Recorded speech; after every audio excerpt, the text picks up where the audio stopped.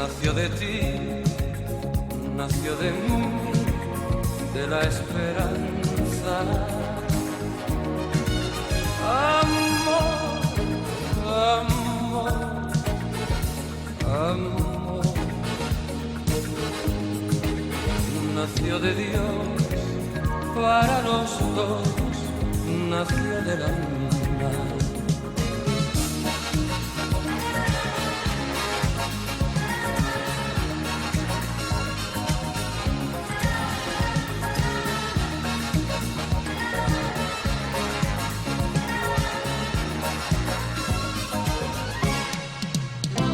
Sentir que tus besos saltaron en mí, igual que palomas mensajeras de luz. Saber que mis besos se quedaron en ti, haciendo en tus labios. Taking a donkey.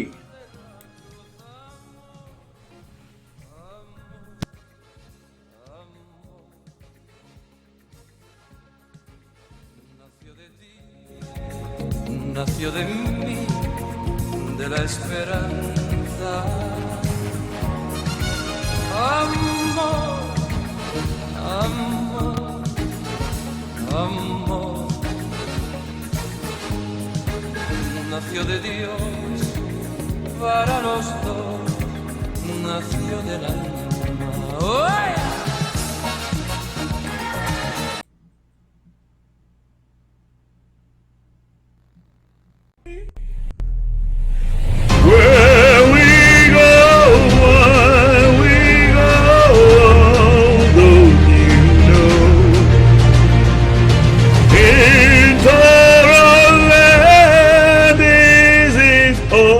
I see where we go, when we go, come and see where we go, when we go, don't you know, in Toyland this is all I see. Where we go, when we go, come and see. Where we go, when we go, don't you know? In Toyland, it is all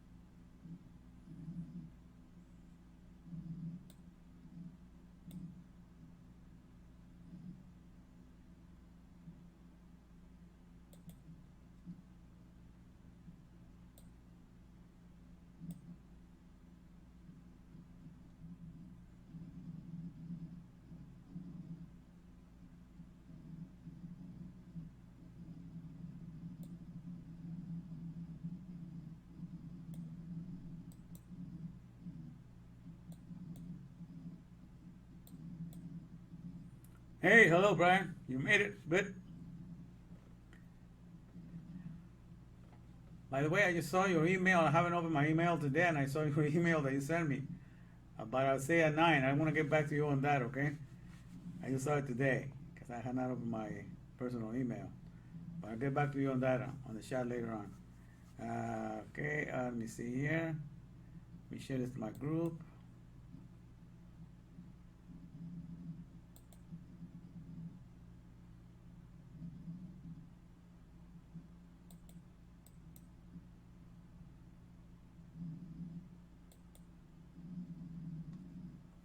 Alright, share that here.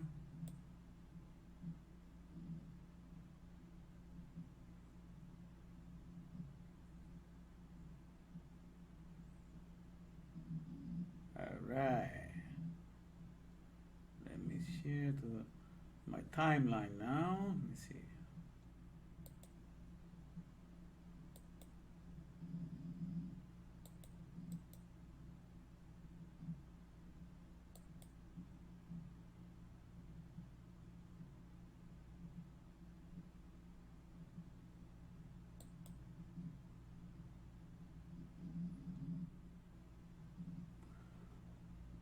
Alright. Alrighty. Okay, let me take this down a little bit now. Here we go.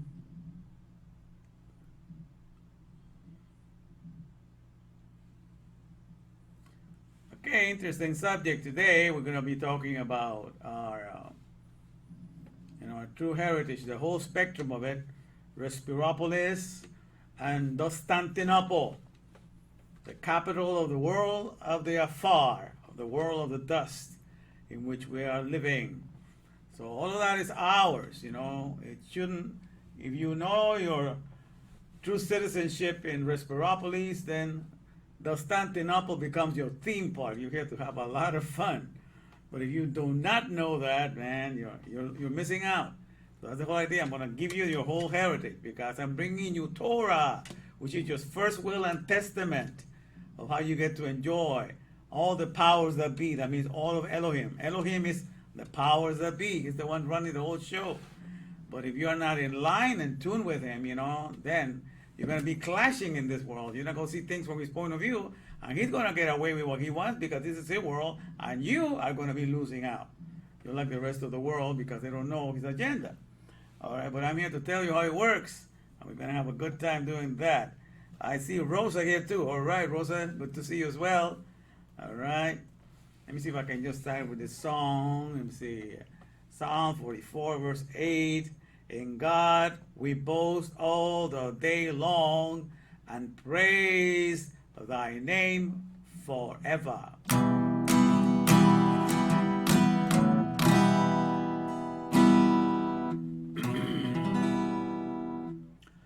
I have loved when I'm around you, as you sweetly speak to me. I have loved as I have found, and in you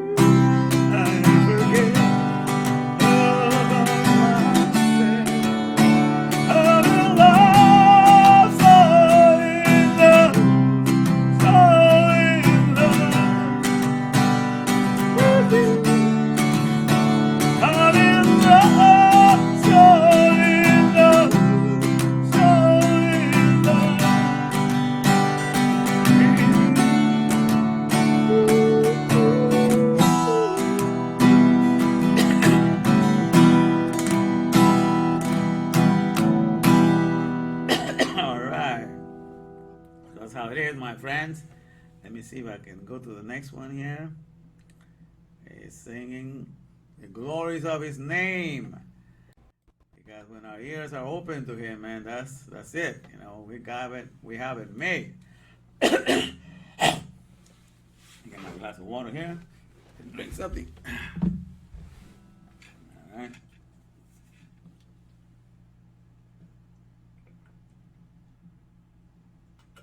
All right.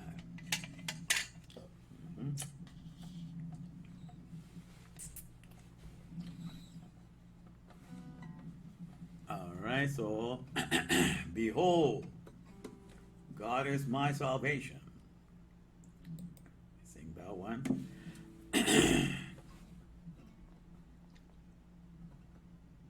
We are complete once we know that we are in the Respiropolis business of Yud-Heh-Vav-Heh. I mean, we're citizens in his region and his domain. That's our airtight, bulletproof cosmos, our ABC that we live for. ABC, airtight, bulletproof cosmos. The whole world of the Respiropolis is what our true domain for the 99.9365% of ourselves that we have been ignorant and we have been kept in the dark by all the other religions and all the other narratives of all the stream media and all the other religions and all the other governments and constitutions. But I'm here with Torah to make you aware of what is our true heritage and for us to rejoice, and so you will never be afraid again. Behold, God is my salvation. That means God is my completeness. Isaiah 12:2. Behold, God is my salvation. I will trust and not be afraid. For the Lord my God is my strength and my song. He also is become my salvation. For the Lord my God is my strength and my song. He also is become my salvation. Behold, God is my salvation. I will trust and not be afraid. For the Lord my God is my strength and my song. He also is become my salvation. For the Lord my God is my strength and my song. He also is become my salvation. His breath now takes my soul to give life from above. I'm resurrecting everything I see. His breath now takes my soul to give life from above. I'm not afraid what man can do to me. Behold, God is my salvation. I will trust and not be afraid. For the Lord my God is my strength and my song. He also has become my salvation. For the Lord my God is my strength and my song. He also has become my salvation. His breath now takes my soul to give life from above. I'm resurrecting everything I see. His breath now takes my soul to give life from above. I am not afraid what men can do to me. I'm not afraid forevermore. Woo! All right. We have much to celebrate. And the whole idea, we know our heritage. No one can make you afraid, my dear Bavarians, my dear alphabetarians, and my, my citizen comrades or citizens, in Respiropolis, our true heritage of the 99.9365% that we have been left in the dark by all religions and narratives of this world. But now through Torah is coming back into our awareness. It has always been there, but we have been left in the dark all about it. So, but we're going to be looking at it more carefully today. So today, we're focusing on the letter Het. Okay, let me take this out. All right, for a second. All right, let's see how we're doing here. All right, Rosa, you made it. And Brian is here. Let me see what else is joined. ¡Hey, Henry Gallarzo! ¡Gloria a Dios, hermano! ¡Qué bien que nos visita! ¡Qué bien, qué bien! Ok, qué bien. Mi hermano, saludos a mi hermano Henry. Aquí yo lo invité y aquí está con nosotros. All right. All right, Henry. Good to have you, my man. All right. Estamos estudiando Torah aquí todos juntos, ¿ok? Aprendiendo cómo gozarnos del Señor en el aquí, en el hoy y en el aquí.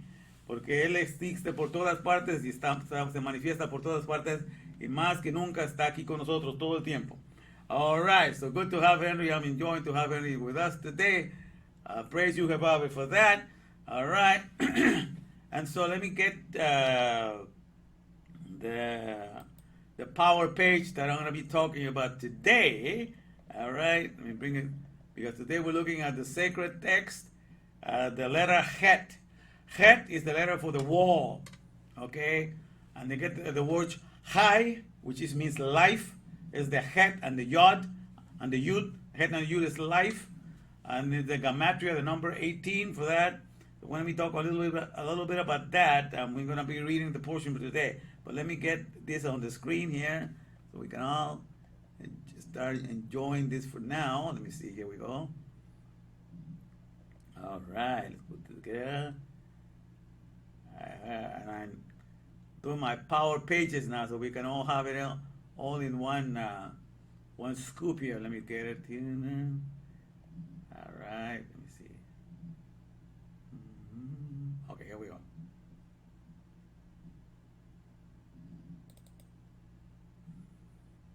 Power page, the page that I can zoom in and out and give you the whole lessons in one page, you know.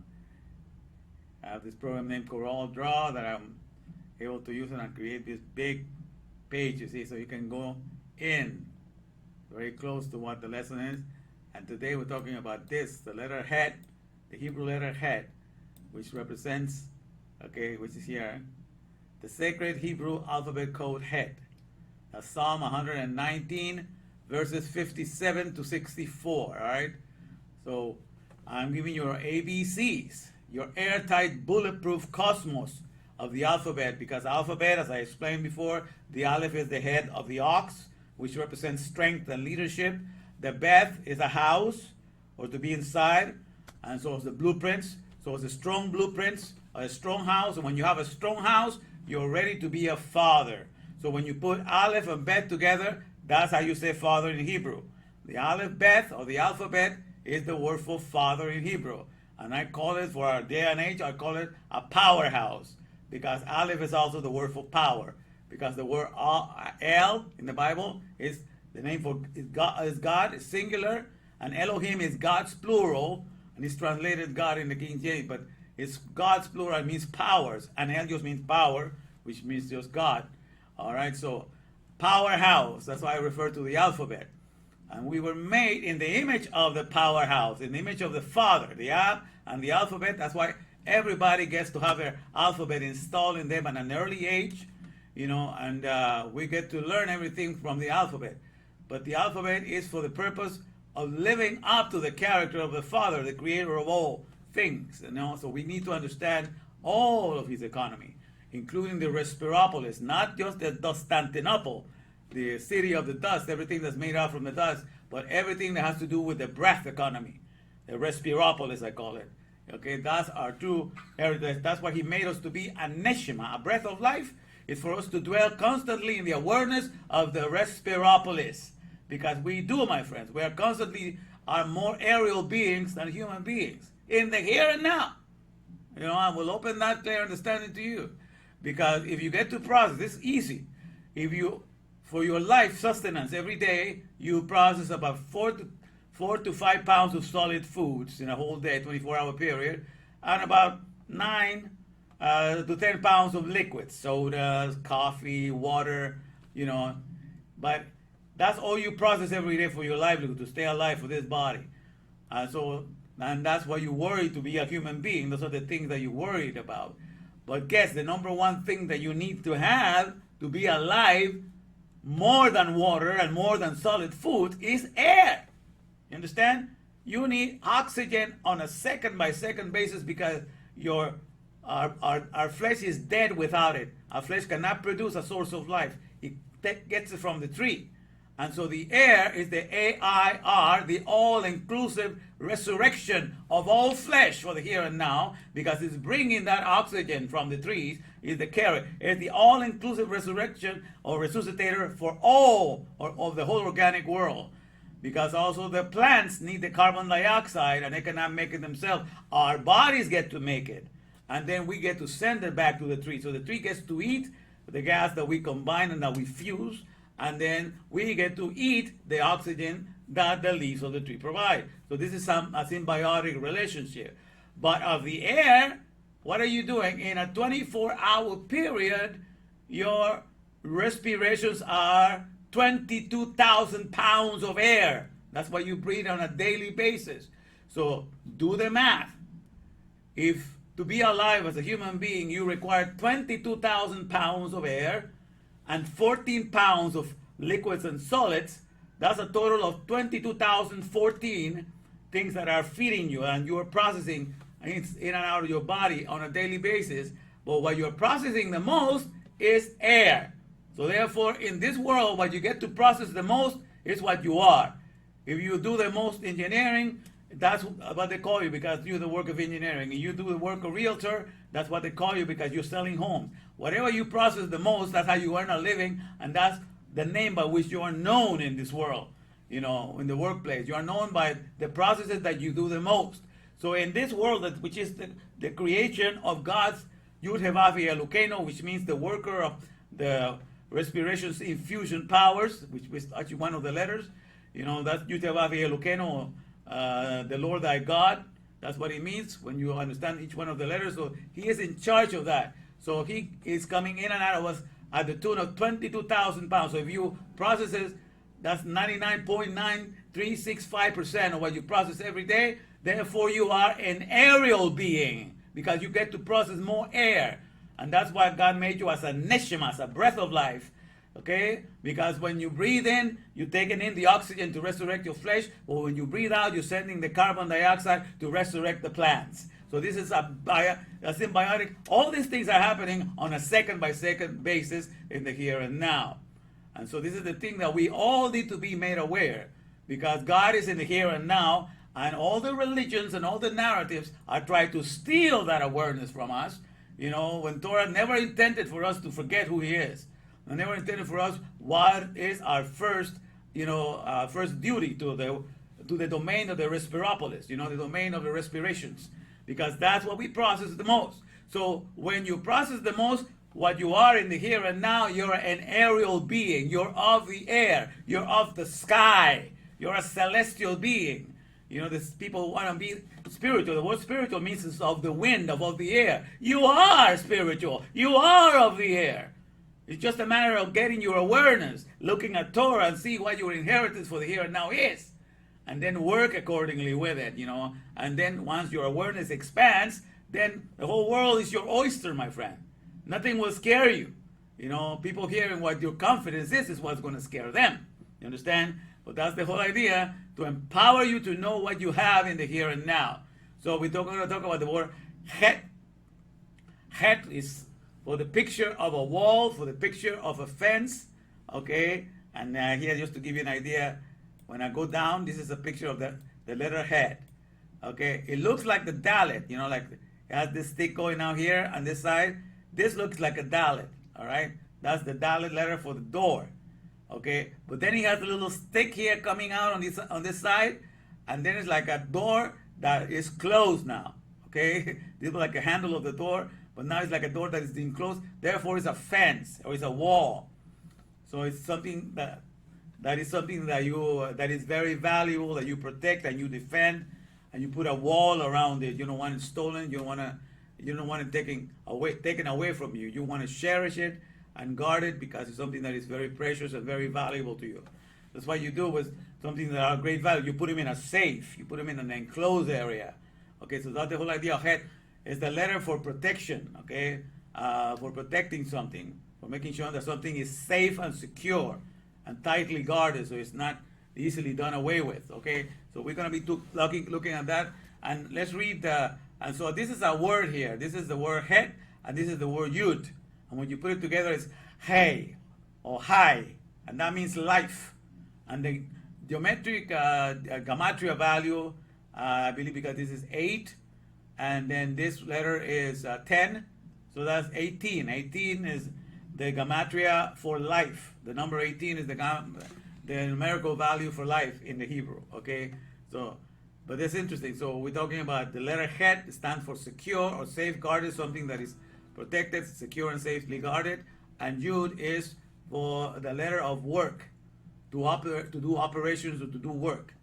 So it's the safely guarded work or the secure job or job security. That's what it says.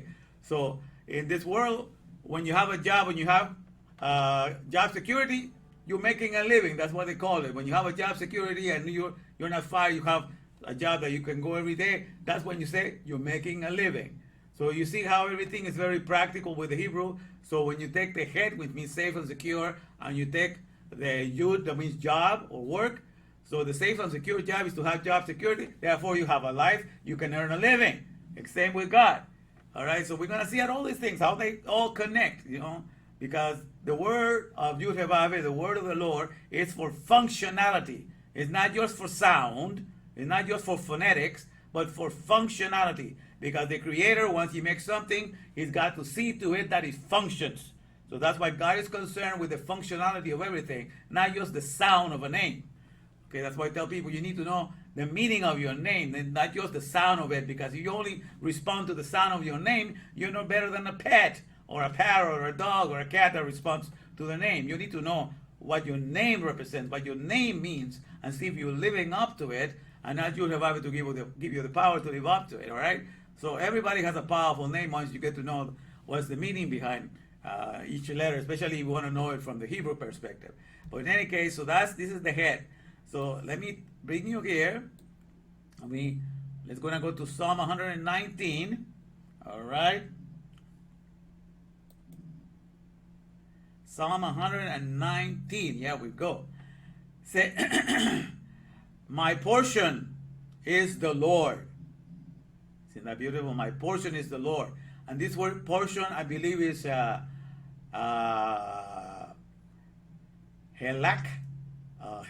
Let me bring you the other one that has the breakdown here. Because this one has the, here we go. Het, thou art my portion. That is helek. So it's the het, and it's the lamed, and it's the kuf. Okay, and the lamed is for like we know it for an L in English, but the lamed is also has the picture, of the shepherd's. Bring this down. It's too loud. Of the shepherd's rod that has this little thing at the end to guide the sheep when he wants to go astray. Just grasp it from the neck. Come over here. Don't go wandering. Like the shepherd has the staff with a little hook at the end. So that's the whole idea of the lamed. So the lamed stands for the teachings or the lessons. Okay, that's what the letter lamed is. So because lamed is about learning something. All right, and then the word kuf is something. It stands for olam haba, for always, for forever, for the whole spectrum, because it's the picture of the sun in the horizon. So from morning to night, so it's always or forevermore. It's just like the sun is fading out in the horizon. So that's the letter kuf. So when you put it together, het, lamed, kuf, is helek. So the Lord is my portion. The Lord is my helek. And my portion, when you put each letter, is my secure lessons forever. That's what the word helek means, letter by letter. My secure and safeguarded teachings or lessons or instructions forever. That's what it's saying here. So it says, so let me read it again. You are my secure, or safeguarded lessons or instructions forever. or for always. That's what you say when they were Helek, and that's what the Bible says. That's a portion, that's an inheritance when you want to look at it that way. So everything has a meaning and is defined by each one of the letters. So when you understand that Helek, it means my portion, my inheritance, my allotment, my heirloom, my thing of value that I cherish and I treasure here, and it's like to inherit a business, like when your parent is ready to hand you the keys to his business and you're going to take over. That's your Helek, that's your treasure, that's your inheritance. Something when your parent has a business and he's ready on to passing it down to you, that's a Helek, okay? That's your inheritance here. So what is the inheritance that we be given according to this? Thou art my portion, as thou art my Helek, O Lord. And Lord is Yud-Heh-Vav-Heh, means the Yud, the He, and the Vav and the He. The Yud is for work and operations. The He is for breath or respirations. The Vav is for fusing and connecting, and He is for respirations. So it's the operation of respirations fusing with respirations. So the name of Yud-Heh-Vav-Heh means the work of the breath fusing with breath. Or when you want to put it together, it's the processing of the respirations, fusions. So that's the meaning of the word Yud-Heh-Vav-Heh. Okay, each letter by letter. So he is the one in charge of all the respirations, because the number one power in the world is wind power. All right, we may have solar power, but that's only available when the sun is out. And when it's gone, we have to rely on some other power. But the wind is circulating 24/7. And so our bodies of flesh, and not only ours, but the body of flesh of all the animals and of all the insects, because the insects, even though they don't have lungs, they have what is called spiracles. It's like little holes in their abdomen. And they take in the breath, and they can take it in for a long time, and it goes directly to the organs that they're going to need it, like for their legs and everything.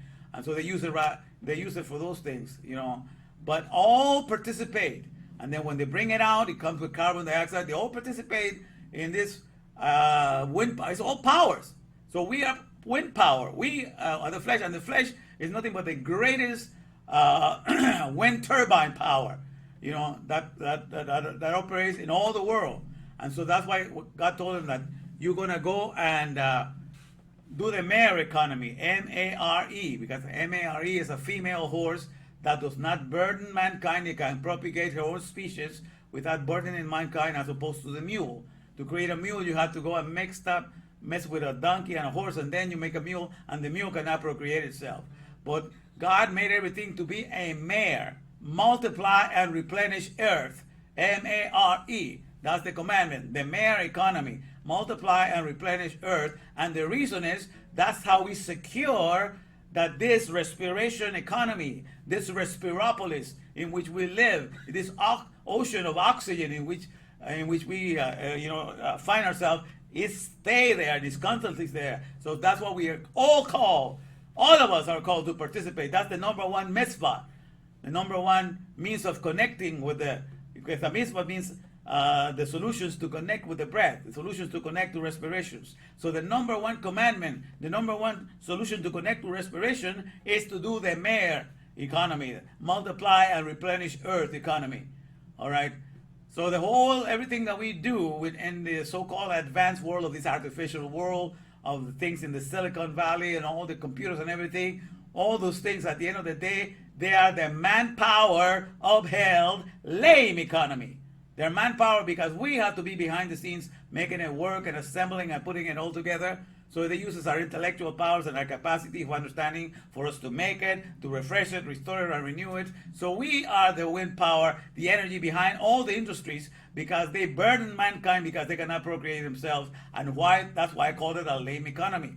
So they're the mule, M-U-L-E. Just like the mule cannot procreate itself, so it has to be burdening mankind. So is our modern technology of the Dustantinople, of the area of the region of the dust, in which man was cast out, when he was condemned to identify with the dust. And that's what we constantly do, because man is living the condemnation of trying to do things on his own, trying to use the alphabet according to his own little bit of understanding, instead of looking at it from God's point of view.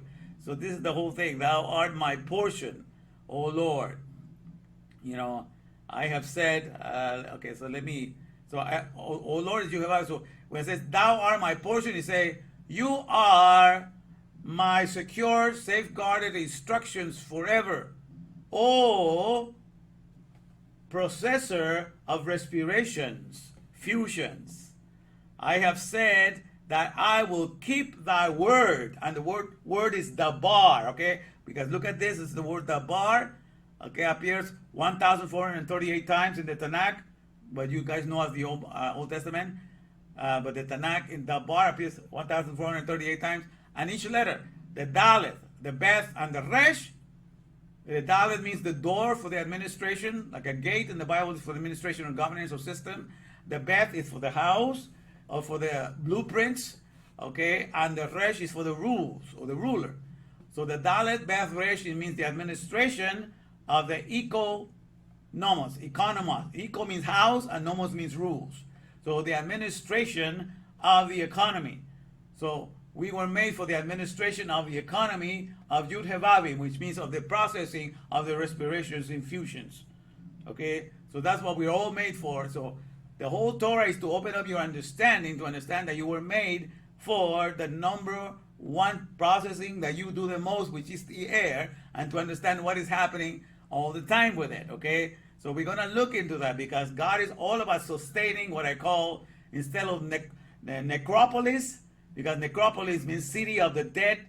That's how all the people did, in the past, and that is still, because everything in the mule is a dead economy. It cannot procreate itself. It's dead. It depends on us to keep it alive. So everything is a necropolis. It's cities of dead. The cities of the dead is everything that is made out of the dust and cannot procreate itself. So everything is called a necropolis. Okay, we're going to look at a little video that explains what a necropolis means, the city of the dead. It was a big deal, in Egypt, because, that's how they get you to worship externalities. Instead of understanding your inner processes, they take all this language that describes what's happening within you and then describe it for the things outside, and that's how you lose sight of your economy that you have going on within you, okay? But inside of us, God has made each one of our bodies is the picture of a big building that holds 73,000, not thousands, sorry, 73 trillion, so people say. 73 trillion cells, and those cells are the equivalent of a city, okay? Because they're like 8 organelles, the cytoplasm, the mitochondria, which is the powerhouse, and then the nucleus, which is like the city hall. I explained all of that to you before.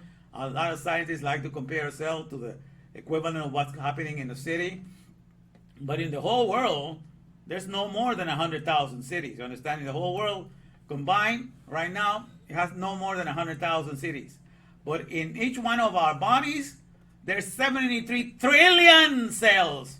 There's 73 living cities that each one of our air, each one of the oxygen is keeping alive and provides ATP and fuel energy. The ATP is the fuel of the cell, the mitochondria. And each cell has 200 power plants. That's the mitochondria. And the neuron cells, which is the bodies of light, because they transmit only light and communication, those neurons, they have 2,000, power plants, 2,000 mitochondria. So we are getting to know our inner processes. So everything inside of us is what I call a biopolis, the city of life. That's what Yud Hevavim deals with, city of life. He keeps alive our cells and all the animal world and all the insect world, all of that. So each one of us, the whole world, even in our pinky, we have more living cities than all the cities that are in the world. And they're all dead because they cannot procreate themselves. But people fight for the products in the dead cities, not realizing the great economy that God is running within us. Okay, but it's time for us to become aware of this and not to forsake our heritage. But let me just read the portion there for today. So let me go here. My portion is the Lord. I have said that I will observe thy words. I have entreated thy favor with my whole heart. Be gracious unto me according to thy word. I consider my ways. I look at my words and yearnings, at the way I was using my words and yearnings, my ways. I consider my ways and turn my feet unto thy testimonies. But I decided to go and follow your testimonies. And what is this testimony of Torah? The testimony of Torah is not about how bad I used to be and now how good I become because I believe in God. The testimony of Torah is all about the character of the Father. The character of the Father, which means Aleph Bet, or Ab, means Father in Hebrew. That means he is the powerhouse, because that's what the Aleph Bet means, is the powerhouse. The alphabet is the father and founder of everything that has ever been written. You understand that?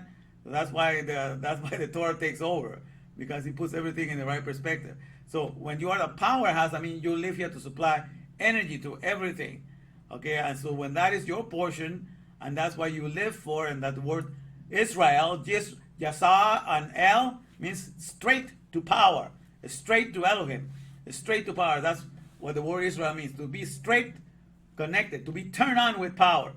So we were made to just be the inheritance of the alphabet, and therefore behave as the power plant of all creation. Be able to restore, refresh, renew, and do everything for a fellow man. And that we take on words in the here and now, to be able to always be on our 2 feet, to be able to attend to that care in the here and now. That's how we best represent our Maker. So it says, be gracious unto me. So according, it says, and turn my feet unto thy testimony. So that's what we're looking at.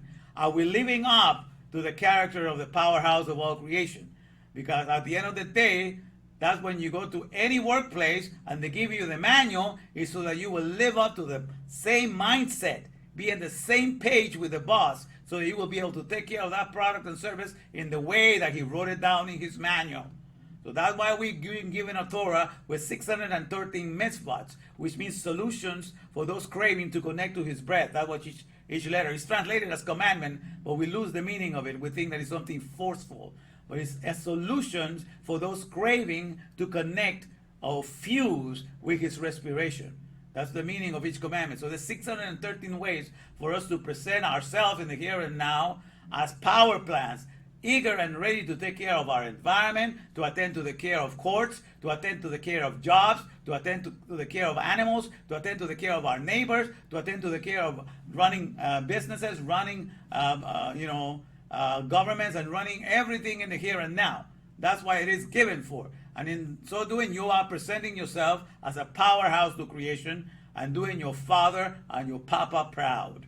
The Aleph Bet of Torah, which means father, right? So that's the whole idea here. So according to thy testimonies. So I am in your workplace, I'm in Respiropolis, so let me measure myself according to your testimonies, to what you're making out of me in the here and now. Let me drink a little bit of this.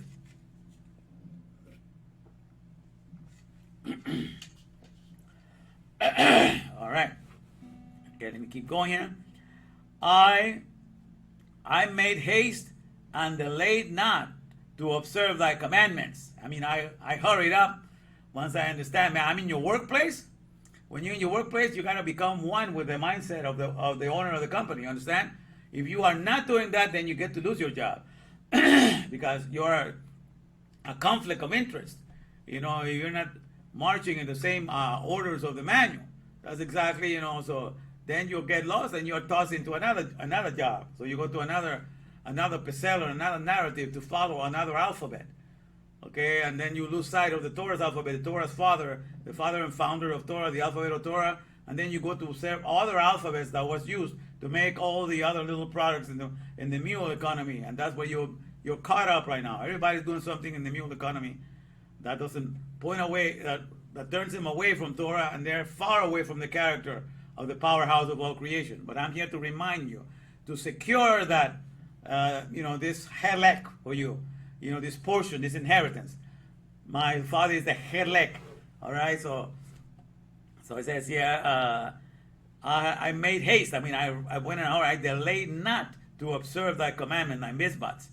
The bands of the wicked have enclosed me. In other words, the doctrines or the commercials of everything that tries to make me go in another trail after something else that this world tries to allure me and tries to make it sound like it's something worthwhile. So the whole world, the wicked, they have enamored themselves with the work of their own hands, and they think they need to have the new gadgetry. They think they need to have everything else, be up to date with the Joneses. They need to be all of this stuff. That's how they live. So the whole scenario in this world, that's how they try to entice you to be up, to keep up with the Joneses, to keep up with the latest technology, to not to be approved, not to be an old-fashioned whatever. They try to put you, so that you will be in love with the mule, the manpower of LM economy. But you said yes, the bands of the wicked. All right. Okay. I'm so sorry. The bands of the wicked have enclosed me, but I have not forgotten thy commandment. At midnight I will rise to give thank unto thee because of thy righteous ordinances. I am a companion of them that fear thee, that respect who you are. It says, and of them that observe thy precepts. The earth, O Lord, is full of thy mercy. You understand what I'm saying? We understand that Yuhevave means the Lord of the respiration powers, of the respiration fusions. Then you understand that God is full of mercy, because how many of you give thanks to God for every breath that you take? That's exactly how we get to live. And He is the one that is making it happen. That's why He said not to take the Lord of the name of God in vain, because you don't have to say His name. You just got to breathe in and out, and in that functionality, you are spelling out His name in functionality, in all of His greatest splendor. Because in breathing in, you bring in life to yourself, and in breathing out, you're imparting life to the trees. So what a great way that God made us into praise His name. That's why He says, let everything that have breath praise the Lord. Because in the process of the functionality of breathing in and out, we're saying this is the process of the breathing of the respiration fusions. And in so doing, you're spelling out the name of Yud-Heh-Vav-Heh. All right? And then this is Yud-Heh-Vav-Heh's powers. And you are pronouncing His name. All right? So that's the whole idea. So it goes, I am a companion of them that fear thee, and of them that observe thy precepts. The earth, O Lord, is full of thy mercy. Teach me thy statutes. Teach me your word. All right? And so we're here to learn, and I'm here to make you aware of this. So let me take you to what matters here now. All right? Now let me take you down this one for a second. All right, so here we are. Let's see how we're doing here, my fellow Bavarians. Let me go and check on you guys for a second here. Hey, Restoropolis. Yeah. I like that one too. Yeah, although that's part of also in the region of Restoropolis. All that is found in there. So very good. I see that we have Joseph Cat joining us too. It's good to have you, Joseph. All right, so we have 4 people watching. All right. So like I said, let me go to my power page now so we can see the whole span of our heritage here. Let me take you back. All right. And so the whole idea, my friend, is to take you away from just your human beingness, because everybody has been trained to just think of himself as a human being. But the word human means of the earth, or like saying you are an earthling, you belong to the earth. So human is of the earth. So when people are human beings, they identify with the things that they get in this earth, the things that are made out of the dust. Okay? So this is what I call Constantinople, because Constantinople used to be the capital of the Roman Empire. It was a beautiful place. It used to be called Megapolis, the greatest or the queen of cities. Okay? So I'm calling it Constantinople because everybody in this world is just aware of the things that they get out of the dust, and that's the inventory that they keep track of. Hi, how much is your pile of dust, man? I have this much of a pile. I acquire all these things from the Silicon Valley. Silicon, by the way, is number 14 in the periodic table, and it's for sand, which is dust. By the way, our own bodies drop dust. Dead skin is dust.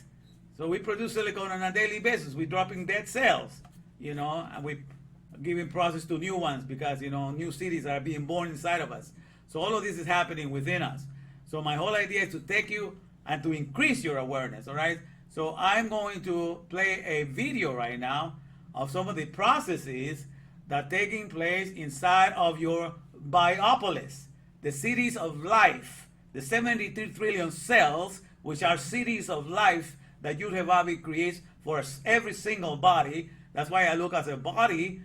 you may look at your body as just a little mua, just little me, but your body is this big cosmos. You understand? I call it an airtight, bulletproof cosmos because it's all enclosing and taking care of this 73 trillion cities, which are the cells. 86 billion of them are your neurons, which are for communicating and are for your brain, your nerve cells, for doing all the communication of your thoughts and everything. So I'll get more into that, but all of that is part of who you and I are. Okay, so human beingness is just to be aware of what you are in the area of the dust, on your flesh. But like I said, for the solids and the liquids that we process, that's only 14. The other 22,000 things that we process is air. All right?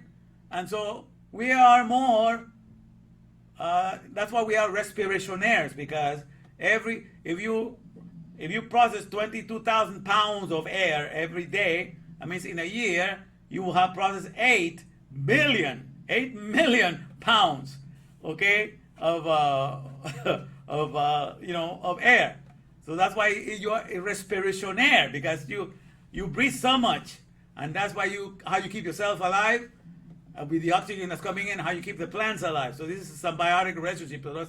This is we are dynamic creatures, you understand? So we are giants in the Respiropolis because we're processing 22,000. But nobody makes you aware of this, just the Torah does.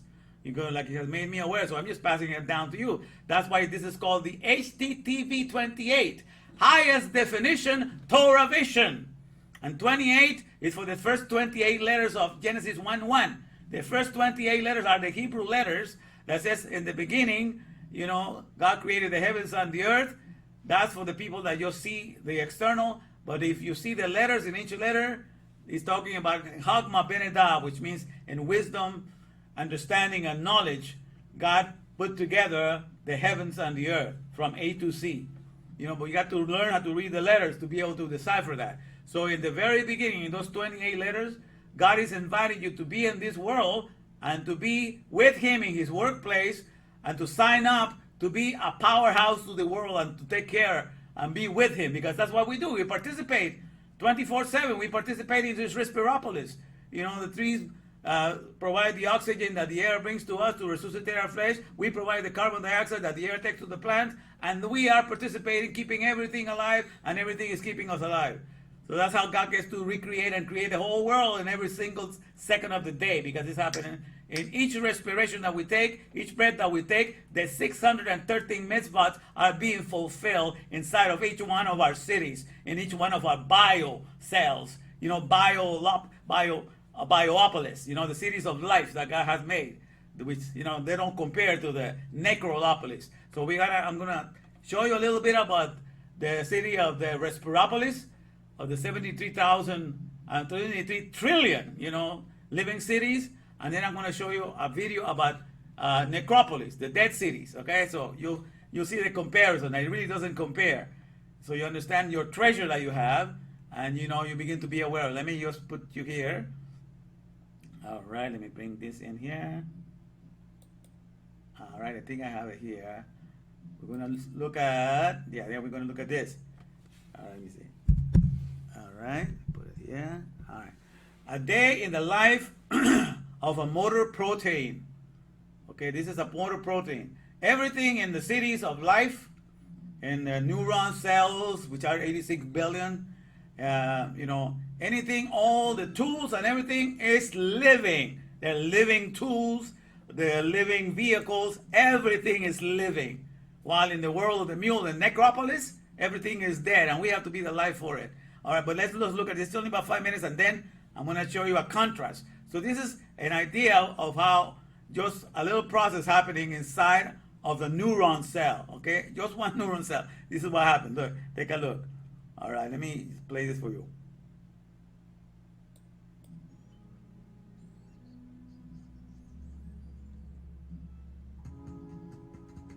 Our brain is made of billions of nerve cells, and they're all connected. If we take a closer look, a nerve cell seems to have antennas. Most of them are receivers of information, but only one is a transmitter, called the axon. This axon is connected to several receivers of other cells, forming a gigantic neural network, the brain. Meet John. John is a kinesin, a motor protein. He lives inside a nerve cell and he has a proper job. To ensure that a brain cell does his job properly, it needs the continuous flow of building materials, proteins. They travel through the cell using the cytoskeleton. If you would compare a nerve cell with a city, the cytoskeleton inside the cell would be the roads, and the traveling proteins would be the traffic. These materials are towed by motors along the roads. And just as in real life, there are different kinds of motors and different kinds of roads. John's sole purpose in life is to deliver his cargo to a specific place in the axon. He takes the main roads, and he walks in just one direction only. John's job may seem easy, but it's not. He has to overcome a number of obstacles to ensure that the right amount of cargo arrives at the right place. To make the journey even more difficult, John is not alone. Other motor proteins ride along with his cargo. They haven't woken up yet, but that will happen soon.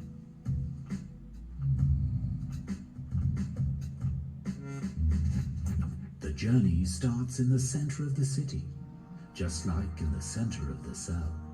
To enter the axon, John has to pass a place called the axon initial segment.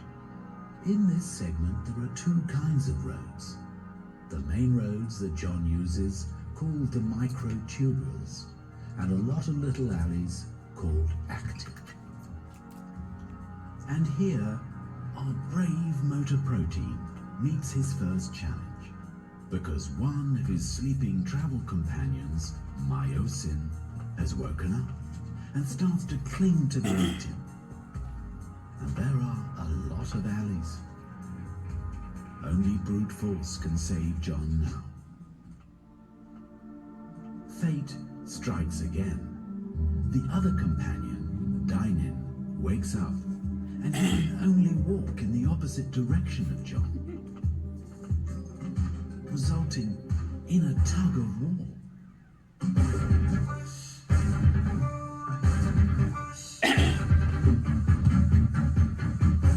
But there can be only one. Along the axon in which John travels, there are places called synapses. Here, the axon connects to receivers of the other cells. Regulating proteins call the shots here. This traffic police makes sure that all passing traffic gets to the right destination. If John's cargo is needed in this synapse, he will be stopped and myosins take over his load. But today, John's cargo is safe. But what he does not know, that his road is under construction just a few blocks away. In our nerve cells, the cytoskeleton is changing constantly. Roads are built, but are also broken down. Facing this kind of obstruction, John has to find a detour. John isn't the only motor protein on the earth. There are many more. Our nerve cells need a smooth traffic flow in order to perform well. A traffic jam due to problems during the journey may ultimately result in brain disease. Understanding the challenges John faces could improve treatment or prevention. Finally, John arrives at his destination. He has fulfilled his destiny. But several other Johns are just getting started.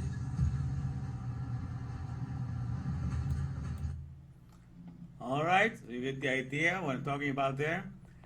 Okay, so this is what's happening inside. This is in a neuron cell. Those are the cells that communicate thoughts and communicate our desires. We just need to desires, and it's like the fiber optics, in the brain.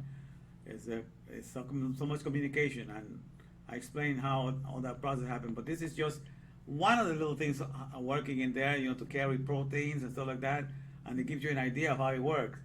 And so these are living cells. So when people ask you, do you own any real estate? You know, people ask you how much houses you own. Says, you can tell them, you mean living cities? I own living cities, man. I don't have any dead city or any dead real estate. I only own, you know, biopolis, you know, cities of life. And I have, in any good given day, I have about 70 trillion of them in operation, you know, and they all run by themselves. Because that's what God gave you. The inheritance of your real estate is 73 trillion cities, living cities, if you please. Okay? And so the whole world, like I told you, in all of the cities that they have right now, you're going to have to bring all the cities that has ever been built in the world of the dust from the beginning of time up until now, and you won't even get to have all the cities, or the number of cities that you have, the living cities that have you within you at any given day. So you understand how magnificent, how wonderfully we're made? So this is the biopolis, you know, the cities of life that God has inside of us, and this is the real estate that we possess. That's why we are, just in the flesh, we are like, I call it an airtight, bulletproof cosmos. It's a whole world, you know, of a lot of things that are going in that we don't see it, because behind everything, they all, like I used to tell my high school students, only when you see the external on the surface of a person, it's just like looking at a bark of a tree, and it's looking like a picture. It's only the book, the science book, the biology book, that's going to tell you how the things are working within, and all the processes that are taking place within the tree, and that's the knowledge. And to get to know everything, you got to. So the surface is only maybe 6 to 10% of what you're looking at when you look at an object. But when you get to understand with wisdom, knowledge, and understanding how all the processes are working, what something is supposed to do, how you can put it together yourself, that's when you get to know the other 90%. So always is the word that will open up your understanding. You understand? That's why God did not leave us a picture with a whole bunch of, did not leave us a book with a whole bunch of pictures in there. He says, yeah, I'm here to save you, you know, I'm your savior. And because you don't get to know God that way. And just like anybody in this world, you don't get to know a person until you get to spend time with their words. You get to hear their fears, their anxieties, their dreams, their accomplishments. You get to find out what they like, what they don't like. And when you spend a good time with the words and you know their mindset, then you can say, I know such and such. Okay, but that's how the whole world has deceived themselves, because they think they have 10,000 friends, but they don't know really what's the fears and anxieties, you know, dreams, you know, and achievement that each one of the friends has. So until you get to know that, you don't really have a friend. You only have a number, and you have a facade that you admire as a friend, but it's only a facade. It's not real. It's fake news. And you like to live with fake news, you know. So that's how the world has been trained, to live with something that is not fake. So that's the whole idea. We need to have the word, understand our inner processes, and then we get to see all the inheritance to which you have called us to receive. So now I'm going to show you, in contrast, about necropolis, okay? Not about 5 minutes about necropolis to tell you what the world of worship is, what the world admires and what they go after. So here we go with necropolis. All right, let's see here. Let's play that. What is a necropolis? A necropolis is a city where the dead are honored, typically with tombs or funerary shrines. The root word, of course, necro, meaning death itself. The idea or concepts of death and how we ritualize death and the remembrance of ancestors is a major component in defining a civilization, and will say a lot about what they think about the world we are living now and what they think happens after death. And many of these rituals are preparation ceremonies, getting the dead person ready for their journey on to the next stage of whatever their perceived notion of life after death is. The most famous necropolis of Egypt are typically lined on the Nile, across from their cities. In ancient Greece and Rome, a necropolis would often line the roads leading out of the city. So we see a quest to keep the dead close but yet at arm's length, which is typical. The Giza necropolis of ancient Egypt is the oldest and probably most well-known of any necropolis in the world, being that the Great Pyramid of Giza was included in the 7 wonders of the ancient world. But outside of that, which was in itself a typical royal tomb of the early dynastic period, there are several others, including Abusir, Bagawat, Dashar, Saqqara, the Siwa Oasis, the Theban necropolis, and the site called Minya. In Algeria, another North African countries, there is Dars, Nepasa, and Roknia. And in Brazil, they celebrate death or venerate death at the Cemiterio de São Francisco Javier. The Etruscans took the concept of the city of the dead quite literally, and these tombs many times had multiple chambers and were elaborately decorated, similar to contemporary homes. The arrangements of the individual tombs laid out like the grid of streets and gave it similar aspects to the city of a living. They typically located these necropolis on hills or slopes of hills. The Mycenaean Greek period, predating what we would call ancient Greek, they performed burials inside the city, which is a rare thing. And the royal tombs were often kept in a precinct not only within the city walls, but near the hub of the city itself. These things changed during the ancient Greek period, as necropolis usually lined roads outside of the city. And some of the others were the Keramikos necropolis outside of Athens, Vergina, Amphipolis, Marathon, and also at Persia. The Nakshi Rustam necropolis is an ancient necropolis northwest of Persepolis in what is now Iran. And the oldest reliefs date as far back as 2500 BCE. One of the greatest tributes there is that of the king Darius the Great. The North Acropolis of the ancient Mayan city of Tikal in Guatemala is an architectural structure that served as a royal necropolis and was a center for funerary activities for over 1,300 years. And the Acropolis is located near the center of the city and is one of the most studied of Mayan architectural complexes. In Iraq, Wadi Salam is reportedly the largest cemetery in the world. And in Lebanon, they venerated at the Tyre necropolis. In Libya, the necropolis of Cyrene and Malta. In Morocco, there is the Shila, which is a medieval fortified Muslim necropolis located in the metro area of Rabat, Morocco. In Pakistan, there is the Chalkundi necropolis and the Makli Hill burial site. In Peru, there is the necropolis of Rarikanya, and in Russia, there is the Kremlin Wall necropolis. The Somalians venerate at the Hafbun necropolis, and in Syria, there is the necropolis of Amisa and the Valley of the Tombs, where royalty was enshrined. In Turkey, they have the great site, the Tomb of the Kings of Pontus, and also the Hierapolis necropolis and the Lycian necropolis. Ukrainians venerate their dead at caves of the Kayak Pershek Lavra, and in Uzbekistan, there is the Bot-Hodin architectural complex. And within the Vatican itself, there is, of course, the most holy site for venerating the dead for the Catholic community, which are the Vatican necropolis. All right, so you understand? To talk about necropolis, all right? Necro means dead, and polis is just means city. So the city of the dead. So, but they talk about, that has been the case with the world because they have to build up the cities that way they can venerate the dead and people can retain their memory of the dead, and it serves to run governments because people venerate the ideas of what people came up before, and then for the sake of the respect and veneration, you're going to follow, suit with whatever they're telling you to do. So it's the whole process of manipulating governments that like to use this necropolis business. But it's not just the burial grounds, okay? I call the city of the dead everything that is not of the organic world. Everything in the organic world that God created, like the plants, okay, the insects, the trees, the fishes, the seas, the water, the air, all of that, they form part of Biopolis, the cities of life, okay? So everything that is not a Biopolis is a necropolis. So everything that cannot procreate itself is a necropolis, a city of dead.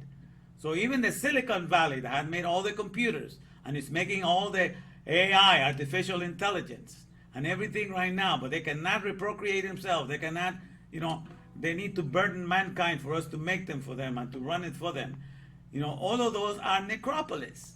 So don't be fooled. We are surrounded by necropolis. Silicon Valley is a necropolis. Facebook is a necropolis. Everything needs to be run by people. The business that you work in is a necropolis. Every place that you work that cannot procreate themselves, because it's not like a tree that can procreate themselves, is a necropolis. All right, so we're surrounded. Okay, because at the end of the day, that's what we do. That's what God said. Those in Psalm 16 and 17, it says, the wicked shall be turned into hell. And the word hell is Sheol. And the wicked means the dysfunctional. Those that forgot to live for the Aleph Bet, for the powerhouse of creation. They forgot to read Torah, so they will be the powerhouse, the power plants of creation. So they're dysfunctional to represent Him. What God uses them is to run a graveyard, run a mortuary business, because that's the word Sheol. The wicked are turned into Sheol, and Sheol is translated as grave, or is translated as hell, or is translated as pit, or something of the place of the dead. Okay, the netherland, or the underworld. So those are the different translations for Sheol. So it's a graveyard.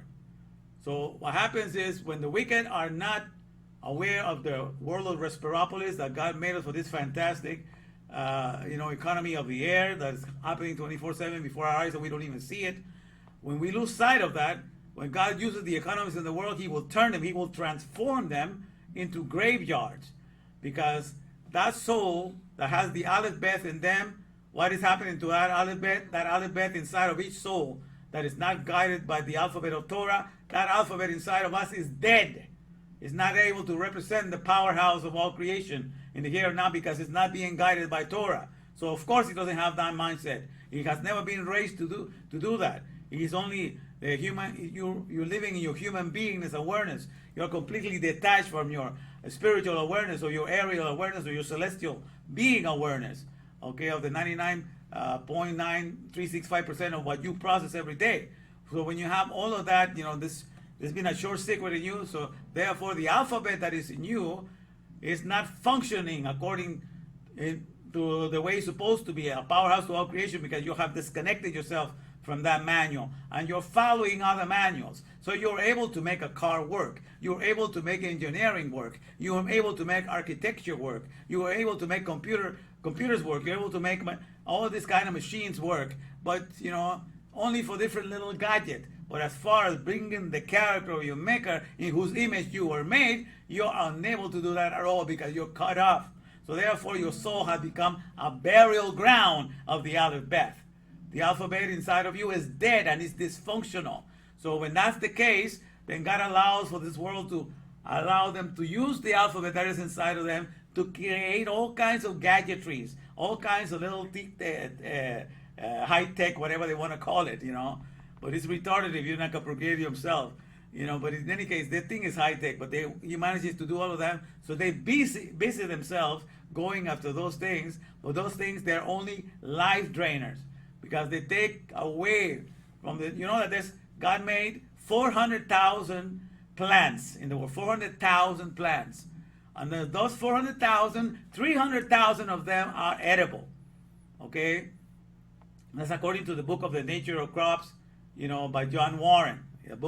He explains all of that. He's a botanist and he explains all of that.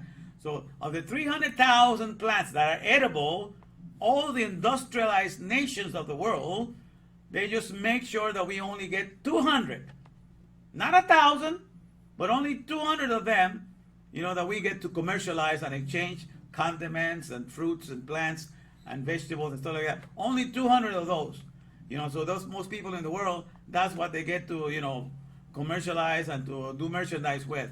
And so, but most people don't, those 200, but people don't even eat about 20 fruits and vegetables a day. And some barely do just 2.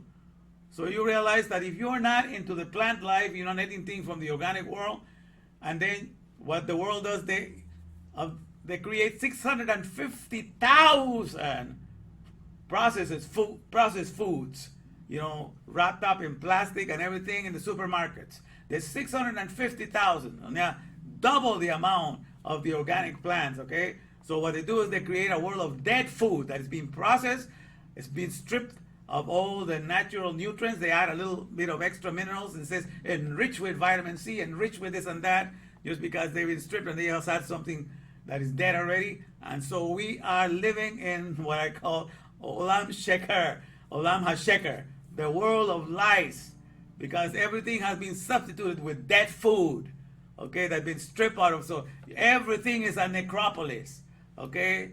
A Mustang that God created is a horse that can procreate itself. But you go and Google Mustang nowadays, the first thing it shows you is a picture of a car.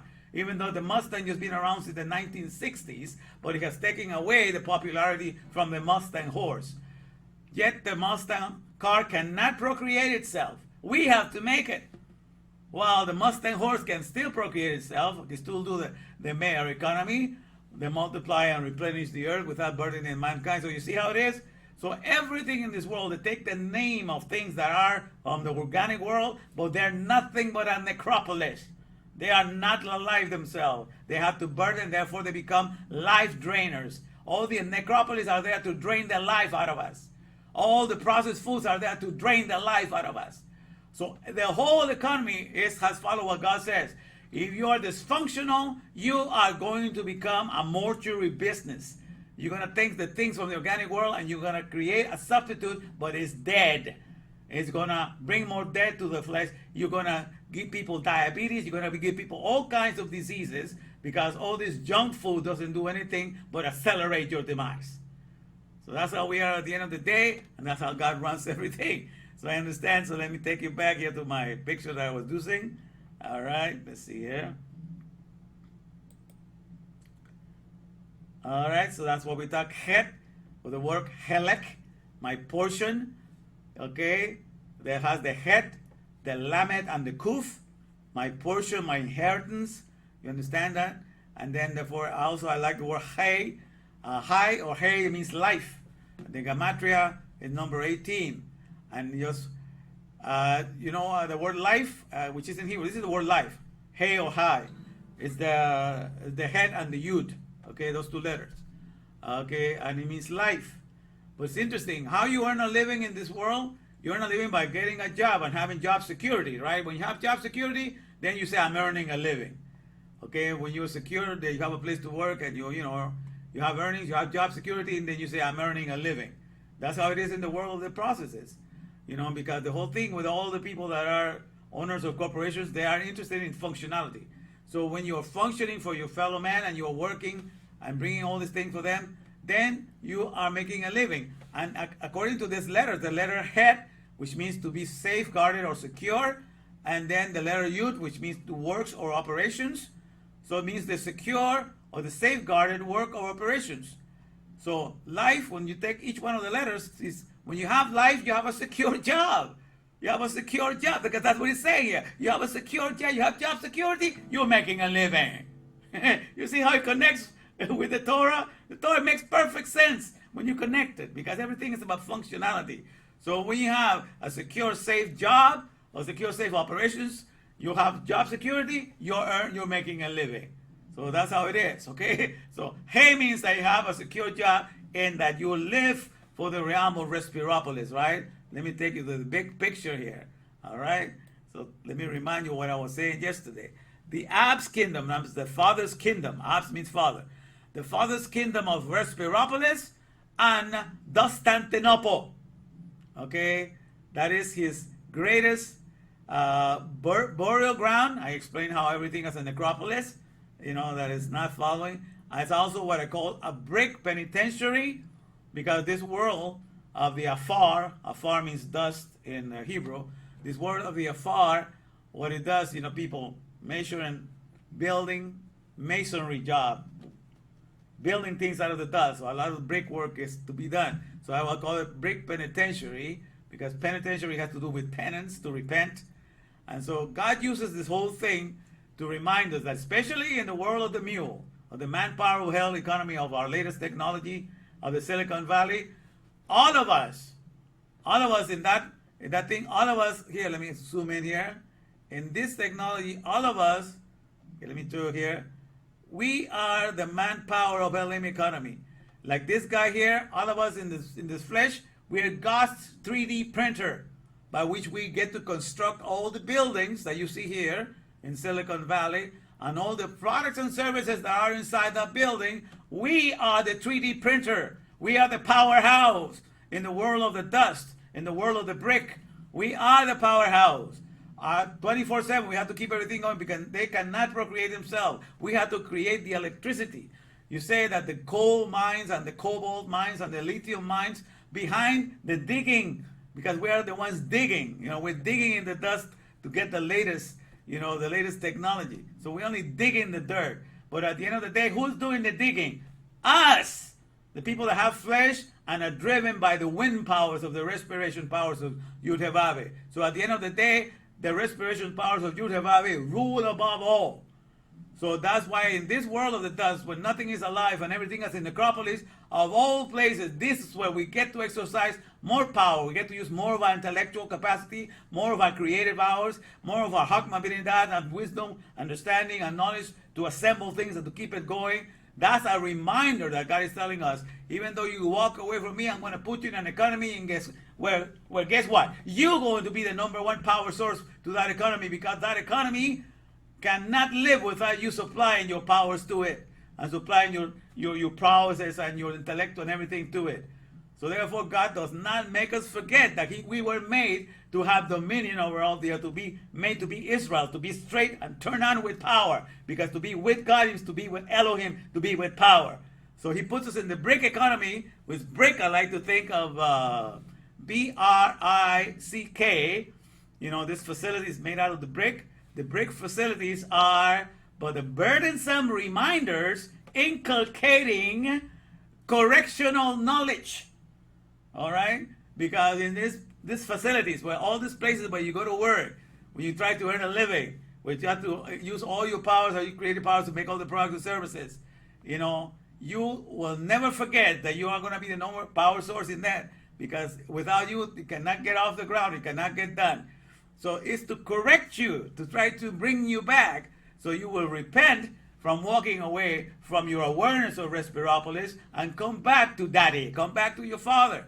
Again, to the powerhouse of the Torah, and walk in peace with Him, my friends, because this is our true heritage. So that's the whole idea, to take you over. I love this power page because I can go all over the place here. So you understand? So this is Constantinople. So the area in Constantinople, when you understand, you were made for Respiropolis, the city of Respiropolis, then you stop being a burial ground, because you recognize the powers that you are in the here and now, especially for the mule, and therefore this becomes like a theme park. This whole world of the flesh is a theme park. This is where you get to show off all that you can do with the words. That you can be the powerhouse to every industry. You can go from industry to industry, and you just follow the manual, and then guess what happens? You go into any company, every company, because this is what happens. When you start life as a child, okay? And this part was I was explaining 2 days ago. You stand at the life of the begotten, okay? The begotten's behest of the Greco-Roman New Testament. I was explaining that 2 days ago, okay? That we were made. So when you are begotten, when you are here as a baby, you come here with strong desires and appetites, and you just cry your heart out. Whenever you feel hungry, you just cry it out. It's like you're begging, you are pleading, you're ordering. A behest is like an order. It's a request, an imploring, a plea of demanding something. So the begotten's behest. That's what you have when you're a little child. When you're born in here, you don't have any knowledge, so you're depending on all your externals, and you demand for those things to be given to you. But when you grow up and you become a parent, you become a begetter.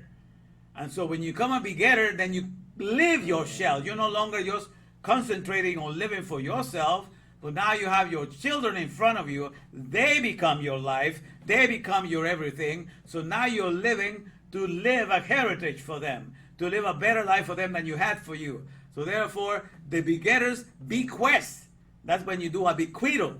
When you leave a bestowal, you leave a heritage. you leave something for your children, okay? Something for them to fall back on so they can have a better life than you ever had. So that's what happens when you become a begetter. You become a father, you become a begetter, and then you can live to take care of the rest of the world that came out of you. But you have to be able to give birth to enter into that mindset and to be inclined to think that way. If you never become a parent, you will never understand that it's inclination. You will remain a begotten. You will grow up as an adult, but everything was going to be just for your benefit. You understand? Not necessarily for the benefit of those in front of you that have been born and that you've been taken care of. Because the whole idea, even in this world, you understand, in this world of the flesh right now, even the people that are not believers, who don't believe in any religion, they always want to buy a life insurance, so they can leave a little money for the kids if they croak or they die. So the money, they can have at least so that if they don't have any inheritance of their own or any lands or real estate, at least they have life insurance so that the family has a little money to fall back on, and they can stay afloat for a little while. So everybody's thinking of that, even if they're not. And the moment that you die, that's when they get it. If you had $1 million life insurance, they get the $1 million right then and there. Okay? So the moment that you die, that's how they get it, But in the Torah, it's the first will. The Torah is what I call your first will and testament. And it's about inheriting all that is happening in the Respiropolis domain, in the world of the 22,000 pounds that we circulate. What is happening in there, we are cherishing the giving of life. You understand that every time you inhale, there's 78% of the air that's coming in, 78% is nitrogen, and it's going to go out. It's going to go in and out, and it's going to work to do other fusions inside your body. Your body is a fantastic chemical plant that works with these gases, by the way, and it's that about 21% of it is oxygen, okay? And of this 21% of the oxygen that goes inside your body is not a grabber of all the oxygen. It just grabs just 25% of that. Of that 21% of the oxygen that came in, only takes about 1/4 of that, and it sends the rest out combined with carbon dioxide for the plants. And so it's a great, generous instrument. This body of flesh, all flesh is shaped up and wired to be that way because we're made to be participants in the realm of Respiropolis, of the character of the Hesed, of being merciful, of being charitable to all species, okay? So that's how we operate, my friend. That's how we're written and how we're wired in our flesh. Okay, so when we try to do it in the world, we just try to imitate what's already within us. But we are in the dark about this. So the whole idea is to get you to be a begetter. So how you become a begetter, okay, is by creating your own child or giving birth to your own child. So that's why the owner of a corporation, when somebody is a CEO and make their own businesses, and they write a manual and they patent a product, they say, this is my baby that's going to make me rich, man. This idea, this product, this service, this is my baby that's going to make me rich. And so what do? They hire their employees, they hire other people. And then what happens to those employees? They give the manual to those employees. Okay, and even though this manual is in the patent office, it's not going to do a thing for the product until it's given to the employee, and then the employee becomes a surrogate mother because he takes it into his mind and is able to understand the measurements, everything, how to put it together, how to render the product or service, and voila, each employee gets to give birth. So then you become a parent to that company because you're taking care of the products and services. And say you're not there to consume or to be a cannibal and eat away the products and services. You're not a consumer of any of those. You're a parent. So that's what happens. So what happens when you become the one that has taken the whole Torah, the 805,000 letters of the Hebrew alphabet, and you've taken them all inside of you? What happens when you know that by heart and you only want to be the power plant in this world? Then you're not here to take advantage of anybody. Everybody's your child. Everybody's your kid. You're here to enrich your fellow men. From the least to the biggest to the highest of them. Because they don't have this understanding. None of them see things from this perspective. Because only Torah teaches that. That's why David says, I will not be ashamed to talk to kings about these things. Because they have not heard of these things. They have not taken these things into consideration. But nonetheless, this is how we live, and this is what we have. All right, so this is the thing that we need to, to elevate and to understand that this is the thing that we have for the here and now. So the whole idea is to rise above So therefore, when you rise to the level of the Torah, to the alphabet of Torah, then you become the father and mother of all creation. FMLA, the father and mother to all. The Fanta soul. He used to call that the father and mother to alphabets, because you take care of all the alphabets. You're here to restore, refresh, and renew. Just show me how it's put together, and I'll do this for you, because I'm here to show you off who my father is, who my powerhouse is, and I'm living up. I'm a perfect conduit for him to come out of me and show renewal, refreshness, and all of that, and renovations, rectifications, resuscitations, bringing old things back to life. All of that is part of what you do in the here and now. So this is the great heritage that we have. But it all happens when we grow up and we take on the whole manual. That's when we come the product. So when you take on the whole manual of Torah, the whole 5 books, then you are the parent. You are the powerhouse of all creation. Then you will be like the most meekest person upon the earth, just like Moses was. Was not there to cause harm to anybody and to use grubby hands to take anything away from anybody, but just giver and giver of care, constant care. That's what he was, okay? A great parent, because he himself has his own 2 kids of his own. So he already had this begetter's bequest to take care of, of the first will and testament of the alphabet of Torah. And that's what I want you to be. I want you to be a parent and father and mother to all things, okay? And that's what we're here to learn, all right? So that was part of what I was trying to share here. Now let me see how we're doing here. All right, let me check you guys out.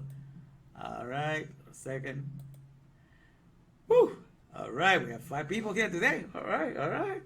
Okay. All right, let me see who else is here. Joseph is here. They have different lifespans too, yeah. I'm sorry, you could barely hear? I'm so sorry. I ate a banana and avocado. Well, that's good. You have some natural food today, yeah? All right. I will eat. Amen. I love those dragon fruits, They were selling some of those in 99 Cents there. I bought a couple of those. Are really good. All right. So Star is here. All right, Star. Good to see you. Long time no see. I'm glad you made it. All right. So we have some people here. All right. Perfect. All right. Let's see how we do with the time here. An hour 29. All right. We're not doing too bad. All right. Let me just... Okay, let me do a quick commercial, then we keep going. All right, let me see here.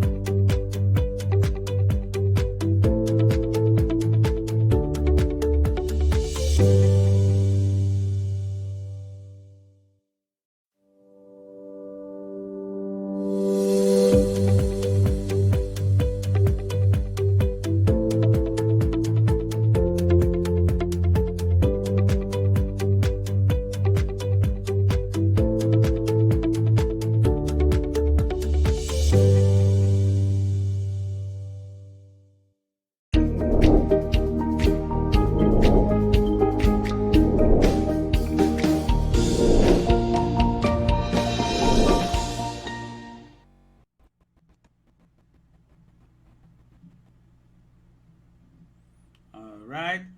So you see the whole idea? I'm going to take you away from your human beingness awareness, which has kept you very small, and that's to live in Mishraim, that's to live in Egypt, to live in a place of constriction. You're restricted, you're just caught up in the world of the dust, and that's where all your worries and everything goes around it. When you have this fantastic economy of the Respiropolis and all these things that are taking place, and you're completely unaware of it, and in it you're working for you, Revive it 24/7. Every flesh, everybody has a flesh in this world, is working for you 24/7. He's the number one boss of all flesh. So everybody has a flesh, you're working for him, because in each breath of air that you take in and out, you're participating in the life-giving economy of the Respiropolis domain, which is found in the oxygen sea and the hydrogen sea.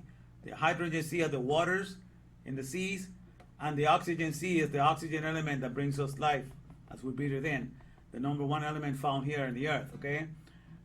So that's why the whole thing we have. So the whole idea is to make you aware of that and to increase your awareness, so you go from human beingness to aerial beingness. You go from 0.0635% of what you process, which is the 14 pounds of solids and liquids, to the 22,000 pounds of air that you process. That's 99.9365%. Okay, so then you increase. And then you know your totality as human being and as aerial being together, 100% of yourself is quite something really to behold, my friend. You are a marvel indeed. You're marvelously and wonderfully made and fearfully made, like it says in Psalm 139. You understand? It's fantastic the way that God has made you. All right, so this is the whole idea. So before that, I'm gonna play the song that I made about this. Let me see this. I'm gonna take you from 0 to 100 digger, because in this world of the dust, you're only digging to what's gonna be my next latest upgrade or something. You're digging for something new. You're digging in the dust. The dust is your hope and your everything. So what I'm gonna take you from being this digger, because God made you to be a hay giver. Hay means the breath. Hay means the respirations, and you are that, but you are completely unaware of this. So I'm bringing you back to that awareness. You're supposed to be a hay giver, a giver of the breath, because you are a neshama, you're a giver of life, a giver of breath, and you have to recognize that. So, but you're now a digger right now. You're into digging in the dust. So I'm gonna take you from 0 to 100 digger, real quick. All right. So let me put the picture here first, and then I'm gonna take you there. All right. Let me see here. And let me take you to this commercial. Here we go. I'ma take you from 0 to 100 digger, real quick.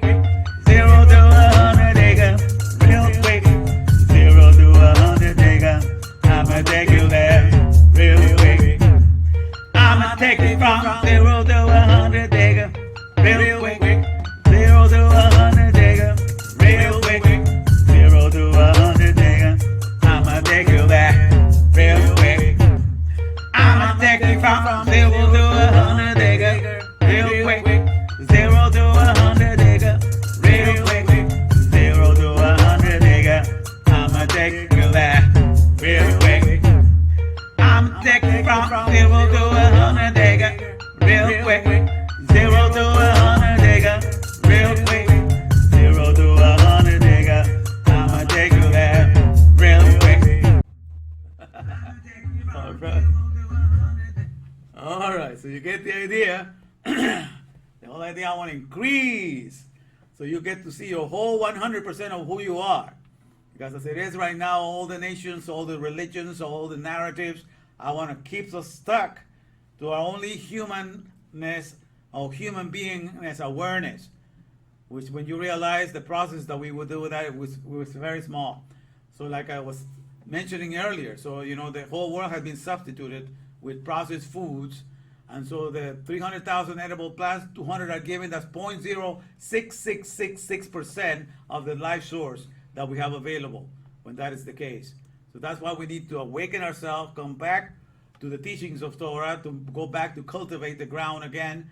There's a lot that needs to be done, you understand, in the world that we have left abandoned because we have forgotten Torah. So a lot has been lost because of it. All right, so this is the main thing to remember. All right, so remember that. So we're in the het.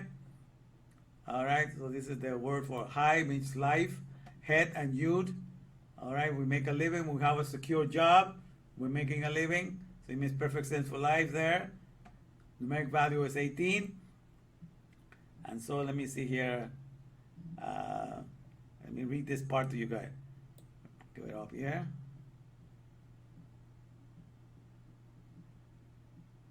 All right, here we go. Our body of flesh represents an image of a strong building that is the house of 73 trillion cells. The Aleph Bet in the thought world, in the world of the thought, from where everything originates, because everything comes from an idea or from a thought, is the one that needs to be kept always fully alive and optimized to function as the powerhouse of all creation. And that's why the Torah was given us, to give us that awareness. Otherwise, everything else dies. So if we're not signing up to be the powerhouse to all creation, because we are the utilities companies that God made, we are the ones that have the wind powers to present to the earth. All the flesh does that. It says, the moment you think the protection of the hardware is more important than the care of the software, the computer is dead. Likewise, the moment you think that the care of the body of flesh, and I call flesh the fully luxurious earthly soul headquarters, because in this flesh, that's where our soul resides, right? So it says, likewise, the moment you think the care of the body of flesh is more important than your body of flash. Flash means like a light, right? Flash stands for fortifying language, alphabetizing successful humans, because that's what the alphabet of Torah does. It makes you come here as a father and mother to all creation. And that's what it does to us. So when you have that body of flesh, it says, so when you think that taking care of your body of flesh is more important than taking care of the alphabet of Torah, then, what happens? It says, it's more important than your body of flesh. It says, mankind is dead. So mankind becomes this, like I told you, it becomes a shield, a mortuary business. Just create everything that is dead. It creates a mule. All right, so that's what we have right now. All right, so it says mankind is dead. So as you awaken to your gigantic 22,000 pounds aerial beingness, keep coming to HDTV 28. That's highest definition Torah vision 28, because 28 is the letters that is our strength, because the first 28 letters of Bereshit 1:1 or Genesis 1:1 tells us to stay with wisdom, knowledge, and understanding. So we will look after the functionality of all creation. So that's why we keep coming to HDTV 28 to become an IT professional. That means an integrity Torah professional, where Torah stands for troubleshooter, optimizing respirations, almighty handiworks. Because each breath of air that you come is an almighty power in the flesh. It resuscitates the flesh. It brings ATP, which is the unit of fuel, for power to power each cell. So of energy is the energy that is provided by each cell. So all of that is almighty powers. Each respiration is almighty powers for all flesh. You understand? So that's what it is. So that's what I understand. So you become an IT professional. You're going to become an integrity troubleshooter, optimizing respirations, almighty handiworks. A professional at that, because you understand what you and I were made for, and you will address people in the right direction. So you will point them out to the right heritage. Okay, so this is the whole thing, my friends. All right, it's beautiful what we have in Yud He Vav. So let's just remember, therefore, our the truths that we need to learn in Torahology. We want to review this. It's from Torahology 1 presents. All these are acronyms for truth. TRUTH, and then TRUTH, and TRUTH, and TRUTH. I'm going to read the meaning behind it. It says Torahology 1 presents Torah's remarkable undertaking or upgrade translating humanity. Because in the Bible, especially in the New Testament, I learned about this fascinating word, like being translated, like Enoch was translated, and he did not see death because God took him. I thought, wow, it would be great to be translated, okay? And then I also learned about the word, resurrections, but they don't happen that often. In the New Testament, it just happened to to the creator of Christianity. He got the resurrection and he took it with him. Okay, that's why the New Testament is even worse than the even atheist last will and testament. The atheist last will and testament, when an atheist dies and he leaves a last will and testament, whatever he has in this world, you know, his houses, his cars, his businesses, his homes, his money, all of that is bequeathed, is given to his children that survive him right away. You know, they all get it. You know, but in the New Testament, when this person died, he took the resurrection with him. He went to enjoy it at heaven. He's there for 2,000 years now, enjoying it with the Father. Okay, suffering 3 days and having all this time with the Father now.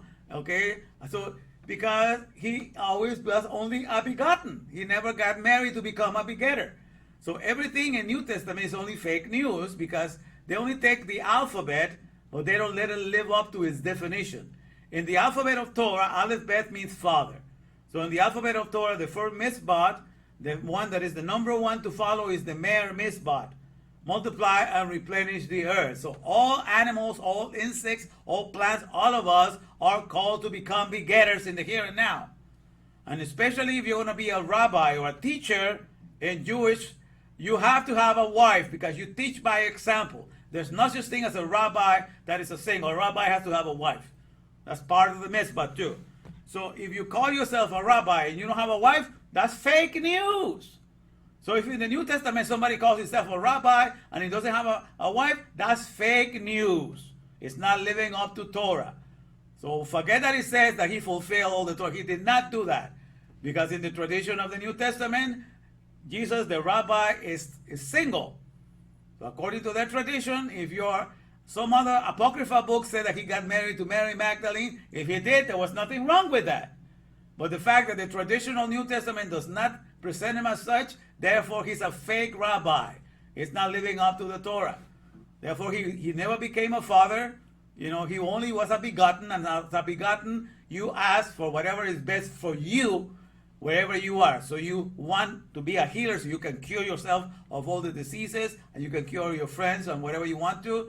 And then you also want to resurrect, so you can take that resurrection for yourself and take it, you know, to be with your Father. So, but other that you don't give it to any children because you don't have any children to live. So you never grew up into the mindset of being a begetter that lives to bequeath and to leave an inheritance for those. That's why Moses is the perfect father. You know, he taught him, he was a teacher in the desert. In the end, he wanted to go in there, but God told him, no, you're not going to go in. But you prepare the new generation. They're going to go in and inherit. So that's what a father and a good father does. He leaves a good heritage for the children. So Moses, even though he did not ask for his name to be venerated or for somebody to think of him as great, you know, he is magnificent, a good representation, because he is the real news of Torah. The alphabet of Torah is all about presenting the Father as the real Father. So a real father has a strong house. He builds a strong house where he can supply care for all his family. And that's what makes him live up to the title of a father. So Christianity begins with the Catholic Church, the Roman Catholic Church, the old people that call themselves fathers, and they take a vow of celibacy, going against the first mitzvah, going against the first commandment. All right, so no wonder the leader did it, and Paul also did it. So Paul was in sin, Jesus was in sin according to Torah, and also so you cannot blame them. They're just following the leader. So they take the alphabet as fake news because they never build a strong house of their own to start their own family. Because that's what you have to do in Torah.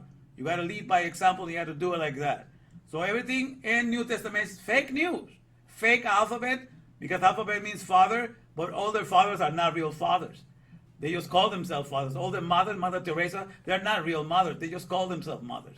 Okay? Because at the end of the day, you were made for the alphabet, in the image of the alphabet, for you to present that alphabet as a powerhouse to all creation. That's the reason why you and I were made. It's straight for powers. It's straight to be a powerhouse in this creation. Nothing for no other agenda. You know, we are here to save the whole world. Okay? Everything to keep it new, restore, and refresh. It's not about individual salvation. You know, when you're inside, something inside of the body just seeking to just save itself is a bacteria and a virus. Each cell with the DNA inside is thinking of the whole body, of all the 73 trillion cells, and how to keep all of them alive and well. The moment you're inside of the body, you're see how you can get the best salvation for yourself in there. You have been trained to be a bacteria and to be a virus in that body. So that's not such teaching and training from the Torah. The Torah is there to train you to be a savior to all that God has created, because you were made in the image of the powerhouse, and you have that capacity when you work with Torah.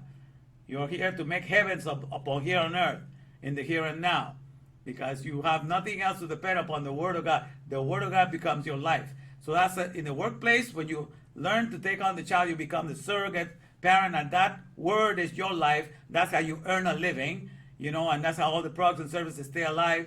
And that's how it is also with Torah. So you got to grow up to that capacity, okay? So that's what I'm just going to read here, because this is the word that we're around our necks. I'm just going to read these passages of scriptures here, and then we're going to end with some questions. Let me take you here to Torah here, to the book of Deuteronomy, chapter 30, verses 19 and 20. Let me see here. It tells you what your life is, okay? Because a lot of people think that this body of flesh, that's what all their life is about. But it's your body of flesh, the body of the word, the fortifying language.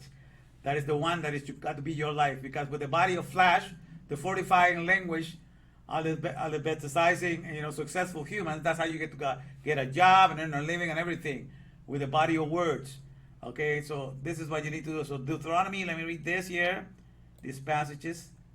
That's in the book of Deuteronomy, the 5th book of Torah, chapter 30, and verses 19. Okay, let me put it here.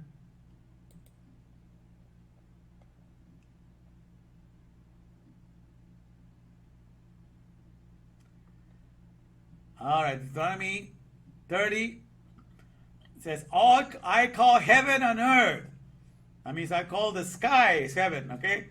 I call the respirations, the economy of the respirations and the economy of the mud. I'm calling on Respiropolis and Constantinople. I'm calling on Respiropolis, which is the economy of the air, of the skies, of heaven, and on Constantinople, to record this day against you that I have set before you life and death, blessing and cursing. Therefore, choose life, that both thou and thy seed may live. And then he proceeds to tell you what this life is about.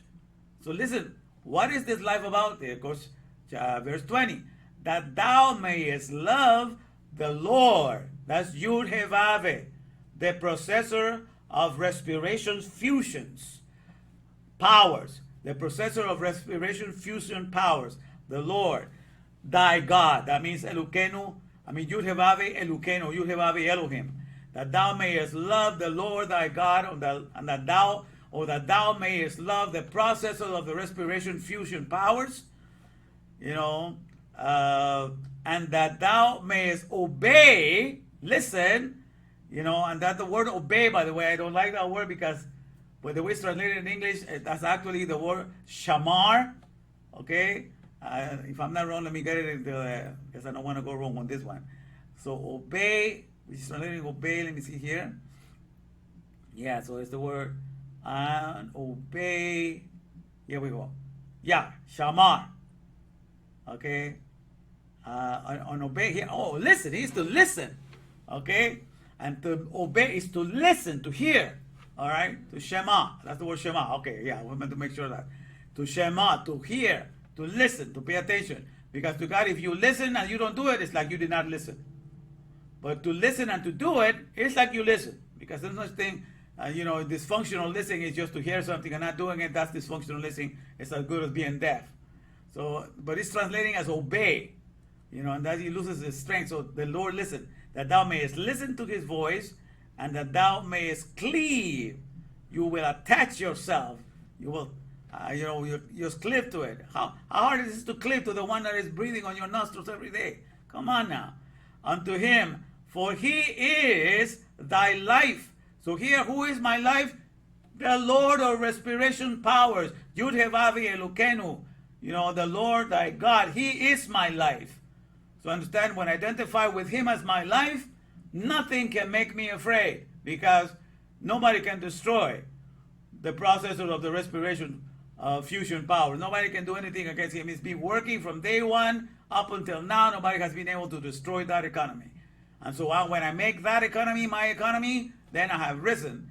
That means that the name of the Lord, that means the powerhouse of the Lord is a strong tower. It's a strong brand name to work for because it's indestructible.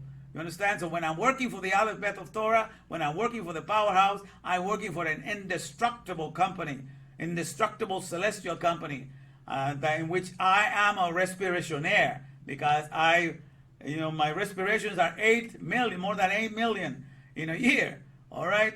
8 million. So you understand? Every one of us is like that in there. Millionaires on the process of that.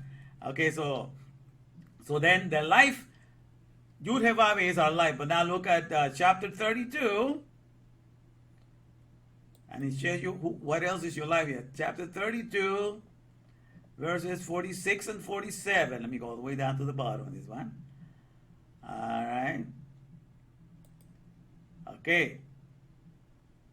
And let me remove this thing. Okay, here we go. So yeah. And he said unto them, set your hearts unto all the words which I testify among you this day. Now he's talking here. Set your heart upon all the words, all the dabar. The dabar means dalet beth resh. The word dabar means administration of an economy.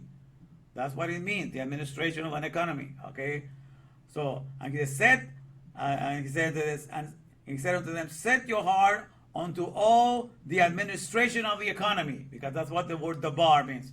Unto all the administration of the economy, which I testify among you this day, which ye shall command your children to observe, to do all the words of this law. This word law is Torah. All the words of this Torah. It says, verse 47, for it is not a vain thing for you, because it is your life. Again, Hai or Hey or Hai is life. Okay? The Het and the Yud is life. And what does Hey means? The secure job, the secure operations. And that's when you make it your portion, your Helek, your Het, Lamed, Kuf. When you make it your secure instructions forever. That's your Helek. You make it your portion. Then you have job security. Okay? And then you have a life. That means you have job security. You're never going to get fired. Right now, we're going through this month is the month in which we do the compliance review in our company. Our company does it once a year. We do a compliance review. We take some time to go through the whole system of what our company represents, what our privacy laws and confidential laws and everything, so that we will be abreast of how to know how to do our jobs, even though we've been doing it for years. But every year, everybody has to go through that process of remembering, right? That the word Zion from yesterday, Zion. But that's how we protect our products and services. That we secure. That's how we get to have a job. We get to have job security because we know how to do our job. That's what life is. Job security is equal to life. Hey is the same as having job security. But when you have job security, you're making a living. So that's how you connect, my friends. Hey is the same as having a job security. You have job security, you have life. You have life means you have a secure job. Back and forth, the same thing. But that's what you need in this world. So that's the word in this one. The word is your life. That's in the company of the word. And then the economy of the Yud He Vav He Elohim, the economy of the processor, that's where the place where you're making a living. In the economy of the air, that's where you're making a living. That's the place where you're working. In the Respiropolis place, that's your place of work. So that's you earn a living because you are in that place. So that's perfect sense when you read it that way. You understand? So when you go to the other part here, the last portion here that is for this Isaiah 40 verses 1 to 8. Okay, let me read this part here. Now let me bring this one and go to Isaiah. I'm going to read this one and then we finish. Isaiah chapter 40.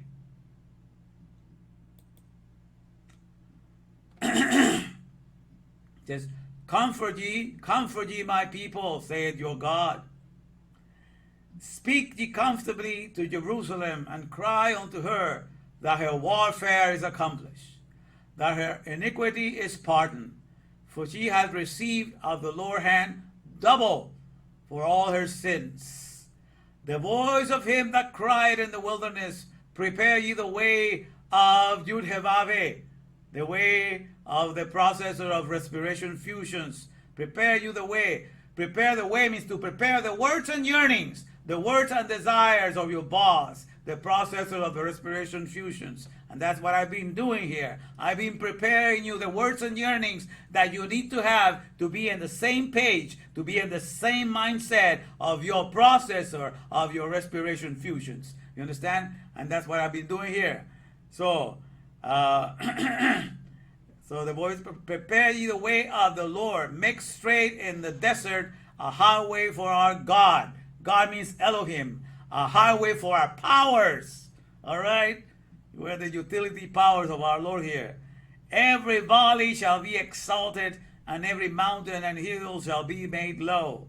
And the broken shall be made straight, and the rough places plain. And the glory of the Lord shall be revealed, and all flesh shall see it together. For the mouth of the Lord has spoken it. And that's what I've been talking about.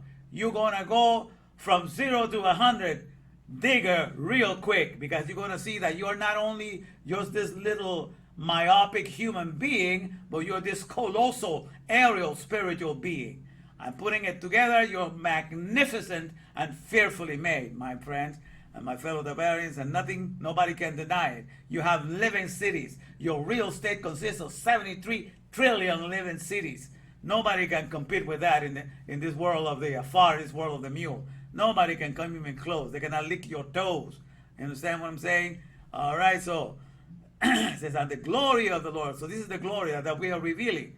You know, we will understand the inner processes, because that's what a manual does. It tells you how the inner processes of what you have going within you are working and how they operate in the here and now. That's when you know you have a real manual that is pointing you about your inner process and functionalities, and it tells you how to work accordingly with it so you can bring the most optimized version of yourself out of you. All right, so everything that points to everything outside of you is fake manual, fake news. Everything is happening within us. Bodies of transfigurations are happening in the neuron.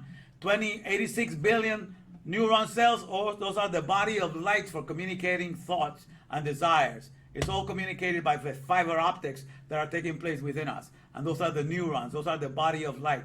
That's what the transfiguration. That's the body of light that communicates with Moses and communicates with Elijah. Moses represents the Torah. Moses represents the solutions, to secure ourselves to adhere to Moses, and solutions, and Shin to adhere to. So he brings us the solution that we need to adhere in the sense of Elijah, means the power of Yud-Heh-Vaveh, the power of respirations.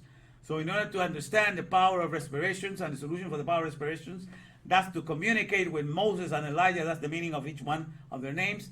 We get to use our Mahashaba world, the world of thought, and then the world of the transfiguration body of the neurons that lit up to do that is happening inside of us 24/7. So transfigurations are taking place in the neuron body of cell that we have of 86 billion. So transfiguration plays are happening within us. All of that is happening within us. We're magnificent. So it says here, okay, and the flesh shall see it. So, okay, now here I go to next to this verse here, 6. Okay, we go. The voice said, cry, and he said, what shall I cry? All flesh is grass, and all the goodliness thereof is as the flower of the field. You say, all the flesh, it's just like grass.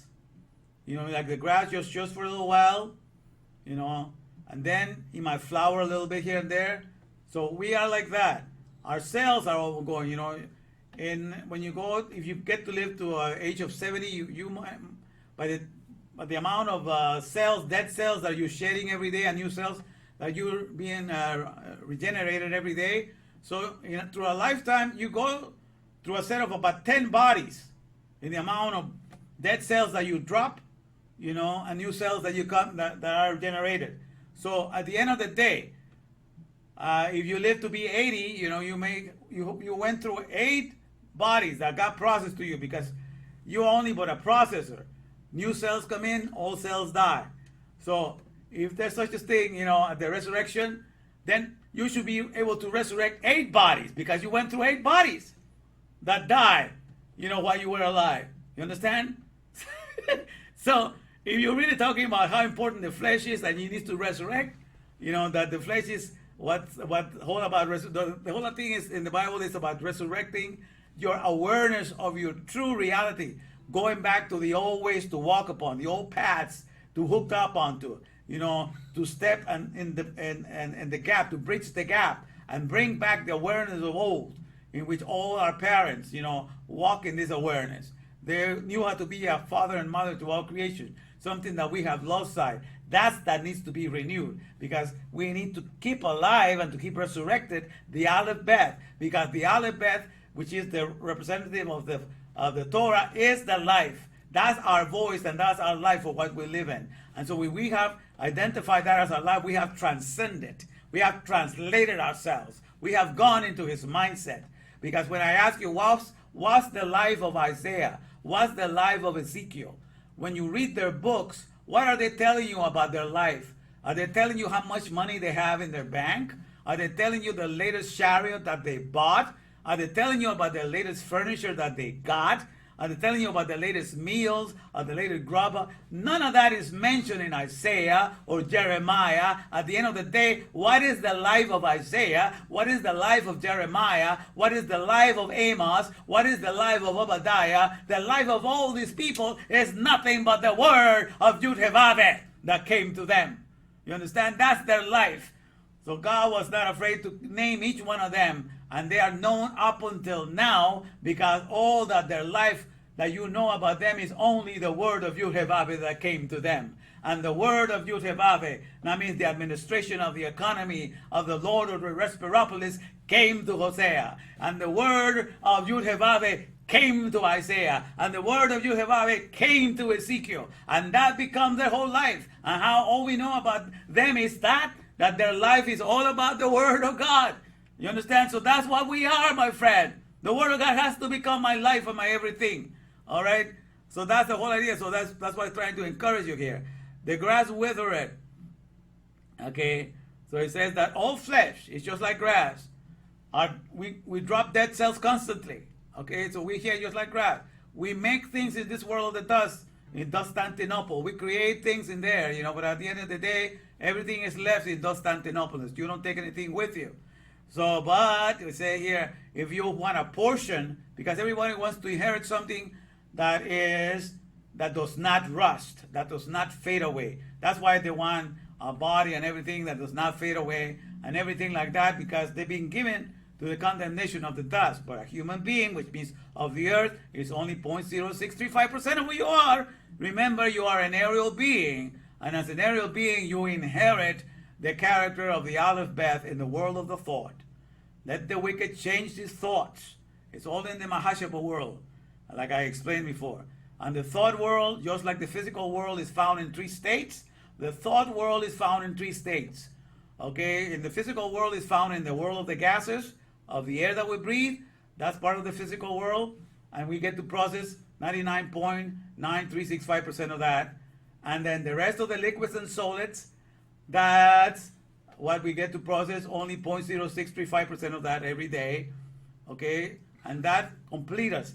That's how the physical world is found in gas formation, in solids, and in liquids. Okay, so gas, liquids, and solids. So in the world of the thought, because the world of the thought is only for us to communicate with human beings. It's not for us to have, this kind of a sermon with animals. Francis of Assisi may have preached to animals, but I doubt it. But he probably wouldn't be able to preach this kind of a sermon to them, because they don't have the understanding for this thing. The Mahashaba world, the world of thought, where the Aleph Beth reigns supreme, because everything originates from the world of the thought. That's where he is the powerhouse. In the world of the thought, where he reigns supreme, you understand? This is where the world of the thought is found in 3 stages. All the thoughts that are inside of your head that nobody gets to see, but only the alphabet that is in D, the powerhouse, you and the alphabet, are only aware of the thoughts that are going inside of you. That's the thought world in a gas state. But the moment you take the ideas that are in your head that nobody sees and you get to express them and you offer solutions because you speak them out, that's offering and bringing solutions to the world. That's the thought world in its liquid form, because you bring in solutions that everybody can partake of it and everybody can make their life better by it. You bring in answers and solutions. That's the Mahashava world. That's the world of thought going from its gas state onto the liquid state. Okay? But when you get to write down an idea and put it down in a manual so that generations to come are able to read it, now that's the Mahashava world in its solid state. So the world of thought is found not only inside your head, but in the words that you're saying and in the words that you're writing down. At the end of the day, thought of thoughts, all is thought. Because we're driven by thought, we are managed by thought, we're inspired by thought, and everything is controlled by thought. Thought is so at the end of the day, that's what we are. It's like 99.9% in the physical, 99% we are air, because that's what we process the most. 0.0635% we're solids and liquids, because that's the next thing that we process. So that's 100% in the physical, that's how we are. But 100% in the thought world, we are completely alphabetarians. We're completely followers of the alphabet, because that's what the whole world of the alphabet was given, for the thought world that is found in its solids. That means what's inside of our head, that is found as liquid. When we speak out, we render solutions to the world, and when we write it down. That's the place for the alphabet where it reigns. And that's where it needs to come to life. That's the body of flesh that is to be always alive and be presented in the here and now as the powerhouse to all creation. And that's what we do in the workplace when we get the manuals, which is the solid thoughts, and we learn and become surrogate parents to a father and product. That's what we're doing. We're presenting the alphabet in the here and now as a powerhouse to all creation for that particular product and service. All right, so this is what we are, my friends, and this is what we have. So that's why he's saying here. So then it comes to this here. The grass withered and the flower faded. That means you drop dead cells. You cannot keep, no matter how much you want to hold onto your body of flesh, you are just circulating the cells. You're circulating the cities. But they're living cities nonetheless at some point. It says, because the Spirit of the Lord blowed upon it, surely the people is as grass. The grass withereth, the flower faded. But the word of our powers, God is Elohim, but the word of our powers shall stand forever. And the word is the bar. And the bar means Dalet Beth Resh. Dalet means gate or door, which means an administration. Beth means a house. Okay? And Resh means the rules or the ruler. So when you put it together, Dalet Beth Resh is the administration of the house of rules. And that's why I like to call the word economy house of rules, because eco means house and nomos means rules. So when you say the administration of an economy, you're saying the word dabar. Okay, so what you're saying, the grass withered and the flower faded away. So everything that we get to do in the flesh, in Constantinople, it dies and it stays here. Okay, but if you want a portion that lasts forever, you want an economy that has never died, from day one still working, and in keeping everything refreshed and restored, guess what economy is that? Get what administration of the economy? Guess what word is that? The word of Yud-Heh-Vav-Heh, the word of the Lord of the respiration fusion powers, the word of his powers. That's the economy that has been up and running from day one and will continue to run. And if we do not fuse in there, we have lost sight of what we were created to be one with the alphabet of all creation. You understand? So that's why you say, that's why we get comfort, my faith. Comfort ye, my people. Okay? Rise up, my friend, from just being a human being and to rise up to your true potential of what you have in the Mahashava world, in the world of the thought. And change your thought to see things from his point of view. And, bring glory to his name. So the grass withered and the flower faded away. Everything that we do here faded away. But we can grow into identifying, therefore, with the Word of God and being the life for everything, because that's really the life and source of everything. Everything came from there. And so when we make that our life, then nothing can happen, nothing can make us afraid. there's something that happens in this, especially I heard it a lot in Spanish families. You know, the way a husband addresses the wife and the way the wife addresses the husband. They have a nice a word that they use, like a term of endearment, that they call it mi vida, or my life. That's how they address. Mi vida, ¿me puedes hacer eso? My life, can you do this for me? You know, but this is the word my life. You know, mi vida. It says, that's how they ask. It's just a way to their, mi vida, can you do this for me? Mi vida. There are others that call themselves mi cielo. Mi cielo, or some other call themselves mi amor, my love. You know, I hear that in English. But in Spanish, it's mi cielo, can you do this for me? My heaven, can you do this for me? So we use these things to present something that we think so great of them, we cannot live without them. So, mi vida, you know, that person that we marry to, that becomes our life. So when you're married to Yud-Heh-Vav-Heh Elokeinu, he becomes your life. He is mi vida. You know, he's your everything. You're all in all and you're everything. You only exist because he thought of your existence. So without him, you're nothing. So he becomes your all and your everything. You understand the secret behind the translation of Enoch, don't you? Says it tells you everything about the people that were dying. Says, and then such and such begat children, and then he died. And then when it comes to Enoch, says, and when it comes to the word of Enoch, says, and he lived to be 365 years of age. So he lived like for 365 years, just like the days in a calendar year. But that was years. And he begot sons and daughters. And then it says, and then he was not, because God took him. That's how it says in the Hebrew Bible. He was not because God took him. Okay, and then in the New Testament it says he got translated. Okay, that's why they use the word that he got translated, and so he didn't die. But you don't understand the word not. He was not just means the word nothing. I mean, he became nothing, and then he was taken by God. What that means is the big saying is you can have all of God in the here and now, when there's nothing that you call anything in yourself other than who God is. Oh, my all in all, my everything, mi vida, my heaven, my heart, my love, my everything is Yud-Heh-Vav-Heh Elokeinu, and the Aleph Bet of Torah. When I make that my life and my everything, then there's nothing that I'm looking after me. There's no agenda of my own that I have to promote.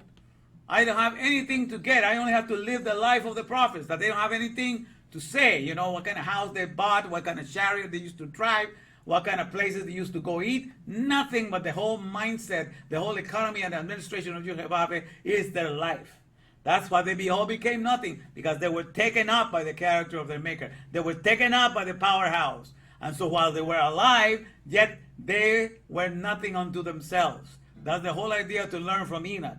When you become nothing, there's no more agenda of anything that you have to promote, but you see everything, the wonderfulness of which God has created, and then you just became a perfect conduit. He is the one flowing out of you. So when you become nothing to yourself and God is your everything, then God is your life, God is your love, God is your heaven, God is your powerhouse. He's your all in all, my friends. You understand? And that's the beauty of it all. And that's why I preach with such gusto, because I know that's what it's all about. That's how we get to have him in the here and now, and we get to make a heaven of every place and every corner of the earth that we can be in. All right, because that's our confidence that we have for the here and now. All right, so that says that's what the grass withereth, all that the flesh has done, even our dead cells fall. The flower, all our accomplishments, you know. But if we want to have a portion that never dies, hold on to the administration of the economy of powers, because that has always been running. And if you want to adhere to that, you're never, never, never, never are going to be disappointed. All right? Okay, perfect. So that's all I wanted to share with that. And now, let me just bring you guys here. Let me see how we're doing here. All right. Okay, yes, time to ask questions now. Let me see here. Let me take you, my friends. All right. Woo. All right. We're learning today, huh? All right. All right, my fellow Laverians, we're doing pretty good. All right. So here we go. All right. Okay. Let me see. Let me see if I can sing a song before I start the test. Let me see. I hope I still have a voice left. I want to sing now. Okay, do I have the capo here? Let me see if I can do it. Oh no, where's the capo? If I don't have the capo, I cannot do it. Let me see. Oh yeah, it is. Found my capo.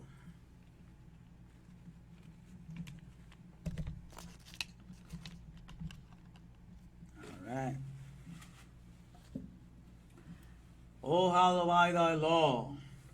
It is my meditation all the day long. Okay, let me find something here. Let's sing this one. Oh, how the Torah, it is my mate. Okay, here we go. All right, here we go.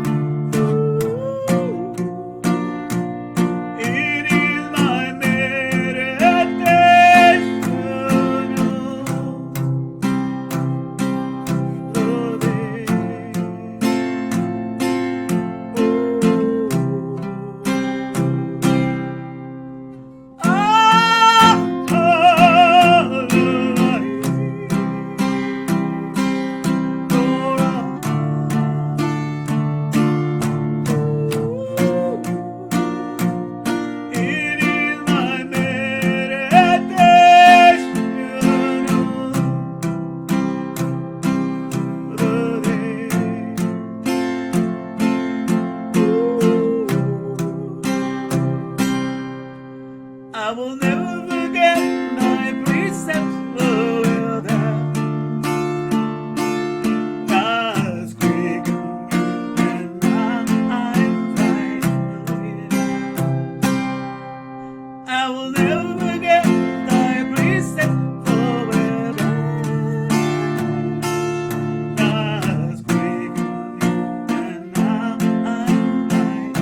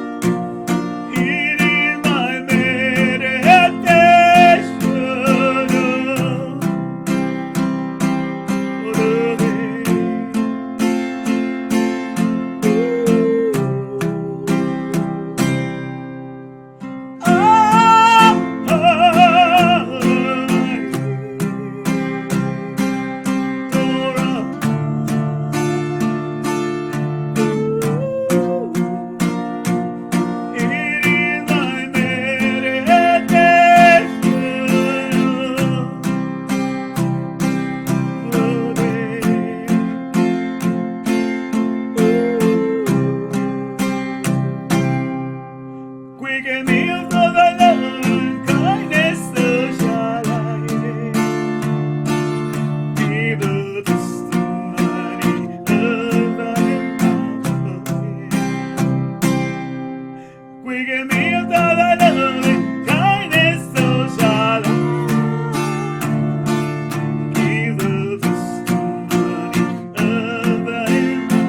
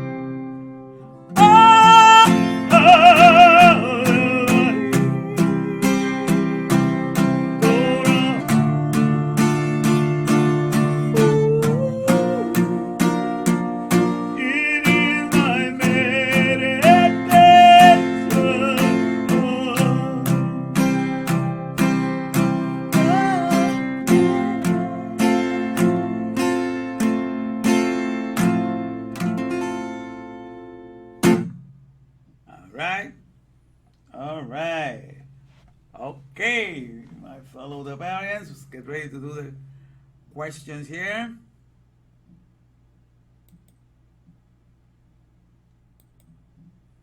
All right. Okay. So, let me put it here, the first question. All right.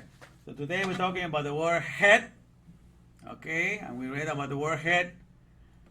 And I told you that the word head represents like a fence, like a wall for protection, to keep something safeguarded and secure. And I spoke of two words. I give you a helek, okay, Hebrew word helek, and I give you hey, or hi, or hey, and let me see. What are the meanings of these words? What are the meanings of these words in English? Helek, hi, or hey. I'm sorry if I'm murdering the pronunciation here. But helek is the head, lamet, and kuf. And what does that mean in English? And what does the other one, hi, or head and yud? What does it mean? All right, anybody there that wants to give it a shot? Let me see here. All right. Hey. Okay, let me see who started first. All right, Brian. Okay, Brian, I see safely guarded work. Okay. Okay. Wait a minute. Is that an idea? You're saying safely guarded work. Okay, you gave me the meaning of the letters. All right, but hey, okay, that's the meaning of the letters. Safely guarded work. Okay, that's for, but hey, actually, okay, yeah, so Joseph got it wrong. Joseph got both of them, okay, but I'm gonna give $50 for Brian because that's getting into the nitty gritty. He understood the letters, so Brian, I'm gonna give you 50 because you show a lot of effort there because you wanna go down to the definition of each letter, and Joseph, you're definitely gonna get 50 too. Because you got both of them right. That's portion, portion or inheritance, and life. That's actually helek. Helek means the portion or the inheritance, and the hay means life. All right, so we have two winners already there. Got killed two birds with one stone.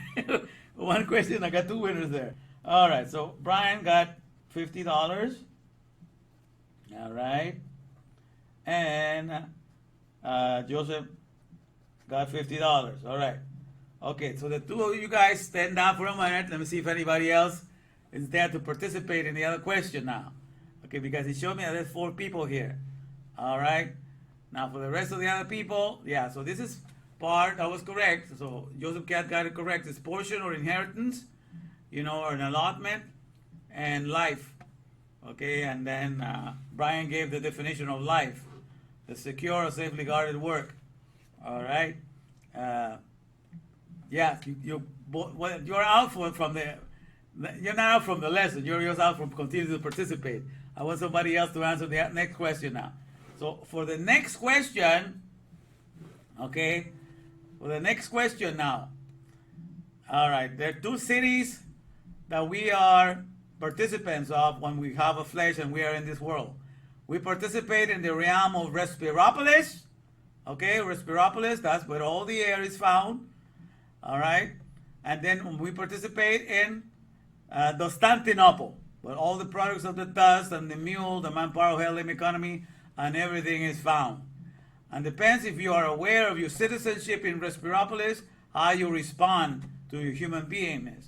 And if the more aware you are to the city of Respiropolis, the more you're able to handle the world of Constantinople, and you're able to have a great time in it.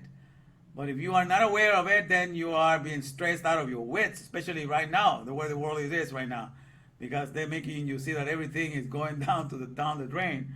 So every people are just all depressed. People are to the, they don't know what to do with their lives because everything seems to be going to hell in a handbasket, right? That's how it seems. But nothing has happened to the economy of Yudhevabe, all right? So a question now. In the world of the solids, the physical world, we process 14 solids and liquids, 14 pounds of solids and liquids. Okay?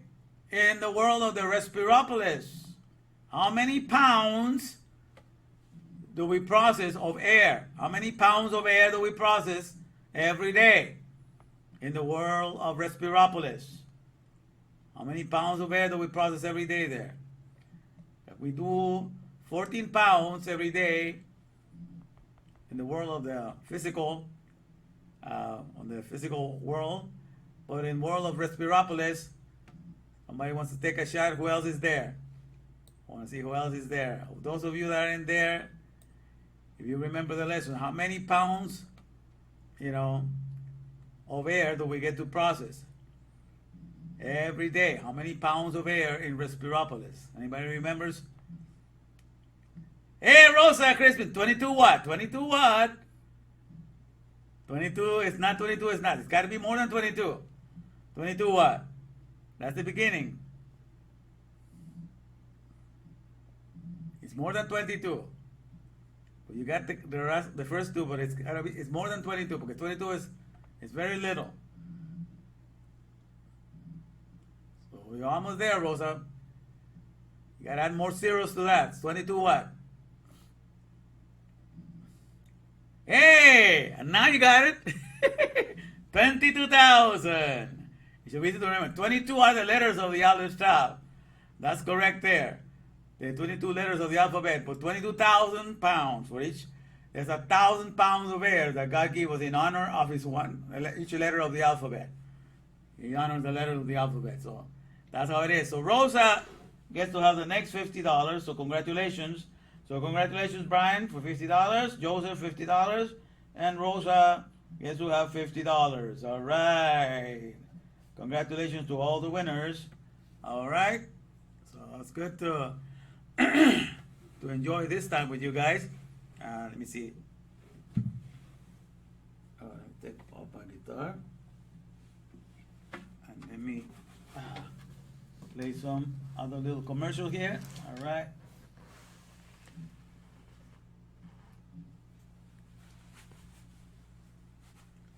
All right. Look a little sharp today here. All right. The button up here, coming up. The guitar was pressing against it. All right, there we go. All right, I'm looking better. All right, so congratulations, each one of you guys. I'm glad you participated. I'm glad you enjoyed it today. I hope you learned something from it and enjoy the heritage that God has given us, my friend. Respiropolis is a fantastic economy. We just begin to scratch the surface. We're going to be talking more about it. All right, now I have my power page ready. So we're going to be connecting the dots, you understand? Connecting everything that is out there, but we have learned science without connecting it to our cities, our inner cities, our biopolis that we have going for ourselves. Therefore we're not grateful to you, Hawaii, because the way that it's been taught to us. But we're going to learn it the right way, and we're going to enjoy it. All right, okay, let's see here. All right, and let me play a commercial. Here we go.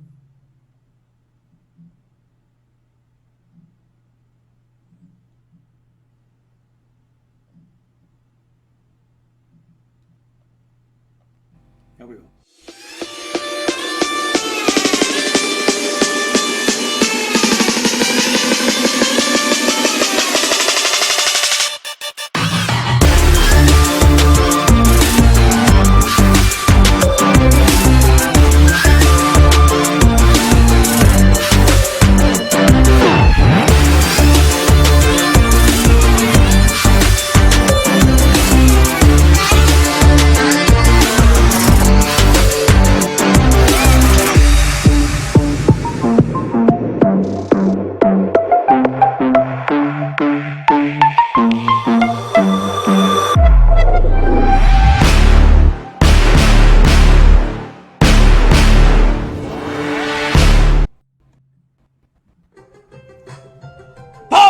Goes the powerhouse, and the COVID-19 man has come to deliver you from the empty land, from the ones who have been silenced to the promised land of the other bed, which is the original place for the soul of a man. Waken now, gave his jubilee, and a might say like it's never been in the power of the Father, in the powerhouse, 'cause that's what Word Electric, Double Electric, is the only best we're connected.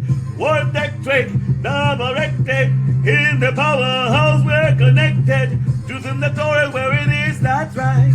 And whether you like it or not, I just don't give a damn. 'Cause in this thing, the end is gonna be for sure. It's got a date before the song began to score. This ain't no lie, we about to fly. 'Cause in the truth, there's nothing that can be denied. Here's the COVID-19 man is hooking you up to the other bed, to the powerhouse, with your waving. The COVID-19 man is gonna hook you up. 'Cause that's what Word Electric, Double Electric, in the other bed we're connected. Word Electric, Double Electric, to no one else I'm genuflecting. Word Electric, Double Electric, to the powerhouse I'm connected. And then I want to get your power back, 'cause you will find in there the powerhouse not scared. You won't be silenced, nobody can touch what you will find in there. Gets to cut the masking back of lies, the righteous now they cries, 'cause the COVID-19 man is gonna hook you up to the powerhouse. Leave the power show, ride this mule around.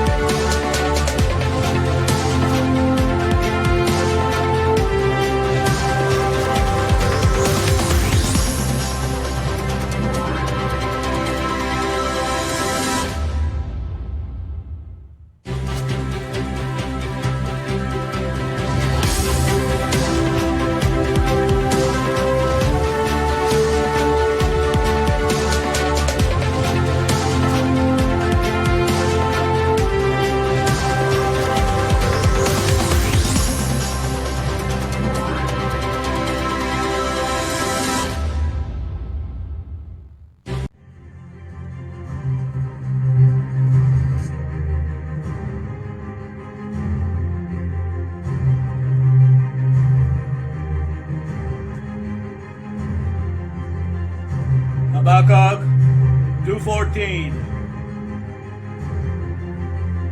For the earth will be as full of the knowledge of Adonai's glory as water covering the sea.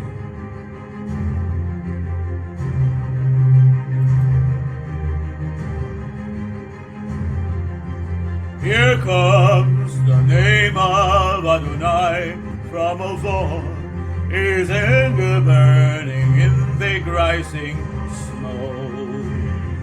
His lips are full to the brim with fury, his tongue a consuming fire. His breath is like an overflowing stream that rises high to squish up all the land, to sift the nations with a sieve of vanity, and put a bright oil in the people's mouths to lead them astray. Shema Yisrael, Adonai Eloheinu Adonai Echad. Shema Yisrael, Adonai Eloheinu Adonai Echad. Shema Yisrael, Adonai Eloheinu Adonai Echad. Shema Yisrael, Adonai Eloheinu Adonai Echad. He repays according to their deeds, fury to his foes reprisal to his enemies. To the coastlands he will repay their due. In the west they will fear the name of Adonai, and likewise in the east his glory. For he will come like a pent-up stream, impelled by the Spirit of Adonai. Then a Redeemer will come to Zion, to those in Jacob who turn from rebellion. So says Adonai. Shema Yisrael, Adonai Eloheinu Adonai Echad. Shema Yisrael, Adonai Eloheinu Adonai Echad. Shema Yisrael, Adonai Eloheinu Adonai Echad. Shema Yisrael, Adonai Eloheinu Adonai Echad. Echad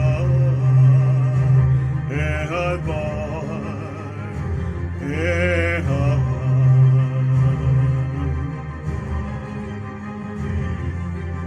For then I will change the people so that they will help your lips to call on the name of Adonai, all of them, and serve him with one accord.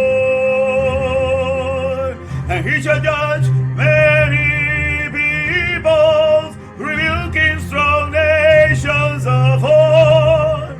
The skill to destroy will be instead peaceful joy. They won't teach war anymore. Shema Yisrael, Adonai Eloheinu Adonai Echad. Shema Yisrael, Adonai Eloheinu Adonai Echad. Shema Yisrael, Adonai Eloheinu Adonai Echad. Shema Yisrael, Adonai Eloheinu Adonai Echad. Echad.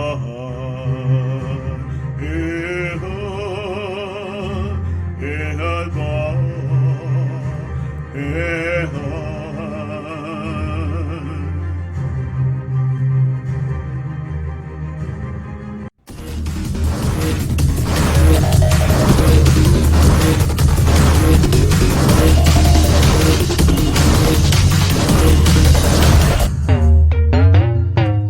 Put your money where your mouth is. Show me what you can do with it. Put your money where your mouth is. Show me what you can do with it.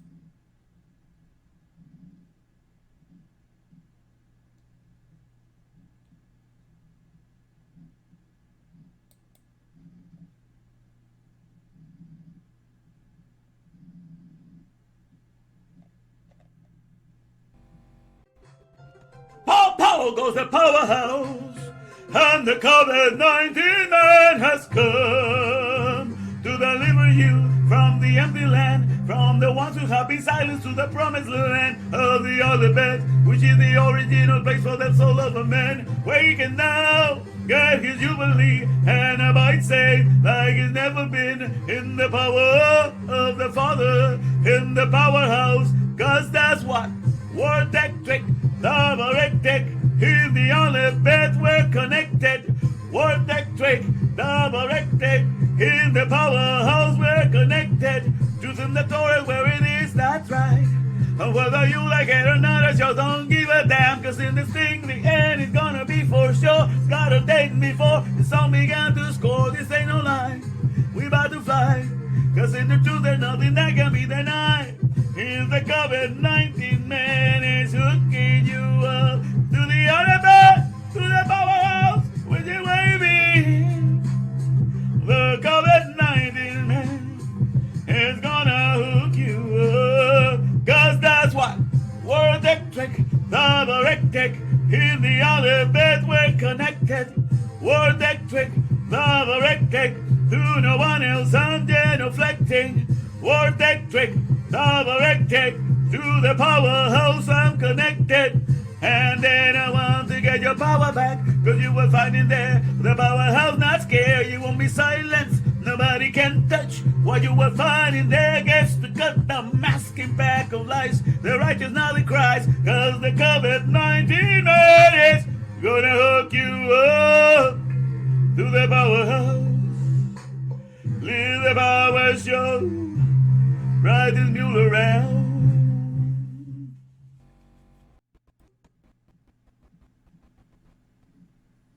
Okay. All right, Joseph, you got my notice. Well, that's good. You know, I know it's kind of late here. It's almost midnight here. But I'm up and running. A lot of stuff I'm meditating here. So I'm glad you were able to make it. So I guess it's, well, you are, you're 14 hours difference, you say, right? Wow. Okay? So I hope you're having a good day wherever you find, my friend. All right, but I'm here trying to go over the letter for the day, Zion. All right, and I managed to make like a power page. That means a page where I put almost everything in one page, so I can zoom in and out and go to different places without shifting pages here. So that makes it easier. But in any case, Zion. All right, we're talking about the letter that my name started with, Zechariah. You know, which is the letter for remembering. Okay, but we'll talk more about that. Let me just read the reading for today. That's Psalm 119, verses 49 to 56. All right, let me put the reading for today. I want to get that going. All right, let me see here. Here we go. Zion. All right, that is, remember the word unto thy servant.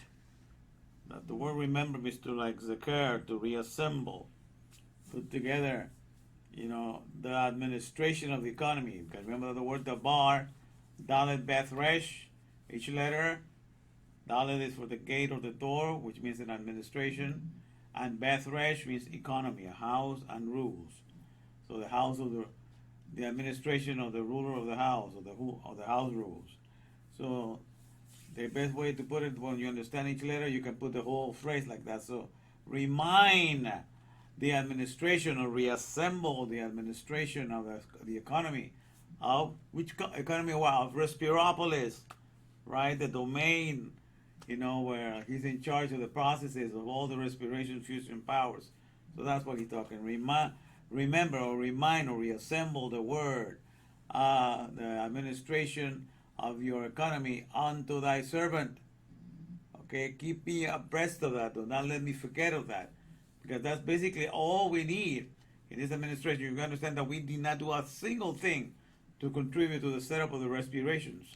You know, the way that it's all set up, with us receiving 22,000 pounds of air in a 24-hour period, all the stuff, and all the stuff that happens, and how the cells get their ATP from that, so that, you know, so in Respiropolis, we are given a real estate of 73 trillion cities that we take care of. You know, in each city, we have a city hall going on. We have the governor in there, called Mr. DNA, that sits there and governs every cell, and every cell is the equivalent of a city. These are all living cities. So in the domain of Respiropolis, we are this magnificent, you know, beings. Our whole body is more like an airtight, bulletproof cosmos, being a whole world, a whole dimension. So we get our own ABC, airtight, bulletproof cosmos, and that is this body of living cities that we sustain. So it's magnificent the way that we were made, you know. But this economy has been ignored, because every word that should be pointing out to the inner processes that are happening inside of this magnificent wind turbine power, you know, a flesh machine that God created, you know, the whole world of the organic world.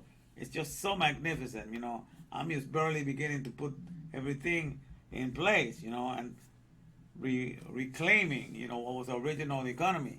And so I'm just opening, my understanding is being open to that, and I'm sharing it with you.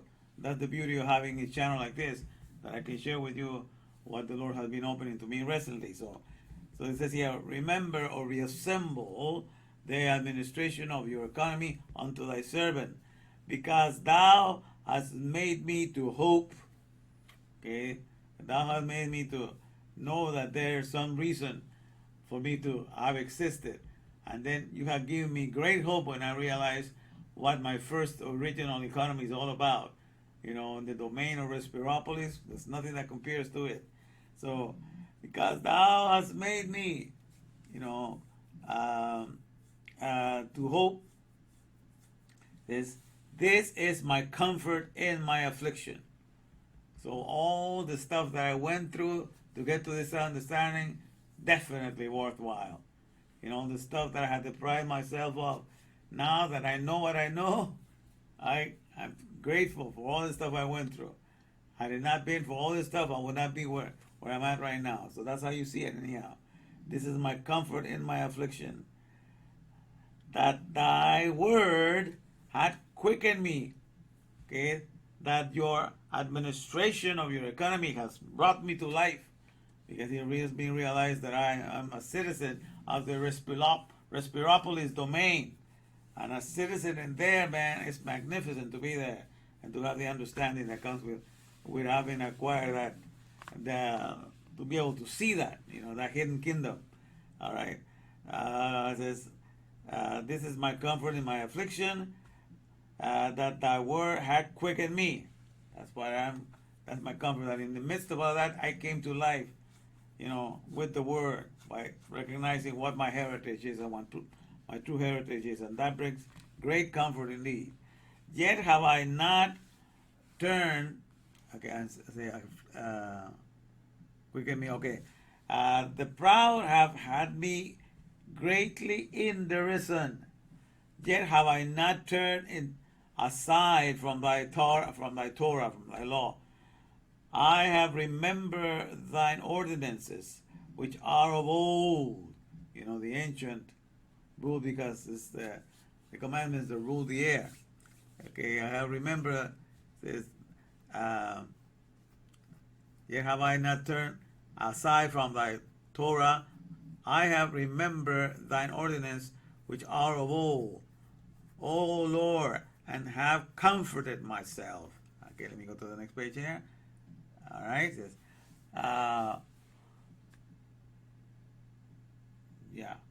here we go. Burning indignation had taken hold upon me because of the wicked. All right, because when the wicked do not understand what they're doing, they can get you to boil, but then you begin to understand that they really don't know, and you can calm themselves down, because the wicked are really blind to this heritage. They're dysfunctional. They don't know what a magnificent economy God created us. So it says, burning indignation had taken hold upon me because of the wicked that forsake thy law. That forsake the reason why they were made, and forsake the Torah and the whole economy that he points to. It says, thy statutes have been my songs, my inspirations, in the house of my pilgrimage. I have remembered thy name, O Lord, in the night, in this obscure time in which we live in, which hardly people understand what it's all about, and have observed thy Torah. This I have had, that I have kept thy precepts. Kept means shamar, to treasure, to cherish. I have considered them an absolute treasure above all things in the world. And that's what has kept me going, and that's what finally brought me to the situation I'm in right now. So this is the reading today for Zion, all right? So that's what we're looking at, that letter today, Zion. And let me just play a little bit of what I did in my little walk today as a way of an introduction, and then I'll read the rest. Let me take it here. All right, let me see. All right. Here we go. Quick walk. Okay, today is 7/21. All right. Okay. And it's August 16, I believe. Yeah, it was. Today we're moving to the letter Zion. That's what Zechariah comes with. The letter Z is from Zion. And that's a letter to remember, to recollect, to cultivate, to plow. It represents that, because when you plow, you're returning the tree back to the ground, and you're remembering the first original economy of the organic world. So to plow, to plant, to harvest, all of that's part of the Zion. And so with this one, I'm going to raise your consciousness to the highest level possible as you understand your true economy in the city or in the realm of Respiropolis. So let's go for a little walk here as we talk about this and think about this a little bit. All right, you see.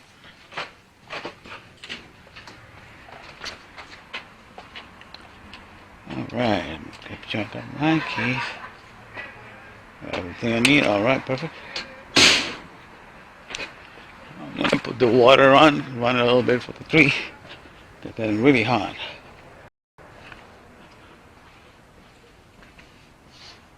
Alright, you see here? See that? Still has plenty of grapes. You can see. Okay, let me get a couple of them here. Taste a couple of these. I'm getting some of the green grapes on the other one.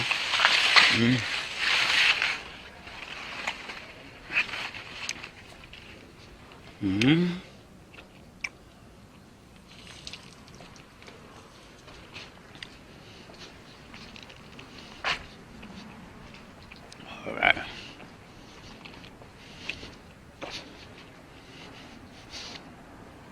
He's a mango. Unbelievable. All right.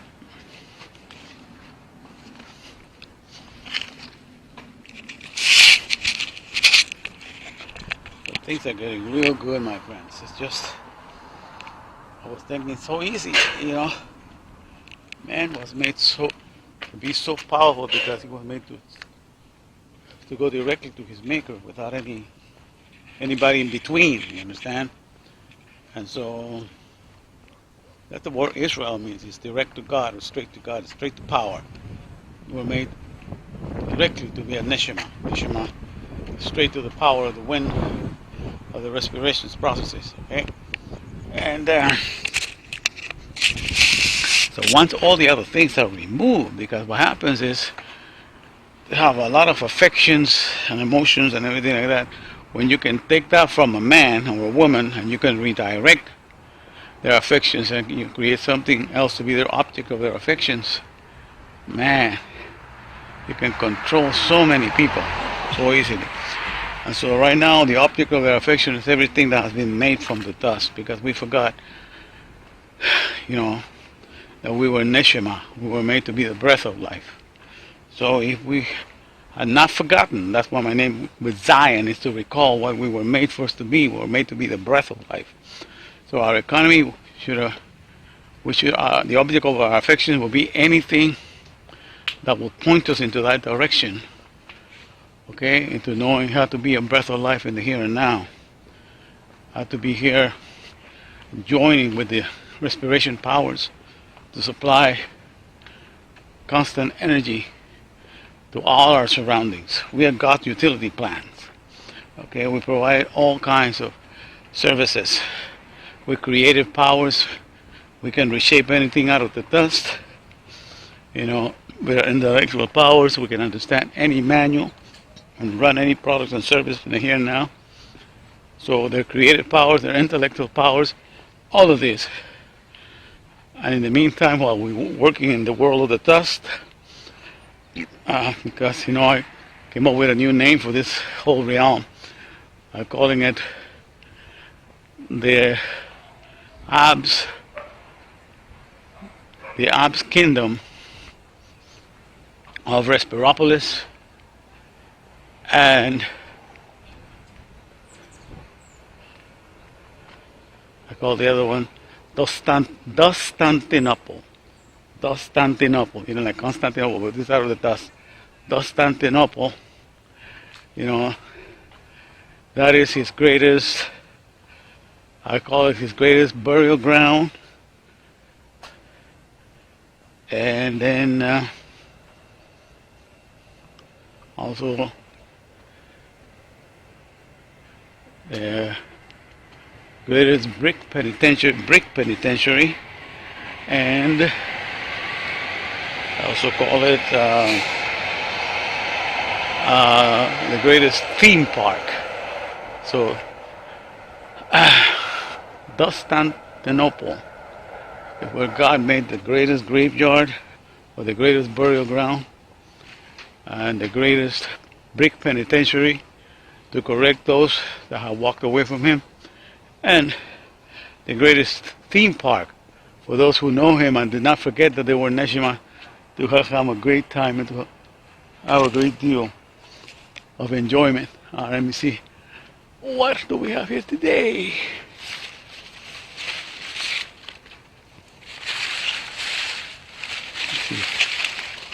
have any? Oh yeah, there's something. Look at this.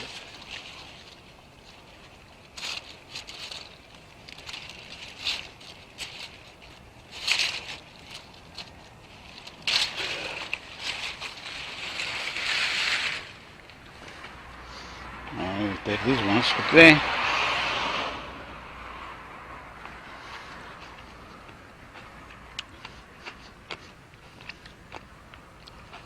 So Respiropolis is the kingdom, of the processor of the respiration fusion powers, okay? Yudhevave Alukenu.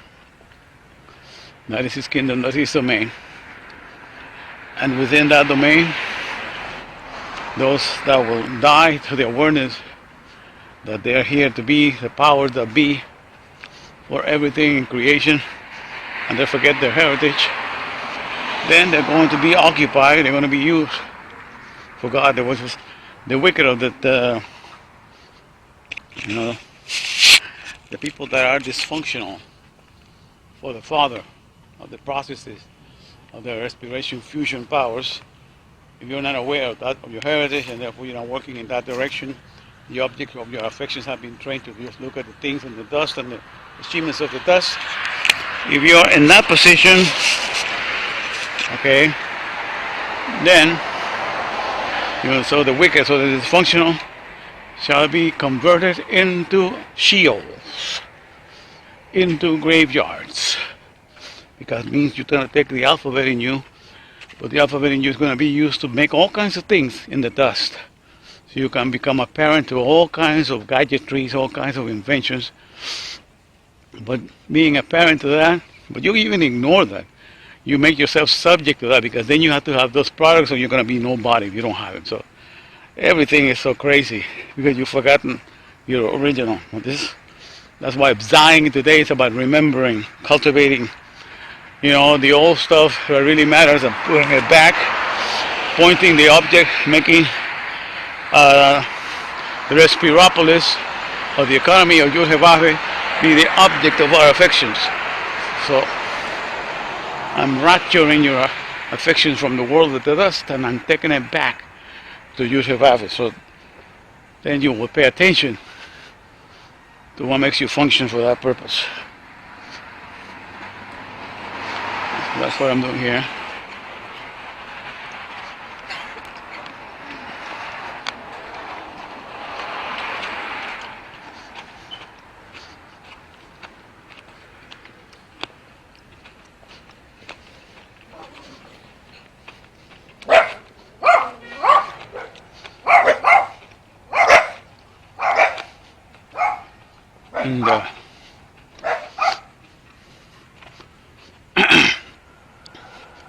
And so that's the main thing that we need to remember.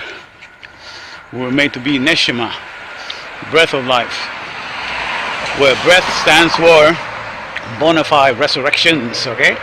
Bona fide respirations, bona fide resurrections, empowering all to healthfulness. Because that's what we do with every breath that we take and every breath that we give in and out. It's an empowering all to healthfulness. All the organic world is empowered. And so that's part of the whole process, and that's part of what we're going to be looking at. All right, you're going to stop right here. It's not going to be that long. I have so more to say today. I prepare a big power page where I put everything in one page. I have to keep wandering around, but we'll see it later on tonight.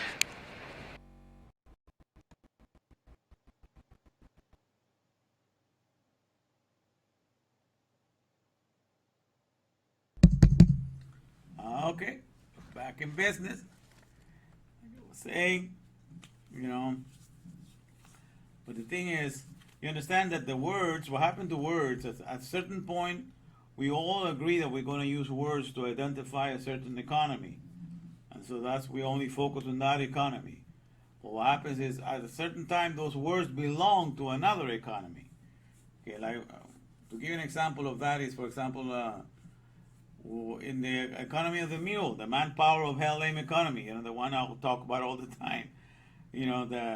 you know, everything from the iPhone, you know, from our Samsung phones and everything like that, and all the computers and everything, all the technology that we have today, they cannot procreate themselves. So they're just like the mule. Once the mule is born, it cannot procreate itself. It cannot procreate its species. It has to be birthed in mankind. And so is the industry of the work of our hands. They are dead because we only make dead products. Only God makes living cities and all of that, and living tools and everything that happens within the cell. Those are the work of God. God does all the things that God makes. They're living. They don't have to burden you. You know, everything that's happening in the organelles of the cell, you know, the cytoplasm, the watery, all the proteins that are being transported from one place to another. All our tools, even the tools that do that, the machinery that does that, is all organic and it's all living. So God's tools are living, God's cities are living, everything that God makes is living. And you know, and it inside of us. Okay. So this is the greatest domain of living cities that He has ever created. But everything that we do in this world cannot procreate themselves. So we have to be the ones to make them, use our intellect, put them together, assemble them, distribute them, send them around, give them power to move. We are the manpower, all right, in this world of the mule.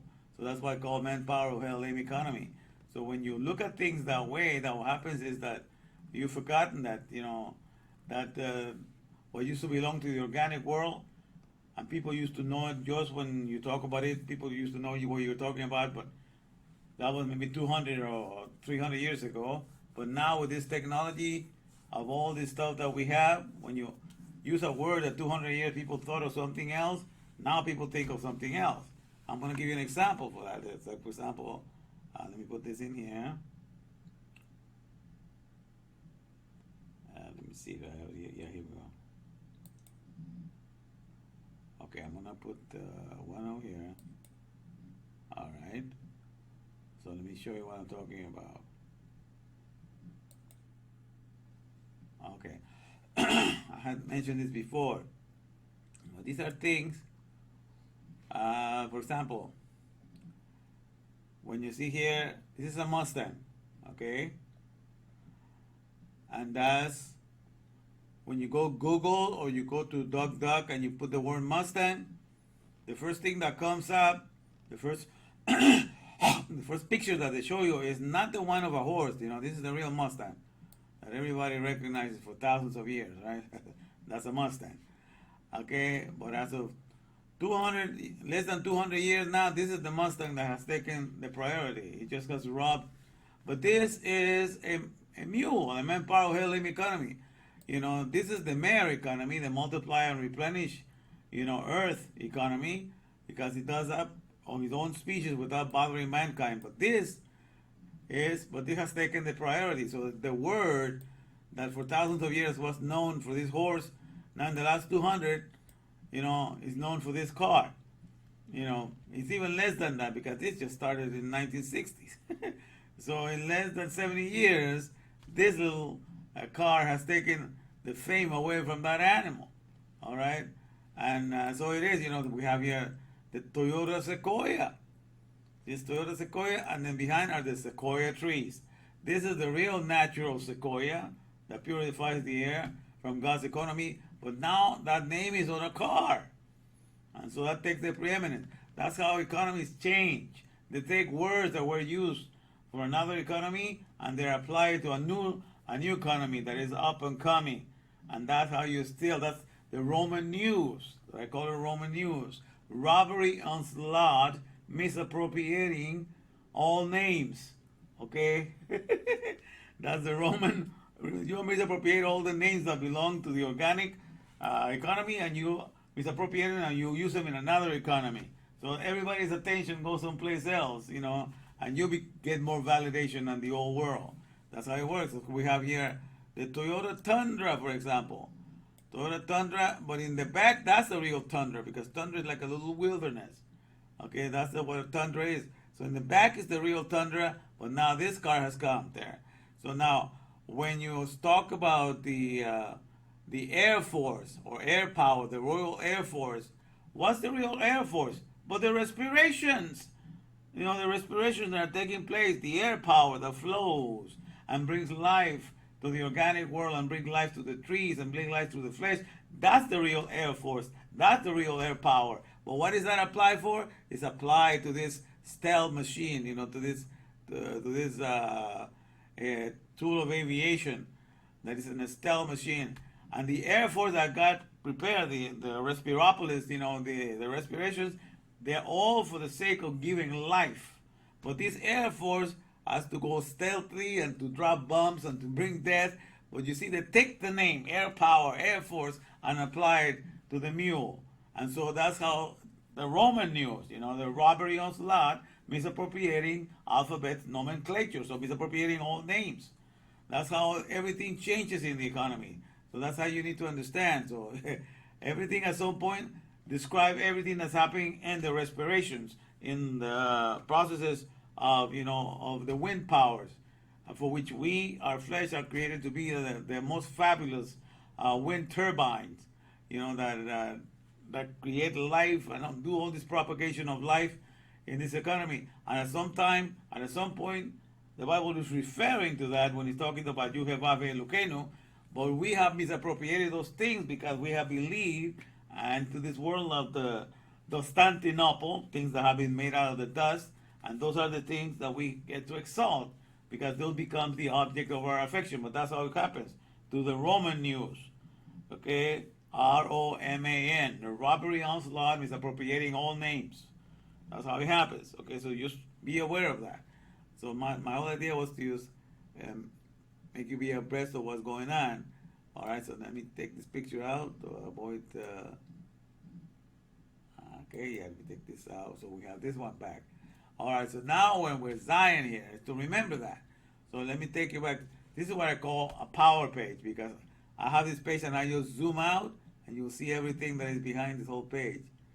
There's a whole stuff going on here. And that's what I call here the Abs Kingdom of Respiropolis and Constantinople. Constantinople is named like that. In Constantinople was the great city, the capital of the Roman Empire was called Constantinople. And it was supposed to, other name was the Queen of Cities of Megapolis. Okay, because it's the greatest cities there was. So they were proud of that city, Constantinople. So that's a picture of the remains of Constantinople here, and I have Zion here. All right, so this is what I call a mega power page because I was able to put everything that I've been talking about in one page. So I have even my emblem here that I've been using. It's all here on the page, so I can zoom in there and we can talk about it if I need to. All right, okay, and so I have different things going on. The lessons that I've been given. It's easy referral, I can go back and forth. So it is called a power page, okay? So that's what I worked on today to be talking about these things, okay? So this is what we are at the end of the day. So God created the Abs, the Father's kingdom of Respiropolis. So Respiropolis is the domain, okay, of the powerhouse, the domain of our Father. And that's the main domain because we were made to be creatures that, you know, participate in this respiration ecology, if you please. And this Respiropolis domain, sorry about that, exists not only in the oxygen sea, but also in the hydrogen sea. Because the creatures underneath the waters, they also are, you know, they got gills, but they also do respirations as well. And we that will live in the oxygen sea, we do also the respirations, all right? So these are the things that you need to remember, all right? So this is the things that we're working on. And so I just wanted to bring that as a way of telling you, you know, and remind you that, and I'm going to explain more of that, and I'm using that more, you know, for this tomorrow, because I will expand more on this tomorrow. I'm going to be talking about Respiropolis and Constantinople. Okay, how Constantinople is 3 places in one. Depends on how well you know your inheritance. If you know that you are from Respiropolis because you are a neshama, a breath of life, if you're aware of that, then this Constantinople to you is a theme park.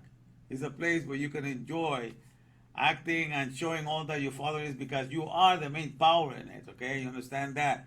You understand that you and your body of flesh, you know, you are like here. That's what I like of this power page. You see, you're like this guy here, that you has a body of flesh, but all flesh can create all these buildings. They can make all these buildings. They can make all the products and services in these buildings. Okay, they have what I call the truth of the Terra's remoldable utility to have, reshapeable, able to reshape everything. So that's why you are Yud-Heh-Vav's original 3D printer, because he uses your mind and everything to get you the ideas. You use your Hagman Bineda, and then you can create all these beautiful places, all these buildings, all these cities, all these products and services inside of it. So you see, I love this power page because I can go back and forth here. So, you understand? So if you are aware of what you are, you know, then it becomes a theme park, because you are able to show yourself as the powers that be. You are the one that enables everything to work in every economy, in every industry. You're the one supplying the power at the end of the day. So, okay, so that's why you enjoy being in this world. But if you do not know that you were made for Respiropolis, that you have been completely been left in the dark about it, then that's going to be a hard time. You're going to go through some hard times in this world. So this world, it becomes what I call a brick penitentiary. All right? Because you are in this world, you're learning, you are being the manpower of the LM economy. You are the power behind it, but you don't even know it. You're completely oblivious to that. But all of that, all the time, you have to do everything for these lame powers, the lame products, because they cannot procreate themselves. So you are the supplier of life, you are the father and mother, you create them, you feed them, you distribute them, you wrap them up, you do everything for them. Okay, and that's for God to remind you, look, man, you cannot get away from being the power to the work of your hands. Remember, I made you straight for power. That means the word Israel. Straight for power. Straight for Elokeinu. Straight for powers. That's what Israel means. I made you straight for powers, to be turned on powers all the time. You know, that's why God made men to have dominion over the whole earth. That's straight for power. So that's why in the economy of the Miyok, he will never forget that, because he's constantly working to keep all the products of the workers of his hand alive. So it becomes a brick penitentiary. The word penitentiary is like to do shuba, to repent, penance. Okay? So all of that to get you to turn back. And so being in the brick and being caught up in all the stuff, so we've got to do everything here, is so that we will not forget that we were made to be the powers that be. So even in the work of our hands, we are basically there all the time, definitely the powers that be. All right, so this is the things. Remember, so it becomes that. So the Constantinople has 3 roles in one. It is a burial ground in the sense that in the Respiropolis domain, God has done everything. Okay, He has created the air that we breathe. He has created our flesh to be the best wind turbine to transform this air into all kinds of energies. You know, that supply care for the plants and supply care for all the species. So all of that He has prepared beforehand. So when we come into this world, all these things are there. All that we need to inherit are the words that remind us, that Sekar, that does the Zak, that's my name, I need to remind you, that remind us of our setup, so that we will work in agreement with Him. That's why everything was remind me of Thy word, remind me of Thy administration, because all we need is just to be reminded of that. And then we work with Him, you know, when we harmonize with Him and we work together with Him. So that's what happens.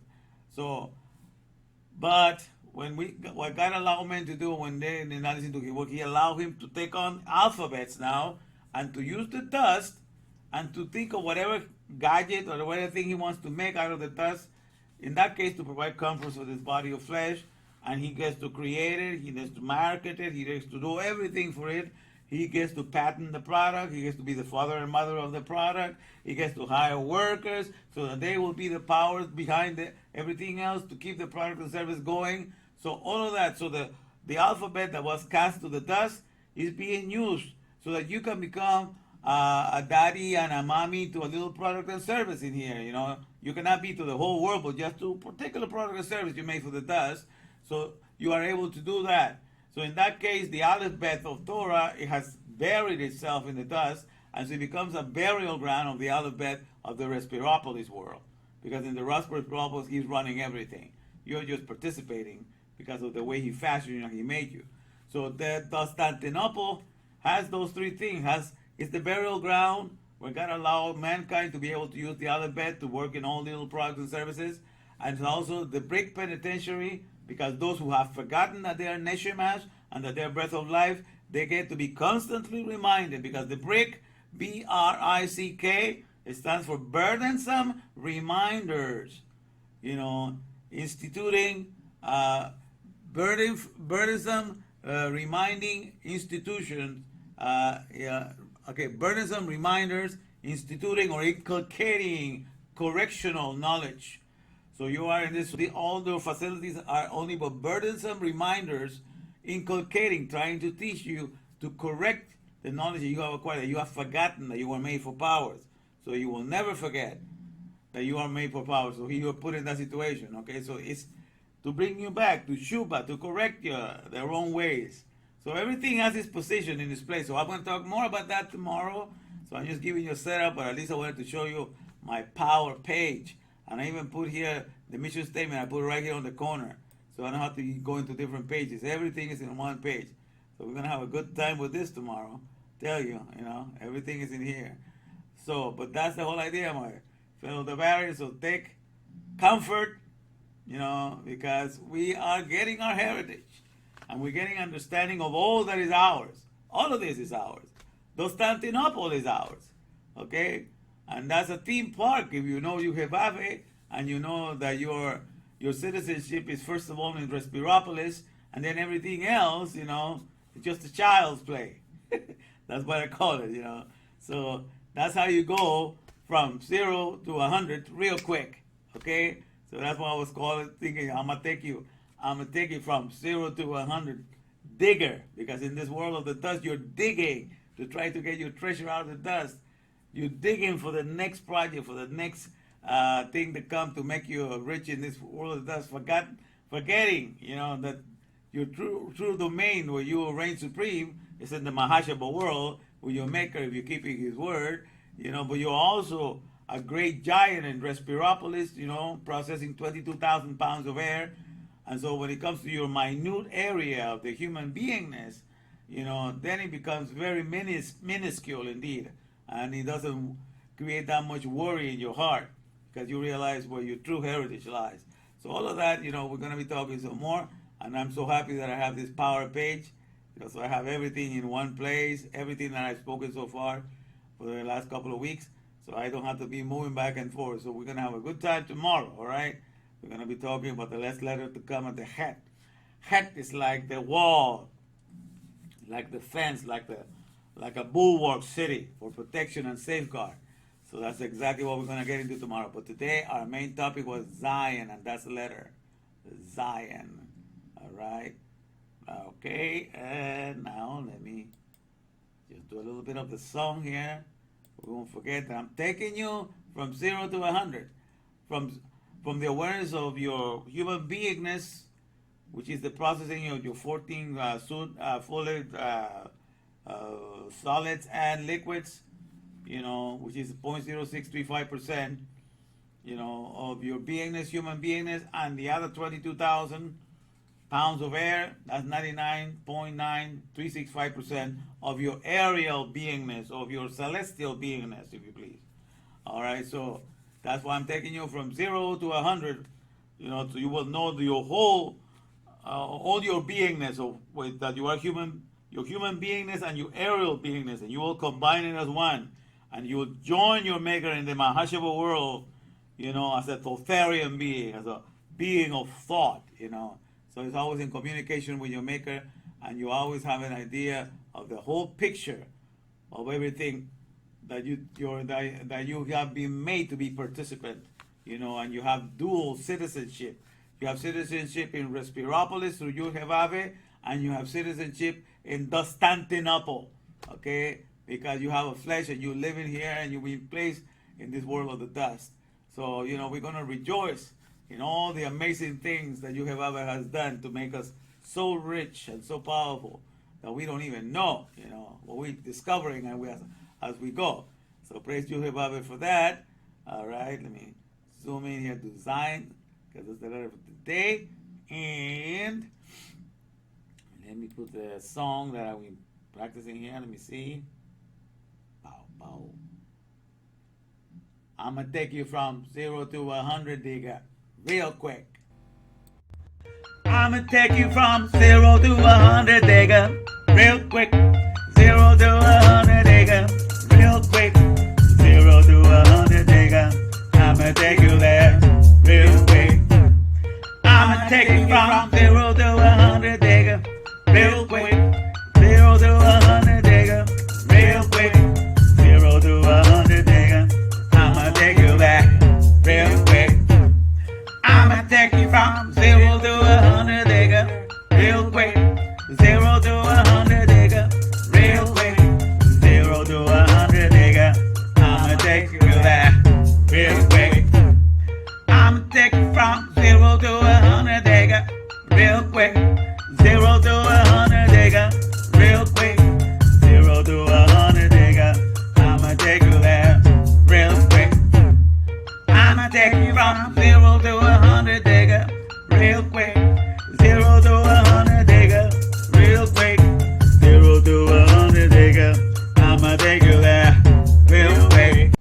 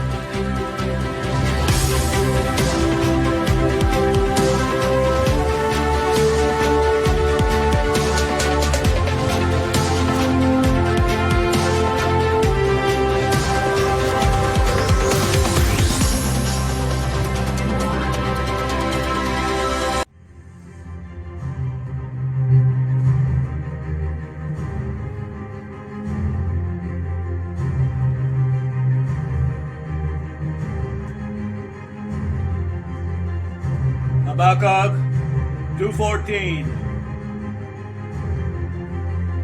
For the earth will be as full of the knowledge of Adonai's glory as water covering the sea.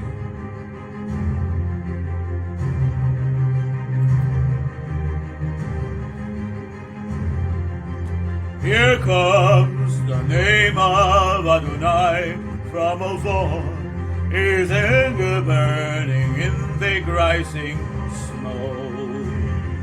His lips are full to the brim with fury, his tongue a consuming fire. His breath is like an overflowing stream that rises high to squish up all the net, to sift the nations with a sieve of vanity, and put a bright hole in the people's mouths to lead them astray. Shema Yisrael, Adonai Eloheinu Adonai Echad.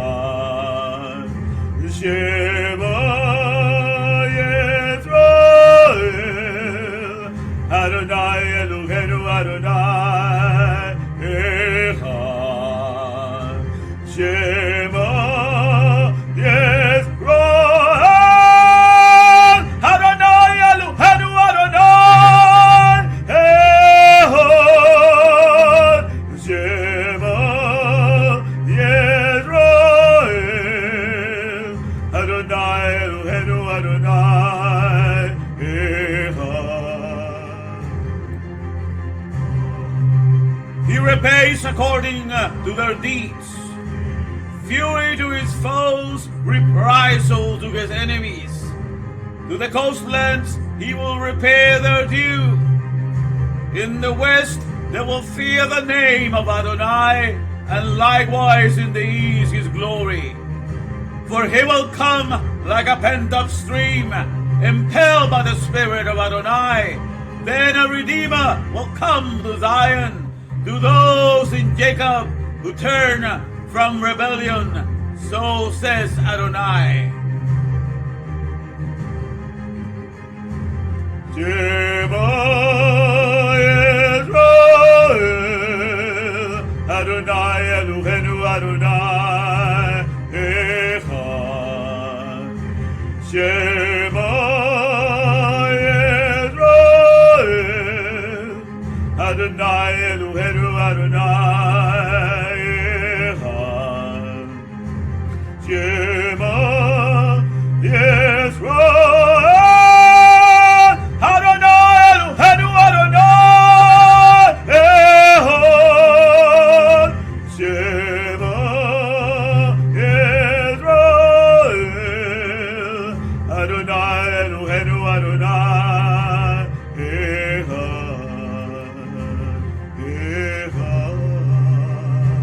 Echad Echad.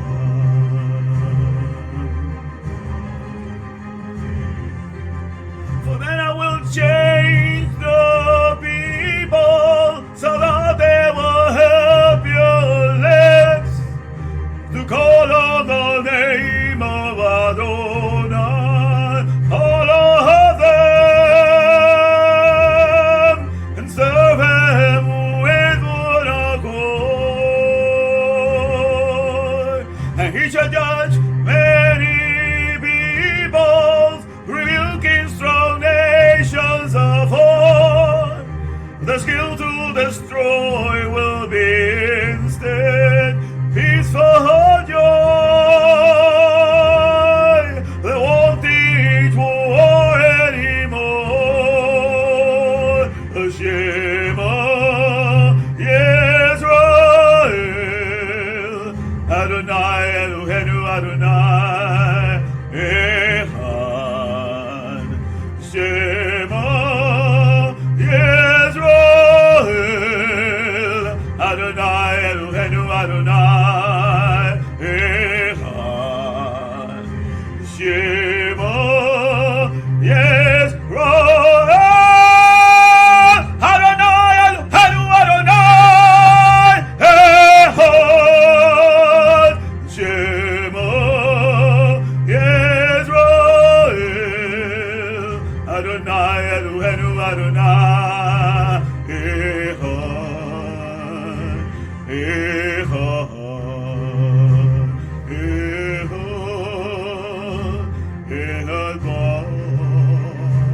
Echad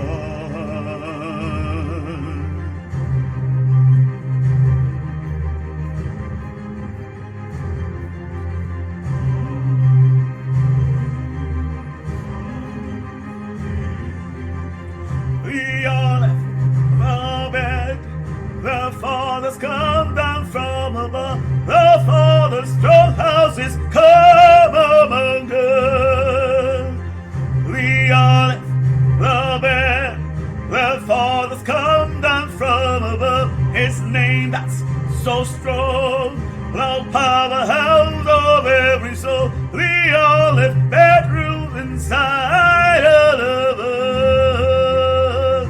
The olive, the bed, the fathers come down from above. His name that's so strong, the powerhouse of every soul. The olive bed rules inside all of us. The olive, the bed, the fathers come down from above. His name that's so strong, the powerhouse of every soul. The olive bed rules inside all of us.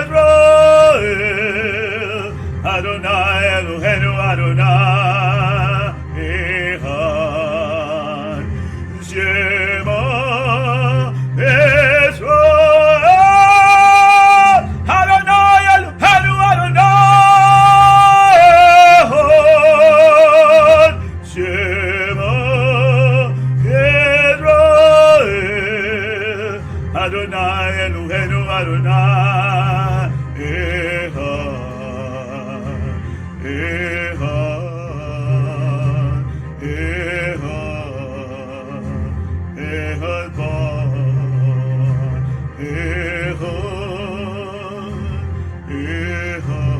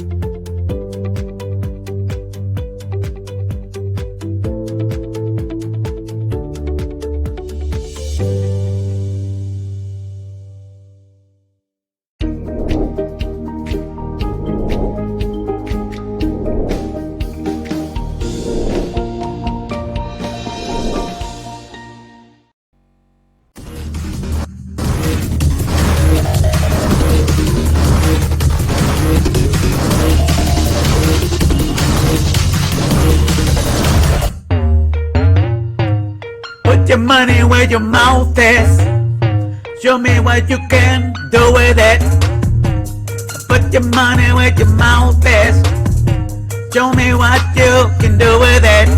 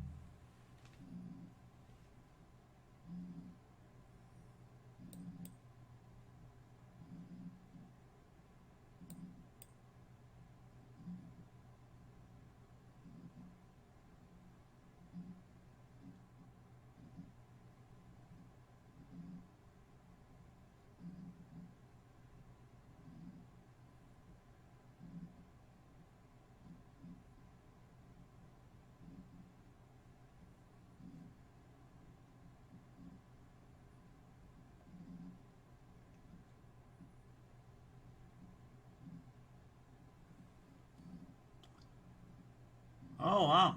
You made it? You here with me? Okay. You're up. Okay, yeah, yes. Daytime where you are. I keep forgetting. I know I'm late right now, but I want to put it in before I end the day. Okay, today we're talking about the letter Vav, connectors, the fusing, the fusions, the connections, intimacy, all of that. All right. So I want to give a little talk about that, not that long. Let me see here. All right. Share this also with my timeline.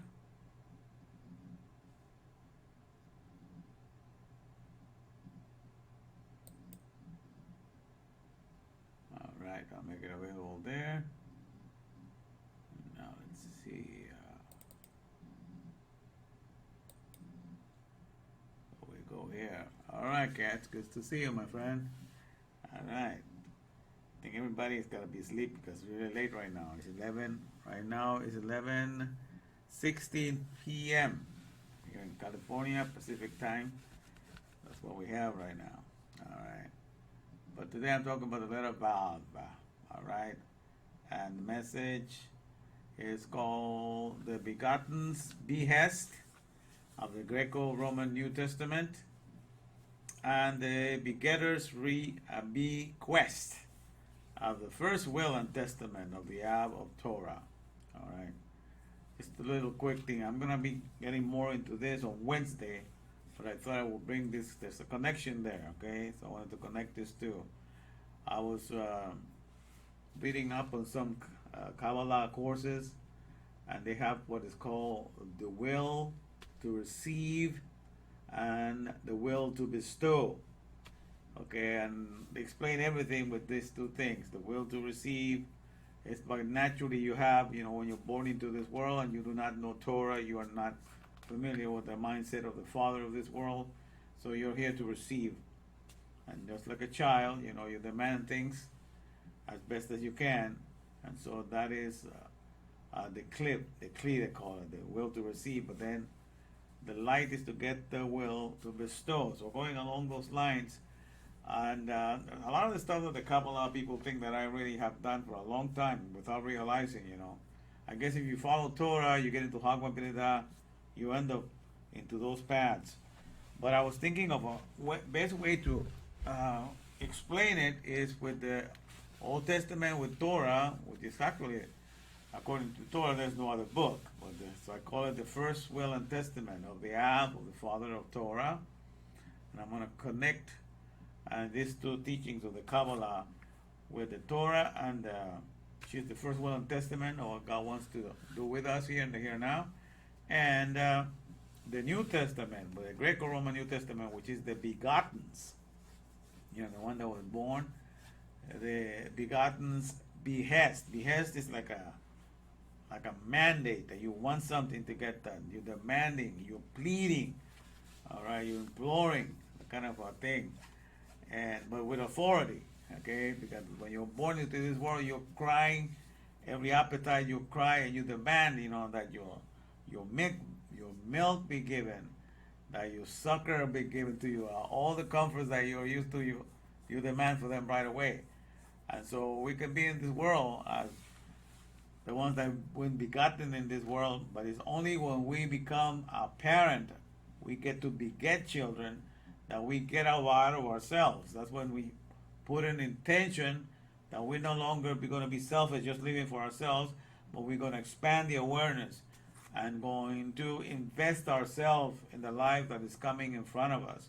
So that's in the process of begetting, of becoming a father or a mother, you already put the intention that you're going to be heading toward the direction of the Father of all creation, because you're no longer going to live just living for your own self-interest and for your own life, but now you have bestowed, you're investing your life upon your progeny, upon the kids that are before you, and they become your life and your everything.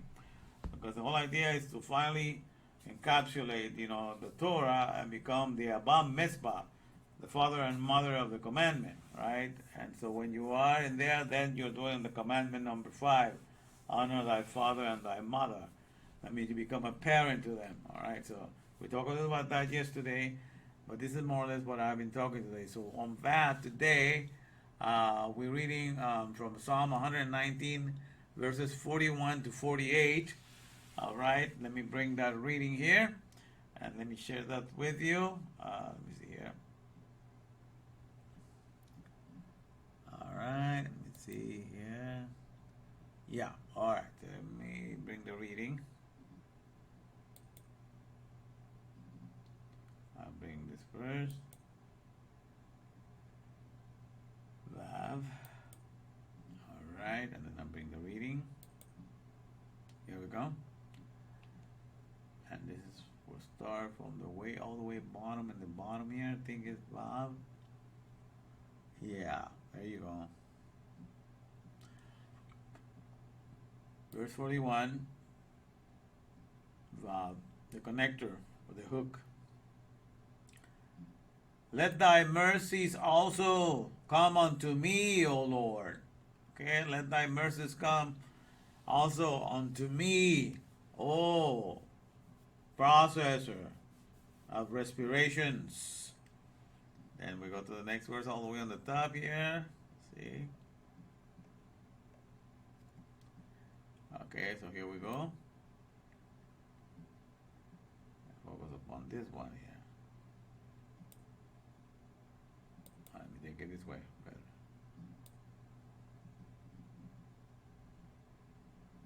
Alright. Even thy salvation according to thy word. Salvation means just completeness. You know, even your completeness, as nothing is lacking, make me be so complete, but according to the way you're revealing yourself to me. I made in your image, and that's how we find our completeness. That's why I was talking about yesterday. I'm gonna take you from 0 to 100 digger, because in this world you are a digger, digging out of the mud solutions for your life. So I'm gonna take you from 0 to 100 digger real quick. 0 to 100 digger real quick.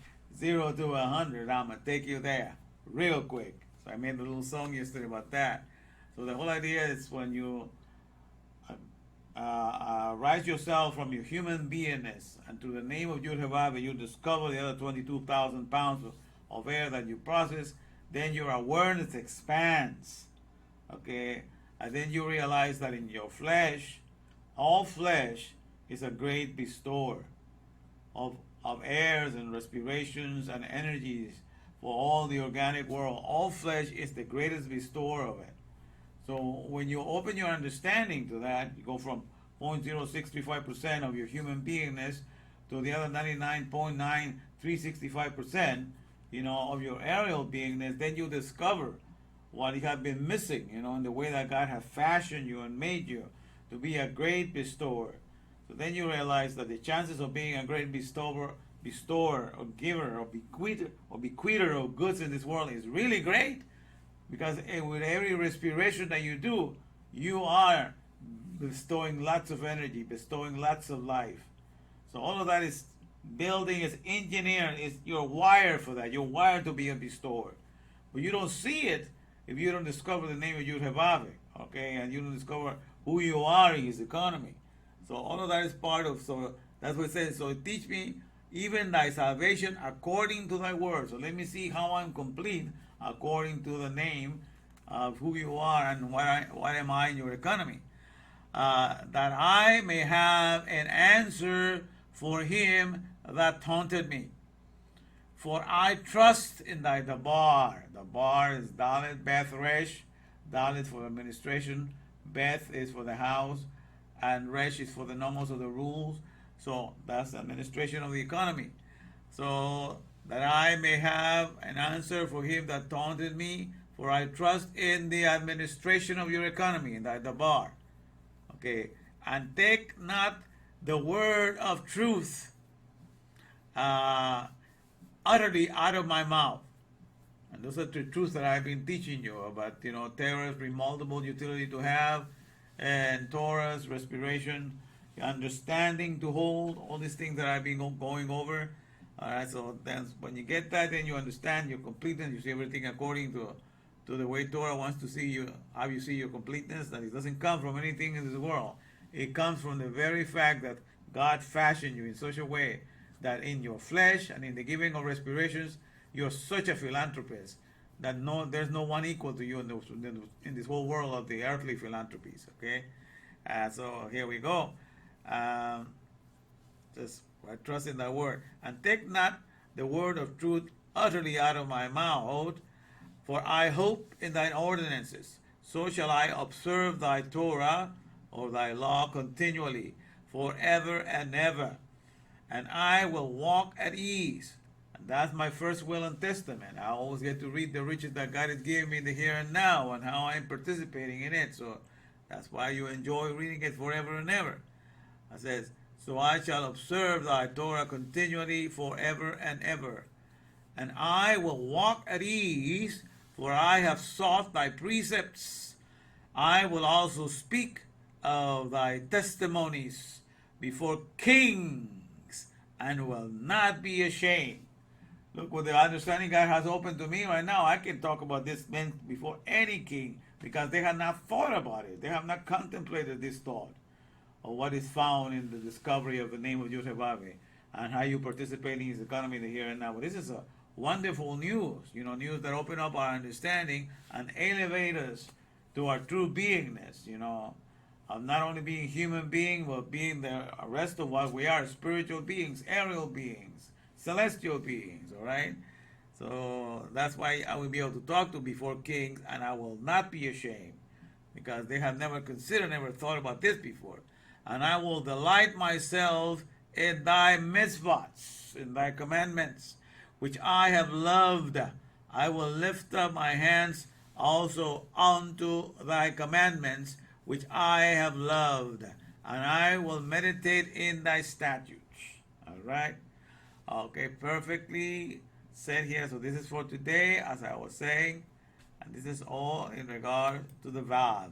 All right, because we're looking at the valve today, the connector, the one for fusing and intimacy, and we're connecting right now the difference between what is revealed in the New Testament as the begotten's behest, or the begotten mandates to get all the best things and all the goodies out of this world and even into the world to come. But it's only for moi. It's only for self. You remain a child. You remain on your own. It's only when you become a parent that you get to exercise the begetter's bequest, and you do all the bequeathing, all the preparing inheritance, and you give it unto your children, because they have become your life.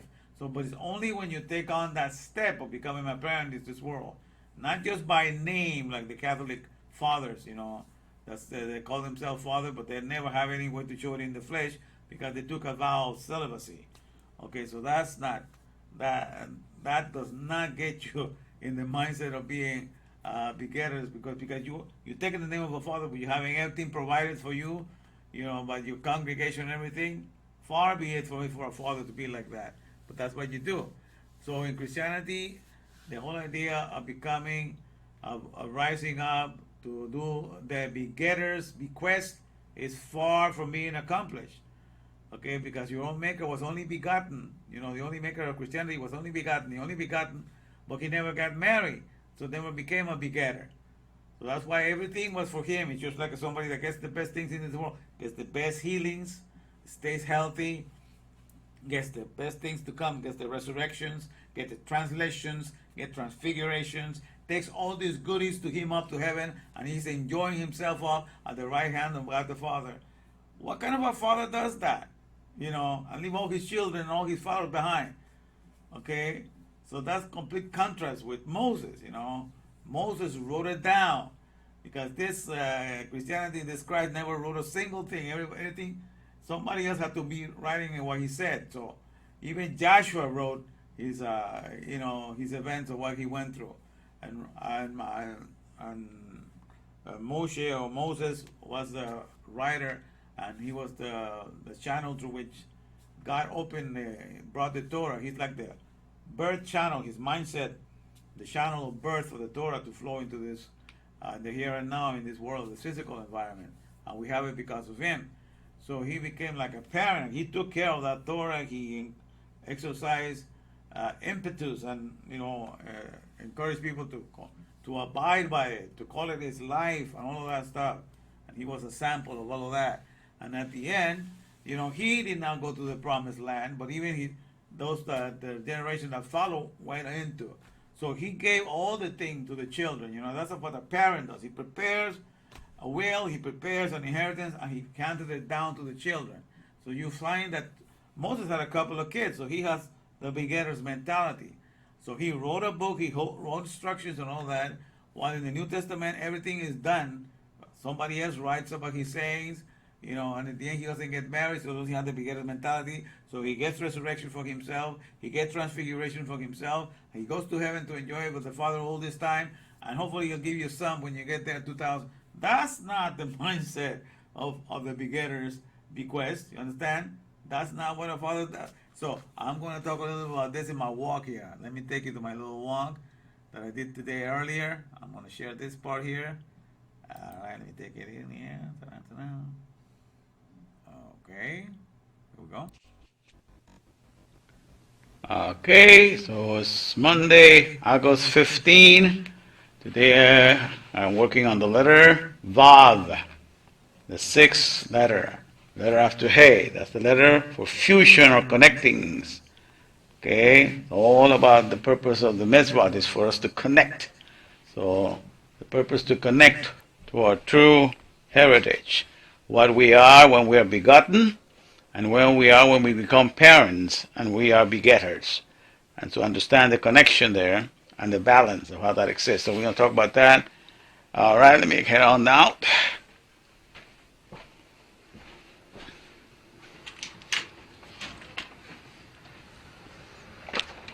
All right. I believe the time is 7:22. All right. Let's see.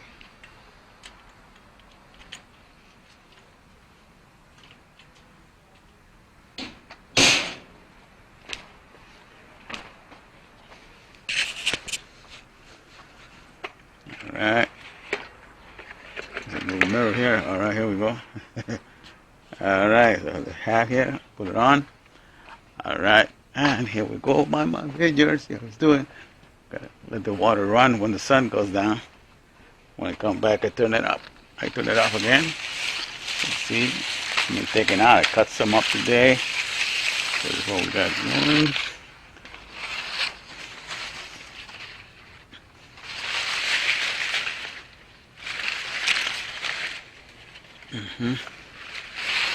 I'll put the light water. When I come back, we'll turn it off. Alright. So, today,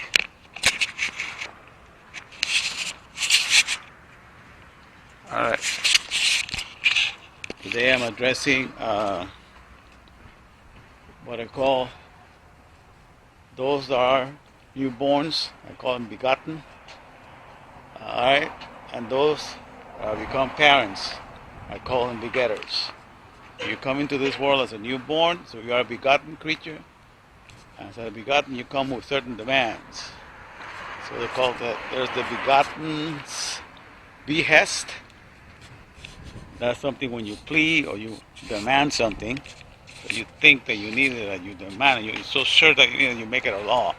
So the begotten's behest and the begetter's bequest. Bequest is when you prepare to give something out, give an inheritance. So that's the process of what we are here in this world. We start as newborns, and as newborns we come with cries of wanting our hunger or an appetite satisfied right away. So we cry. So all our cries as little begotten, as little newborns, are behest. Okay. Alright, let's see what we have to do here.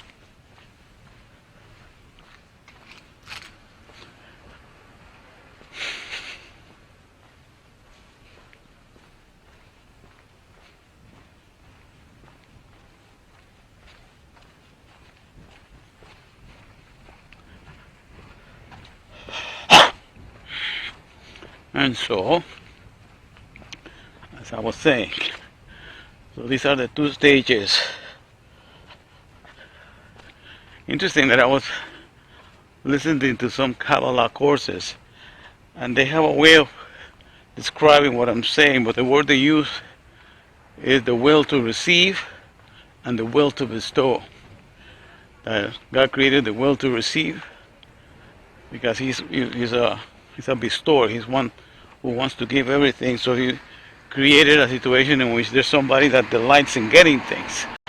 So that's how we start as newborns, with just plenty of needs, and whatever we think we need by way of our appetites, we just cry and implore. And that cry is like a command. Give it to me now. Give me my milk. Give me my nutrition. Give me what I'm craving. And so that's what drives the child from the very beginning. He knows what he's feeling. He knows what he craves. And he makes the plea. That's his behest. So there's the begotten's behest. That's how we start life. And it's until you become a begetter, until you become a parent, that you can be out of just living for the demands of self, and then move up. Okay, you move up to then become a begetters. You do the begetters, I call the begetters bequest, of bequeathing, of giving a will, preparing an inheritance, and preparing what's best to give to your children. All right, let me see. We have a little bit here. Oh yeah. Okay, let's take this. All right, we'll take this for today.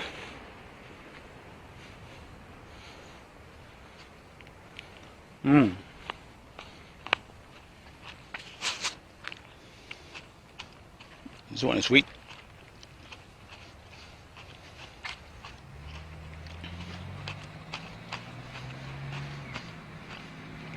So,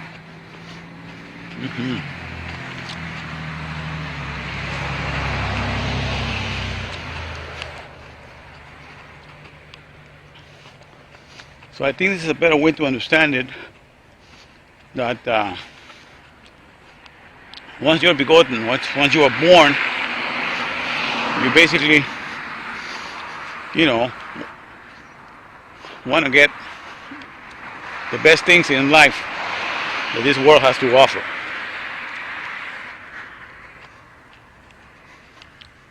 And so when you go through that situation,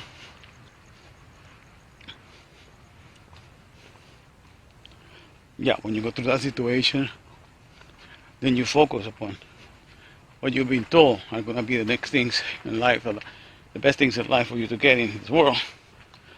And so the idea of the begotten's behest begins as a little child, but you can really grow out of it. The real, until you get into the mindset of the Maker, and you're able to beget His Word, and become the birth channel through which the Torah is flowing out of you, just like Moses. And Moses was the begetter of the Torah in the sense that it was through his medium that the Torah came into existence, because God used him and his mindset to communicate what his mindset and what his desires for this world are in the here and now. And so the whole Torah was written to the mediumship of Moses, and his mindset, or his mind, was the birth channel through which God spoke and brought it into existence in this physical environment of the here and now. So we have the mindset of God that it came through the birth channel of the medium of Moses. So therefore everything is about to take care of this baby that was born through the leadership of Moses, as Yud-Heh-Vav spoke to him. And that's what we have, because that's our heritage for the soul. The soul was made to reign supreme in the Mahashaba world, the world of the alphabet, the thought world. And so these instructions are given to us. So That's how it is. But when you're born and you cannot give any birth of your own, you do not write anything, you do not give birth to any creative thought, you do not give birth to any children. Okay, so you're only gonna be concerned how to get your best for yourself, not only the here and now, but in the world to come, if possible. Okay, so that's what.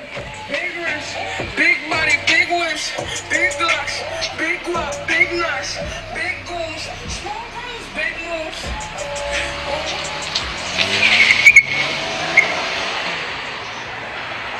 So that's how we find, that in the New Testament, the leader of Christianity did not write anything.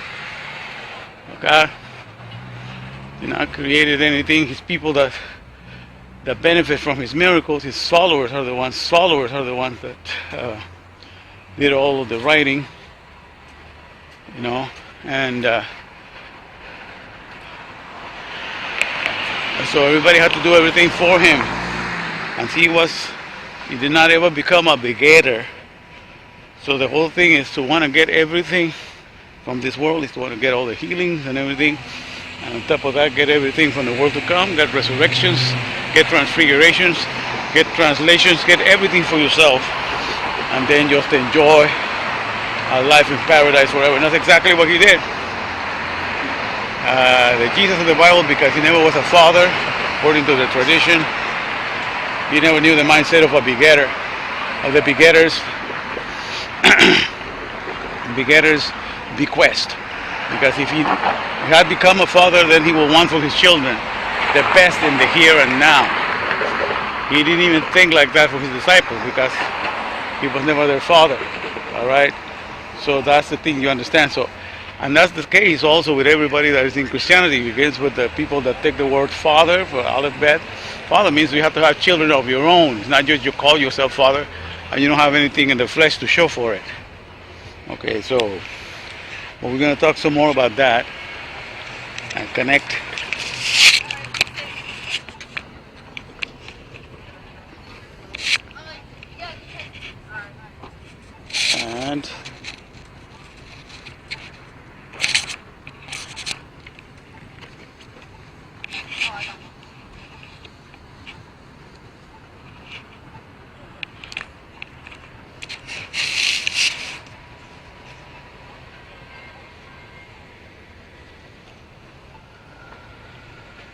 And therefore we're going to be able to get to see,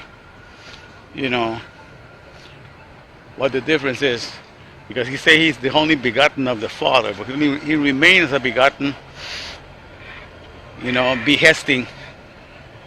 He had the begotten's behest. He got, supposedly in that book, you will see that he got the best for himself. He got resurrected, all for himself. He said we're going to get it at the end according to the narrative. And he got translated, he got transfigurated, all for himself. None of his disciples got that. But that's how it is. When you're a begotten, you request the best, even, the best from the next world to come, and it's all for yourself. Nobody else gets it, because you're still a child. Only when you become a father, and then you live for somebody else, and you extend the awareness of who you are into the next generation to come. And then you do the begetter's bequest. You live to provide an inheritance and to provide the best for the children and for the next generation to come. So that's what would happen in Moses. Moses he had a couple of kids. He was a father. He knew about the mindset to provide the best for his children and all of that. So we just see the contrast there. So the Torah is the picture, is the example of having the begetter's bequest. So when the Torah was written, that's to tell us the first will and testament of God when he come into existence, all right, is to be full of his powers, be full of his Elohim, powers, faculties, authorities, and all of that, and be here in this world as a power plant full of energies for everybody to be benefited by our manifestation here in this world, having the power plant within us. All right, so this is, and then you see the difference of the other one there In the New Testament, the begotten remain a begotten, and he only grew up to be just a big baby, and one, not just the best foods and the best healings and the best things you can get in this world, but also the best things you can get in the world to come, transfigurations, translations, be able to resurrect and all of that, and all for himself. Okay, and if you behave and do what he tells you, then he's going to give you some of that at the end. A parent does not behave like that, you know. Even when you passed away, then you live for your kids' inheritance. So you don't take it with you and going to give it to them later on, thousands of years from now. That's not the mindset of the begetter. So therefore, you don't expect that from the Christianity, because it's not based upon the begetter. It's based upon the begotten. So the New Testament gives you the best picture of the begotten's behest, the pleas and requests and commands and demands of a child that never grows up, because he never becomes a parent to anyone. All right? And so that's it. I will talk some more when we get indoors.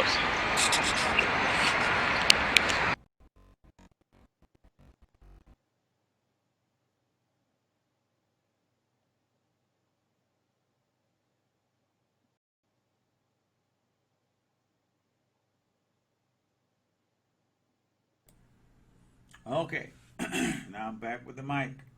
All right, so now you see, so what's a little walk, meditating on that. You got to connect the dots, because the word Vav is all about connecting, all right, the connectors. And that's what I do my whole life, I'm connecting. And for finding out today that the numerical value of Elohim is 86, and that's also the same numerical value for nature, it's also 86. Because Elohim are the powers of the wind, and the wind powers is part of nature. So God is found here. The Elohim are the powers of the air, you see? And it's found here, it's all part of our nature. So even the gas, which is what we process the most, that's part of nature here. That's what we're doing in here now. So it's all about connecting. So these are two things that I need to understand for you to connect. So that the blessing of becoming a father and mother is that it takes you out of yourself. It takes you out of just living automatically for selfishness. You're positioned to move out of your shell and to just live for somebody else. So that position puts you in tzedakah, in the state of love, of loving something other than yourself, and that already puts you in the direction of the character of God. You see, and that's the whole idea, because He's the greatest bestower, the greatest bequeather. He is the one that gives everything, all the time. And so the whole idea is for us to not just enjoy the getting, but enjoy to the point that we also become the giver. We become the bequeathers. We become the ones that give things. So that's the whole idea, to not just enjoy the getting, because if you're just begotten, you're gonna try to get even the best. Like in the Greco-Romans, you understand that the Greco-Roman New Testament, the other people wrote about Jesus. He did not write a single thing, although whatever he wrote on the sand, according to some testimony that he was writing something in the sand. But other than that, he did not write anything. Everybody had to do everything for him, because that's what a big baby has to have everything done for themselves. For them, they cannot do it on their own. Okay, and then in the end, they just want everything. They just demand that they get the best resurrections, they get the best transfiguration, they get the best of everything. They get to be with the Father forever. Just 3 days of suffering here on earth, and eternity with God forever, having a good time in the throne. See, that's, you call that a great sacrifice? I don't know about you, but when you put a comparison like that, but the thing is, I wouldn't do that either. If I were to tell you, you're going to go there and just have 3 days of suffering and then come and enjoy yourself here in heaven and be out forever, and people just pay attention to you, what kind of that's the most selfish character to ever be. If you're going to be a parent in this world, you're going to be like Moses. You're going to make sure that you prepare the people, equip them, you teach them right, and then you send them into the promised land with a good leader like Joshua was. Even if you don't get to go, but you have prepared them, you have done your education. That's the heart of a begetter. So, and he did not claim to be God. Moses never claimed to be God. This other person comes, he's begotten of the Father, but he only has like demands that you got to worship me. If you don't believe in me, you are lost forever. all these demands that, all this attention that you have to be given and recognize him as God or you're doomed. Come on now, all right? So, understand that. But also part of the government, the Greco-Roman, all these people will just put decrees. A behest is just like something that you demand. Like when government asks for taxes, like it's happening right now, they want more taxes and put decrees. They're behesting. They're putting mandates. A mandate is a way of requiring that you comply with something that they want you to do. Okay? Because that's how you make them feel that they're in authority, they're in control. But they're only begotten. They have not become a parent to society. They have not grown up to that. So that's the thing that you need to understand, right? So there was more that I wanted to read, but I think that's enough for today. And so I'm just going to stop right there, because we already read the thing, I already talked a little bit about that, but this is a connection I wanted to make for you to see the difference, okay? Because when you get to write a manual, okay, when you write a manual, you're a creator, and you are running an enterprise, and you write a manual to run your business, that business is your child. You understand? It's your intellectual property. And you take it to the patent office for it to be protected as your only patent office, as your only, intellectual property. And you commit yourself to be the father of the functionality that this manual is describing that a product or service should do. A manual, you have to run a product, have to run a service, have to assemble, have to put it together. And you as the owner, because now this is your baby that's going to make you rich, you commit yourself to its functionality. And everybody that you hired in your company is also going to act in the same capacity as being a father and mother to that manual. That's what we do. That's the Aba Mitzvah. Be a father and mother to the commandment, to honor father and mother. You got to connect the dots, people. Okay, that's what we become, and we become the begetter's bequest. We prepare to give the best care to the children that we have brought into this world. Whether it be a manual for a product or service, that's the child that you created, your intellectual property, and you commit yourself to bequest and to bestow the best care on it. And everybody that you hire does the same. That's exactly with God. Where for the here and now, He gave us a Torah and have to take care of all of our children, everybody that will come after us. All right, and then we take on Torah, and that becomes our manual, and therefore we give birth to Torah in our minds and in our hearts and everything. And when we give birth to Torah, that's the time, because when you have a written manual of a product or service, you are not accountable to that product or service. You never eat it, you never consume it. You only restore it, refresh it, and renew it. So the only time that we're going to be the ones being parents to all creation is when we can drink in the Torah, and then we walk into the workplace, which is all of this creation, and we are only here to renew, refresh, and restore, and never to take advantage from anybody. But that's when the Torah becomes your child, that makes you rich in the character of the Father, because that's what we were made for after all, to finally rise up to the level of the Father of all creation and be rich in His character and in the revelation of His character. And that can be done in the here and now. So connect the dots, my friend. The New Testament, so-called New Testament, is nothing but the begotten's behest, or demands that things be done His way for His appetites, and it's all the invention of the Greco-Romans. But the Torah is the begetter's bequest, to grant you and to bestow unto you all the best care possible for the here and now. All right, let's connect the dots there. All right, let me close with a song. And so, understand, so that's why I'm taking you from 0 to 100 real quick. When you understand this, you will go from being a human being to an aerial being. It facilitates the whole thing of being a parent in the here and now, because your whole flesh in the dynamics of the breath, of the respirations, is a great bestower, is a great bequeather. He gives constantly, left and right on a second by second basis. All right, so let me hear the song here. I'ma take you from 0 to 100, digga, real quick. 0 to 100, digga, real quick. 0 to 100, digga, I'ma take you there, real quick. I'ma take you from 0 to 100, digga, real quick. 0 to 100.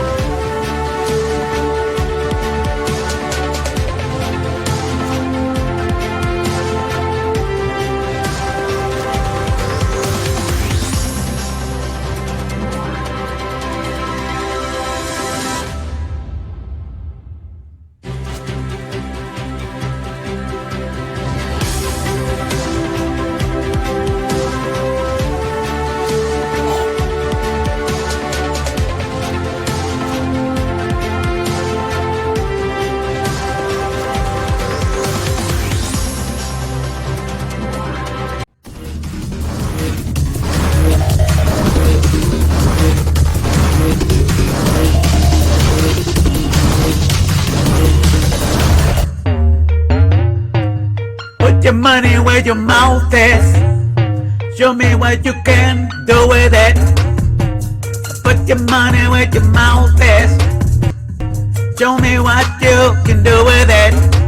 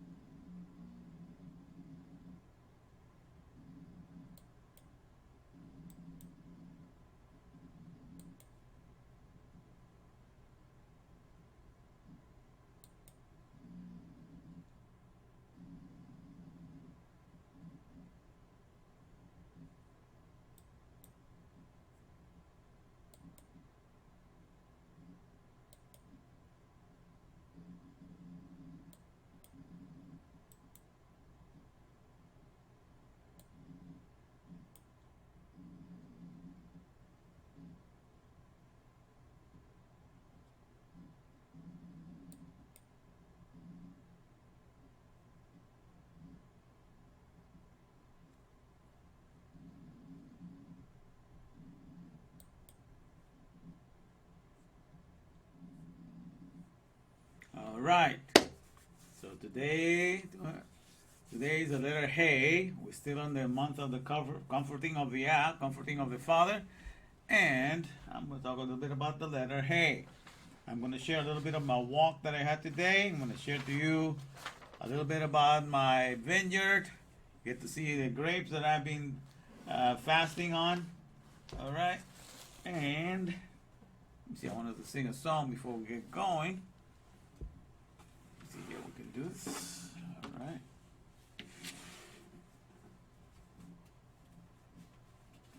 All right.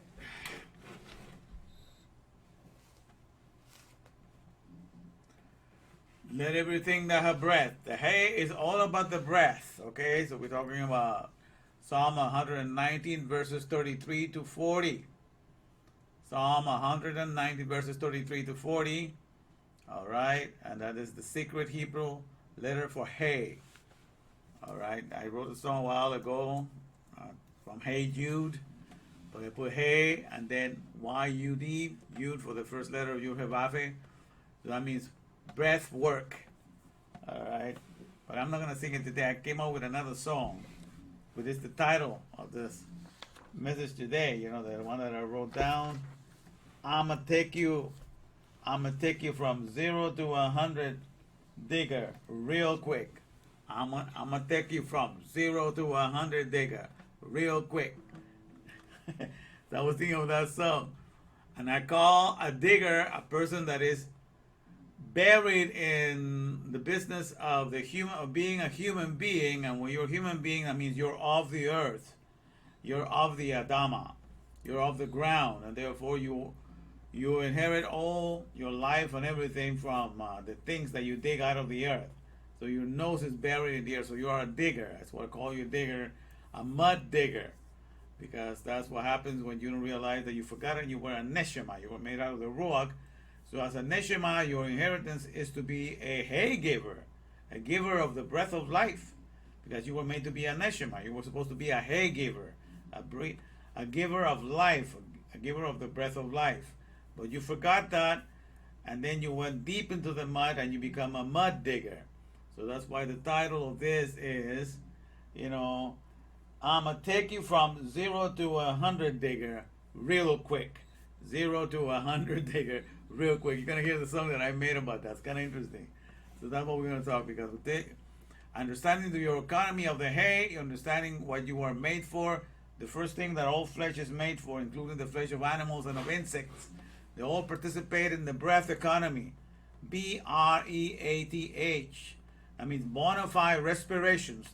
The breathing are respirations. We all do the respirations. Even the insects do it through the abdomen, the spiracles they call. So they all do the respirations, and in the process of doing the respirations, fusion of oxygen and other gases take place. And this goes out, and we all participate in this life-giving economy, you know, in which we take in oxygen, that is the life for our flesh, and we give out carbon dioxide, which is the life of the plants, you know, and so forth. So there's this beautiful exchange that goes on, you know, and so there's a fusion that takes place within us. So it's an amazing scenario that is happening.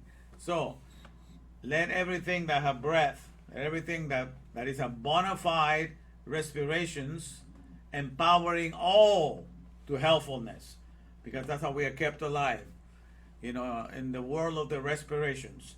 So it's breath, and the economy of the breath. So let me put a song here. You see, we're going to sing "Let Everything That Have Breath." Let me bring this up here. All right, Hey. All right, and then I'm going to shoot the song. All right, here we go. All right.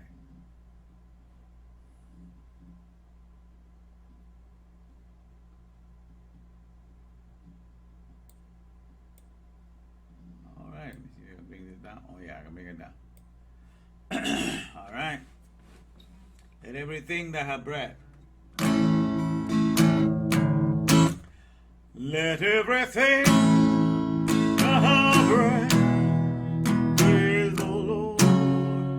Praise the Lord. Let everything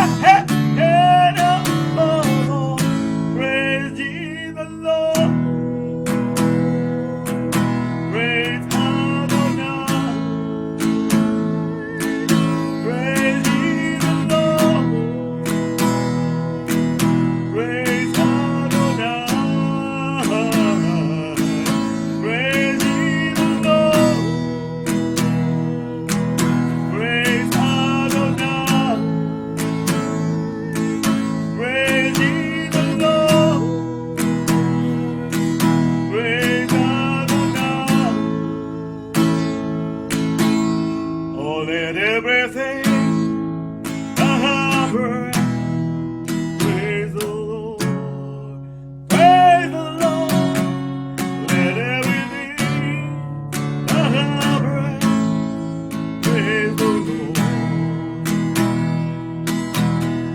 Let everything that have breath, let everything that have breath go. Oh, let everything that have breath praise the Lord. From the top. Praise Jesus, Lord, of heaven and earth. Praise Jesus, Lord, who the head above.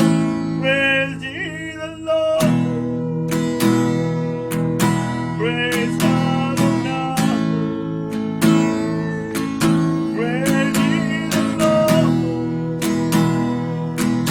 Praise Adonai. Praise Jesus, Lord. Praise Adonai. Praise Jesus, Lord. Praise Adonai.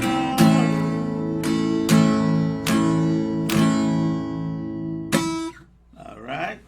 So that's for the song for today, dedicated to the word hey, which means respirations, breath, you know, all the respiration that we take, and that's the main economy that we were made.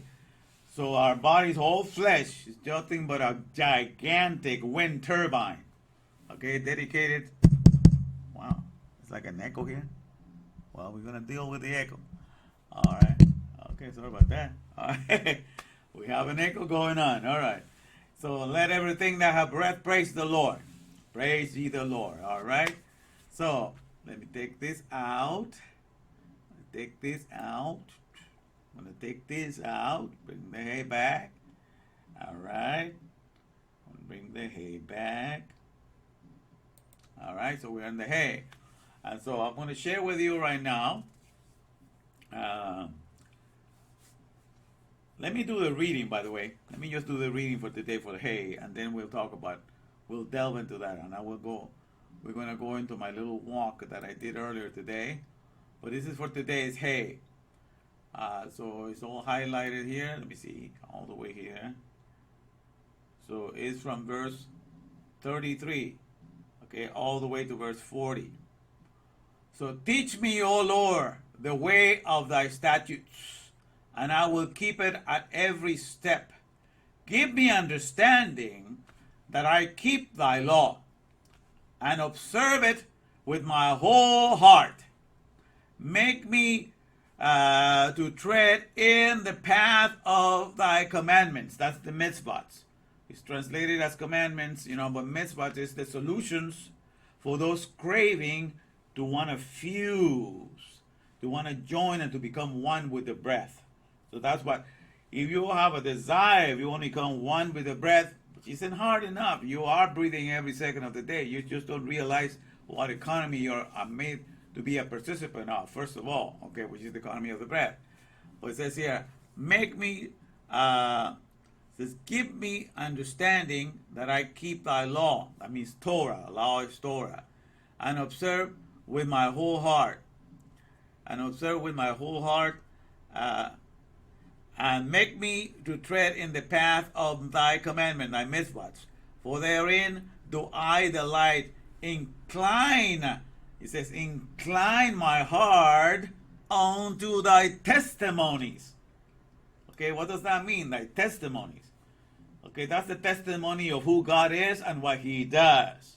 Who is God? Is Yud Hevave Elukenu, or Yud Hevave Elohim, which means the processor of the respiration fusion powers. Okay, the respiration fusion powers, because every time you breathe in, there's fusion that takes in. There's a combination of gases, each air, there's 22,000 pounds of air that we all breathe every day. So we're more aerial processors. We process more air than physical and solid things. We may eat and drink about 14 pounds worth of solids and liquids every day, and that was we process, as liquids. But air, we process 22,000 pounds of air in a 24-hour period. Okay, so what does that tell you? We are more aerial beings, and aerial means it's of the wind, of the ruach, of the spirit. So we are spiritual beings, because the air is the spirit. Spirit means air, wind. All right. So we process that, and so when we're talking about thy testimonies, incline my ear unto thy testimonies, says, let me see the way you see things. You are all about the powers. You're all about sustainability, about keeping alive everything that you have created, about being the energy behind everything, to keep everything alive, restore, refresh, and renew. So incline myself to do that, because I was made in your image. So I will exercise who you are in the here and now and forevermore. So that's what he's talking about. So incline myself to thy testimonies. Incline my heart unto thy testimonies, and not to covetousness. You see why? Because when you are of the earth, when you call yourself human being, means you call yourself of the earth. You're only aware of 0.0635% of all the things that you circulate, that you process every day for your physical. You're aware of the things that you drink and the solid foods that you eat, and that is only 14 pounds of what you process every day. Okay, compared to the 22,000 that you're breathing out, in and out, that's the respirations, and you're completely unaware of what's happening in that economy. But that's the number one economy you were created. You were created to be an aerial being, a spiritual being, a celestial being, a being of the skies. And you are like that. 22,000 pounds going in and out of you daily. Okay, and in the process, you're getting oxygen for yourself. You're sending the carbon dioxide to the plants. Everybody's sharing food. Everybody's is getting what is needed for their life. So it's a magnificent economy. So the Lord, the processor of the respiration powers, is who Yushavave means, Elukenu. Okay, so that's the testimony. So that's what we look. So, but when we're aerial beings, we are the ones digging in the mud. We want to get results out of the products made out of the mud.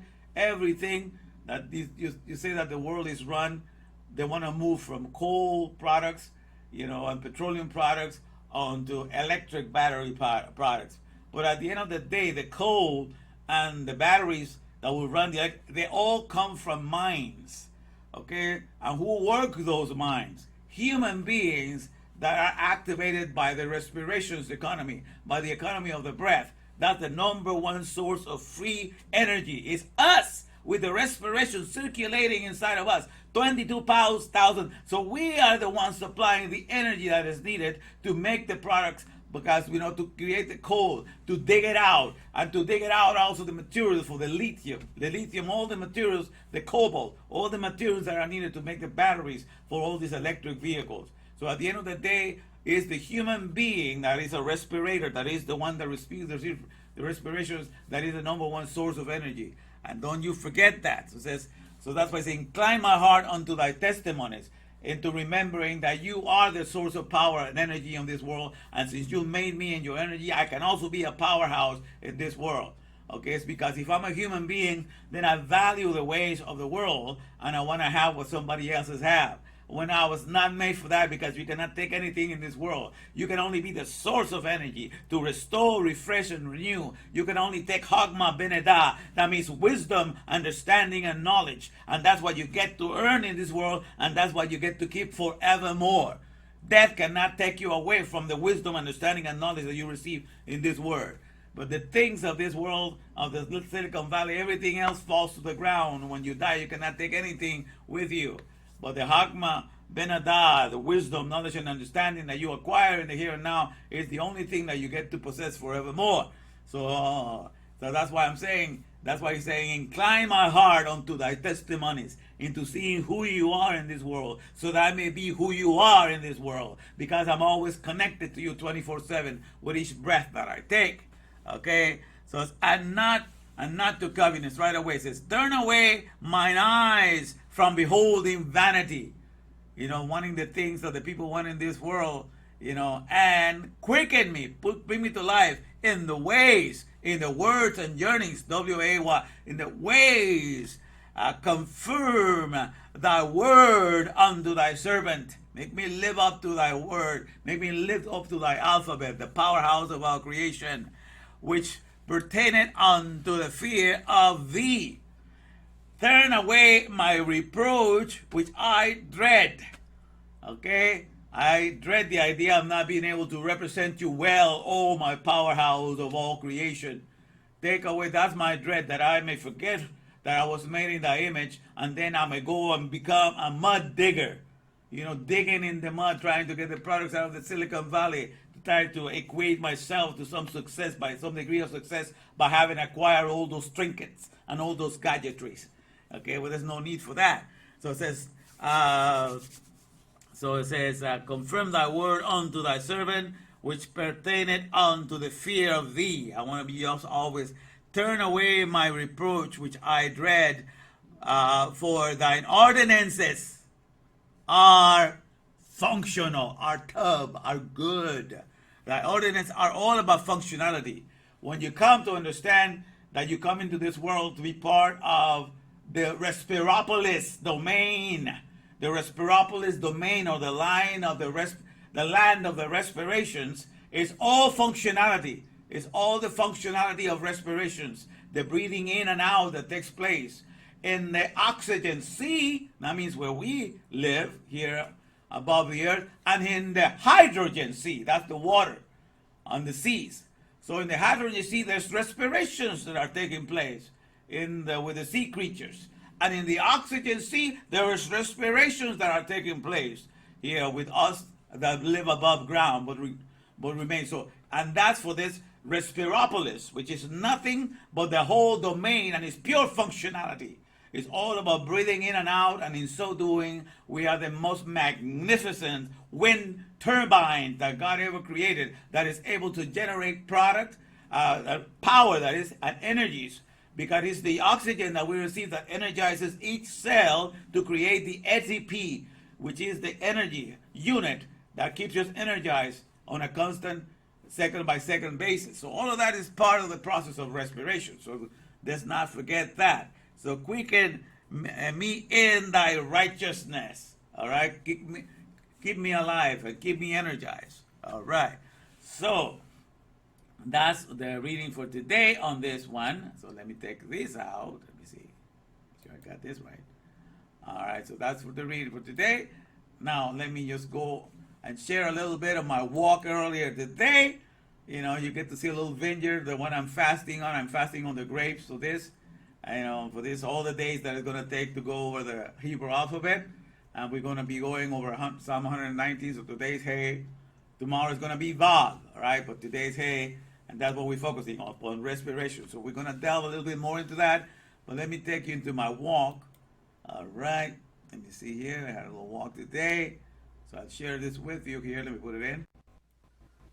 Okay, hello my fellow Bavarians. Going out for a quick walk. Right now it's about 1 o'clock or something. Let's see. 12:45, Sunday 12:45. All right, today I'm going to be talking about the letter Hey, the first letter that was ever spoken to make creation. Hey is the breath for respirations, all right? So we're going to be talking about that. So let me see here. Let me take a little walk. I'm going to be recording a little bit. I don't know how much battery I have on this one, but let's go. Let me see here. All right.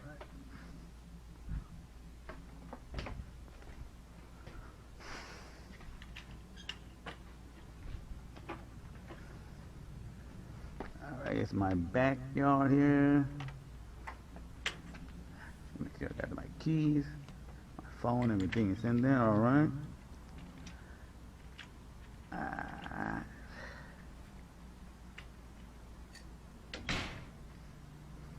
Okay, you're gonna see a little bit of my vineyard that I have back here, all right. Spreading out a little bit here. So you can see. Yeah, this is what I have here, the black grapes. Oh, sweet. Look at that. With lots of seed. Here's a good one. Each one has about 2 or 3 seeds in it. No GMO crap here. Lower it. Lower it all. I come and get my grapes from here. And I put them in the blender. I drink about 21 ounces of that a day. That's what I'm doing right now. You can see it's still loaded. Make some more.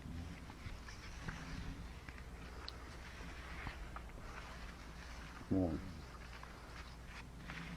It's all part of it. More. A lot of them.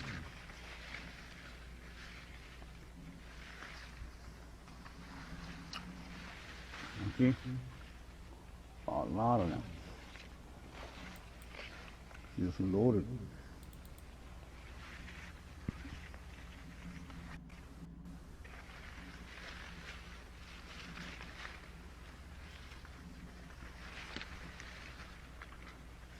More. It's all compacted. I have it all around here because I don't want to spread out all over the place.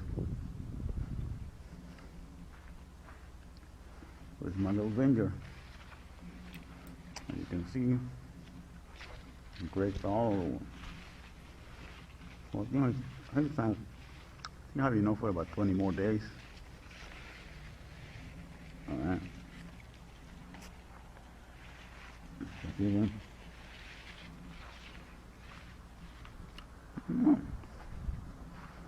So, this is the neighbor here. He so got this going. This other neighbor has this mango trees. And these, forgot the name of it, but this can be used as a salad. It tastes real good, very tasty. You know, a lemon tree here, these ones are pretty good.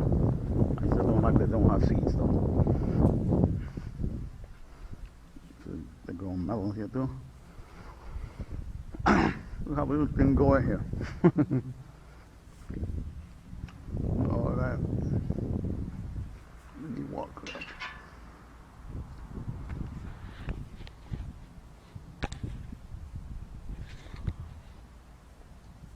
So, was indicating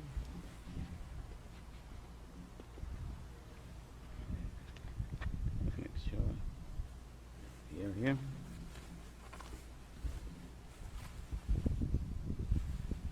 All right.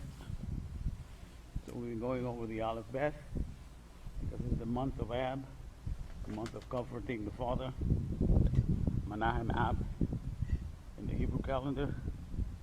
We're going to be done by the time I finish, but at least I thought I'd get it going because that's how I started the COVID-19 Men Group in 2020. I did this whole thing. So we're doing the 5th letter today, Hey. All right? And so that has to do with respirations. That's what to do with the economy of the air. You know, that how we get to breathe 24/7. And specifically for which we're created. That's what keeps us alive 24/7. That's the source of life. All right, and we have participants in that. Now look at this one. This is rosemary. I like this. I usually take cut a little bit off of my go here, like that. Rosemary.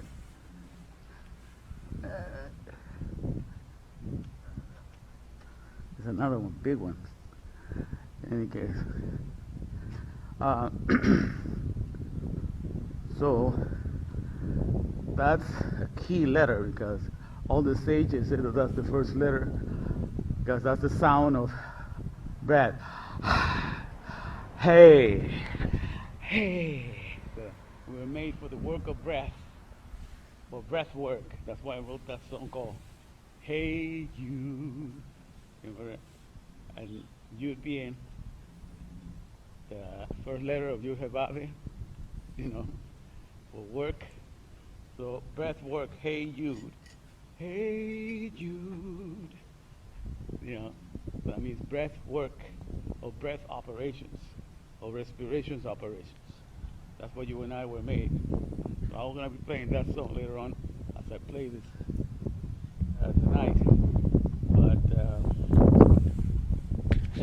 That's the key letter for our existence. That's the main promotion of the alphabet of the power winds. Because the whole earth, all flesh, all insects, all animals are part of a wind power plant. It's a windmill. But this is the flesh, all flesh is the most dynamic wind turbine ever created. That supplies all kinds of powers. That combines within the flesh and it does all kinds of gas mixtures, you know, so that as the oxygen comes in, together with the nitrogen and all the things that come in the air, all these things fuse and get chemically united, you know, and then we take out carbon dioxide, we share the oxygen also. You know, pomegranate here in this neighborhood here, I was passed by there, it's almost ready. Pomegranate.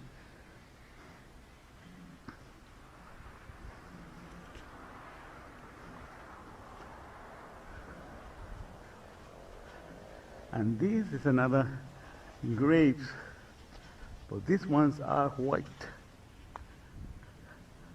White grapes, see all the way on top? Oh, green grapes. Green grapes. I don't know why I call them white, but green grapes. You see some of these?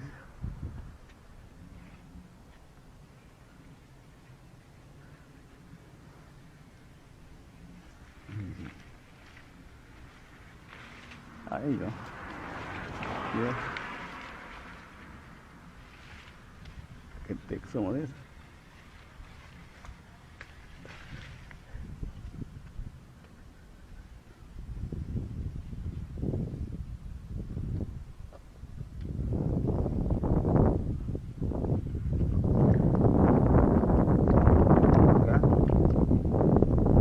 That's what I've been doing. I've been drinking my grape, the black ones,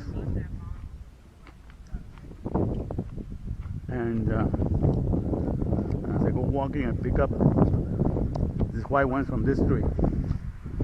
So as I get to eat these during my walk, keep it a healthy walk. It's sweet. Thanks, man.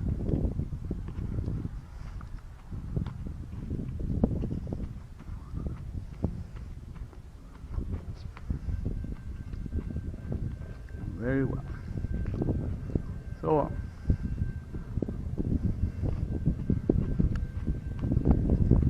you got to enjoy a little bit of my walk journey. So, I just gave you an introduction there. Now, you get to hear the rest now. For the letter Hey for today. All right. You're gonna go from your awareness of being a human being to your aerial beingness awareness real fast. So I was thinking of that song. You're gonna go from 0 to 100 digger real fast. And I'm calling you a digger because you were made to be a hay giver, a respiration giver, and that's what you are 24/7. You give breath of life to all your species around you, to all the organic species participate. And that's what you are. Number one, you are a hay giver. Well, you have lost consciousness or awareness of that. Because in the doctrines and narratives that you've been given, you've been turned into a worm or a snake that crawls in the ground. So you become a mud digger. So everybody that is a human being is trying to get their satisfaction from being a mud digger. The thing of digging the mud and finding the treasures of the mud, you know, building all the things that build from the mud. And the wicked are like the troubled sea, whose waters cast out mire and dirt. When it says that that means the dysfunctional for the alphabet, those that are dysfunctional, to see that they were made for the wind powers, what they work for. They are like the sea that is constantly dragging in mud and dirt, you know. So that's that people are sea. like a sea working on the mines, for all these things, for us to have comfort. All this thing of electric vehicles and everything, a lot of people with the breath power have to be working behind it. All the coal in the world, all the petroleum, everything is handled by the people that are the hay givers. We, the human beings that have respirations, are the number one source of energy for the whole planet. We make it happen. We make things work, but people have discredited the hay, discredited us as hay givers. So all these narratives is to make you lose awareness. By calling you a human being, they're only addressing 0.0635% of what you get to process every day, be a human being. But you are mostly 99.9365% aerial, because you process air all the time, every day. So I'm going to take you from 0 to 100 real quick, Mug Digger. So we're going to go from 0 to 100, Digger, real quick. I was thinking about that song. Okay, so you're going to take your whole, you're 0.0635% right now aware of who you are by calling yourself a human being. But when you add to yourself the other portion of your aerial beingness, then you go to 0 to 100 real quick. And that's what we're going to dedicate this hay for. Let's go from 0 to 100 real quick, and the full awareness of who we are. We are 0.0635% human beings and 99.9365% aerial beings.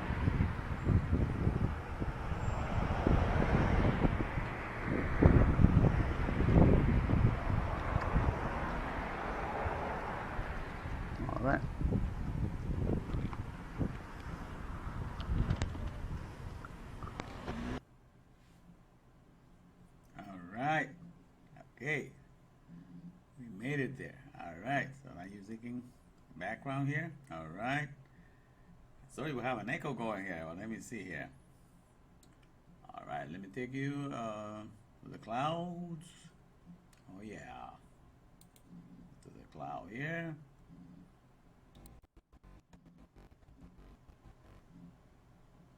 All right, so there you are. Let me see here. Bring a picture of the hay again. All right, here we are.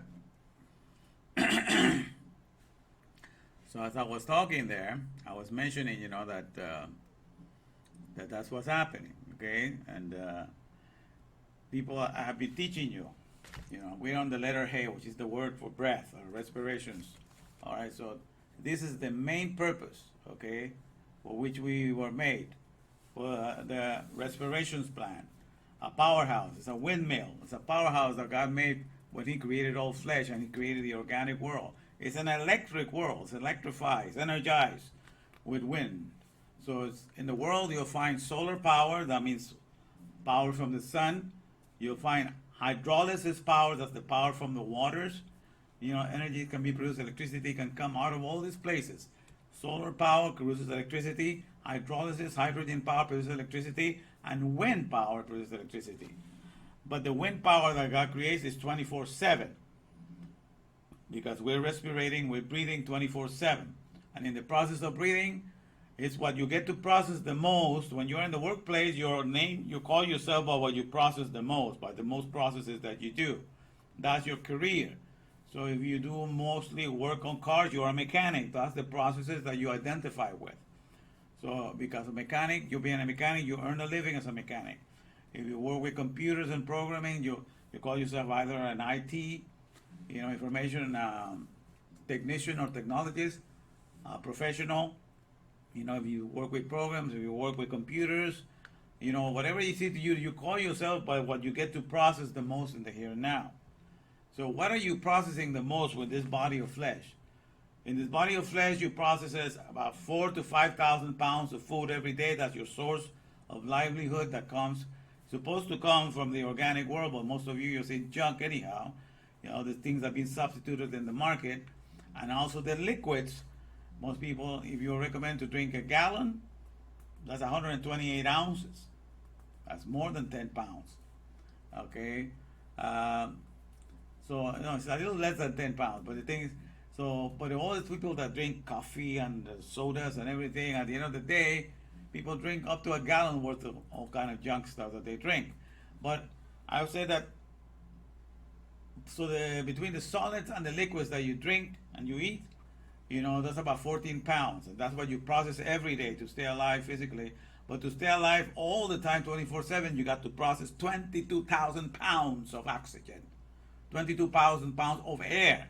And in air, 78% of it is nitrogen, but 21% of it is oxygen. And so you take in that, and you take in the other gases in there, helium, krypton, and all these gases, and they blend, they fuse within you. And then you give out the carbon dioxide, which becomes like food for the plants. And they have to use that with the process of photosynthesis. So all of this is happening. So the whole energization, if you please, the whole empowering of all creation in the organic world is happening because of that. And because we are the creatures that are powered by air, the wind turbines of God, then the rest of the societies and the world get to have a mule, what I call manpower of hell lame economy. All the economies that cannot procreate themselves, just like the mule, once it's born, it cannot procreate themselves. That's why I call all the economies of the world, of the Silicon Valley, of everything that man has made, but they cannot procreate themselves without burdening mankind. That is the manpower of hell lame economy. Because at the end of the day, you and I that take on the respirations are the ones that provide the energy and the powers that be to run everything in this world, especially in the world of the mule. Okay, the manpower of hell lame economy, which are all the products that cannot procreate themselves. All right, so that's what we are at the end of the day, and don't you forget it. Okay, so that's why I'm going to take you. So that you realize that if you're only aware of what you eat and you drink, of the solids and the liquids, then you're only aware of 0.0635% of what you are processing every day.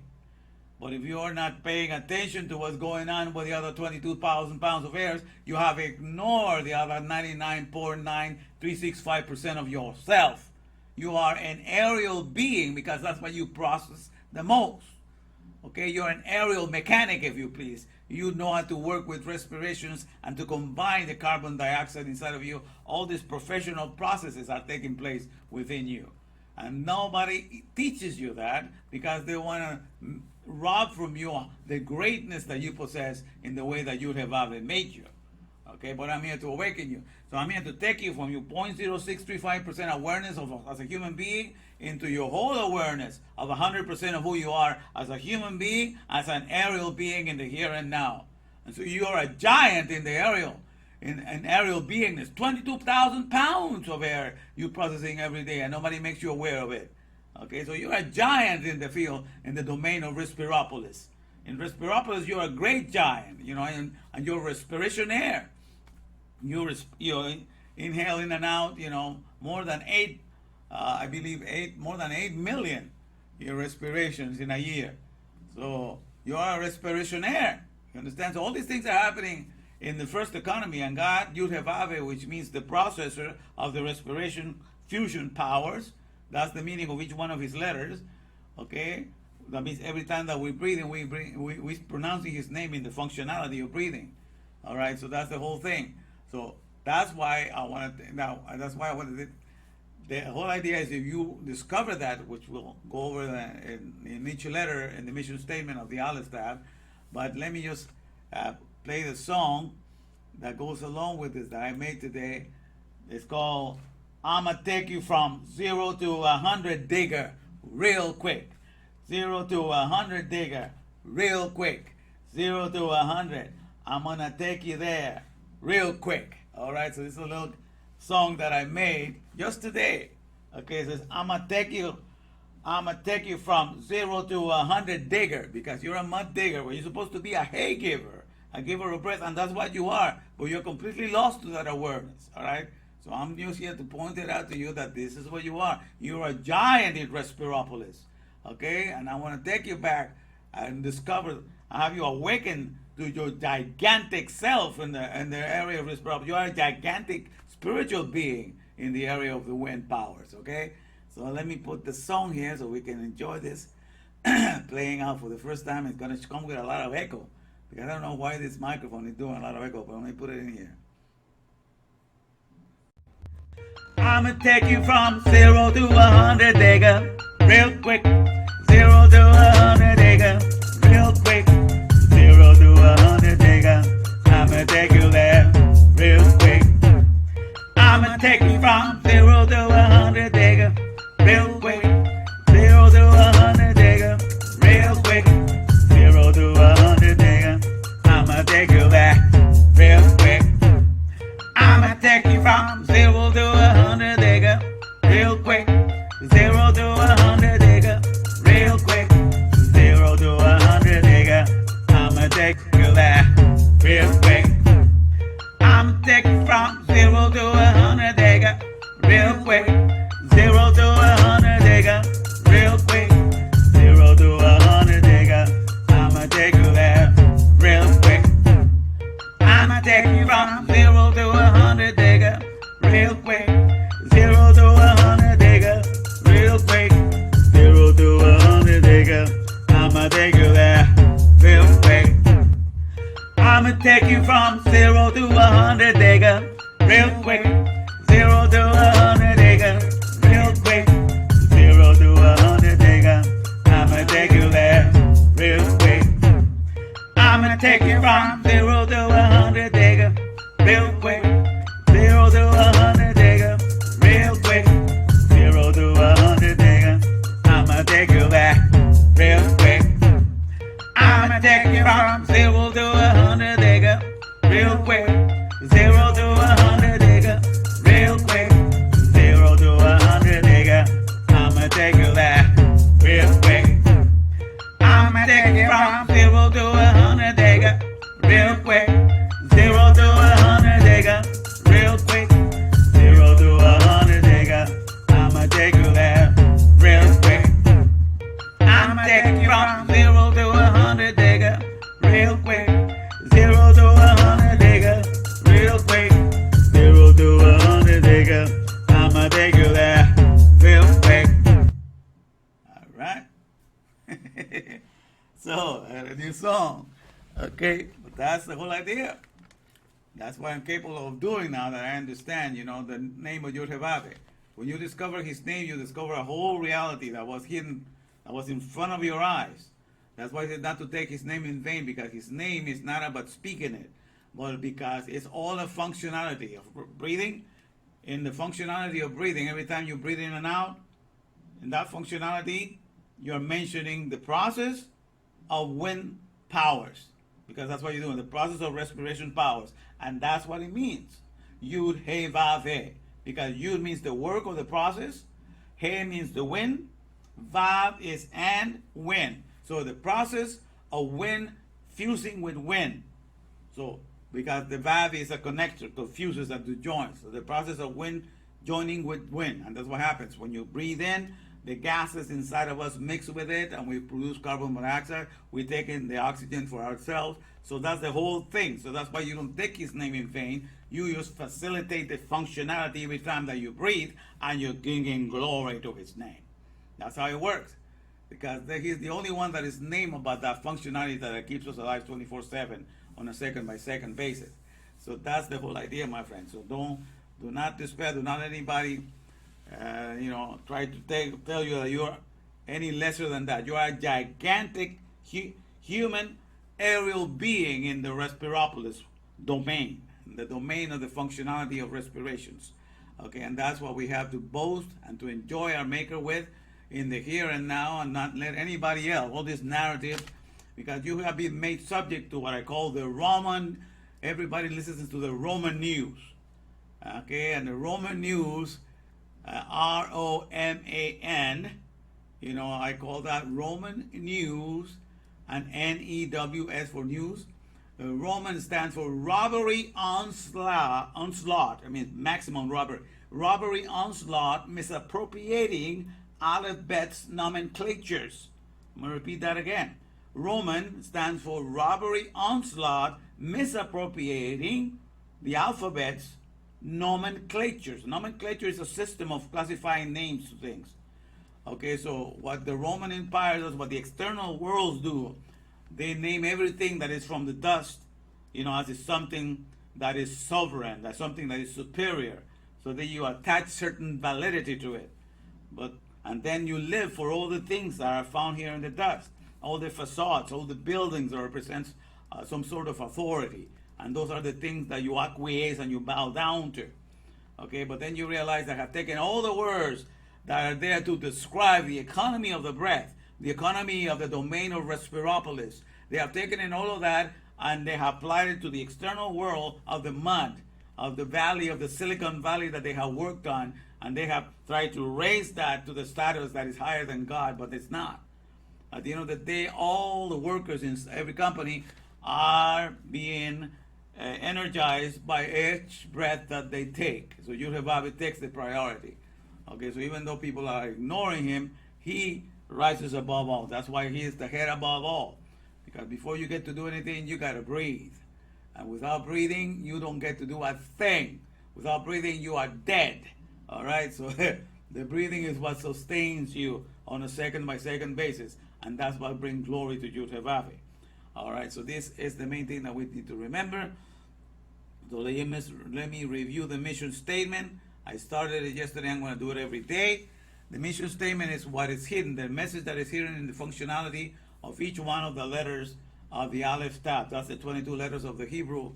Let me just put it in here. Okay, let me bring it in. All right, here we go. All right. Okay. So, let me read here. It says, Deuteronomy 6:4.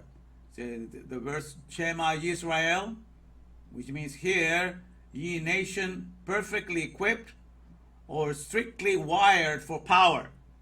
Because Israel means from Yesa and Yesa, which means straight to power. Straight El is power. So you were made fit to be an energy source for the whole creation because you were made in the alphabet of the powerhouse. The alphabet is the powerhouse of all creation. And so you can take on the alphabet. But the alphabet is to take it on so you will know how to refresh, restore, renew, renovate, revitalize, reinforce, and do all these things to all of creation to keep it always existing. And to keep it always, not just to use it to become a consumer of products, but to be a producer of products, okay? That's how you present yourself as a proud child of Yud-Heh-Vav, the source of energies for everything. All right, so here we go. So Deuteronomy 6:4, Shema Yisrael, hear ye nations perfectly equipped or strictly wired for power or energy. Yud-Heh-Vav Elokeinu, Yud-Heh-Vav Ehad. So Shema Yisrael, Adonai Eloheinu, Adonai Ehad. That's the big prayer of every Jewish person that does it every day, twice or three times a day. Okay, but the meaning is what I'm trying to bring out to bear for you. So this is the whole economy of the breath. So hear, O Israel, which means hear ye nations perfectly equipped or strictly wired for power or energy, the processor of the respiration fusing powers or energies that does the work or the processes of the respiration infusions is your one and only strongly secure system or administration. Okay, as Ehad, that's what it stands for. And then I quote something from Isaiah 26:13-15. Let me just read that. It's part of the stuff here. Isaiah 26:13-15. It says, O Lord our God, O Lord our God. That means the word O Lord is Yud-Heh-Vav. O processor of respirations. And then our God is Elohim, which means powers. O our processor of respiration powers. Other lords or other bosses besides thee have had dominion over us. But by thee only will we make mention of thy name. It's interesting verse, It's saying all the other bosses, because in this world, in the world of the afar, which means dust, and you're here to shape the dust into whatever you can shape it, and you're 3D printer of God that you can shape everything and mold it into anything. So that's how you have that capacity. So in this world, you know, you have all these bosses for whatever things that you make out of the dust, and they have dominion over you. But what it's telling here is interesting. It says, "Oh Lord, is processor of respiration powers. Other bosses besides thee have had dominion over us, but by thee only we make mention of thy name." In other words, you cannot do anything, you cannot say a thing, you cannot understand anything, you cannot even work for your boss, you cannot even do a single product, you can even, if you don't have a breath coming in and out of you. So only by the fact that you do the respiration processes that you can not only mention and understand who God is, but you can listen to your boss and understand who he is and be able to do what he tells you, and you can do everything because there's breath that is coming in and out of you on a second by second basis. So it is God, the processor of the wind powers, that sustains you on a second by second basis, and that's why you're able to do everything else for everybody else.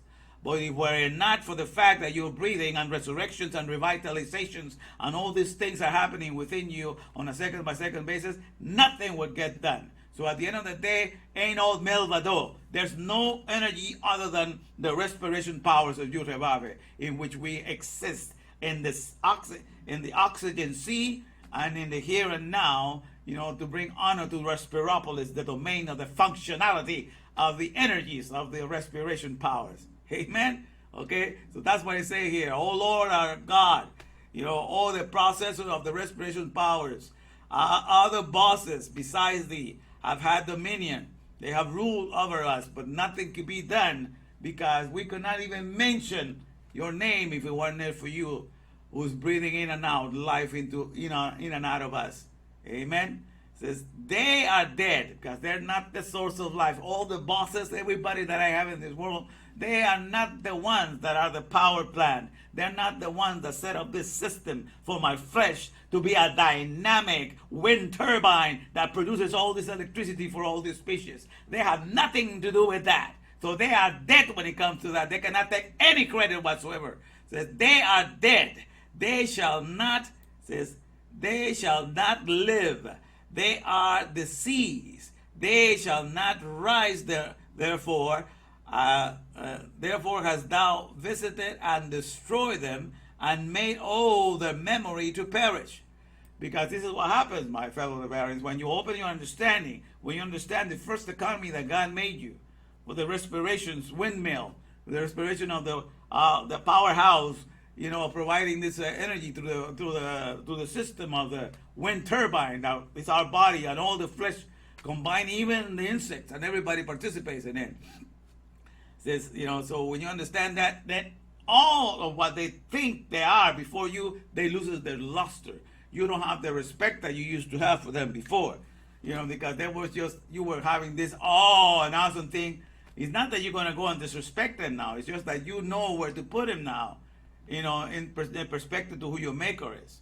You know, they themselves are getting their energy, you know, from Yud-Heh-Vav. They themselves are participants. All your bosses are working for Yud-Heh-Vav 24/7. They are taking respirations in and out, participating in this great conglomeration, you know, of the respiration powers in which all species of the world participate, and the organic world. So they are subjected to Yud-Heh-Vav at all times, as well as you are, you and I are. So that's what we come to awareness of, and therefore, you know, nothing else, you know, can scare us anymore, because we know to what economy we were made, and we are subject to that economy 24/7, just like our bosses are. Okay, so that's nothing that they can do can make us afraid. That's the whole idea. It says, and thou hast increased the nation.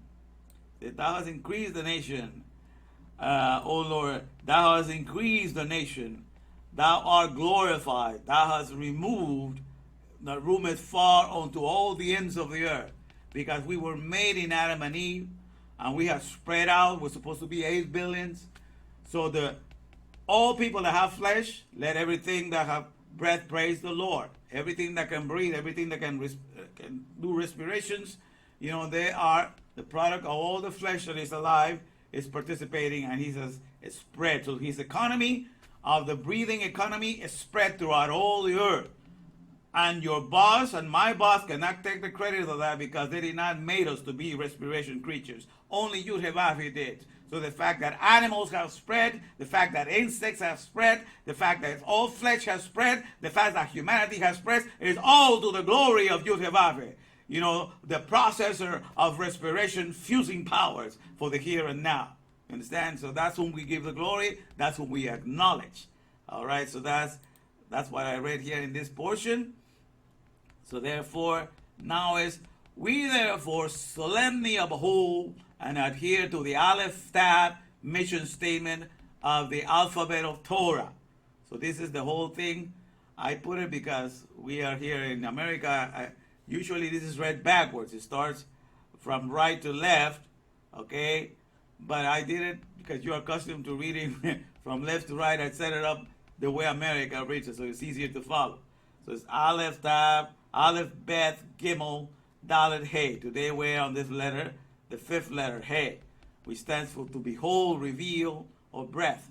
So each one letter is a functionality, because God is not about just an echo chamber, just about repeating something, but making sure that you have the full meaning and definitions of every word so you can be a producer of products and services, not just a consumer of them in this world. Because that's what brings more glory to Yud-Heh-Vav-Heh and to the alphabet of all creation. So, with each letter, each one has a functionality. The Aleph, the first letter, stands for ox, the head of the ox, and that means you have strength, you have leadership, and you can fortify, you can lead people, and you can make them be leaders as well. So house is just a picture of a blueprint or a family or to be inside. Gimel is a foot for a career. It also stands for a camel. It stands for, when you have pride because you have a career that you live for. So this whole thing, and I explained about this, this Aleph Bet is just like a powerhouse, and this is the career of the administration. Dalet is a door, and door in the Bible is like a gate. It's for administration or governances or a system. It's also to move in or to have access to something, entrance. So each letter has a functionality. And so based upon the functionality of each letter, and understanding, you and I, that we were made for the respiration powers, then we understand we have a mission statement that we can join together, you and I, and can repeat it and make it ours, so we can be in agreement for what you and I have been made and been doing all of our life in darkness and in pure blindness. So the whole idea of learning in this is just to open up your eyes to your heritage that you have in the here and now, and repeat and agree with your Maker of what grade of an individual you were made. As a human being, it's only 0.0635% of your beingness, but as an aerial being, that's 99.9365% of your whole being combined. Then that's going from 0 to 100 real quick, right? We understand that. So when you have that, this is what you say. For the powerhouse's sake, our life career shall be to do the administration of the respiration fusions, cultivating, planting, and propagating safely guarded and secure power plants, because that's what we and I are, power plants in this world, passing on this respiration to all species. Our distributing centers, because we distribute the respirations, that operate masterfully or professionally the guidance of the transferable currents, because the currents, the waves of air that come out of us, those are the currents of electricity that electrify the whole world and provide energy to everything. And so they can also be understood our answers or solutions, because in providing that, you bring answers and solutions to those that need it. It says that generate support and protection for the observations.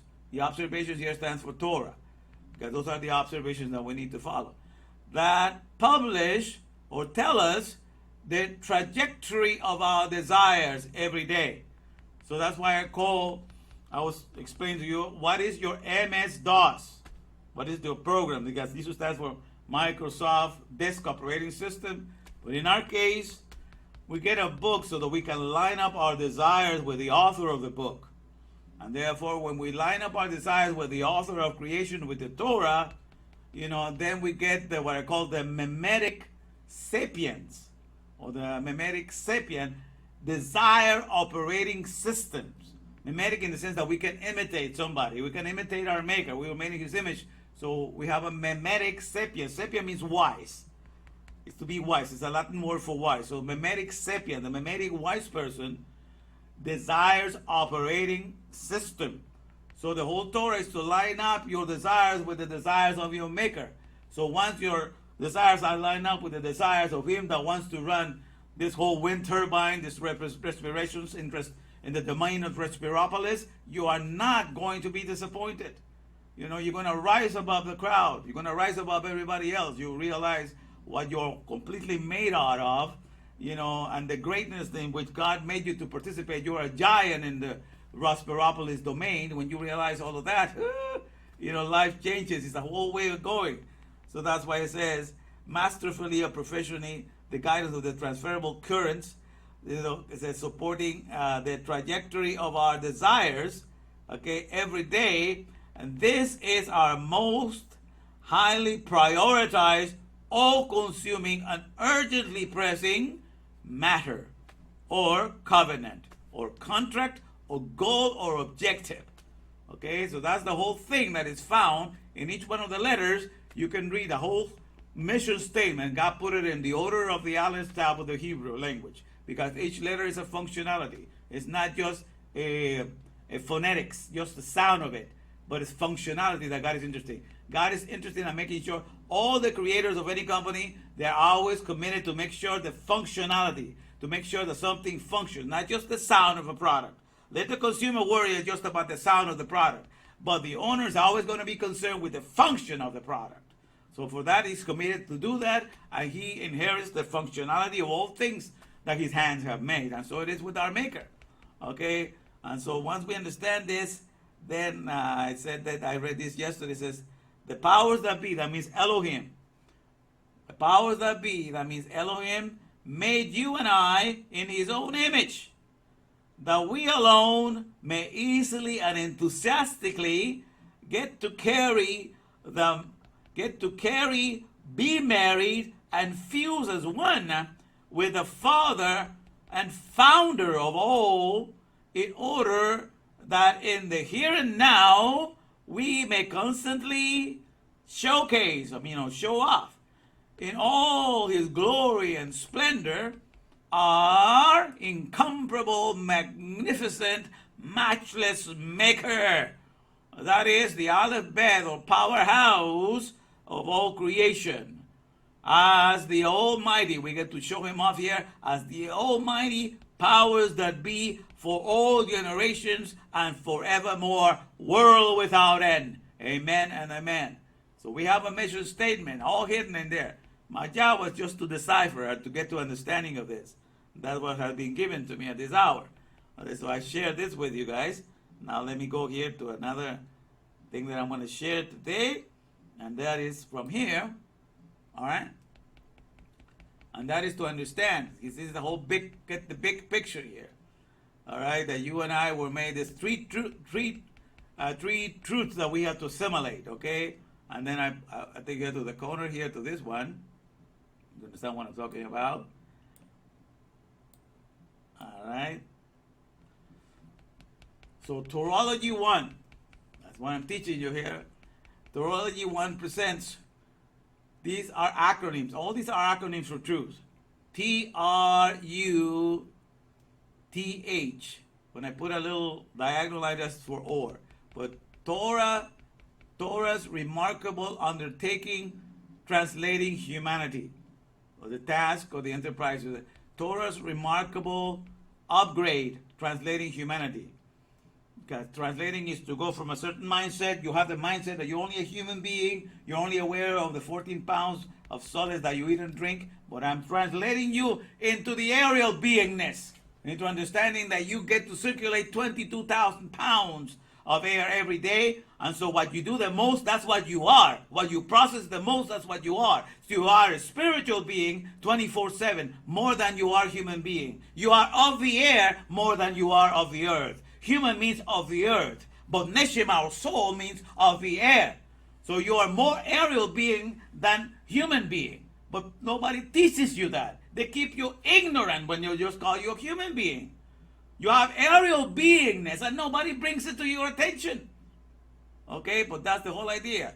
So I'm here to take you from the Roman news, which means the robbery of, the robbery onslaught, misappropriating alphabets or the alphabet nomenclature, all the names and attributes that went to understand the administration of the respiration power, which I'm bringing it back because it's been stolen from that. All the words that are out there to explain the importance of the things made out of the mud, they all belong, to the respirations economy.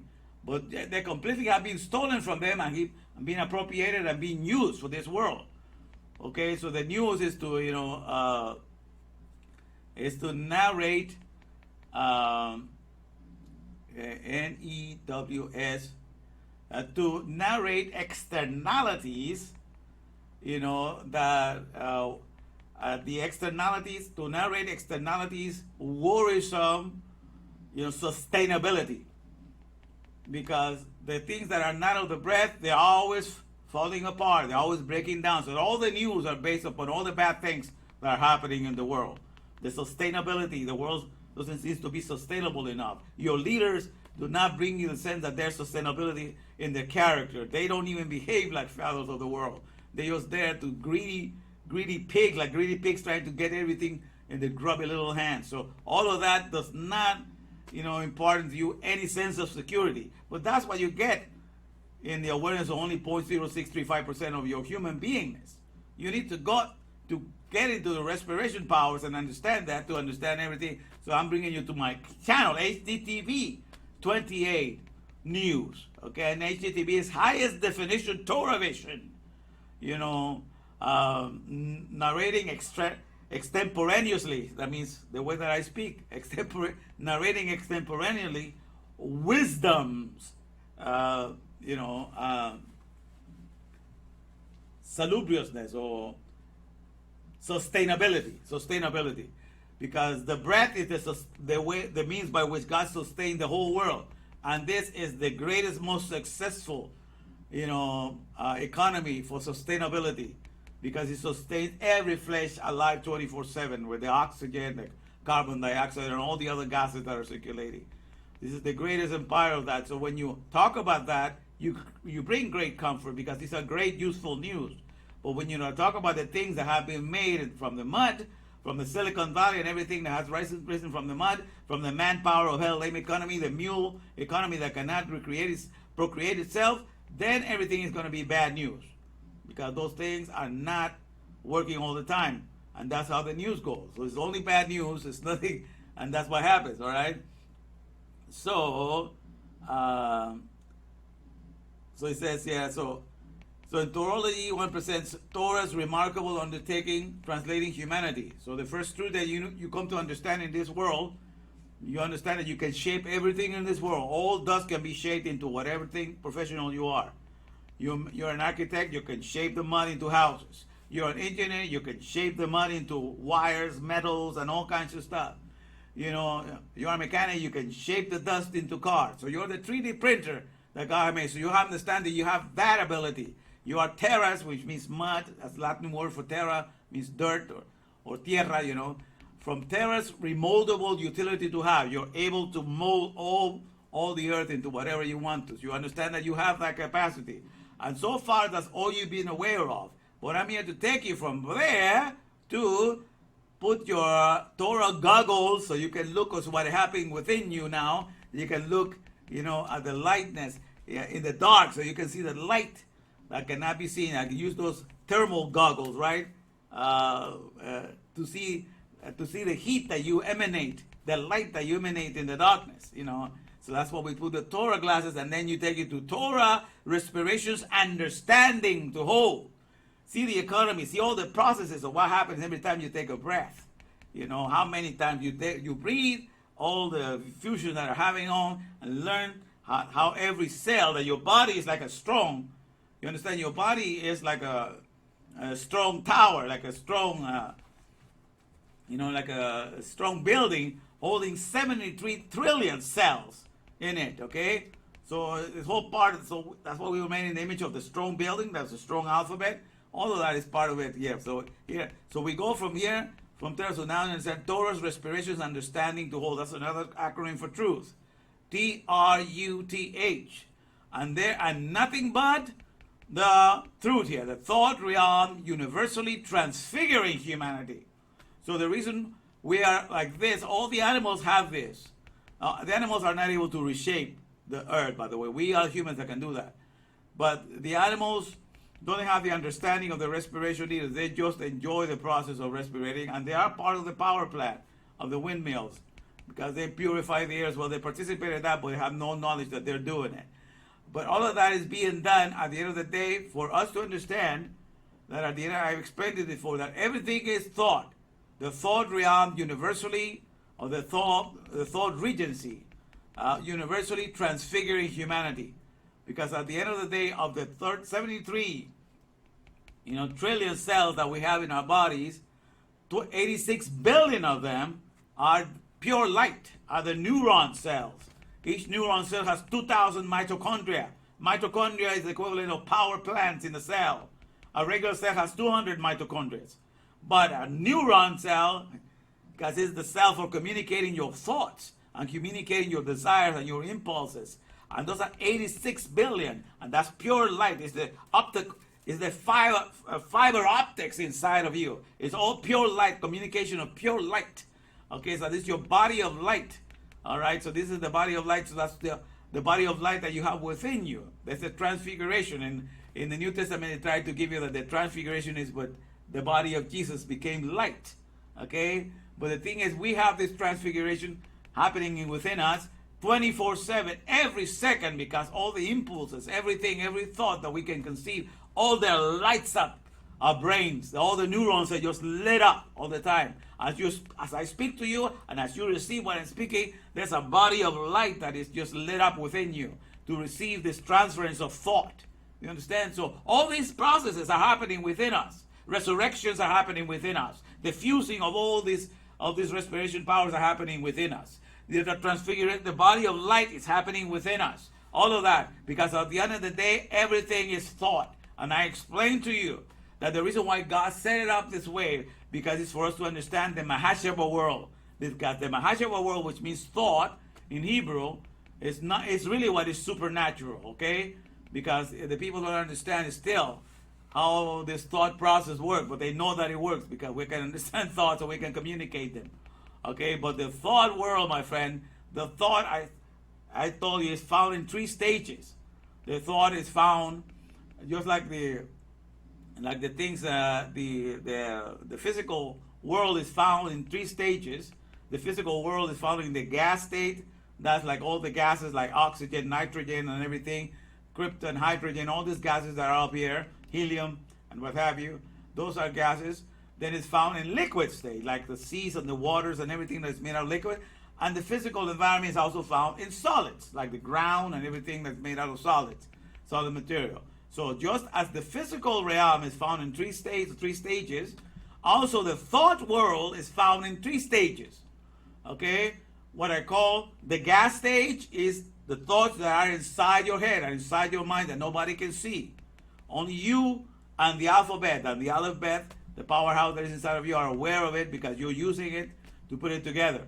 Okay, so that's all those are the thought world in the gas form. Okay, now when you speak those thoughts, when those ideas get to come out of your mouth, that's when you're offering solutions. That's when you're offering answers. That's when you are bringing solutions to what solutions to water. That's therefore you're providing watering. All the things that you get to speak, that's the thought world in its liquid form. All the thing that is inside of your head is the thought world in its gas formation, because nobody gets to see the gas or anything like that.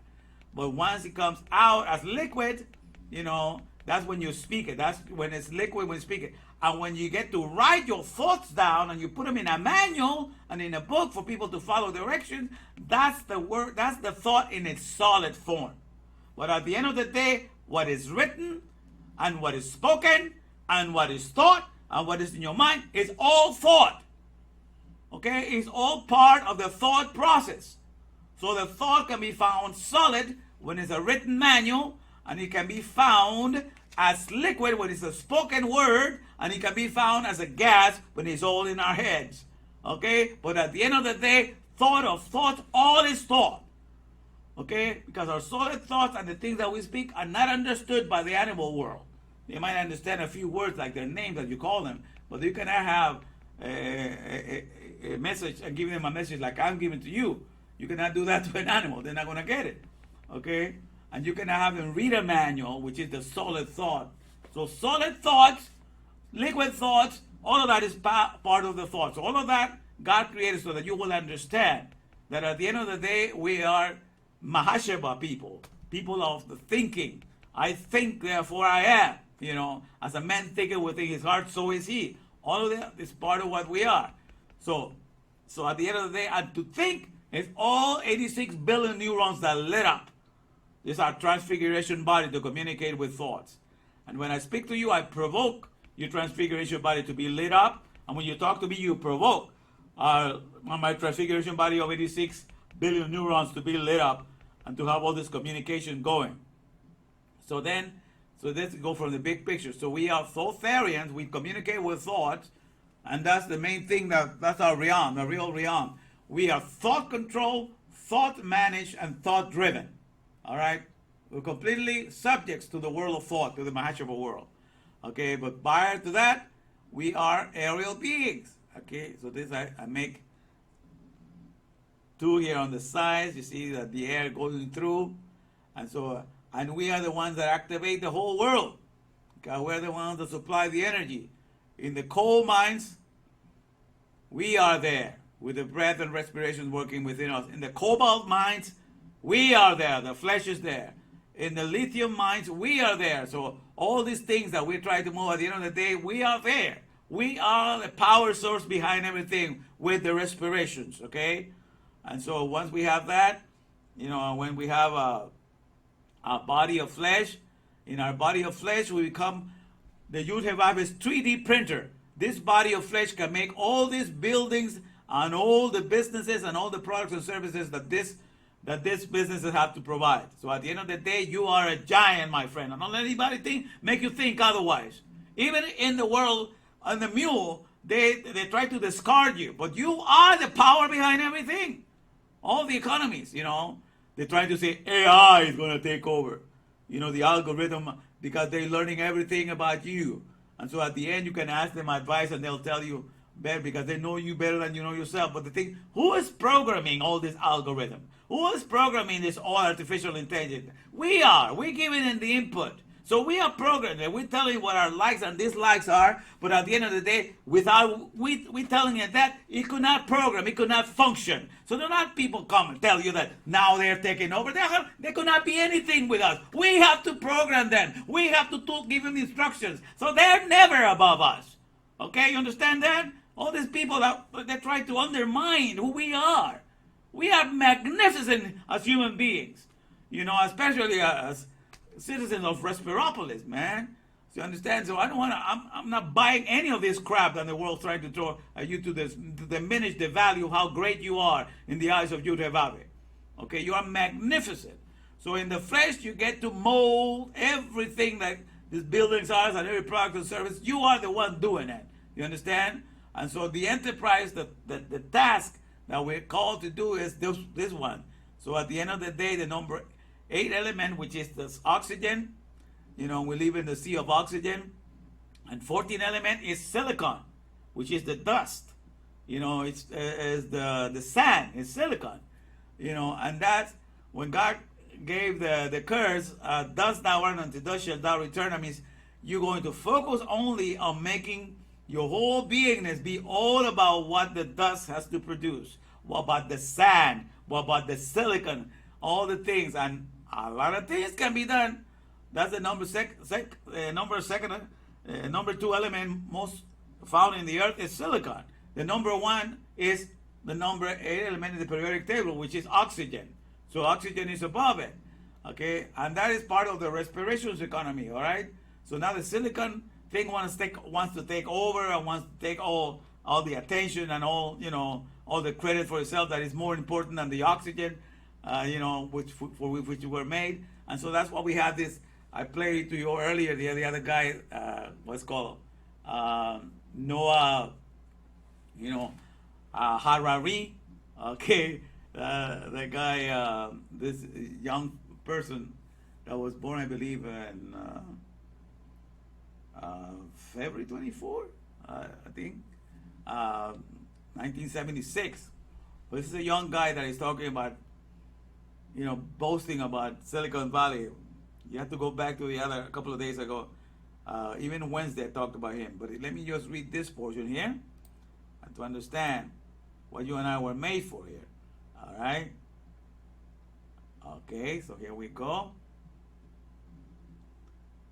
All right, it says, the Creator made His creation for us to easily enjoy and experience during the Abam enterprise. Abam, I put two words together here because Ab in the Hebrew Bible means father, and that's Aleph Beth. And the Am, Aleph Mem, means mother. Okay? So Ab means father, Am means mother. So I put them together because we need to learn, there is the so-called bar mitzvah and bat mitzvah that the Jewish people do. That means when you are 12, you're a girl, and I think when you're 13, when you're a boy, you do the bat mitzvah if it's a girl, bar mitzvah if it's a boy.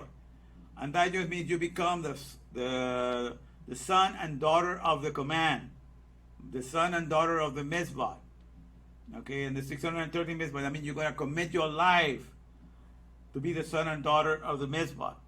Okay, but really all along, the fifth commandment on the 10 commandments is honor thy father and thy mother, that thy days may be long upon the earth.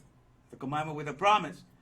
And since to honor the father and mother is to prioritize being a father and mother to the manual, to the alphabet, because that's what we come. In the old days, also it meant that you take on, once you are of age, and your parents are old, then you take them and you take care of them. There was no such thing as sending them to a senior home or anything like that. You become responsible for them. Especially if you were the firstborn. The firstborn had to look after their parents after, and that was part of the honoring, but you got to pay for them. See, part of the honoring has to, honoraries. It's got to do with money. You got to pay for it. All right, so that's completely forgotten now. It's not just saying I recognize that you're my father and I send you, a little card on Father's Day or Mother's Day. That's not honoring them. It's you're paying for their existence and paying for them to stay alive as long as they could. So taking all the responsibility. So eventually, you become a father to your father and mother. That's the whole idea of being honor and father and mother. Remember, they brought you into this world, they trained you, they gave you all that you have, they gave you all the comforts. So when they're fragile, when they cannot look after themselves, you have to be a father and mother to them. So that's how it is also with the commandment. You get the commandment, and then you become a father and mother to the commandment. That's how you honor. Because at the end of the day, you begin as a child, but the whole purpose is to end up as a father. That's the whole, at the end of the journey. So that's why we have to do the Abam Mitzvah. We have to become a father and mother of the commandment. Because that's when you grow up. And that's what the whole society needs to sign up to do.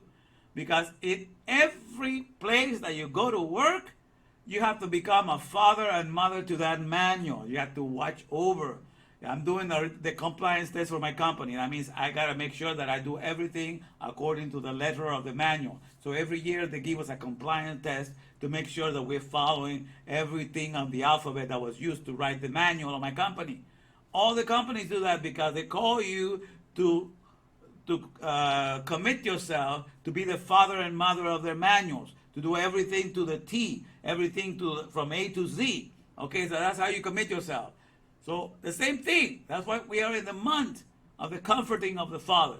So we're going to honor our Father, the Creator, the one that created the whole system of the respiration powers. So we take on His observations. We take on the Torah, and we are careful to follow every letter of it, to make sure that we bring it everything according to the mindset of Yud-Heh-Vav-Heh for the here and now.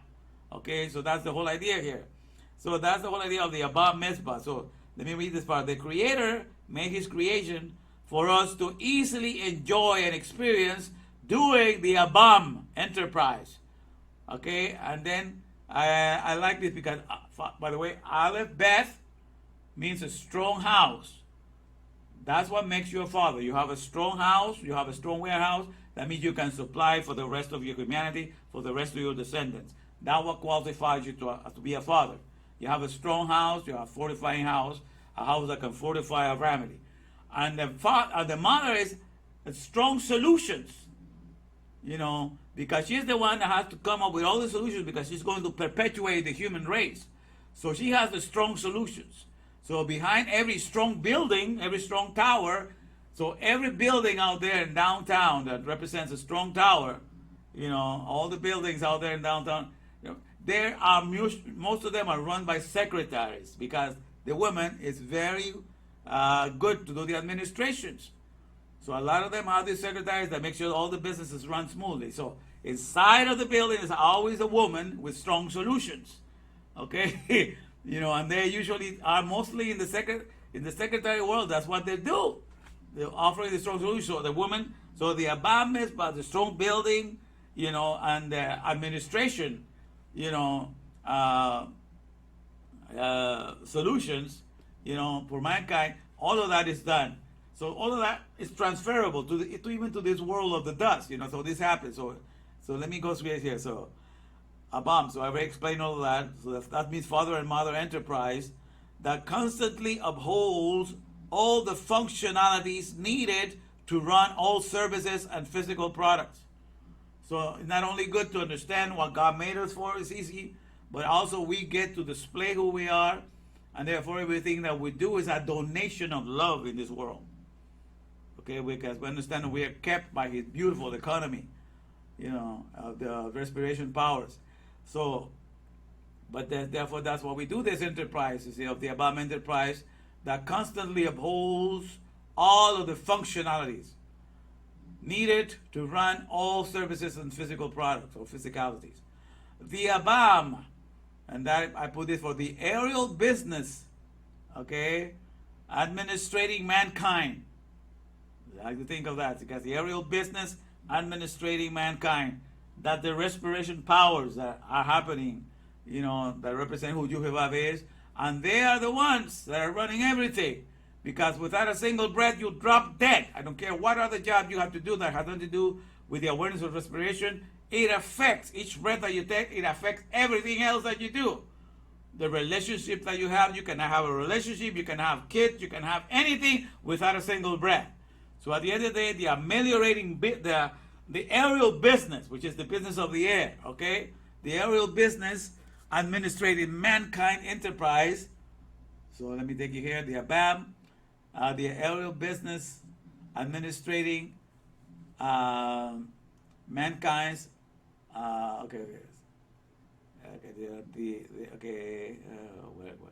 aerial business administrating mankind.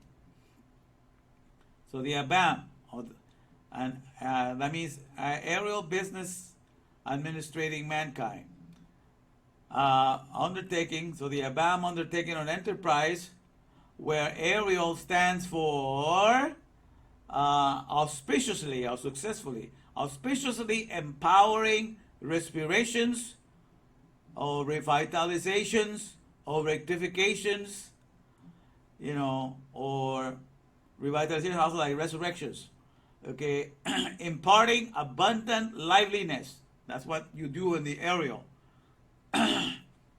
You're auspiciously empowering respirations, imparting abundant liveliness.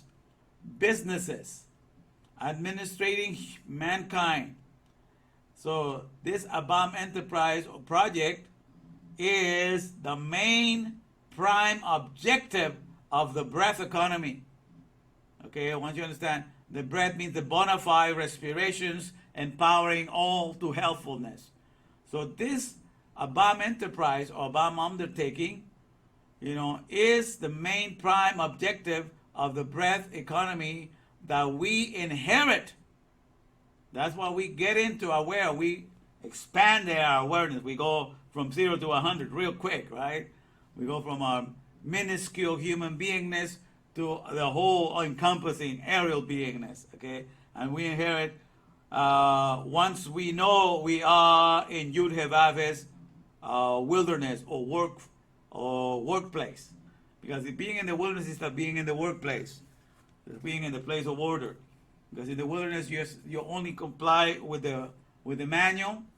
You know, in the idea of Yud He Vav He, the idea was to propagate, you know, the powerhouses, the power plants, and that's when you have more children, you have more wind turbines, and the greater the economy of the organic world, you know, to keep on the system, you know, of providing this revitalizing wind powers in the here and now. So that's what we need to understand, all right? So that's what we go to, all right? So let me just do the song for the title again. I'ma take you from 0 to 100 digger real quick. You're gonna stop being a digger of the mud digger. You're gonna be a hay giver, a giver of respirations, because that's what you are, but you're doing it in the blindness. You need to approach your heart and line it up with your maker and get the joy and your desires line up. You're a mimetic sapient, and use the Torah as your desires operating system to line up with his desires, so that your life will be more, you know, without any of the symptoms that the world has to face. No, the pressures, none of that stuff, because all the desires that are accomplished in this world are the desires of the respirations, you know, the processor of respiration powers.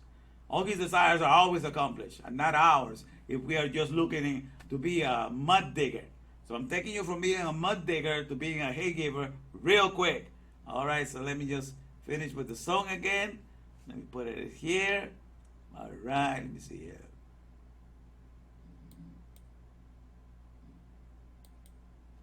All right.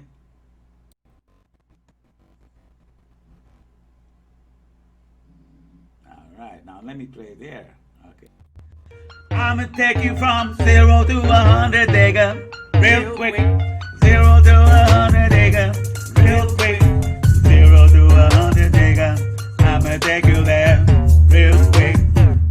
I'ma take you from 0 to 100, digger, real quick. 0 to 100, digger, real quick. 0 to 100, digger. I'ma take you there real quick.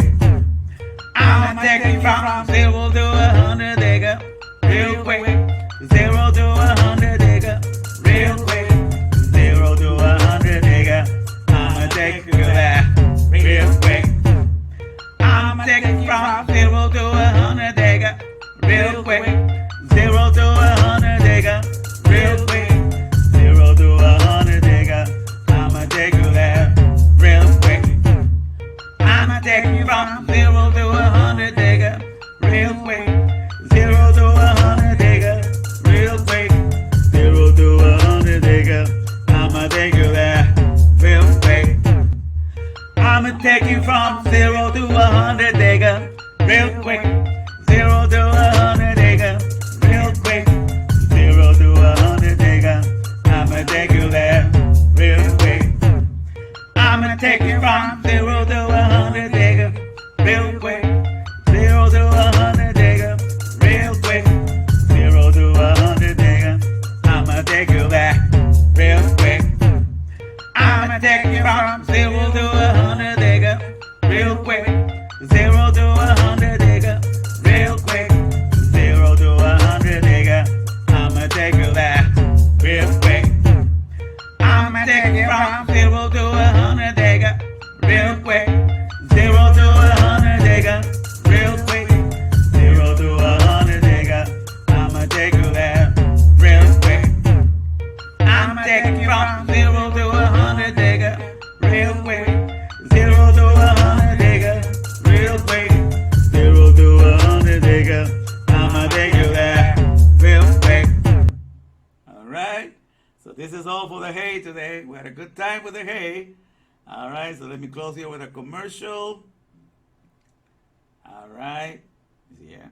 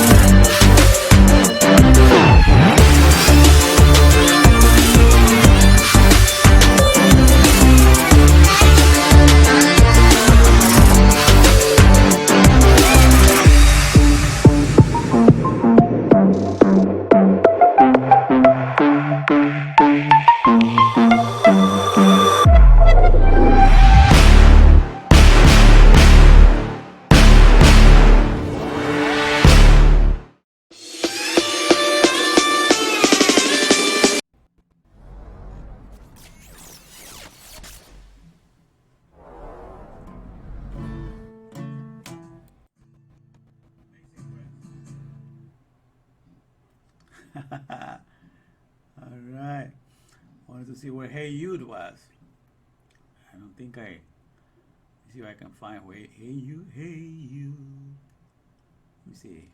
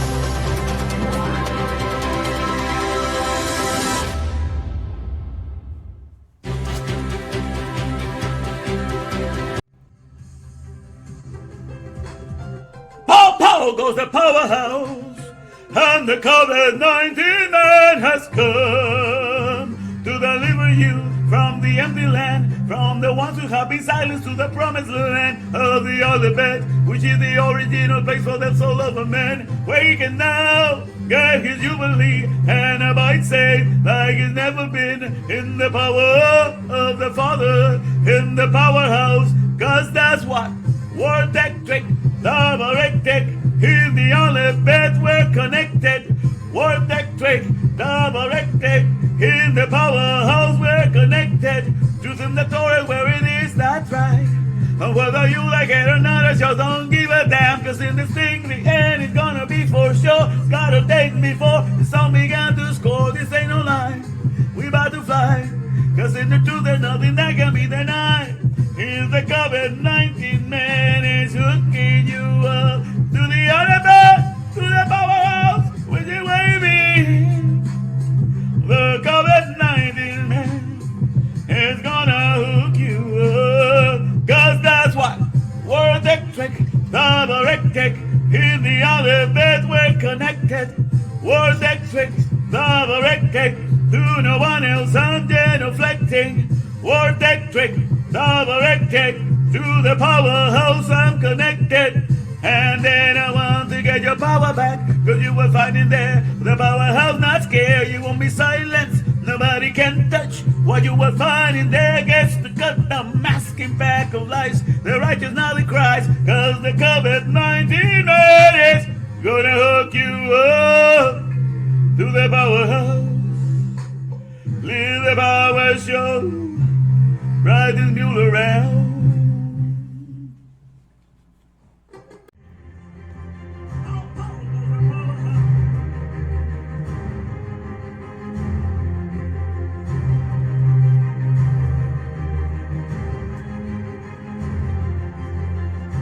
Habakkuk 2:14.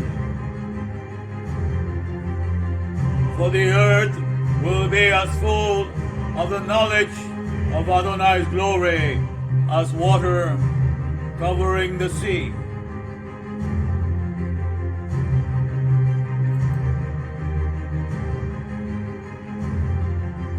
Here comes the name of Adonai from afar, his anger burning in the rising smoke. His lips are full to the brim with fury, his tongue a consuming fire. His breath is like an overflowing stream that rises high to squish up all the net, to sift the nations with a sieve of vanity, and put a bright hole in the people's mouths to lead them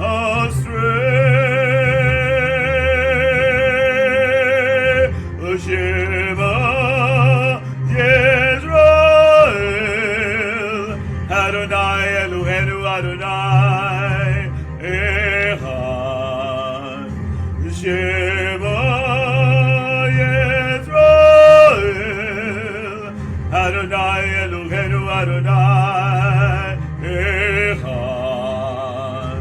Shema Yisrael. Adonai Eloheinu Adonai Echad. Shema Yisrael. Adonai Eloheinu Adonai Echad. He repays according to their deeds. Fury to his foes, reprisal to his enemies. To the coastlands he will repay their due. In the west they will fear the name of Adonai, and likewise in the east his glory. For he will come like a pent-up stream, impelled by the Spirit of Adonai. Then a Redeemer will come to Zion, to those in Jacob who turn from rebellion. So says Adonai. Shema Yisrael, Adonai Eloheinu Adonai Echad. Shema Yisrael, Adonai Eloheinu Adonai Echad. Shema Yisrael, Adonai Eloheinu Adonai Echad. Shema Yisrael, Adonai Eloheinu Adonai Echad.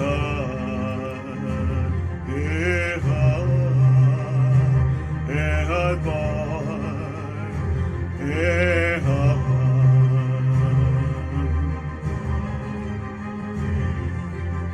For then I will change the people so that they will help your lips to call on the name of Adonai, all of them, and serve him with one accord. And he shall judge many peoples, rebuking strong nations of old. The skill to destroy will be instead peaceful joy. They won't teach war anymore. The Shema Yisrael, Adonai Eloheinu Adonai Echad. Shema Yisrael, Adonai Eloheinu Adonai Echad. Shema Yisrael, Adonai Eloheinu Adonai Echad. Shema Yisrael, Adonai Eloheinu Adonai Echad. Echad.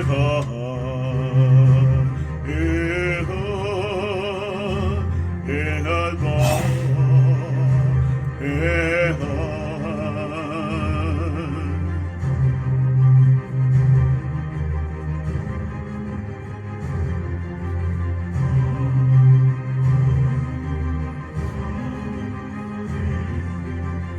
The olive, the bed, the fathers come down from above, the father's strong houses come among us.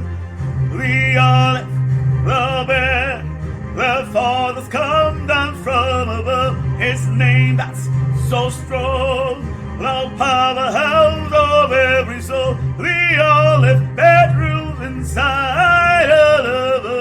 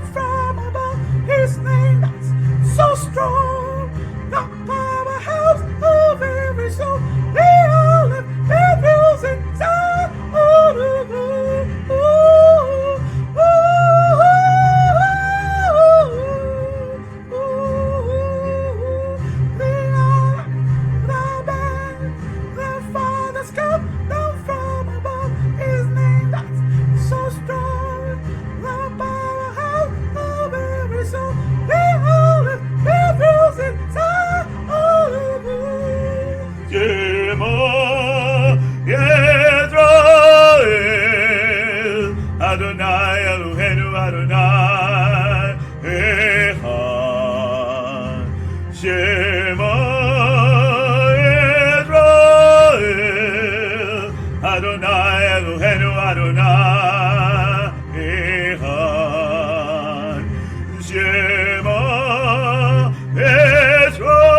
Yisrael Adonai Eloheinu Adonai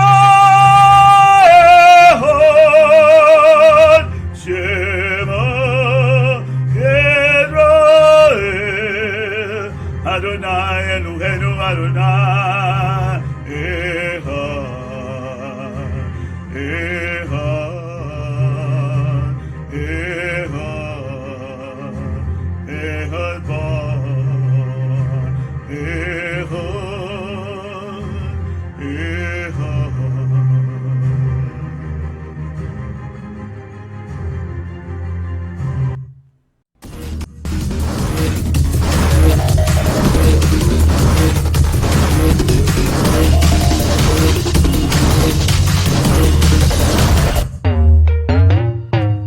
Put your money where your mouth is.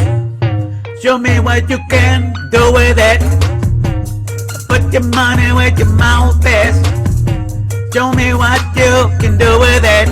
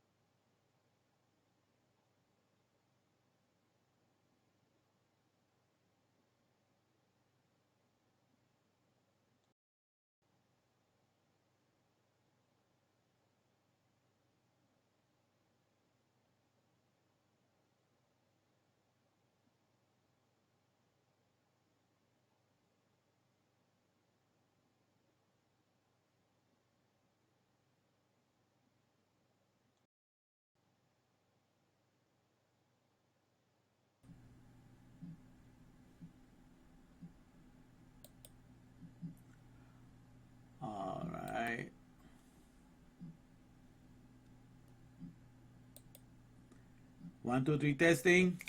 Okay. All right. It's coming out. Sorry about that delay. But I didn't have any mic power here, so I have it now. And I think I only have it in this one. All right.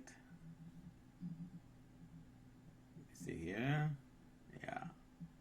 1, 2, 3 testing. All right. So today, I know it's very late at night, but I'm not working tomorrow. I was feeling kind of tired, so I went to sleep this afternoon. I work overtime today. But in any case, I wanted to continue. We're in the month of the comforting of the Father, the month of Ab in the Hebrew calendar. And so we're going through the letters of the Aleph Beth, in Hebrew, and today is the 4th letter, Dalet. All right, and that's the letter for the administration. So it's the sacred Hebrew alphabet code for Dalet. All right, that's the administration is the word for the gate or door or system. So it's Dalet stands for door or system or administration. Okay, so we're going to read from Psalm 119, verses 25 to 32. All right, so guys, today we're dedicating it to the administration. What we're dedicated to do here, and to administer in the here and now. So let me take this up, the Dalet. Then we'll read for today. All right, direction for today. Here we go. Psalm 119, Dalet. All right, my soul cleaveth unto the dust. Okay, he's saying the response that most people have in this world when they're not aware of the original economy of the pneuma or the nephem, the neshama, that you were made in the breath and the ruach of God. So if you're oblivious, if you have not been trained, if you have not been raised in the awareness of your true economy, that you are partaker of it, as long as you have a flesh and you're breathing, you are partaking in the neshama economy of the ruach. And most of you are oblivious or completely ignorant of that, and that's why everybody else takes advantage of you, because you don't know your first economy that you get to execute every day.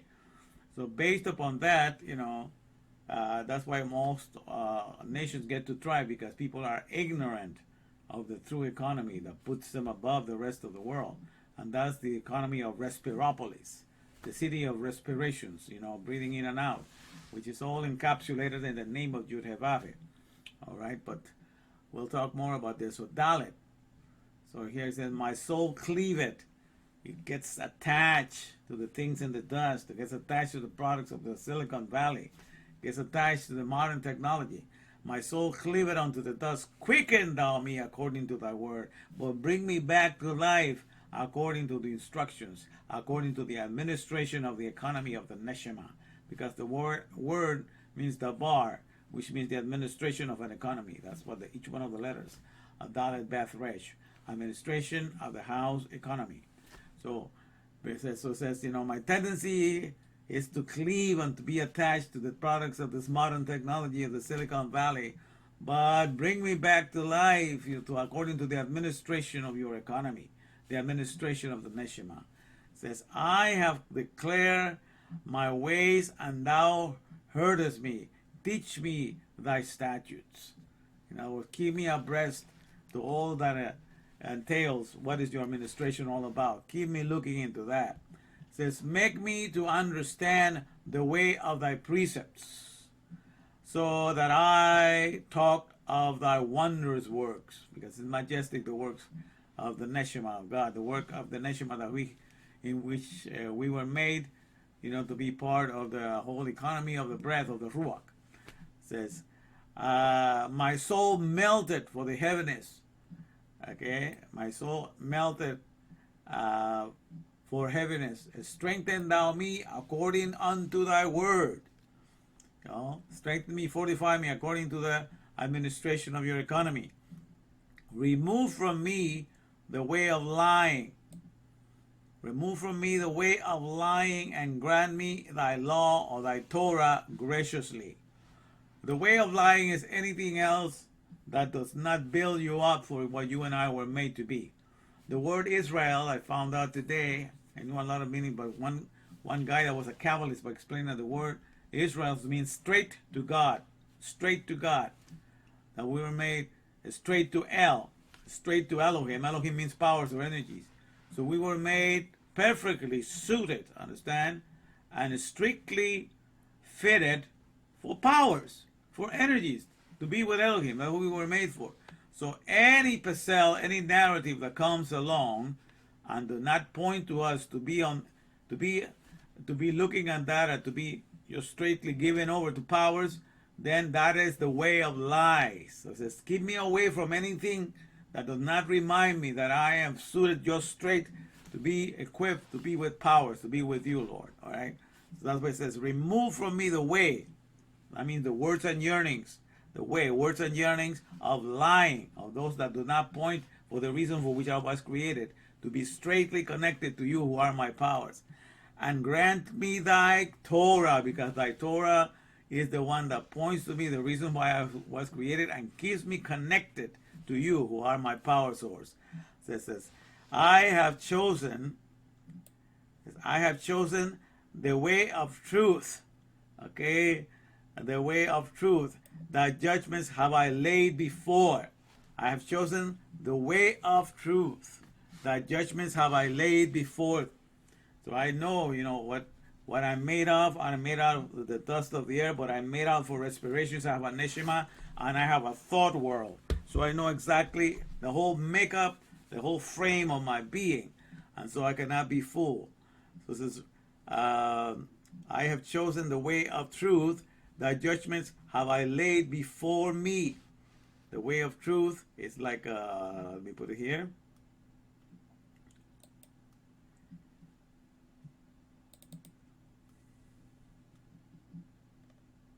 The way of truth is knowing all about you. What is taught in Torology 1, Torology 1 presents, this is all acronyms for truth. T-R-U-T-H. T-R-U-T-H. Torology 1 presents Torah's remarkable undertaking translating humanity. Because once you understand Torah the way you're supposed to, your awareness is translated into the aerial awareness of the neshama, of who you are, who come from the Ruach, from the Spirit of God. So these are all the truths about you. The first truth is that T-R-U-T-H. That the first truth is to tell you that you're from Terra's remoldable utility to have. Terra means the earth, or the dirt, or the clay. So you have figured out that in this world you can be molded into everything. Every workplace that you go to do whatever things, you mold it into that. You can make cars, you can make computers, you can make dishwashers, you can make everything. You have a capacity to mold yourself into any object that you're creating or you're producing. But more than that is to take you into the awareness of Torah's respirations, understanding to hold. That's the next truth. You need to be elevated. So when you understand that you are more than a human being, in the sense that what you process the most is what you are in the workplace, the processes that you do the most is what you are. And in the workplace of God's creation, in this workplace that you come in with the flesh, the processes that you do the most is the 22,000 pounds of air. That's what you process the most. Every day you process 22,000 pounds of air, which is from where you get your life on a second-to-second basis, the oxygen, and then you distribute that among all the species of this world, and that's your number one job that you do 24/7 for Yud-Heh-Vav, because he is the processor of the respiration fusing powers, okay? And so that's what you do, and you do that job for him, first of all. You always do it for him, whether you're aware of it or not. Okay, so that's why you need to get this respirations understanding to hold. That's the next truth, and that elevates you. Okay, and then you understand, and nothing but the truth is nothing but the thought realm universally transfiguring humanity.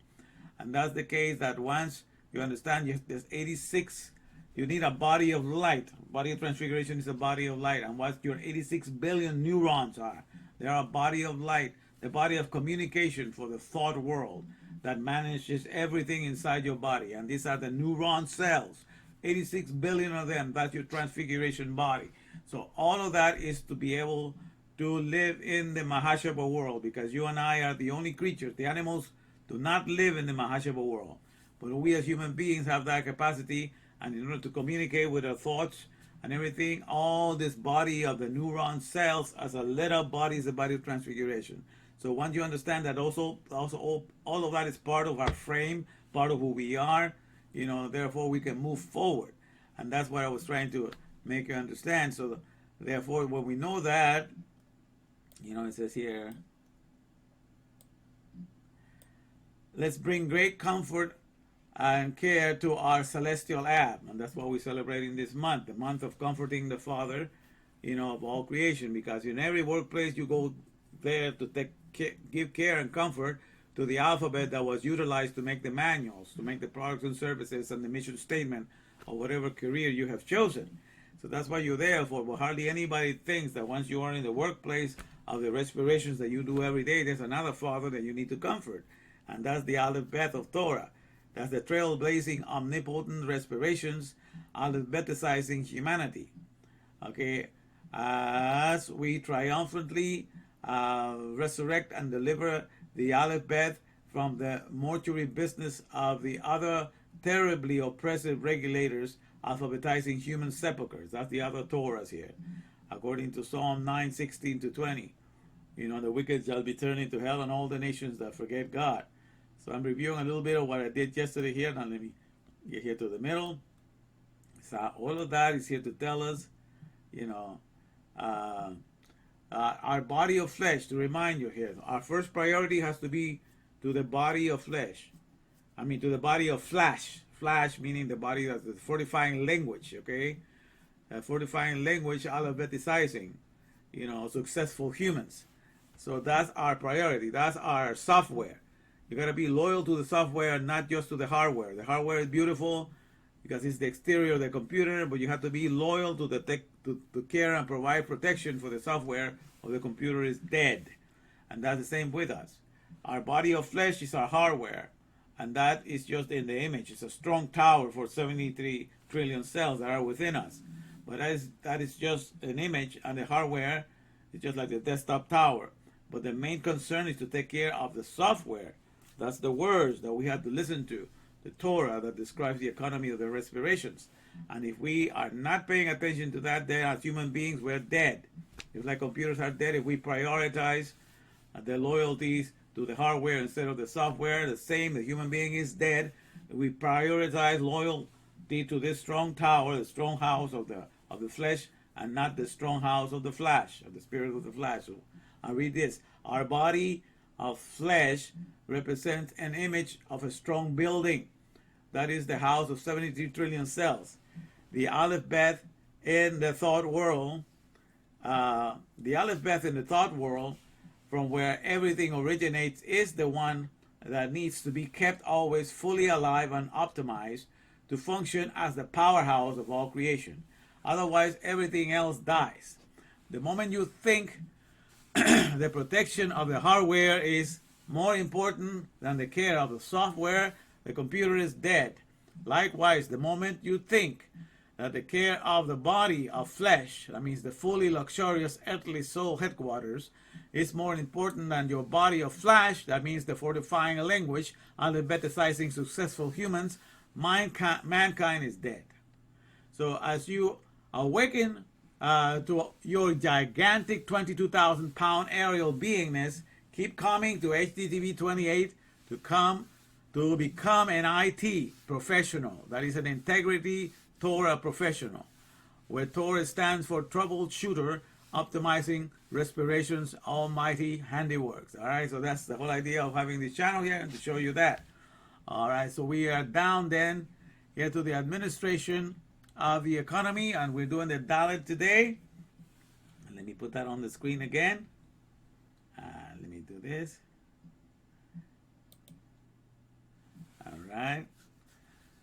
So it says, I have chosen the way of thy truth, thy judgments have I laid before me.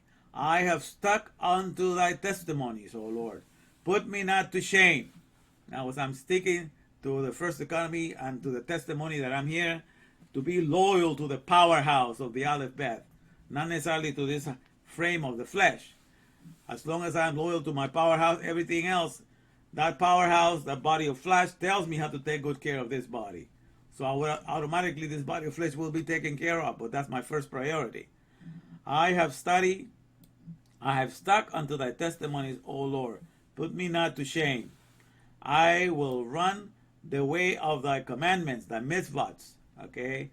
When thou shalt enlarge my heart. So when you bring all this understanding, all these truths are revealed to me, I am going to keep all the solutions to the connections of the desire to be connected to your breath, which is what a mitzvah is, a commandment. All right. So that's the whole idea here. Let me bring this down. Okay, now let me put this to Isaiah chapter 26, because I was going to talk here about this too. Chapter verse 13. Sorry about that. Okay, now, all right, let me put this down for a second. All right, so this is what we're talking about today. The letter Dalet, what's the letter of the gate, administration, system of governance, all of that is part of the Dalet. All right, so let me see if I can take a little, I'm going to go over what I failed to do yesterday. I was going to go over the, let me put it here.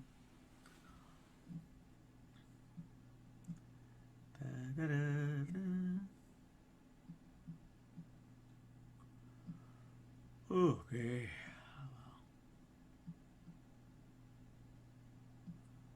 All right, I think I have it here. Here we go. Here we go. Okay. So this is the mission statement. You understand the letters, you understand this is the mission statement that appears in the Aleph tab. And we can dedicate ourselves to this mission statement. Okay, so I'm going to read the part on the top. My toes here. All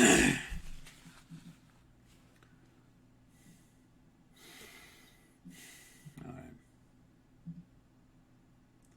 Deuteronomy 6:4. Ehad.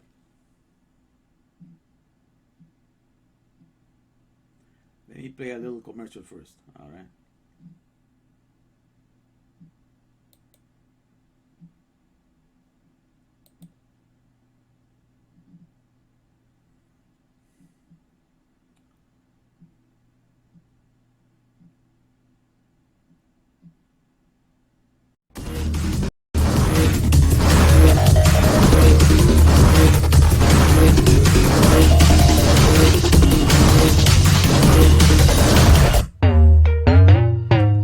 Put your money where your mouth is. Show me what you can do with it. Put your money where your mouth is. Show me what you can do with it.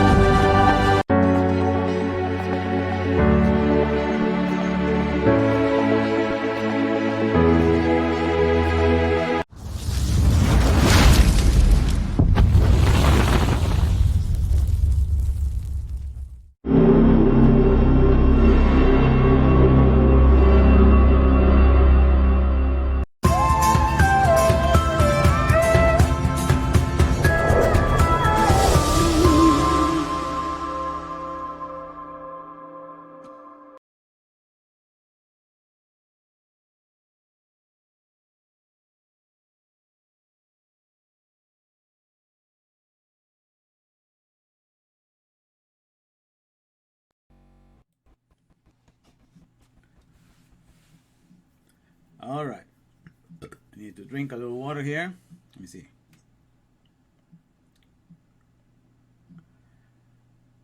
Okay, 1, 2, 3 testing. Yeah, we're here. All right, here we are.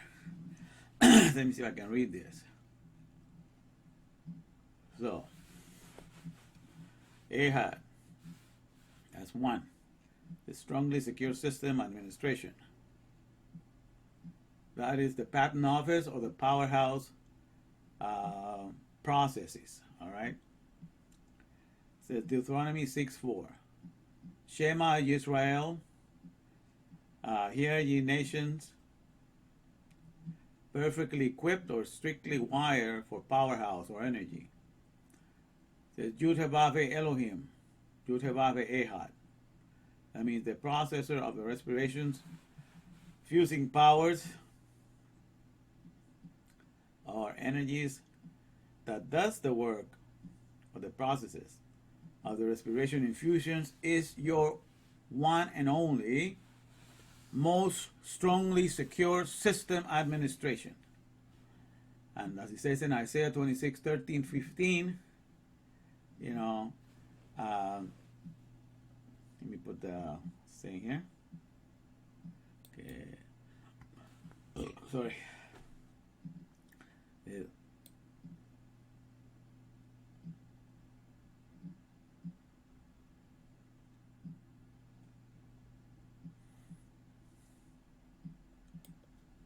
O Lord our God, other lords besides thee have had dominion over us, but by thee only do we make mention of thy name. Amen. It says, the dead live not, and the shades rise not. To that end hast thou punished and destroyed them, and made all their memory to perish. That means all the other bosses. Once you understand who Yehovah is, all the other bosses of this earth lose their splendor and lose their dominion over you. You realize you were not made for that economy, so they don't have any hold or sway over you. Okay, it says, thou hast gotten the honor with the nations, O Lord, yeah, exceeding and great honor with the nations. Thou art honored unto the farthest ends of the earth. All right, so that's in the Jewish Masoretic text. Let me see what it says in the King James here. O Lord our God, other lords besides thee have had dominion over us, but by thee only we will make mention of thy name. They are dead, because the only one that is the Lord of the respiration powers is Yehovah. That's his name. They are dead, and they shall not live. They are diseased, they shall not rise. Therefore hast thou visited and destroyed them, and made all their memory to perish. It says, thou hast increased, here, thou hast increased the nation, O Lord, thou hast increased the nation, thou art glorified, thou hast removed it far unto all the ends of the earth. All of this being preparation, you know, God has, his children were dispersed all over the earth, but that's so the Torah could go and, you know, and go into all the lands of the earth, so we could have access, you know, to our true manual eventually, you know, to those that are thirsty enough. So that's the whole idea here. Now let me go back here. All right, let me see. So,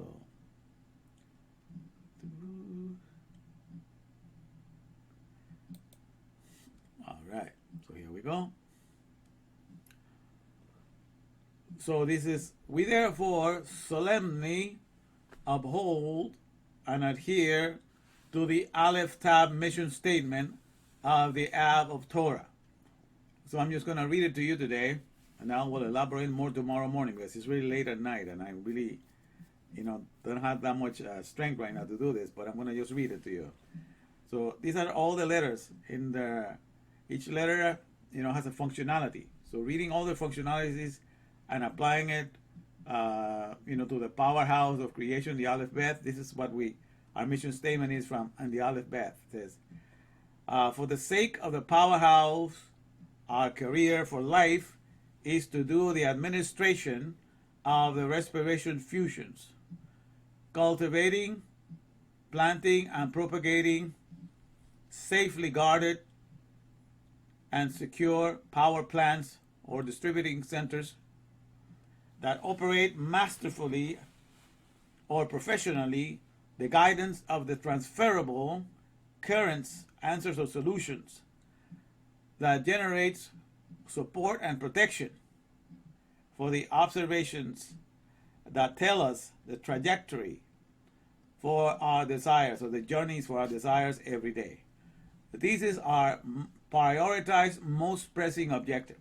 So that's the whole thing that is saying down. That's our mission statement. All right.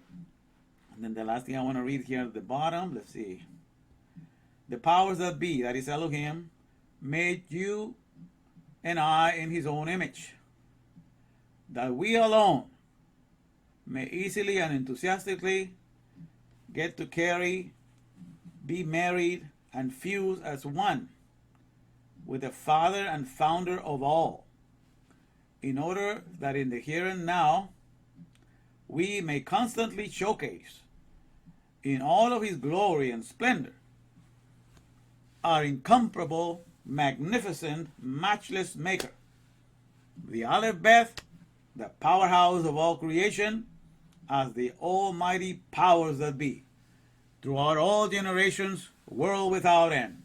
Amen and amen. Okay, we're going to elaborate more on this later on today, because today I'm going into the next letter, which is the Hey, because we're going Aleph, Beth, Gimel, Dalet, and we're going to talk about Hey today. And Hey is the word for respirations, animation, activations, okay? So we're going to get into that. So you just hang in there, and thank you, for your patience and for listening to this one. It is just a quick, sweet one, just to get into the word for the letter for today, Dalet. All right. So let's look at a commercial here.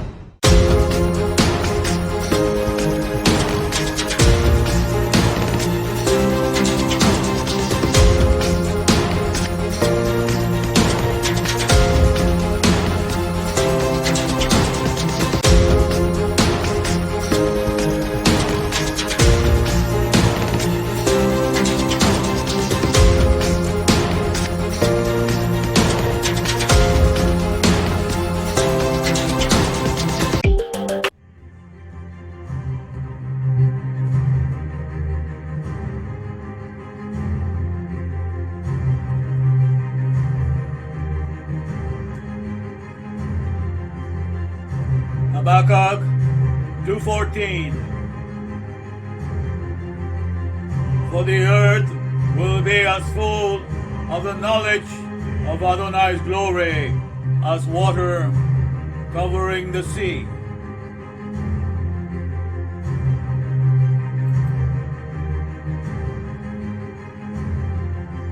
Here comes the name of Adonai from afar, his anger burning in the rising snow. His lips are full to the brim with fury, his tongue a consuming fire. His breath is like an overflowing stream that rises high to squeeze up all the net, to sift the nations with a sieve of vanity, and put a bright all in the people's mouths to lead them astray. Shema Yisrael, Adonai Eloheinu Adonai Echad.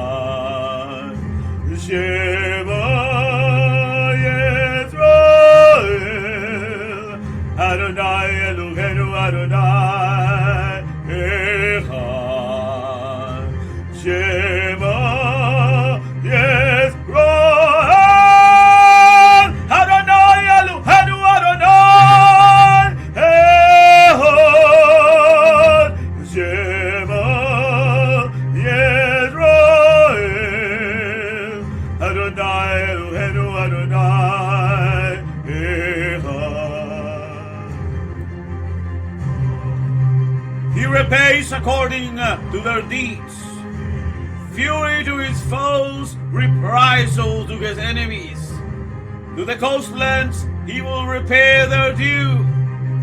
In the west they will fear the name of Adonai, and likewise in the east his glory.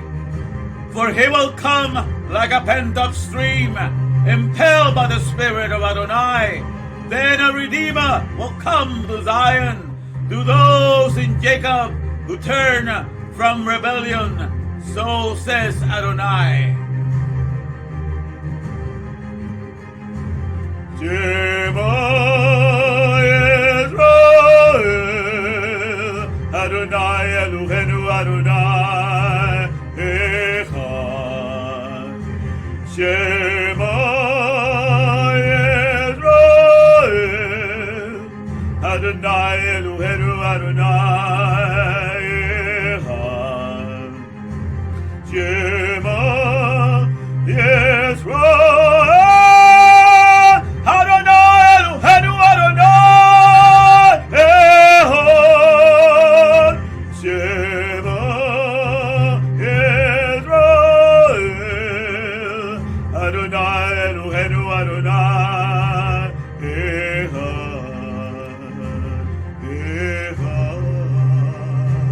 Echad boy, Echad.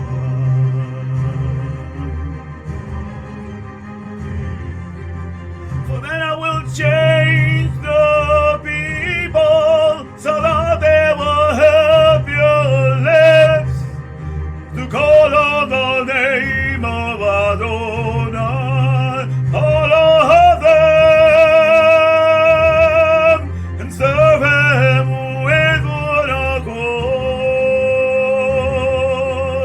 And he shall judge many peoples, rebuking strong nations of old. The skill to destroy will be instant, peaceful joy. They won't teach war anymore. Shema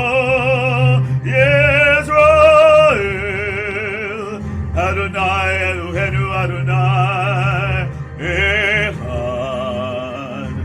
Shema Yisrael, Adonai Eloheinu Adonai Echad.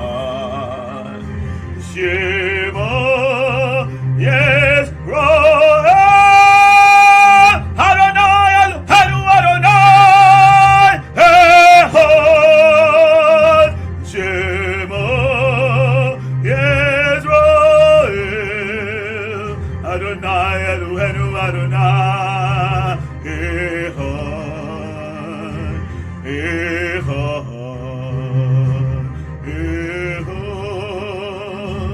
Echad boy, Echad.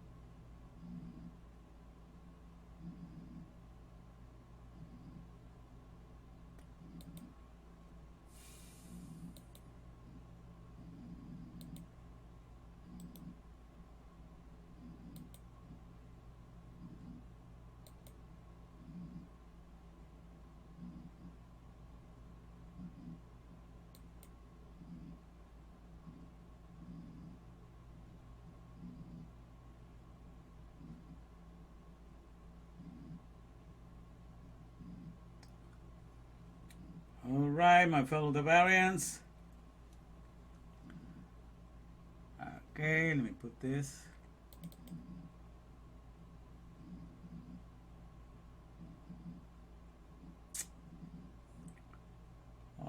Okay, let's see here.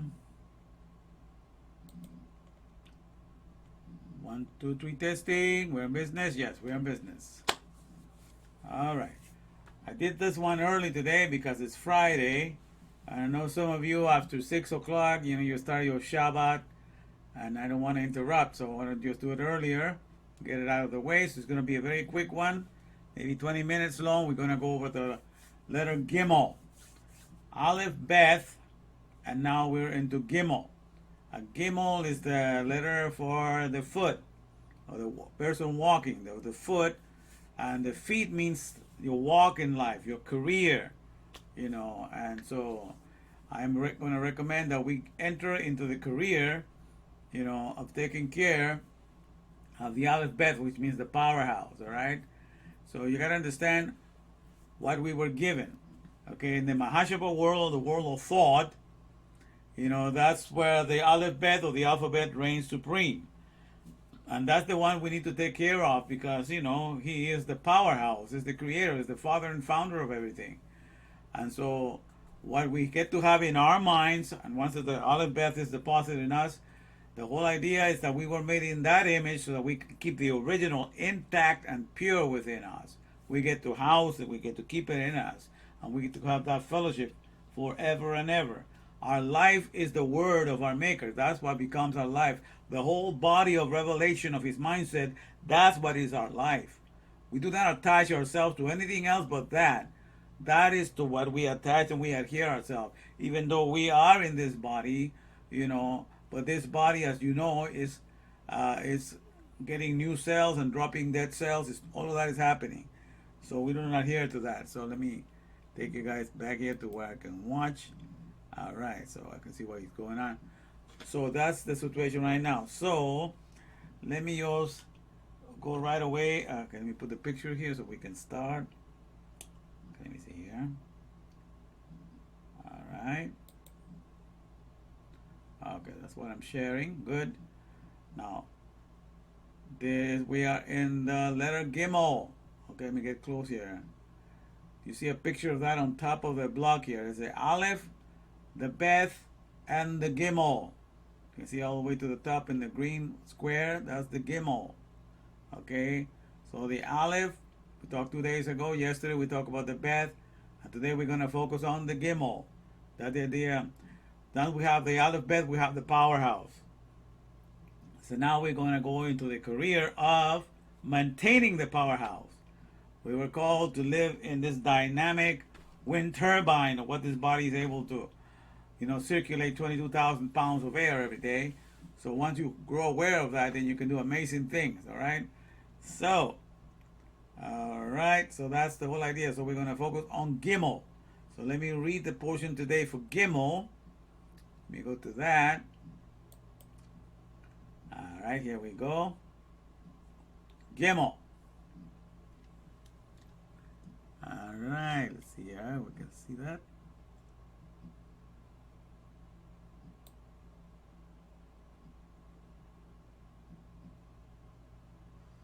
All right.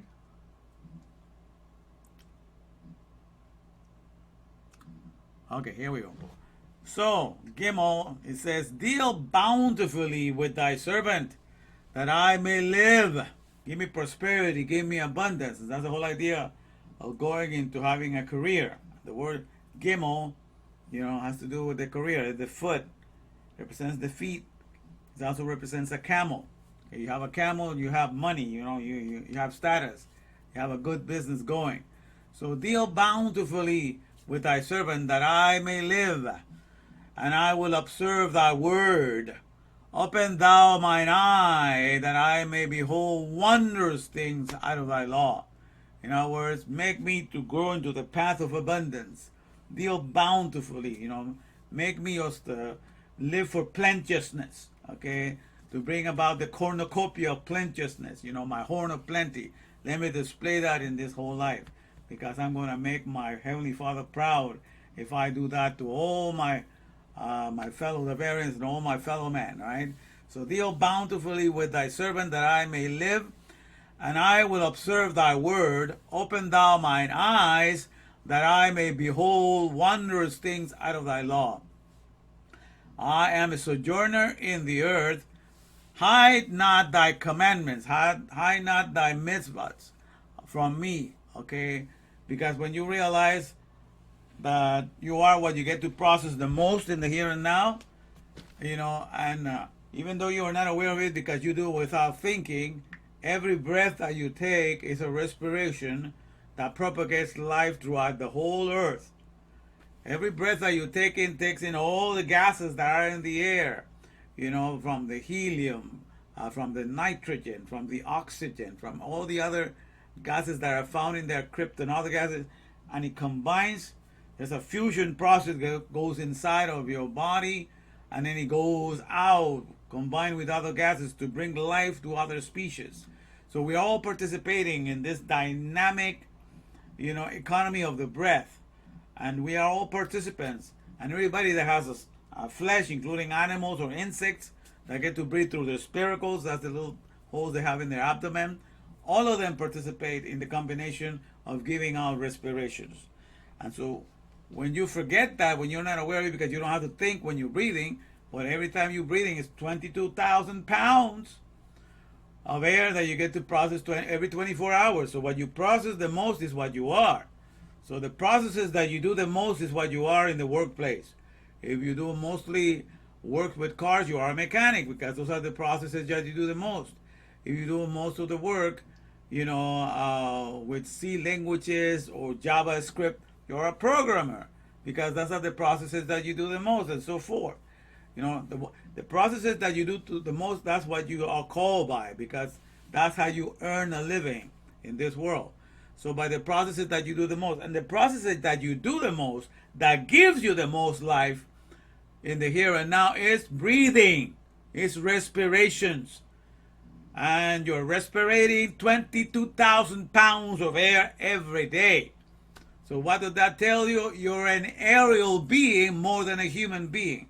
Human beings of the earth, of the solids and the water that go inside of you. But there's only 14 pounds solids and waters circulating every day, what you eat and what you drink. But air, which gives you life by second, that's 22,000 pounds. So what does that tell you? Based upon that, you are already a spiritual being. You're already an aerial being, a being that is made out of the wind. Okay, so when you're made of the wind, what you are mostly is celestial. You're a being of the sky because you're connecting what is above you. You know, and you're participating in the, you know, in the feeding of all creation, including the trees, the plants. You are participating in the whole thing. That's why it says here, I'm a sojourner in the earth. I'm just traveling in the earth. Think of a little twister. You know, like a twister is this, like this hurricane or this tornado that is just dancing with a little bit of the dust on the surface, but most of it is in the air. That's how we are. Most of the processes are the air that we're circulating, 22,000 pounds every day. And so this little thing of the 14 pounds that we eat and drink, that's just a little surface. We're just traveling in like a little twister in here. All right, so that's what it says. So when you grow aware of everything that you are, that's how you see things. I'm a sojourner in the earth. Hide not thy commandments from me. Commandments is mitzvahs. You know, the solutions for those desiring to connect to the breath economy. So do not hide that from me. Remind me that your word is my life. Your word is settled in the economy of the breath. So keep that abreast in my mind so that I will make always thy word be the life and everything, and my life and my all and my everything. That's the whole idea. It says, hide not thy mitzvahs from me. And then on top of here, that will go all the way to the top. That's just when it continues on the other side. And then because today we were looking at let me show you that picture too. Gimel from Psalm 119 verses 17 to 24, the sacred Hebrew code for Gimel, and that's the letter that we're emphasizing today. All right, so let me take that off. Okay, so here we go. It says, my soul breaketh for the longing that it had unto thine ordinances. when you understand that the whole body of flash, the fortifying language, alphabetizing successful humans, because that's what everything has to made out of words. Without words, without understanding of words, nothing gets done. Life cannot be kept, nothing can be done. So he longs always for his true life is the word of his maker. It says, my soul breaketh for the longing that it had unto thine ordinances. It says, at all times thou hast rebuked the proud that are cursed, and that do err from thy commandments. Because the people that just caught up in the 14 pounds of solids and liquids, they have forgotten their aerial beingness. They have forgotten what they process the most. And so they're completely lost. And so they err. They do not make the commandment. They do not make the mitzvahs and the ordinance be the life of their being. You know, they're far away from it. They're not able to do that. So thou hast rebuked the proud that are cursed, that do err from thy commandments. And the way they are rebuked is that they're giving in into everything that is made out of the dust. They cannot live without it. They cannot live with all the products from the Silicon Valley, looking so silly before their maker. All these things are the dust that you were cursed to identify with. Dust thou art, and to dust shalt thou return. So you're living up to the curse that was given. Okay, so it says, take away, that do err from thy commandments. Take away from me reproach and contempt, for I have kept thy testimonies. Okay, even thy testimony is the testimony of what we were made for. The testimony of a strong body of revelation. The Aleph Bet that is the powerhouse of all creation. That's what the testimony that we need to uphold. That we take the alphabet in us and we're going to bring a testimony into the world. The alphabet that is in me is the powerhouse of all creation. And I'm going to show you to you because I was born to give that testimony. I'm not going to give no other testimony. That's the only testimony I can give because that's the only one that makes sense to me. You understand what I'm saying? To the law and to its testimony. To the Torah and to its testimony. If they don't speak to you according to these words, it's because there's no light in them. So if people are pointing out to the fact that you have to maintain the alphabet that is inside of you as a powerhouse to creation, and that's the testimony that you need to keep alive, if people are not pointing you into that direction, they have deceived you. All right, so that's what it says, take away from me reproach and contempt, for I have kept thy testimonies. The testimony, I'm making sure that the other bed is a powerhouse in the here and now. Even though princes sit and talk against me, thy servant doth meditate in thy statutes. Everybody can think whatever they want about me, but their opinion is not my life. Your testimonies, your mitzvahs, your mitzvahs, your ordinances, that's my life, and that's what I live for. That's why I say I don't care about the opinion of any leader. That doesn't affect me. I know that thy word is my life and my everything. So it is, for I have kept thy testimonies. And it says, even though princes sit and talk against me, thy servant doth meditate in thy statutes. Yea, thy testimonies are my delight. To make sure that the alphabet is coming out of me as the powerhouse, man, that delights me to no end. They are all my counselors. I depend on them. These are the leaders I listen to. I don't have to listen to any of the opinions of the world. So that's the whole idea, of sharing Gimel today, all right? So it's going to be very short and sweet, like I say, so we get down to the nitty-gritty. And now let me just share the other picture now to just read the last part, and then I'm going to have to cut it short because I have to do some overtime. So I'm ready to do some overtime right now, but I did this because I know some of you keep the Shabbat, the Sabbath, and you start early, so I don't want it to interrupt for that, so I did it early. All right, so let me put the other picture here. So, here we are. We're here to promote. Okay, the Gimel is the career of promoting the powerhouse. That's the testimony that we have to give. So the first three letters, Aleph, Bet, Gimel. Aleph is the power, Bet is the house, and Gimel is the career of the powerhouse. So that's the whole thing. When you have a powerhouse, you'll dedicate your life to increase and promote the glory of the powerhouse and always keep it alive. So that's the whole idea here. And now let me read this thing here. And let me hurry up because time is flying. So let me read this part here. Okay? So look at this. This is very important. Our body of flesh represents an image of a strong building that is the house of the 73 trillion cells. That's what our body of flesh is, a house for that. The alphabet in the thought world, in the Mahashava world, from the world of thought, from where everything originates, is the one that needs to be kept always fully alive and optimized to function as the powerhouse of all creation. And that's why we were made in the image of the alphabet, because that's our number one priority. That's our number one career in life, all right? To promote the powerhouse and to maintain it as the powerhouse of all creation. Otherwise, everything else dies. Simple as that. The moment you think the protection of the hardware is more important than the care of the software, the computer is dead. Likewise, the moment you think the care of the body of flesh, okay, the body of flesh being the fully luxurious earthly soul headquarters, the moment you think that the body of flesh is more important than your body of flash, F-L-A-S-H, which means fortifying language, alphabetizing successful humans, mankind is dead. You understand? So man dies the moment you prioritize, you exchange loyalties. Instead of giving your loyalty to the strong body of the alphabet, you give it to the strong body of the flesh. And in doing so, you are dead already. It's like emphasizing the hardware is more important than the software. The computer is dead already. That's how it is. Then you become a shield. You are in the mortuary business, and all the other religions are there just to keep you encapsulated in your graveyard. Okay, so understand that. It says, so then mankind is dead. It says, let me see here, fortifying language. Mankind is dead. It says, as you awaken to your gigantic 22,000 pound aerial beingness, because that's what you are processing the most. When you awaken into that, and you're going to be doing that as I keep on talking to you, it says, keep coming to HTTV 28 to become an IT professional. An IT professional, like an information technology professional, but in this case, it's the Torah. It stands for the Integrity Torah Professional.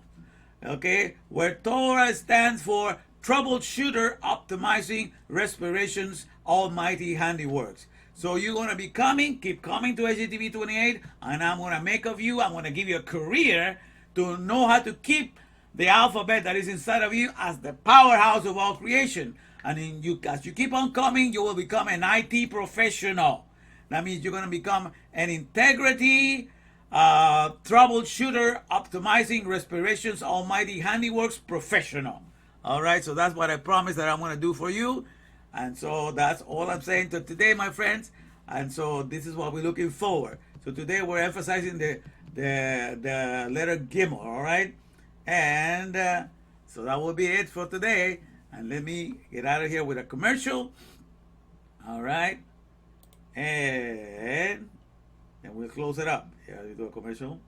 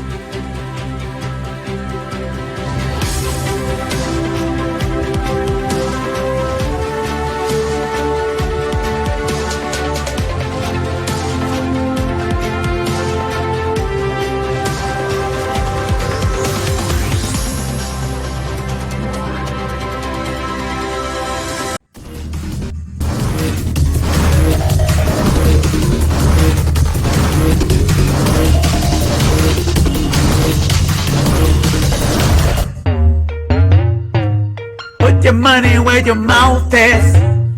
Show me what you can do with it. Put your money where your mouth is. Show me what you can do with it.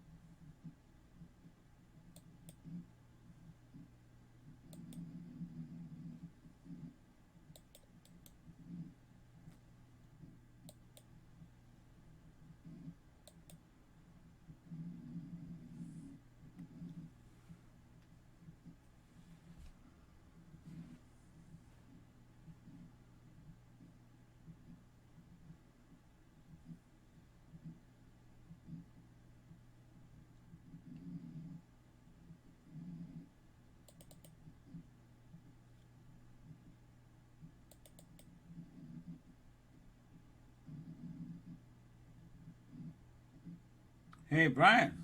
Hey, you made it. Okay. I know it's kind of late, but better late than never. For some reason, I was very sleepy today. I had to work a lot, but I was very sleepy. I don't know if my body's getting used to this grape thing. In any case, so I had to sleep it off. I went walking under the sun for a while to see if it would go away, but it still had it. So, but I still have doing it right now. Anyhow, it's just gonna be just a quick reading for bait. Today we're doing bait. All right. Let's see here. And all right, let me just start it with introduction.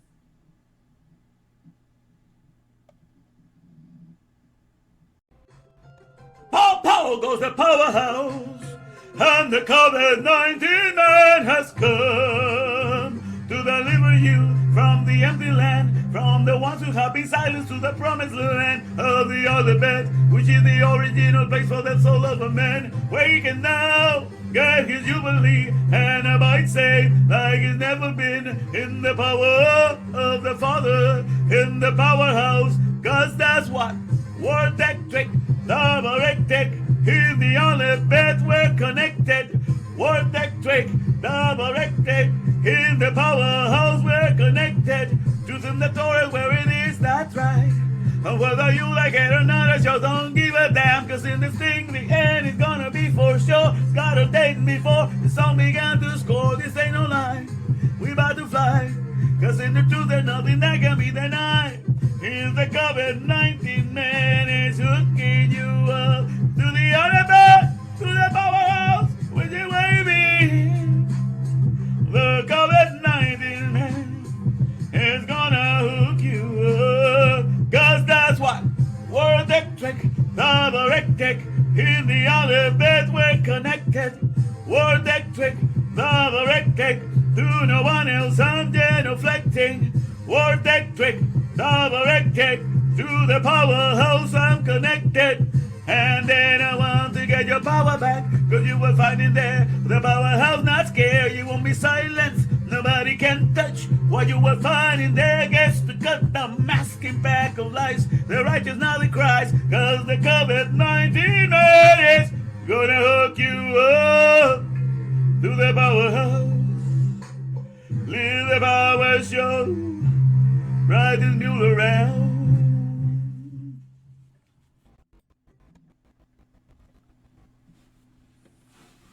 All right, and here we are.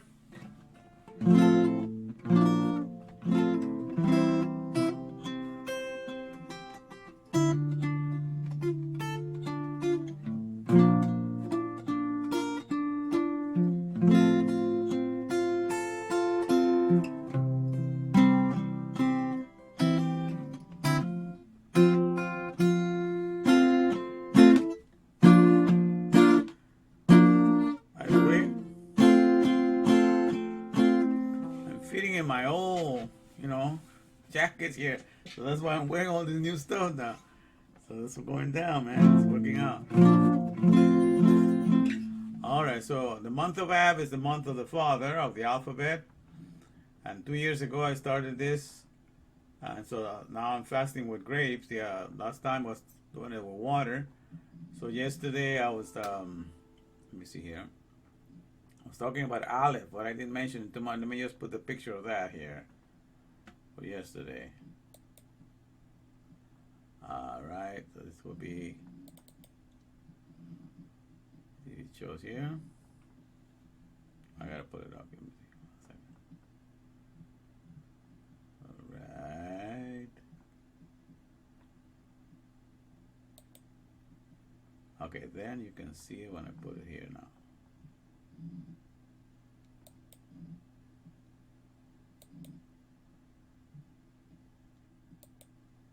Yes, Aleph. So yesterday we started, so yesterday was dedicated to Aleph. We read from Psalm 119 verses 1 to 8. All right. And notice that my hair is up again, like in the picture. I hadn't done it for a while. I kept it flat, but for some reason my hair is getting thick. It's getting thicker. So for some reason that's why it's more higher now. So I don't mind. I mean, it's looking better anyhow. But I had not tried it, to comb my hair with the hair standing up, when you. But I noticed that today I say, okay, I want to use the pictures from the 2 years ago. Might as well use. But it's going way high because it's just getting thicker. I don't know if this is part of the grape. I think it's helping out with that. But in any case, so yesterday we read from Psalm 119 verses 1 to 8.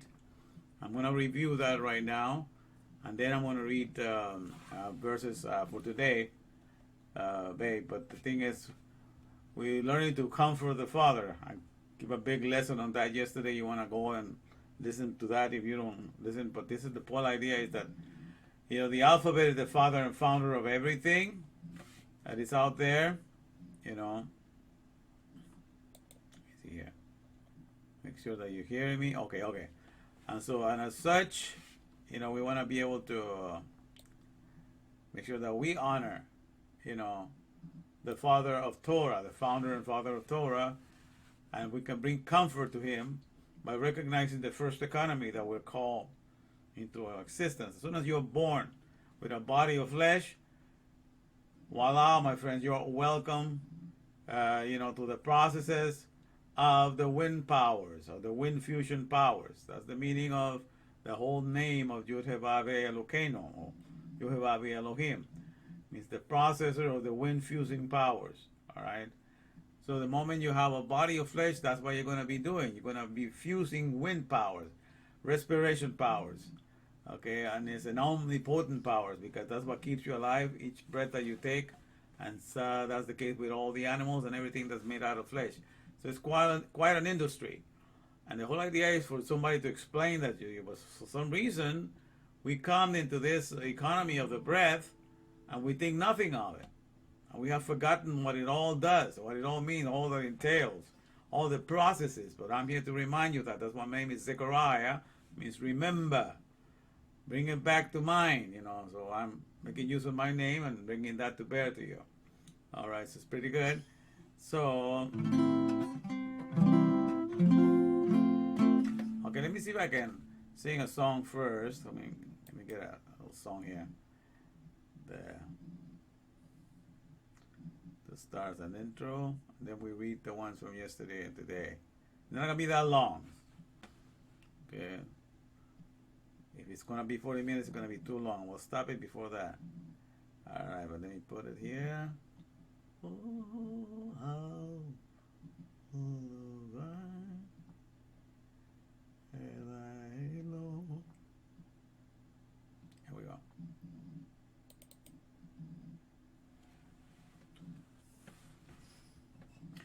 All right.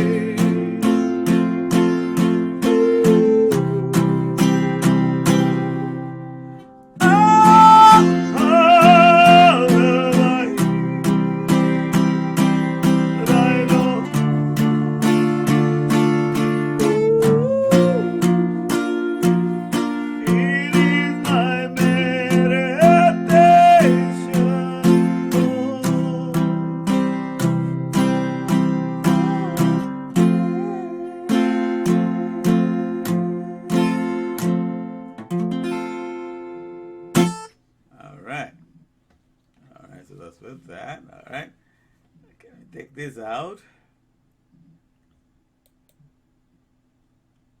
All right, and there we go.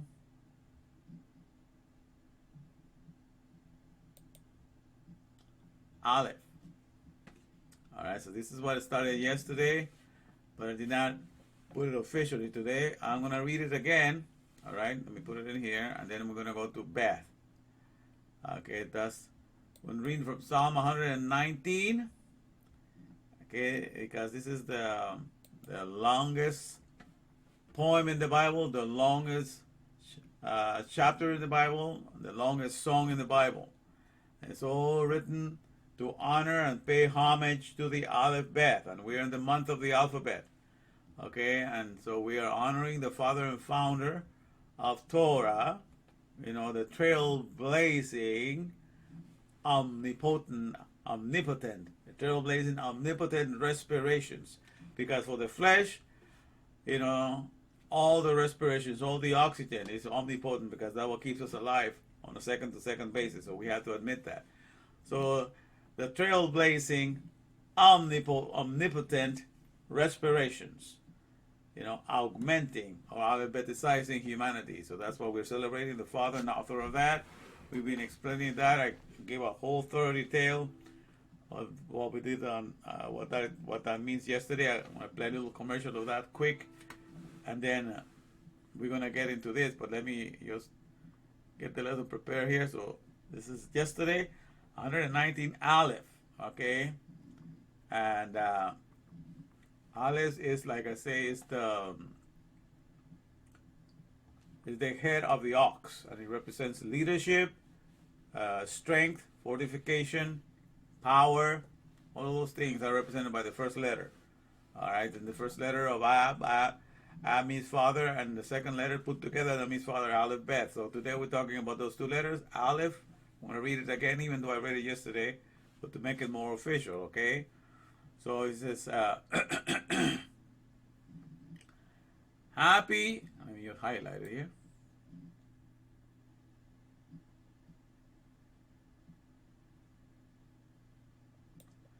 All right. Happy are they that are upright in the way. The King James says, blessed are they, you know. But happy, this is in the Masoretic Masoretic text of the Hebrew Bible translation. Happy are they that are upright in the way, who walk in the law of the Lord. Happy are they that keep his testimonies, that seek him with his whole heart. Yeah, they do no unrighteousness. They walk in his ways. Thou hast ordained thy precepts, that we should observe them diligently. Oh, that my ways were directed to observe thy statutes. Then should I not be ashamed when I have regard unto all thy commandments. I will give thanks unto thee with uprightness of heart, when I learn thy righteous ordinances. And then he ends with a verse 8 here. That was for yesterday. I will observe thy statutes, O forsake me not utterly. Okay, so that was Aleph. Officially, I read that yesterday, but I had not put the main screen. So that's, but today we're getting into Beth. Okay, the second one. All right. And so this is the Bet for today. Let me just highlight this whole thing. I'm going to read this today. And Bet stands for the house. Okay, it's the letter for the house, the tabernacle, the temple, the tent. All of that represents also, the letter represents to be, because a house, you are inside, so also represents to be inside. That's why, to be in. That's why in the beginning of Genesis, Bereshit starts with the Beth. That means in the beginning, because it starts with the Beth, it means in. And Reshit is the head of a woman, which could be interpreted as the beginning of the body. So that's why it interpreted that way. But actually it means in the head of a woman. And Bereshit, you understand, those of you that have been listening, understand that that's the representation of Hagma, of wisdom. Okay, but Solomon wrote a whole book about that, the book of Proverbs. Okay, so in any case, let me just put the picture for that officially for today. That's the bed. Okay, so we have Aleph, we just read, and so we're going to go to Bet. So this is the Bet. So the sacred Hebrew alphabet code for Bet. That's the second letter here. You can see all the way in the highlight in the background. That's the picture of it. And it's a house, family, or to be in. All right. It's this one out here that I'm highlighting here. You can see my little hand. Yeah, you can see it there. Get all the way as close as possible. Yeah, this one, Bet. Okay, it means a house, a family, in. That's what it stands for. All right. Okay, and so this is the sacred Bet. Psalm 119 verses 9 to 16. So we're going to read that right now. All right, let me put that on the screen. I got to be looking at it because I don't want to be too long. I'm just going to get down to business, readers, and get it over with, okay? All right. It says, wherewithal shall a young man keep his way pure? Okay? Wherewithal shall a young man keep his way pure? And the way is your words. Think of the way when the Bible talks about the way. The Bible is all about words, by the way. So it's words and yearnings. That way you understand. So your words and your desires. Because the whole Bible was given to line up your desires with God's desires. Because when your MS-DOS, which I've been talking about, the mimetic sapien desire operating system. When you're mimetic sapien, mimetic means that you can imitate, that you can emulate, and sapien means you're wise. So human beings have the capacity to imitate good things and bad things. So let's learn to imitate the good things of the scripture, and let's get to line up our mind and our desires with his desires. Because when you align your desires with your maker's desires, then life is a whole lot easier. Because the desires of the maker are being accomplished 100% of the time. Our desires as individuals, apart from our maker, away from our maker, sometimes are fulfilled and sometimes they're not. So that's why we get frustrated, because sometimes our desires come true and sometimes they don't. But when you learn to line up your desires with your maker's desires, so all that your maker desires is all that you desire, then you're never going to be disappointed, because he gets what he wants. Everything is done according to his wishes. Okay, he's the one that runs every place. And so when you're lining up with his wishes, everything is happening the right way all the time. Nothing is going to be disappointing you. So that's the whole idea. So wherewithal shall a young man keep his way, his words and yearnings pure? How are you going to keep it pure? Pure is mean that you are dedicating all that you have inside of you back to your maker, because he's the one that gave it to you. You were made in his image. That means who he is what matters, and not necessarily who you are. You have no substance to your existence until you know your true portrait of your original, which is your maker.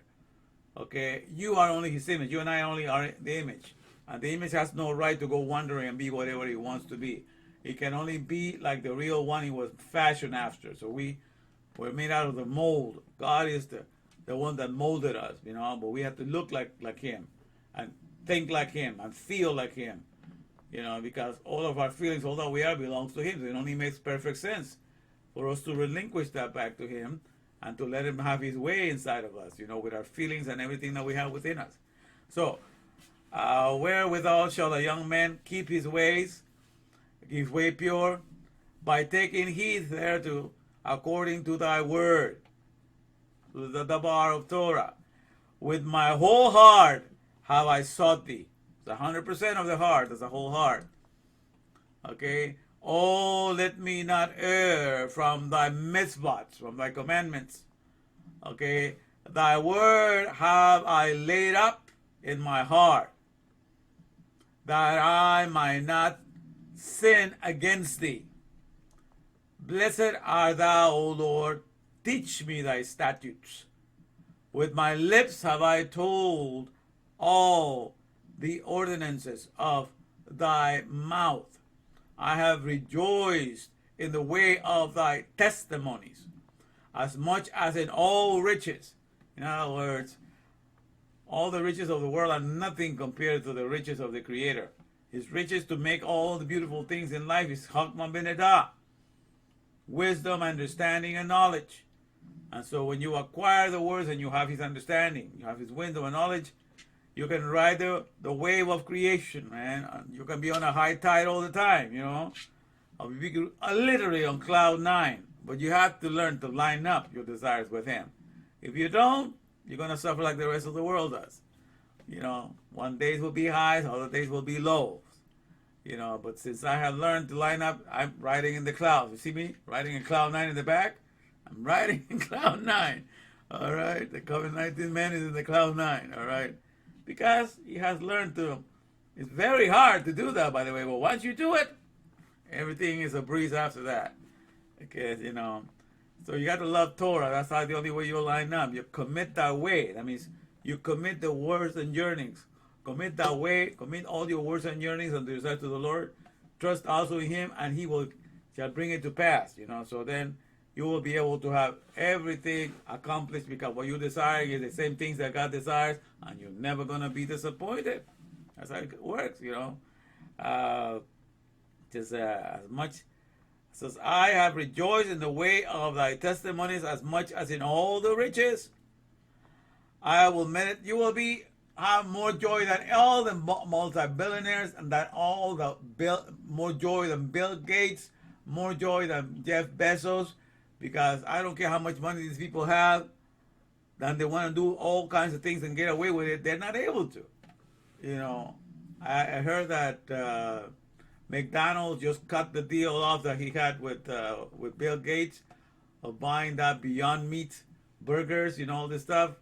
I heard about it. I hope it's true. If it's not the case, you know, that's the will of Bill Gates. It's not being done. That's losing a lot of money right there if McDonald's cuts the deal. So they might have a lot of billions, even trillions of dollars, you know, like these Rockefellers, but they are about to go under right now because they're being exposed. All the monetary system as it is going to cave in. All these things, so they don't even get to rejoice all the time because not even all of them get everything their way. So there's some things that do not go according to their plan. But those that have lined up their words and yearnings with the Father, they're never disappointed. Great peace have they which love Torah, and nothing whatsoever offend them. Nothing whatsoever, disappointment, everything, you know, we're riding on cloud nine. That's what it is. But to get into that means you got to dedicate your whole heart 100%. I sought the Lord with my whole heart. And so when you do that, then your words and yearnings match up with God, and there's nothing that's going to be disappointing you. I'm telling you, man, from experience, I'm talking here. I will meditate in thy precepts and have respect unto thy ways. I will delight myself in thy statutes. I will not forget thy dabar. All right, so that's as simple as that. Okay, and so when you do that, well, one thing is you are presenting your Maker in here. The Word of God that's coming out of you, the alphabet that's coming out of you, is coming as a powerhouse to all creation. You look at creation, you look at all their achievements, you look at everything that has been accomplished by Silicon Valley, and none of that attracts you. You understand? There's something far better than all of that, and that is knowing that your Maker has got this whole world in the palm of his hand, and he does whatever he wants with it. He knows how to run the wicked in the mortuary business, because that's what he does. The wicked shall be turned into a mortuary business. They shall be turned into graves. Okay, so if you're not functional to be a powerhouse in this world, if the alphabet that is in you is not trained to be a powerhouse to all creation, then that business of the Aleph Bet, that means powerhouse, is dead. And so if the business of the powerhead is closed, the powerhouse is closed for business within you because you don't know how to raise the alphabet inside of you to be a powerhouse to all creation. And when you're dead, then your soul has become a sepulcher, a human sepulcher, a grave. And so there's people that manage you, and that's how they deal. This whole economy of the world is to manage a grave, manage a graveyard. Okay, that's why I call the other Torahs is a management of grave. The other Torahs, Torahs, you know, they are terribly oppressive regulators, you know, alphabetizing because they keep order. Human sepulchers, they keep order of all the people that are under their power. And that's why the economies. But those that are in the Aleph Bet of Torah, are a powerhouse into the world. They're always looking to see how they can improve things, how to make things better, how to refresh things, how to restore them, how to renew it. And they're there to bring comfort to all their fellow men. They're always giving of themselves. That's how just their natural way of existence for them. Nothing in this world appeals them, so they don't have grubby hands. They're not after anything that you owe. As a matter of fact, they give you what they have. It's a whole completely mindset. You understand? That's when you reside with that. So that's the whole thing of idea for changing that, because he gives great comfort to the Father when his children behave like him, when they have learned of his ways, and they want to be a father unto this world the way that he's a father unto all creation. And when you have achieved that, you bring great comfort. So that's why I take my sweet time giving these lessons and taking my time doing it, so that you will acquire this. But that's the whole idea. The whole idea is to raise the alphabet that is inside of you to be a powerhouse. If the alphabet right now is not a powerhouse to all creation, then you're close. The alphabet inside of you is dead. It's closed for business. All right? So therefore, you are the wicked, and the wicked are going to be treated like a burial ground, and it's going to be a mortuary business. And all the nations, so the wicked shall be converted into hell, or into Sheol, or into a graveyard, or into mortuary business. And so all the nations that forget God, all the nations that do not follow Torah, they also are being. So God knows how to run a mortuary business for those in whom the alphabet had died, because you went to the cells of other narratives that could not cultivate. The Torah of the original Torah is the only one that cultivates the soul to be a budding ground to the alphabet, so that once the alphabet is planted in you, is raised to be the powerhouse to our creation. Okay, but in the other ones, that's not the case. All right, so let me just play a commercial here. All right, let me get you here to the and then we're gonna be done with this, because it's already 32 minutes. I don't want it to go too long. Let me just play a little commercial. Let me go here. All right, here we go.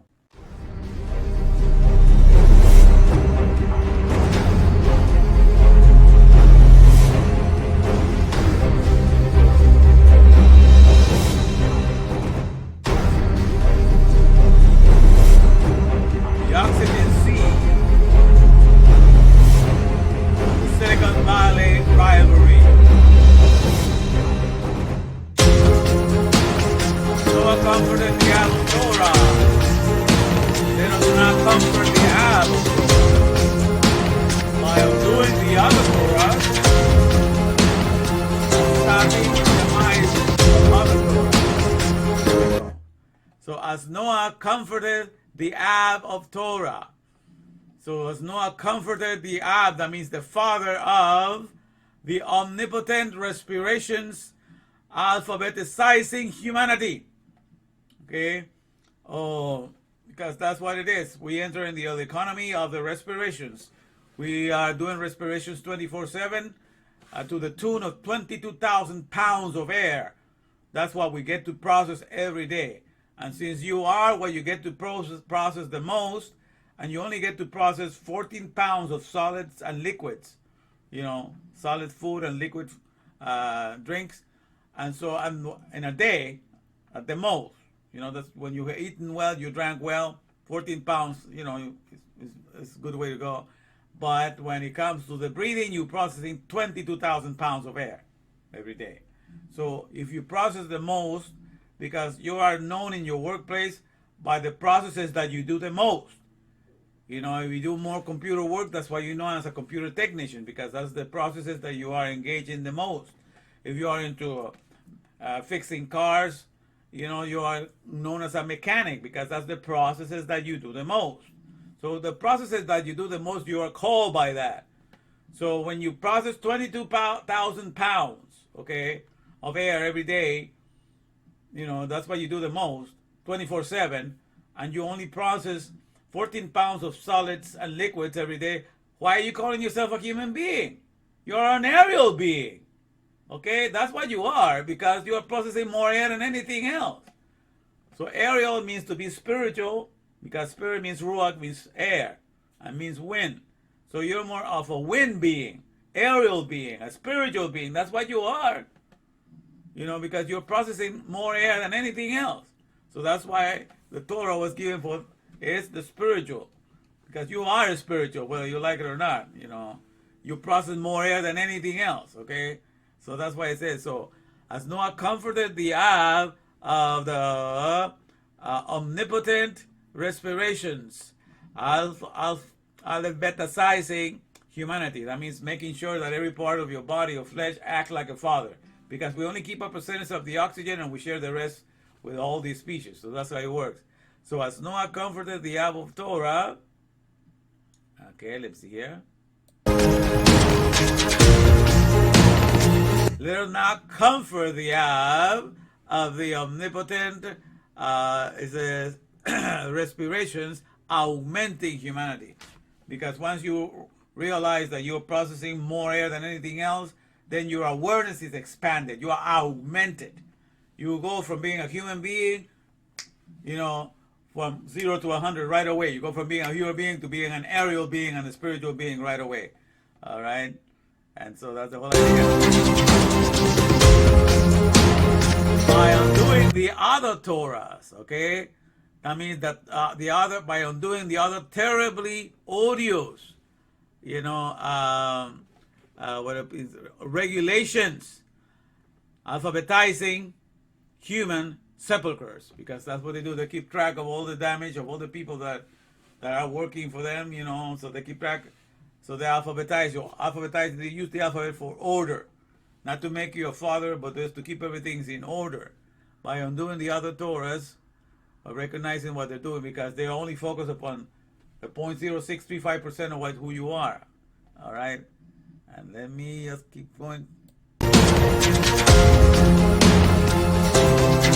And stopping the demise of other Torahs, the death and destruction and disfiguration, because that's what the other books do.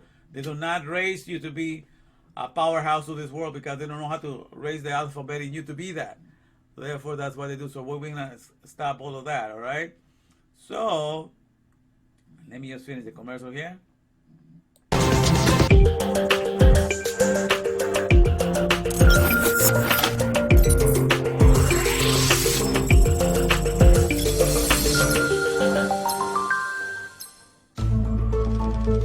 Everything falls into place. Come to HTTV, and everything is going to fall into place, all right? Okay.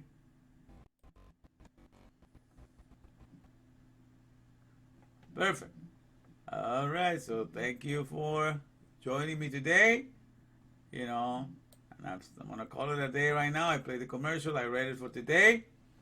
And tomorrow we're going to look at the next letter, Gimel. Okay, that's for the foot. Gimel, it also it stands for the camel.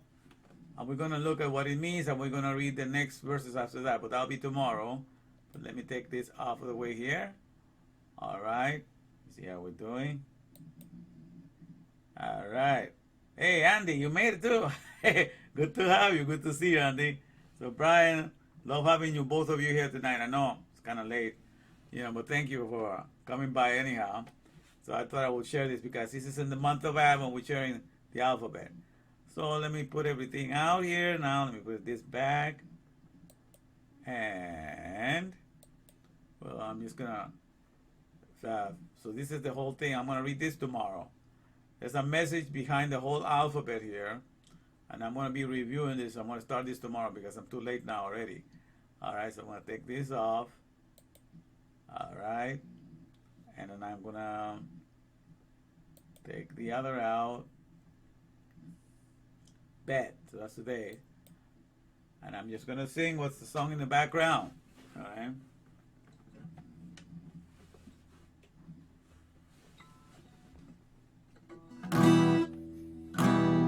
Psalm 44 verse 8.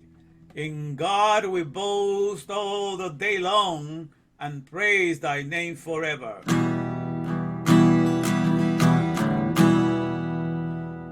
I have loved the way I am around you, as you sweetly speak within me. I have loved the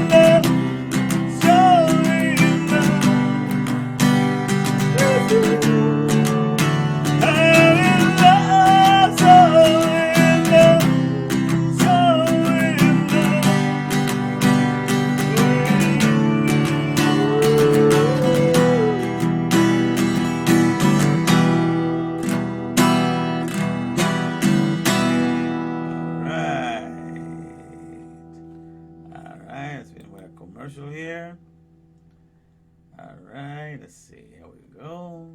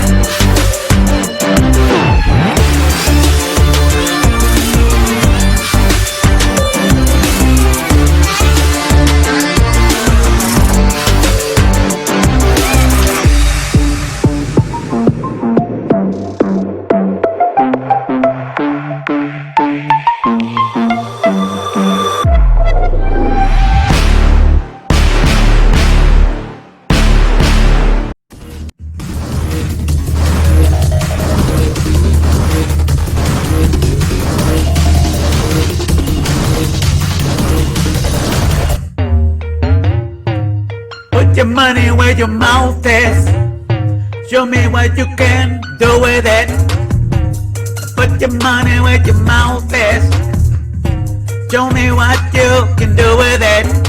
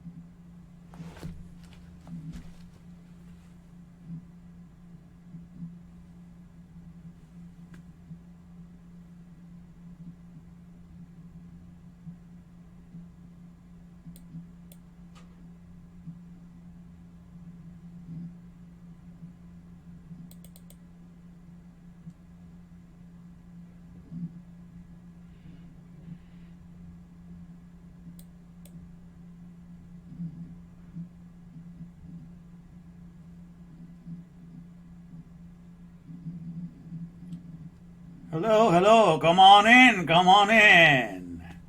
Very good to have you, Brian. Good to have you, Rosa. You made it. All right. Let me see here. Let me share this to my group again here. Give me a second. All right. Oh, thank you, thank you. All right. Let me see here. The group, yeah.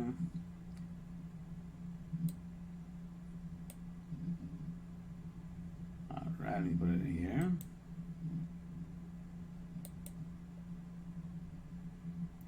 Oh no, that's not what I wanted. I want to share this.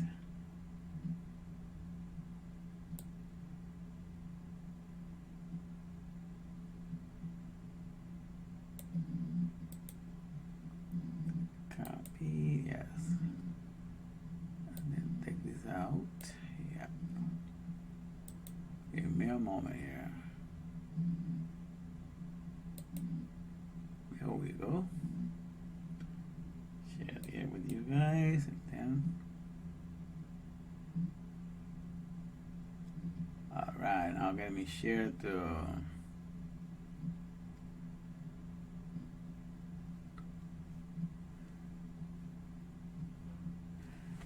Yankana, I wasn't able to fit on this 2 weeks ago, but it's able to fit on now. That's why I'm trying it in today. Okay, so that's why I'm enjoying I hadn't used it for a while because it was, I was too big for it. But I guess I'm going down, so I put it on today. All right, let me see. Let me share it to the group. To my timeline now. Let me see. Share to the public.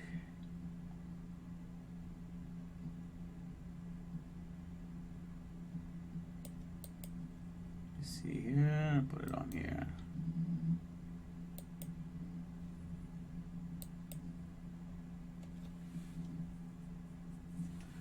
All right, now it's being shared everywhere. All right, let me see here.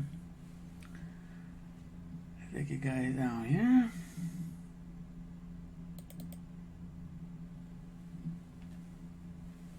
Let me bring my dog here.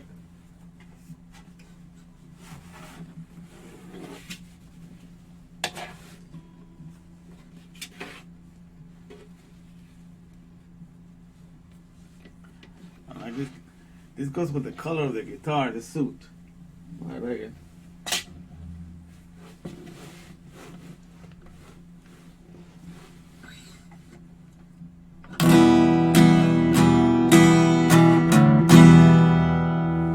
It is time. Let me lower this, it's too high.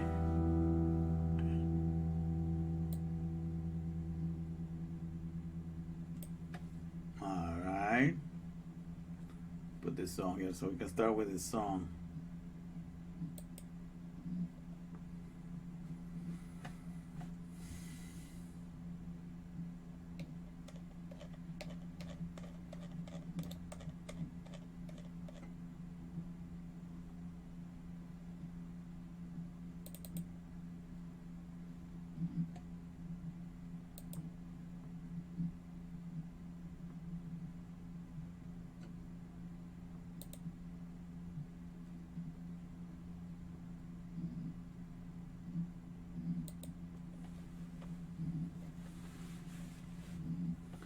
The one at the bottom here.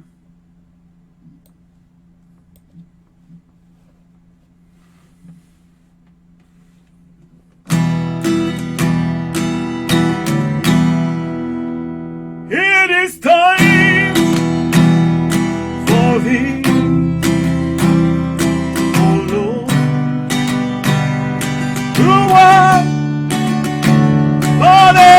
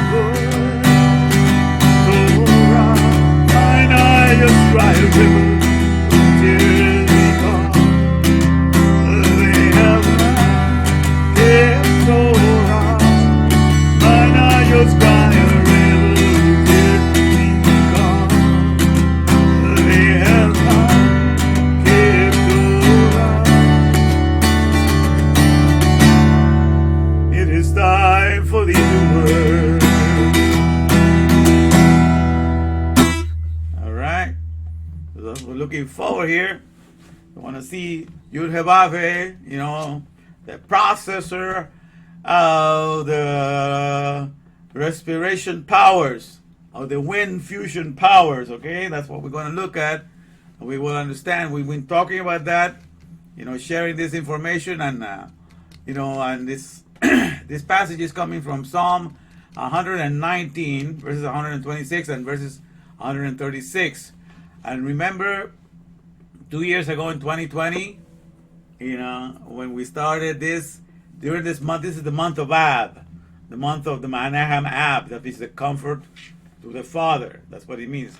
The month of Ab, Ab means Father. So I started to go over the letters of the alphabet, you know, the alphabet, all the way to the tab, and it was 22 letters. So what I'm going to try to do, I'm not going to try to do that lengthy today. You know, try to keep it under 2 hours today, all right? I'm trying my best, because I'm going to be going at least 45 minutes to an hour every day, sharing a little bit on each one of the letters. Because from starting from today, the 10th, August 10, you know, all the way to the 31st, it's going to be 22 days. All right, so every day I'm going to share a little bit about the letters. This is a little bit of what I did the first year that I started this. I went over the alphabet, and I read each 8 verses. So we're going to start with 8 verses today from Psalm 119. I'm going to read that to you. All right, and then we're going to start the message. So today is a very interesting message. You know, it's all about reviving the Aleph Beth of Torah, the father and founder of Torah, as it was meant for us to understand him from the dynamics of the breath, okay? Because the whole Torah is to explain to us his economy of the breath, all right? So that's, let me take this off for a second, and we can go over this. All right, put this over here for a second. So,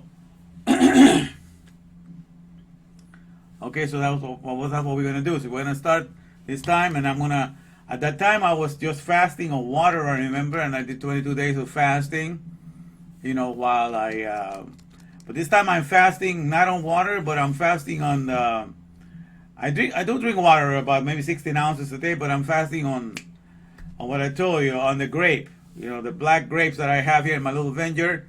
That's all I'm drinking, you know, so that's what I'm doing. So I think I have enough for 22 days in there to keep me going. So while I'm fasting just on that, just eating that, and I mean just drinking that, it's about 20 ounces of that, 20 to 22 ounces of that. Yes, about 20 to 22 ounces of that I drink every day, you know.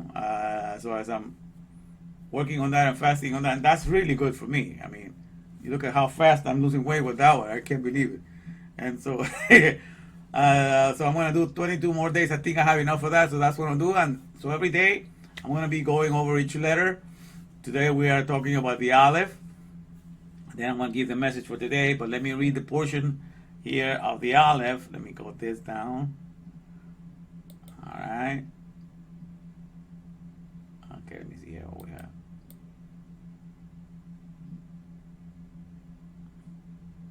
Oh, what is going on? Hold on a second. It's not showing me anything.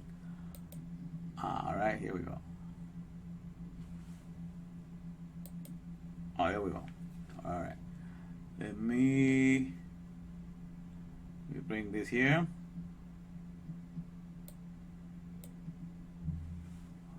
So Aleph.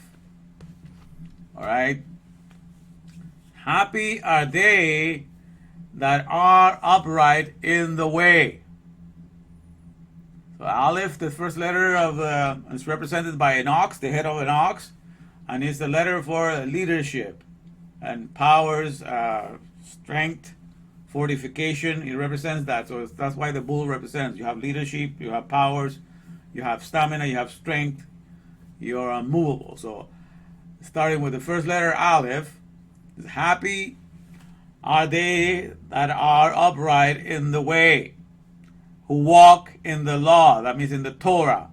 In the law is in the Torah of the Lord. Happy are they that keep his testimonies and that seek him with a whole heart.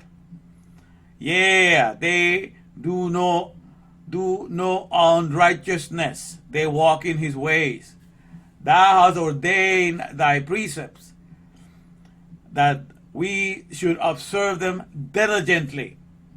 We should watch over what he has written. Oh, that my ways were directed to observe thy statutes. Then should I not be ashamed when I have regard unto all thy commandments. And that's where God has me right now, man. I mean, I see where the Torah is, the one that gives us the Aleph Betisization. I mean, that trains our whole flesh to behave like a father to all creation, without us even having any awareness of it.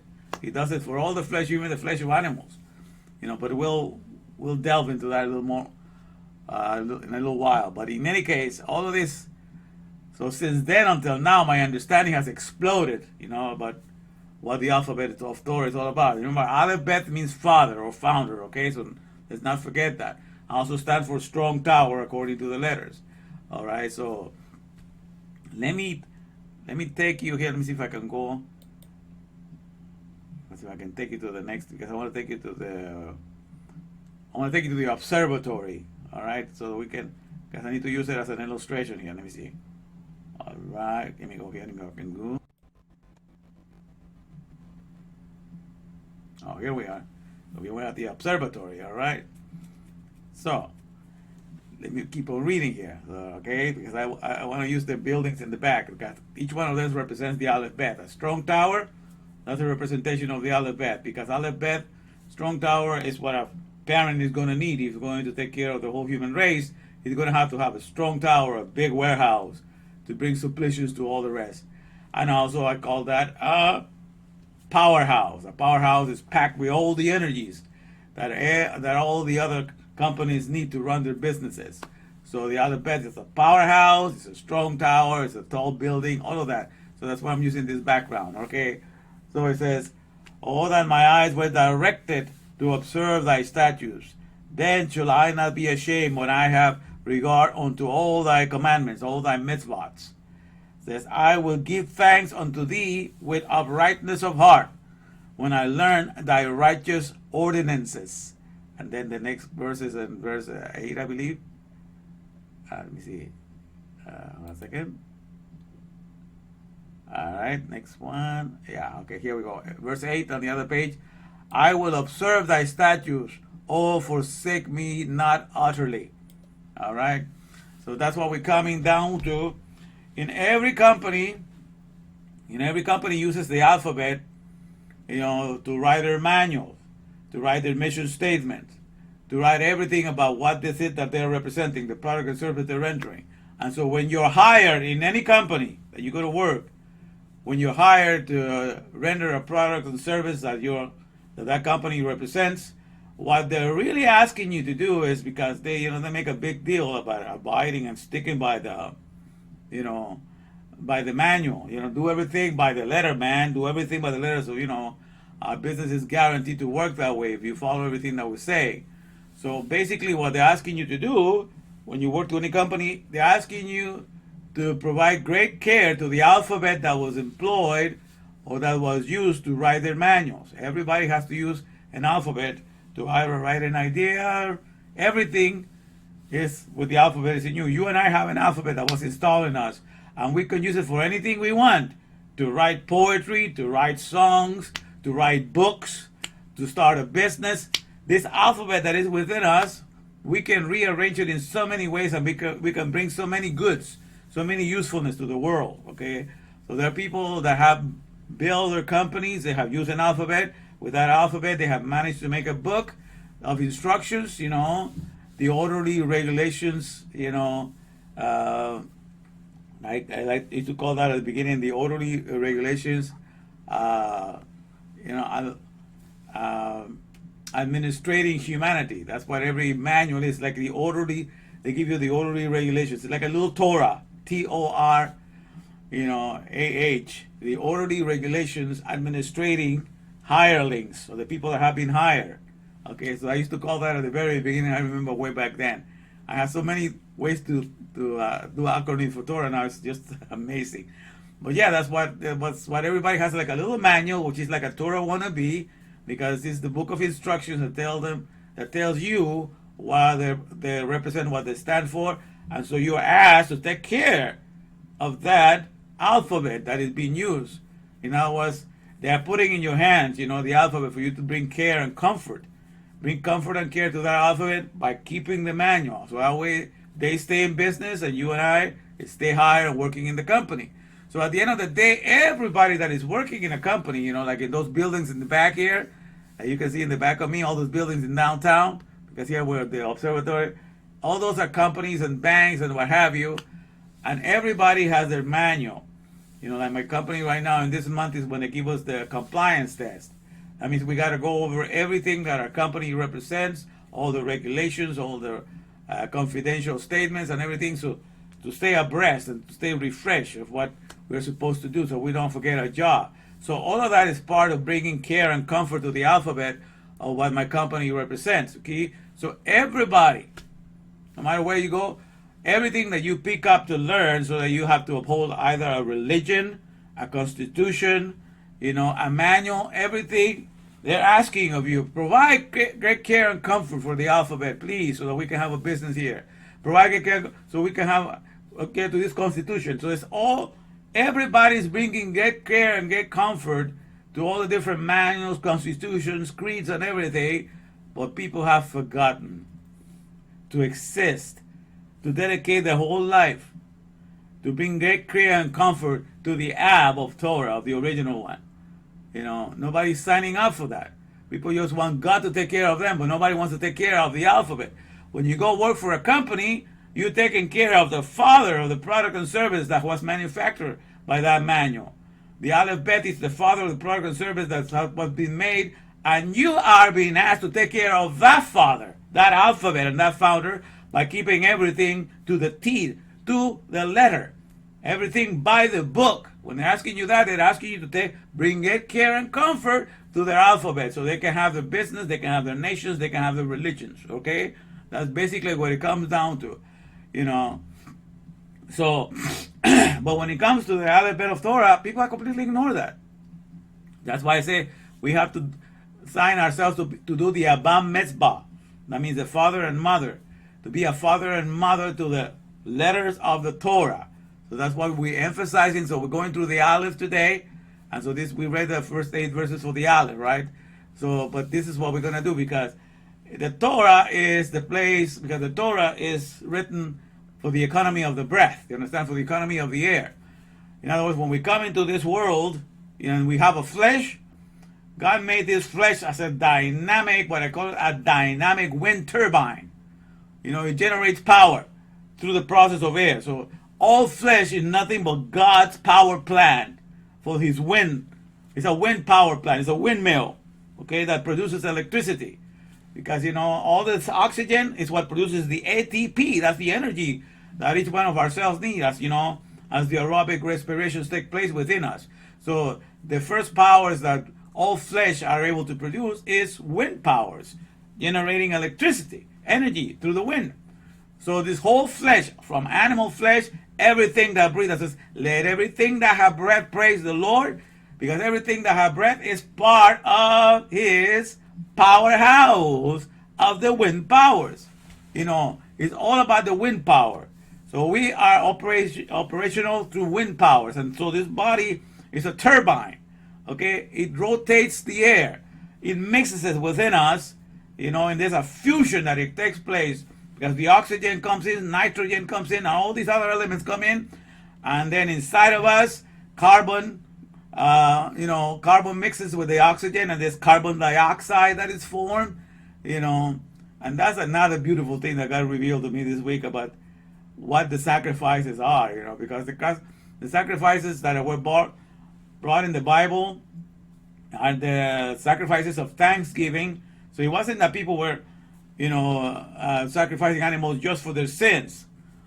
The sins was an occasional sacrifice that they did, but most of the times were thanksgiving. And for Thanksgiving, sometimes they will bring even a whole bull, a whole ox, and so these things. But it's the carbon, because we are carbon units, okay, and the word carbon means sacrifice, okay, and it's a word for closeness, for intimacy. It's just like when you have the all the sacrifices of the people is with the introduction to the first barbecue that the world has ever known, because it's a big barbecue party. The priests get to eat, everybody that shows up gets to eat, and they become the barbecue preparers. So everybody having a good time. So it's like whenever you have people that you love and you want to have a good time, most people throw a barbecue. A barbecue is the best way to entertain your friends, to say, to bring in that aroma there of things on the grill there. That's a barbecue is a very way to stay close to your peers, to stay close to your families and friends, to throw a party and have a barbecue. Like my friend Louis loves to throw barbecues all the time, But that's something that we do with those that we're close to. So that's the idea of the sacrifice, was that we wanted to get close to God.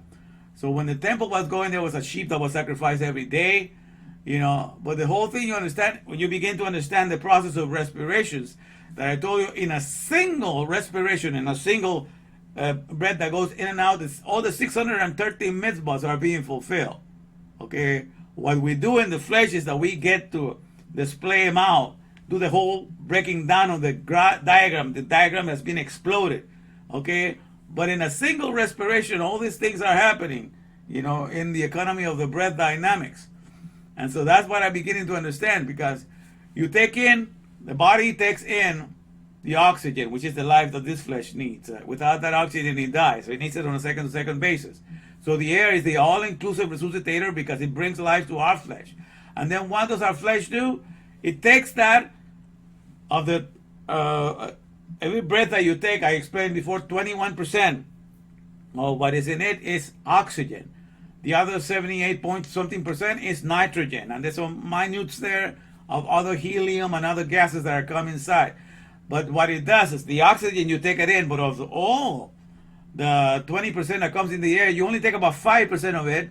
And then the other 15% you use it you send it out. But you send it out mixed with what you're made of. You're made of carbon. And that's the word, from the Hebrew word, carbon is sacrifice. And you melt and you become, so then you contribute. So it's carbon dioxide 2 times, the oxygen.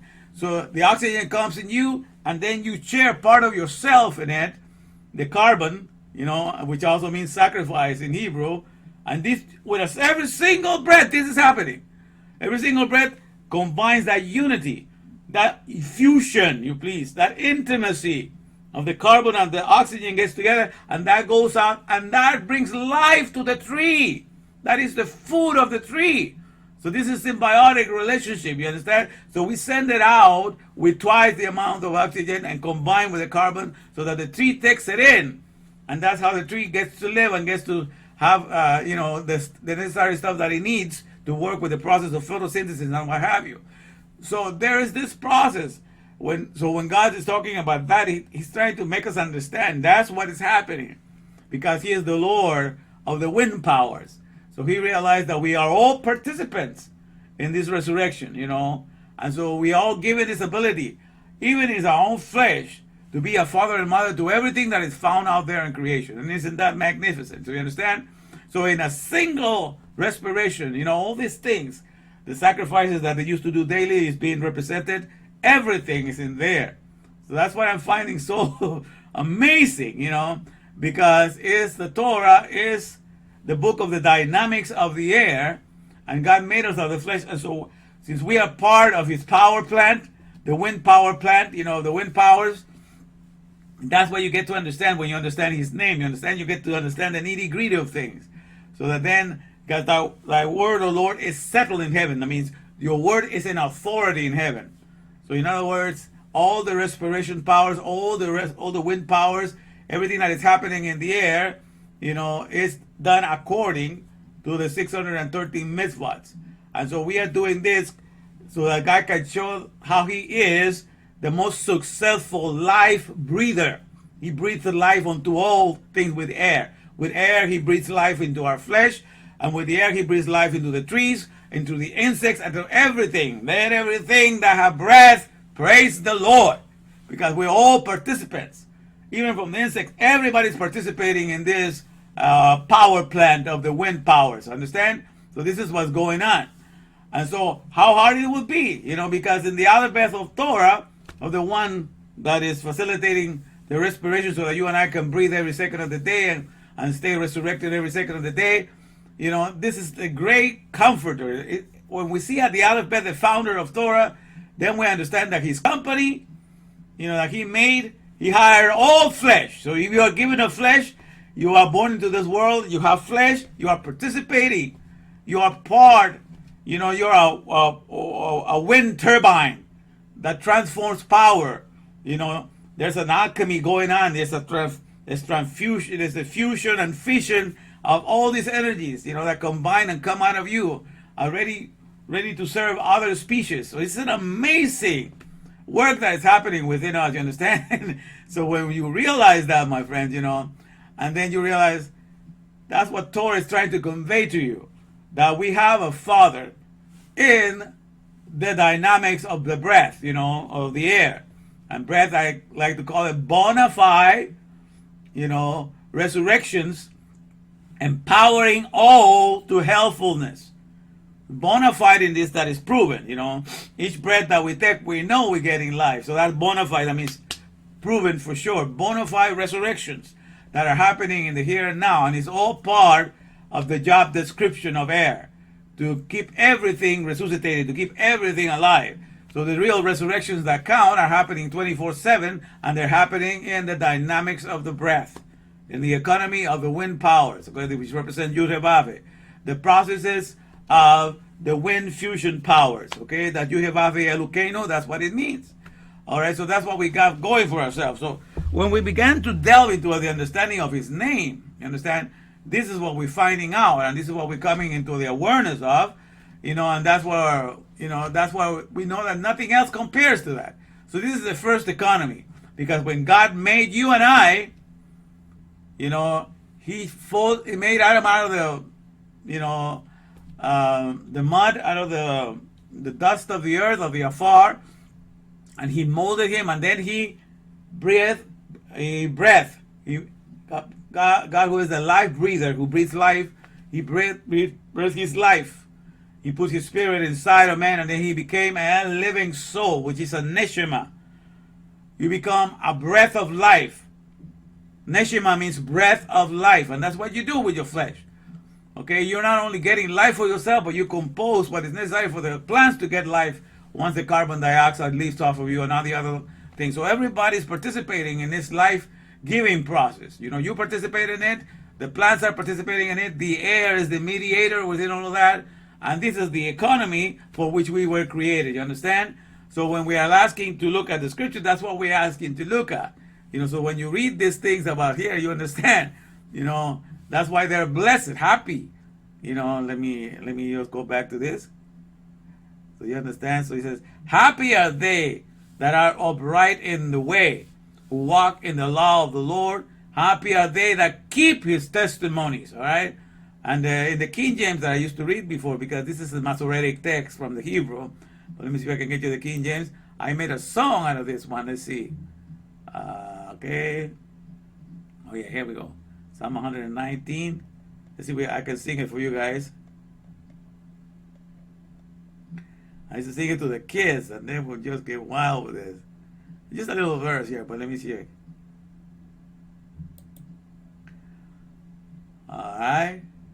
This is verse 2. It says, blessed are they that keep his testimonies and that seek him with a whole heart. All right, blessed. So it says, so let me see if I can remember. Well, I know how it goes, but let me see. Let's see if we can do a little bit of that. So this is a little chassis zone. You know, it's a little, let me see.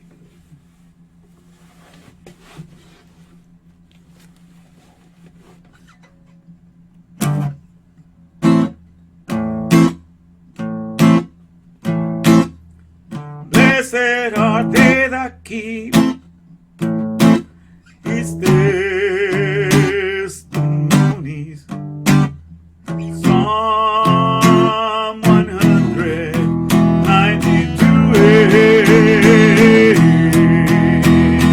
Blessed are they that keep his testimonies. Psalm 192.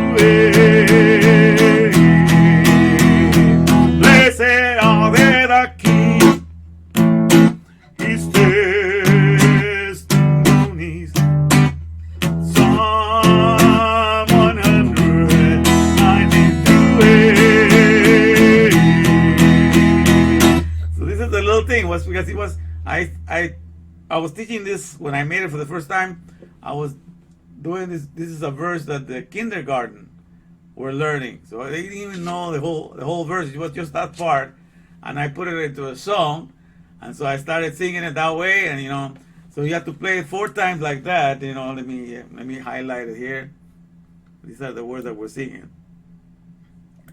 Yeah, blessed are they that keep his testimonies. So I was singing it 4 times, but the thing is, because this part that goes, blessed are they that keep his testimonies. Psalm 192. Blessed are they that keep his testimonies. See that part when I did the whoo? I would do that until the 4th time, So the kids liked that so much that they wanted to say it. So every time they said, if they did it between, I said, no, we have to start again. Hold yourself. So I made it. All these kids were anxious to do the whoo. So these are the things I did with the kindergarten. But this is the verses. Blessed are they that keep his testimonies. Psalm 192. Blessed are they that keep his testimonies. Psalm 192. Blessed are they that keep the word and know the Lord and fear Him.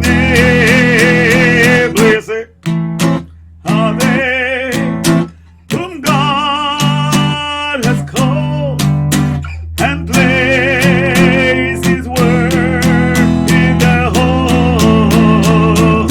Sing it out again. Blessed are they that keep his testimonies.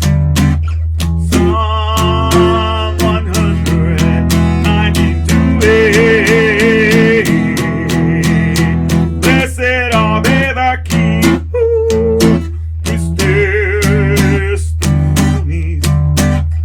Psalm 192. Blessed are they that keep the word and know the Lord and fear Him. Blessed are they whom God has called and placed His word in their heart. Sing it once again. Blessed are they that keep his testimonies.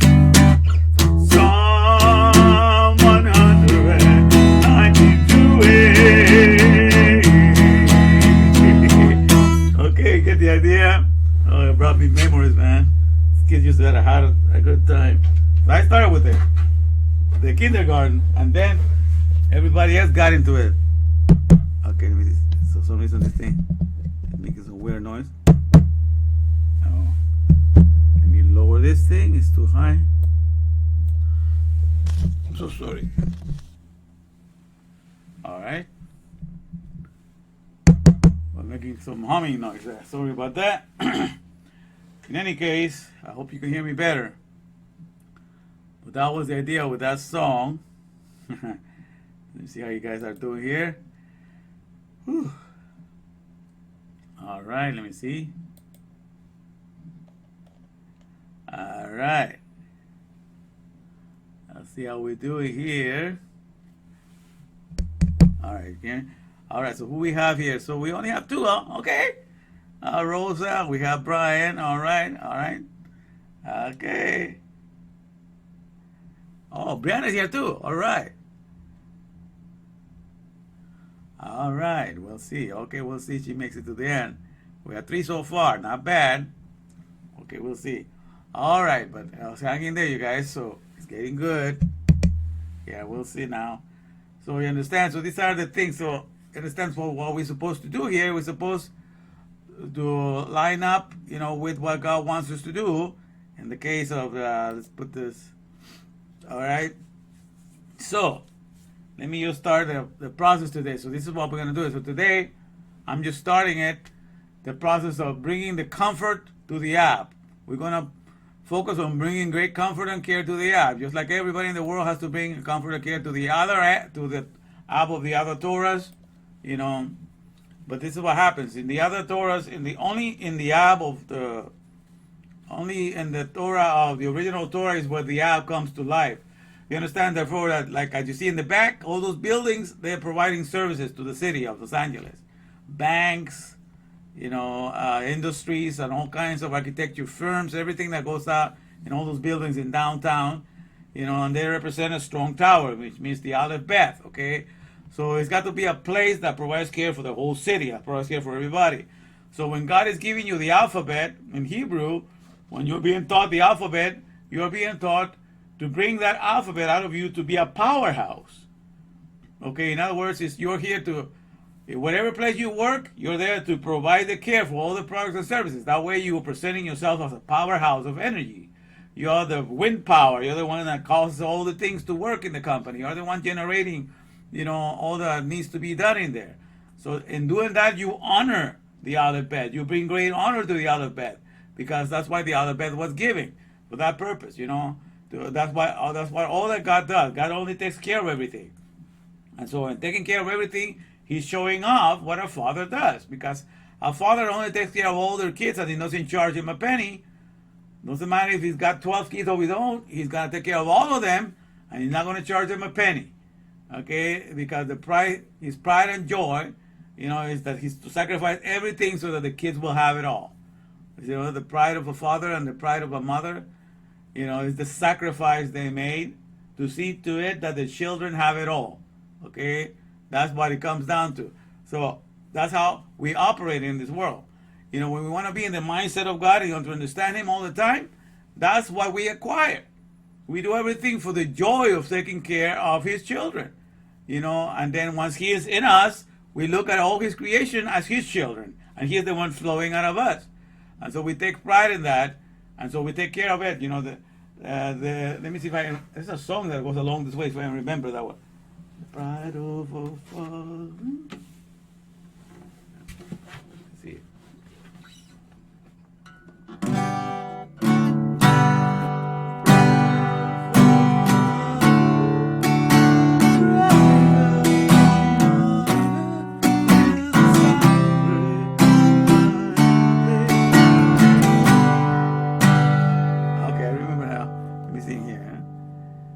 Goes very high, so let me lower it here. All right.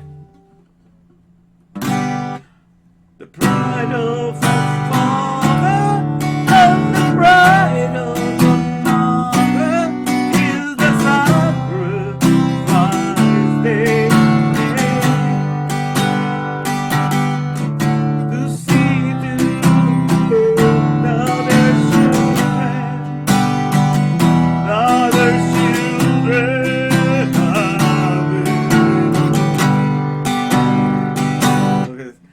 pride of a father and the pride of a mother is the sacrifice they make to see to it that their children have it all.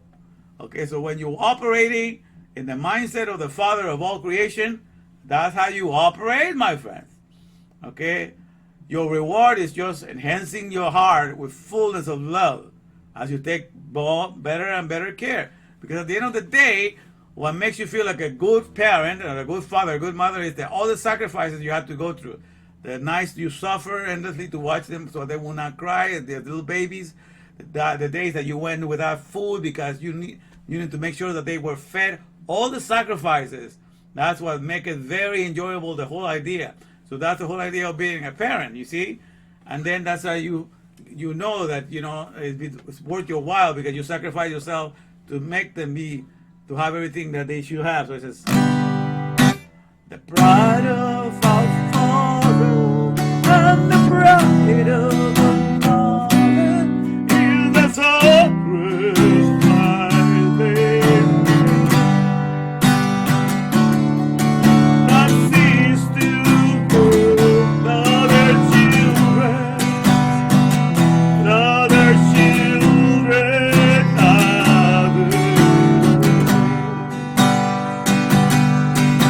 the pride of a father and the pride of a mother is the sacrifice they make. Not cease to other children.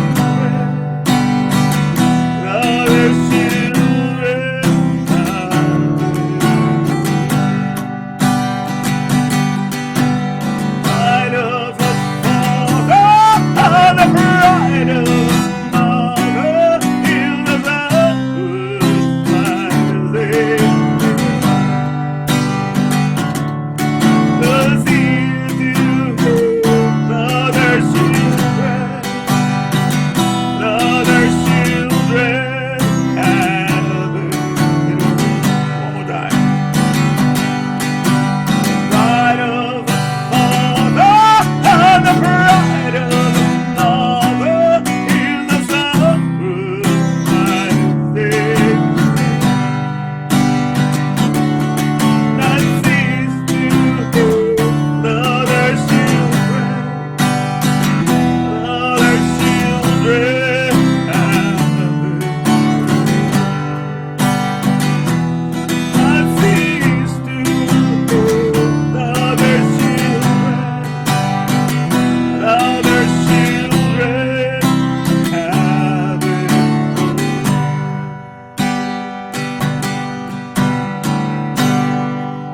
So you see how it is? And when God, what happens is when God gets a hold of a soul, like in the case what happened to me, when he captivates that soul to the point that that soul identifies with the Word as his only life and his only source of life. Only the Word of my Maker is the only source of life. Then everything that I have got in this world is there at his disposal. I put my body at his disposal and everything, because after all, he made the body and gave it to me. I'm just giving it back to whom it belongs. And I say, here it is for you to take care of everything that you have ever created. Just use this body, use the talent, use the skills, everything in how much of a world to give to everybody the strength of thy presence. Okay? So all of us that enter into the spirit of the Father, and we take the Father and we bring comfort. That's how we bring great comfort, because we take on his mindset and we are here to facilitate.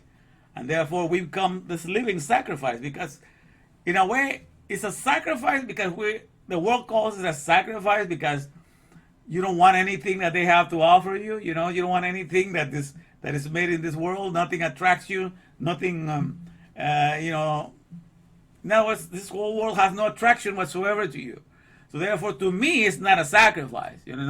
I'm going for my true riches, the Word of my Maker, the life of my Maker, the mindset of my Maker. That is the true riches. Because since I'm made in His image, when His image is perfect and shining, I am in perfect condition, because I am only an image, of Him. I'm only, and then without Him being the perfect representation of who He is, I am dead. An image is not living for itself; it's living for the one from where it was molded. So I have to take Him in, and if He's being represented well, then I'm alive and then I'm well. So it's all depending on the health of my Maker. So when I take on His Word, that Word becomes my life, that Word becomes my everything. Then all the things of this world lose their luster. They're not as shiny. They don't have any appeal to me. Okay, because all that appeals to me is what is going to cause me to be a father and mother to everything in creation. What is going to allow me to present myself as the powerhouse of bringing all energy so that everything can be made, renewed, restored, and refreshed. That's what you operate. That's your MO. That's your modus operandi. So when you work in that situation, you understand So you're bringing great comfort and great care to the alphabet of the original Torah, okay? And that's what we're here all about, to emphasize that. And that's why we're going to be emphasizing in this all these days right now, because I'm going to be preaching it until the end of August 31st. Will be 22 days. So we're going to go each letter, of the Aleph Bet. So today we talk about the Aleph, okay? But this is the main thing to understand, right? So we're here to bring great comfort and great care to the Torah that matters, okay? And that's why I'm teaching you guys, because this is the Torah that brings the alphabet to life, okay? All the other Torahs that are not based upon the breath dynamics of the respiration powers in which God, Jehovah, is operating, they just bring that the Aleph Bet, they demolish the character of the Father. They're not able, and that's the epidemic that the world has right now. You look across the board, and everybody just wants to use everybody else to take advantage to promote their agendas, to promote their goals, to promote their religions, to promote their countries. And so they want to manipulate and they want to control them so they can do things their own way. And that has nothing to do with the character of the Father, okay? So you understand what I'm saying? So in Torah, when we identify with the way he rules the breath and how he manifests himself in the flesh and how he makes all the flesh participate in the giving of life, that's an amazing Father that you're able to encounter.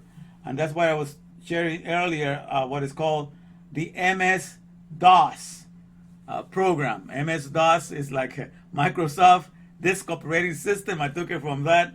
The Microsoft Disk Operating System is what people use at the beginning, for their computers to run their systems. But I'm talking, the MS-DOS is the Memetic Sapiens. Memetic means you like memes. People imitate other people. Memetic Sapiens. Sapiens is like Homo sapiens. Sapiens means wise people in Latin. Okay, so MS-DOS. So we're talking Memetic Sapiens, and Sapiens means wise people. Okay, the people that are wise, have understanding. So the Memetic Sapiens desires operating system. That's what the Torah is. And every book, every manual, that's exactly what it is. It's a memetic. It tells you things that you can imitate and do, and so you can be wise on doing those things. And then it leads your desires. It tells you where to desire things the way that your boss desire them. So you're able to work in the same mindset. So it's a desires operating system. So everything is there to guide your desires, okay? So I was sharing earlier, I don't know if you, Russell, what is your MS-DOS program that determines, how happy and how fulfilled your life is going to be? Because if you dedicate, your memetic, your imitation of your life, your ability to imitate to the maker of all things, to the one of the breath dynamics, man, you'll become the greatest father this world has ever seen. You understand? Because you're operating in a plateau, in a level that nobody else in this world operates. Okay? The things of this world, the so-called riches of the Silicon Valley, they don't apply to you. They don't generate any kind of attractiveness to you. Of course, you can work with them. You can do their gadgetry and you can do all this stuff. But as if those things are missing, are part of what is lacking in you, has no appealing to you whatsoever. You know what completes you. Because to be complete means to be saved. Salvation means to be completely. So when you're completely just in the word of your Maker, everything else loses its luster. And not in the sense that you don't want to help them. You are ready to help them, but you're not eager to want anything that they have to offer you. And that's the beauty. That's the liberation, of being in the Torah, in the alphabet of Torah. Okay? And so, let me read this. What I'm going to do is I'm going to play what the other... Okay, I'm going to read this first, and then I'm going to play a video. All right? And we're going to watch a video here. Let me see here. Get close here to this one.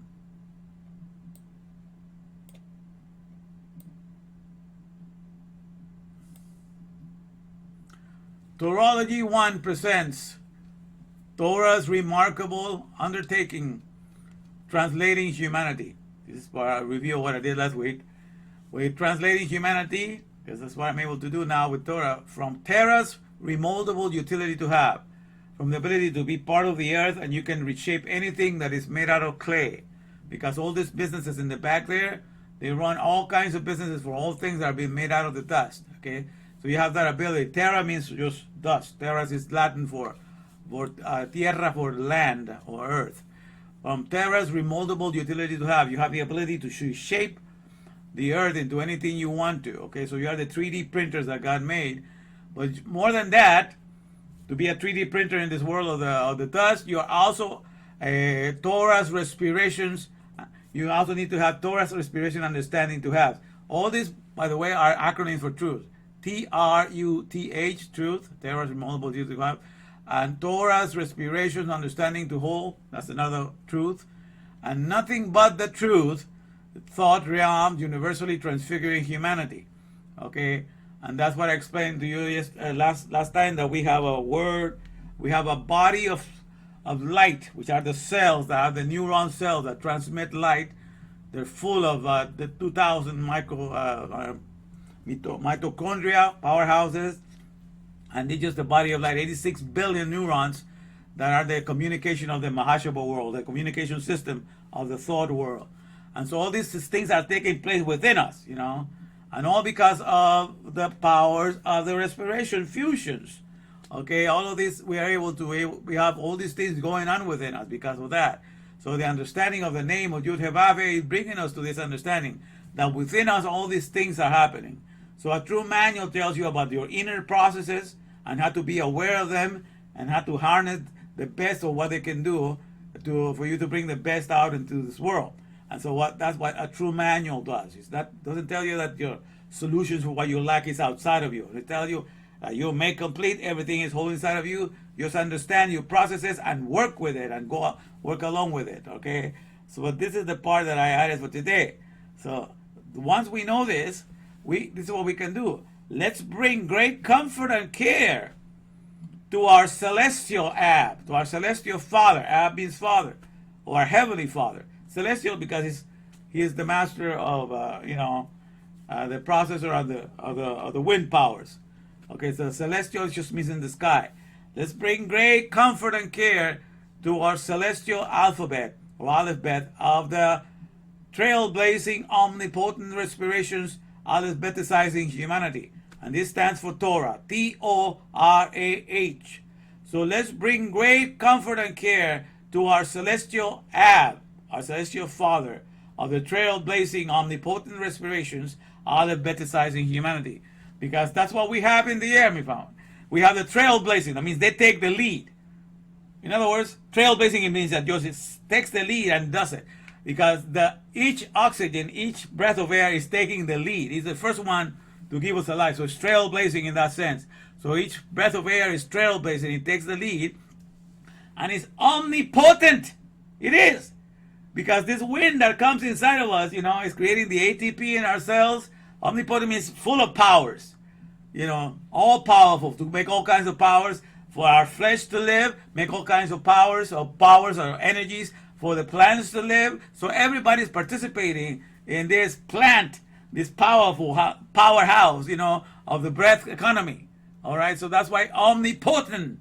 The respirations for the flesh, they're omnipotent because in the respirations, in each respiration is exactly how each flesh gets to live on a second by second basis. All right.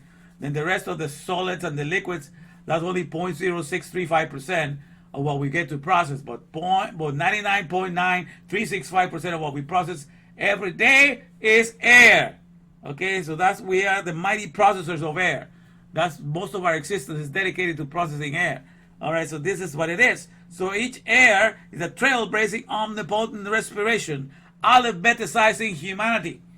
And another word I like is augmenting. Making more of you of just being human. Augmenting is making you be all that you can be because now you embrace your celestial, your heavenly being of the skies and of the air that you're processing the most.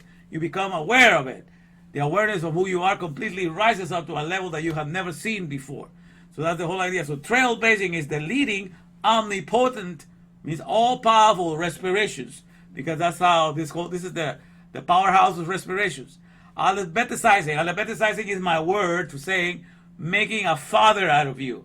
So that's what he does with the flesh. Like I said, the flesh just takes a little portion of the oxygen, and then the rest it shares us out with the world. So it's like if you get, let's say, 100% of the oxygen that you receive in the body, he only keeps 25% of it, and 75% of it he gives it away. He gives it, he sends it back into the world for other processes, and combines it with his own process. So that's how when the flesh can do that, the flesh is behaving like a father to creation. It's only keeping a portion for itself and taking care of all the rest. So he makes all flesh behave like a father. So Aleph Beta Tzatzing is making sure that you and I act like a father. Okay? And so we are able to go into the world of consumers that only know the name or the sound of a product to be an echo chamber and to just be consumers. We take those words and we go to a workplace and we Aleph Beta size that word. We make it so that we are producers of a product, not just a consumer. And when we go to work and we're making words mix into producers of products and services, we are Aleph Beta sizing the words here in the world. We're making sure that every word doesn't come out of us to just eat away a product, but to make it and remake it and restore it and refresh it. So that's what happens automatically in the dynamics of the air, in the economy of the breath. That's what happens. The way that we were made, the way that we were arranged inside as flesh, that's exactly what it does. Okay, so all flesh, when it comes to the redistribution of the air that we get, act like a great parent to all of the organic world, because that's what we do in the way that God fashioned us. And so we are made to be that way. Okay, the whole idea is to be in the world of the dust, because the rest of the world just deals with dust, their own work of their own hands. And the whole idea is to acquire that ability to be like that in this world and be happy and have the greatest joy by doing that. That's the whole idea. Okay? And that's what I have, my friends. I have the greatest joy doing this and the way that I conduct my life. Because, I give more than, of all the money that I guess I circulate more than 75%. Maybe of all that I make, maybe I keep 21 or 20%. Just like, for the things that I need to spend, that I have to spend on myself, But everything has to be given away to different things. And that's how it works, That's how you work in the economy of the earth. So when the Father of the Celestial Father, that's the one that guides you, then that you are able to imitate him. And you're happy to imitate him. But when you have other things, other alphabets that are guiding you, and they're, and it's not the Torah, then you cannot get that attitude. You cannot get to be like that, like the Father. So this is the Father that's been missing in the world. So all the other worlds represent, the leaders are the worst representation of Father. They just want to take advantage of you. They want to raise taxes. They want to put on their stupid regulations that don't help the whole world. In the end, you just bring more money to their pockets and all of that. So you'll see all of that happening. But this is the whole idea: is let's bring great comfort and care to our celestial Ab of the trailblazing, omnipotent respirations, Aleph Beta sizing humanity, as we triumphantly resurrect and deliver the Aleph Bet from the mortuary businesses of the other terribly oppressive regulators alphabetizing human sepulchres. Okay? And the reason why I'm saying this is because everything else, the Aleph Bet only comes to life in the Torah. Okay, because the whole idea of the Aleph Bet means the powerhouse. So where can you find a book that will teach you to take the alphabet that's been installed in you, so you will be happy to grow up in this world just to be a powerhouse to all of creation? The only place where you find that training is the Torah of the original one, the one that is the trailblazing, omnipotent respirations, Aleph Bet sizing humanity. That's the only one that gives you that idea, so that you have the right Father to look out, and every time that you breathe, you're aware of his presence or whatever he's doing, and therefore you are able to emulate him and mimic him, do the mimetic, in this world. But if you go to other pixels, other narratives, the alphabet in there just telling you how to take care of your own self, or to take advantage of the things in the world, to promote yourself and to see what you can get, the best things you can get out of this world. When you understand, when God made you with 300,000 edible plants to take care of you, what else were you going to need? Other than that's the 300,000 now. Now the nations of the world have made sure that you only get access to 200. Okay, that's 0.0666%. Okay, of everything that you're supposed to have. They're stripping you of the other 99.333% by not giving you access to the other part of the 300,000. So you out of 300,000, you only get 200 by the industrialized nations, and then they go and make processed foods, 650,000 processed foods to replace the natural world of the what you get the vitality from. And so everything becomes a cemetery, everything becomes a graveyard of what God created for you to have. And that's what we have. So the whole world that is separated from Torah, is separated from the organic world, they're only but a graveyard. They have names of products that are found, products and services that are found in the organic world, but they don't work like it. Like for example, the Toyota Sequoia, has the name of a tree. That tree purifies the air, brings life to the environment, brings life to people. That's what it does in the organic world. But the Sequoia, the Toyota Sequoia, from a car, it only pollutes the air. So it goes completely the opposite. It has the name of something that is alive in the organic world, but in this car, that name is being used to kill, the air. To pollute the air, okay, and not participate in it because it's not made of flesh.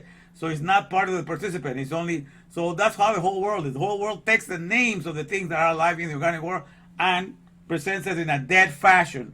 And it calls that an industry of advancement, okay? But don't be fooled. So you get to understand all of that. So that's why we get to take out, once we understand that, we get to take out the alphabet, because people, what they do is they take the alphabet that's inside of them and they bury it, okay, in all these creeds and constitutions and belief systems. All they do is they take the life, the ability for the alphabet to be a powerhouse to everything. They do not allow that to ever happen. And so you're buried in their doctrine, you're buried in their teachings, and you're only inside of that doctrine and inside of those teachings as a citizen that is in need of help, as a believer that is in need of salvation, as something that is in need of something that is coming in the future. None of that happens in Torah. When you come to the Torah of the dynamics of the breath, you have found your completeness. Okay, you are in this world, but this world does not have a hold on you. You have a hold on this world. You tell it what to do. You tell it where it needs to go and how it needs to better itself. You're here to be a father and a mother to it. You understand? And you understand really what matters in this world because you have your eyes open. The eyes of your understanding has been made open. So it says, let's bring great comfort and care to our celestial Father of the trailblazing omnipotent respirations alphabetizing humanity as we triumphantly resurrect and deliver the Aleph Beth from the mortuary business of the other Torahs, Torahs, okay, of the other terribly oppressive regulators alphabetizing human sepulchres, because that's all they do of the soul. The soul was supposed to be this budding ground. A budding ground is a fertile ground where you sow something and it grows and it flourishes, right?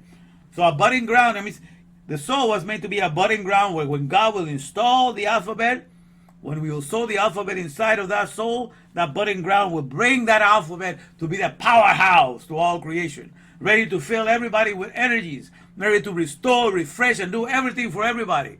That's how a soul is supposed to be. A budding ground. And in Torah, that's what the soul is cultivated to be that way. It's trained and they till the fallow ground and it's cultivated so that it can be a budding ground. That's what Torah does. But without Torah, what your soul becomes is a burial.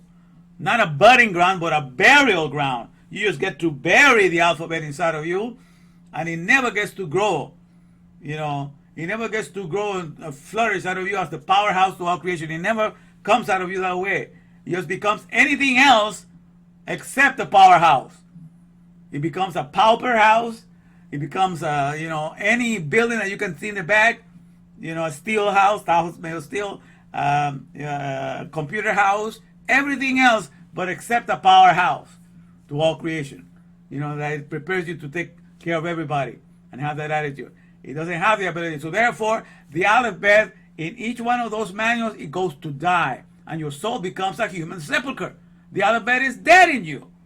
Guys, remember, so if the Aleph Beth is not the powerhouse that it's supposed to be, because that's what it means, a powerhouse, if the Aleph Beth is not a powerhouse inside your soul 24/7, that Aleph Beth has died and it has been buried in you because of the doctrine that you have taken in.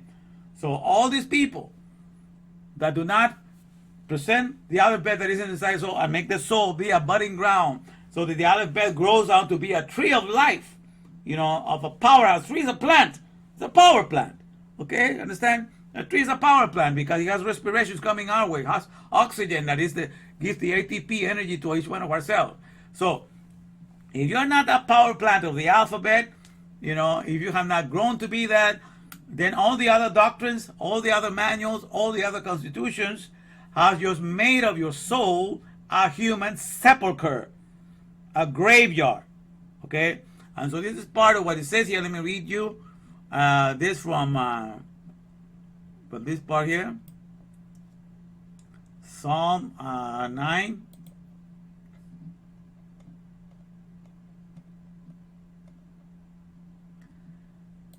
Psalm 9 is beginning at, let's do it, verse 16. Says, the Lord is known by the judgment which he executed. It says, the wicked is snared in the work of his own hands. Hagia and Selah, think on this. So the Lord, understand, the Lord is known by the judgment which he executed. And then there's the wicked is snared. I mean, they're trapped. The whole world is trapped in the whole work of their own hands. They are here to promote the products of the dust. And in the products of the dust, they are the life that keep it alive, just for that particular product. But they are in need of everything else. So they just specialize on a particular product and service. But when they leave that businesses, they go out into the world and they want what everybody else is doing. So they walk this whole face of the earth as needy souls, needing what is coming out of the products of the dust. Those that are in Torah, and the celestial father of Torah is the one whom they imitate, they don't think like that at all. You understand? They understand what completes it, what makes them whole. Well, this is what happens. So the Lord knows the judgment which he executed. The wicked is snared in the work of his own hands. And then it says here, this is an interesting thing. This is what God does. If you are outside of Torah, God runs a business with you, okay? But it's a mortuary business. It says the wicked means the Rasha, which means they're dysfunctional. You're not functional for the alphabet to come out of you as a powerhouse of creation. You're not functional. You're wicked because you have the wrong Torah. You have your own other Torahs. You're following other terribly oppressive regulators, alphabetizing, because all they do is put things in order. So they use the alphabet to alphabetize, to put things in order. But alphabetize means to make sure that you are a father to everything. Only the Torah does that. But all the other Torahs in the world, they're just there to keep things in order. All right, so they're the mortuary business to keep all the dead things in order. Okay, so that's why the wicked shall be turned into hell. Okay, and this word hell, let me go into break it down here. The wicked shall be turned into hell, which hell means Sheol. Okay, and Sheol, in Hebrew, stands for Hades, or the world of the dead, as it is a subterranean retreat, including its accessories and inmates, and also stands for grave. So we translate it in the King James, for example, translated as hell, but it's actually, in the original, it's a grave. It's a graveyard. It's a burial ground. Okay, or the hell or the pit. So pit, hell, burial ground, the world of the undead. So that's what God does to the wicked. He allows the wicked to run a mortuary business. Okay, so that's all they do. They only make sure that the alphabet that they take is only good for a particular thing, for a particular item, and the rest of it doesn't do one iota of good for the soul. The soul continues to be dependent in the world. Instead of being the prince of the world, is a pauper. A pauper is one that begs. Okay? So you cannot be here as the prince of all goodies, just lavishing all these goodies upon the world. You're a pauper. You want to get goodies from the world. And that's what, when you do that, you have buried yourself. Your doctrine has buried the alphabet in you. It's not able to operate in the capacity of being a powerhouse. And that's the whole thing. So we are here to bring the alphabet of people, to make them see, what have you done with it? Because that's the whole idea of Torah, is to make sure that the alphabet, once it's installed on us, is operational as a powerhouse to all creation. So if the alphabet that was installed on you is not operational as a powerhouse to all creation from your soul, just coming out of you running that business, okay, then the powerhouse is dead. The business is dead. It's like it's closed for business. If it's closed for business, you are dead. You are out of a job. So you are out of out of a celestial job. You understand? And so that's why I understand now. You know that the whole people in the world, I kind of pity them now. It's not like they really make me upset or anything. I realize that their soul has been made into a grave. So they're housing a dead powerhouse, a body, an alphabet that does not function as a powerhouse to our creation. It's just a powerhouse that is closed for business, and it's a powerhouse that is dead. And so therefore their soul is a human sepulcher. It's only buried there because everything that you can do with the alphabet that is not to make it a powerhouse to all creation, it's only a burial ground. It has the name of the powerhouse, but it's not working at it. So it's just like the things in the world that have the name of a Mustang. The Ford Mustang has the name of a nice horse that is found in the organic world, you know, that can propagate itself, you know, among its own species. It's part of the mare, the multiply and replenish earth economy, the mare economy, right? And but the Ford Mustang is part of the mule economy, manpower of hell, lame economy, because it's not able to procreate itself. It has to burden mankind for the process. So that's exactly what happens in the world. We name things after the things that are alive in the organic world, but they cannot do anything on their own because they're dead. And so it is with us. We take on the alphabet and we use it to promote our religions, to promote the manuals, and to promote everything, but it's never coming out of us so that we are the powerhouse to provide all care and all energies to everything around us and not want anything back from the world, but to be completely submerged and swallowed up in the word of the breatharian of the word of the processor and the possessor of the breath dynamics, right? So that's what we are. That's what we encounter. You see what I'm saying? So the whole world, that's when God says, so the wicked, the dysfunctional shall be turned into human sepulchres, and all the nations that forget God. So you understand? So with the Torah, you are in the respiration business. You're here in this world to be a powerhouse to all creation. Okay, and you're here for the here and now to be able to do that. You understand? And that's what you were able to accomplish. Okay, so I went on a little walk earlier today, and I was walking and I was thinking, now that interesting that the prayer of the Our Father, the Our Father who art in heaven, that's supposed to be the prayer that Jesus taught his disciples. The Our Father who art in heaven, hallowed be thy name. It's interesting that he said, Our Father who art in heaven. In that portion, when you understand Torah, you understand that the powerhouse, is in the sky, it's in the air. So that portion, in that sense, when you understand heaven to be the celestial area of the sky where the air is present and the light of the sun and all the things, the clouds and all those elements that give light 24/7 are present. When you understand that, then let me just put this back here. Right? Okay. So it says, let's bring great comfort to our celestial Ab, or Heavenly Father. Okay, let's bring great comfort. Because this is what we understand in Torah, how to take care of the celestial Father. So you said, so let's bring, so a good way to correct that prayer when you understand Torah is that you want to bring hallowed, you want to give special honor. So it says, you will be able to pray like our celestial Ab, our celestial, our Heavenly Father, found in the trailblazing, omnipotent respirations, alphabetizing humanity. Because that's what we get to find him in the breath dynamics, in the economy of the breath. It says, hallowed be thy name. May your name be honored in the way that I bring you out of my being, in the here and now and forevermore. That's how you will be able to pray, and you'll be able to carry that, because I'm able to do that. I can say to my celestial Father of the trailblazing of the Torah, my celestial Father of the trailblazing omnipotent respirations, alphabetizing humanity. In the way that I bring you into this world, let me hallow it, let me hallow your name, and let me make it reverential. And make it so that everybody, will want to honor your name and want to pay homage to you. And let me do that in the here and now and forevermore. That's a prayer that I can actually make it happen.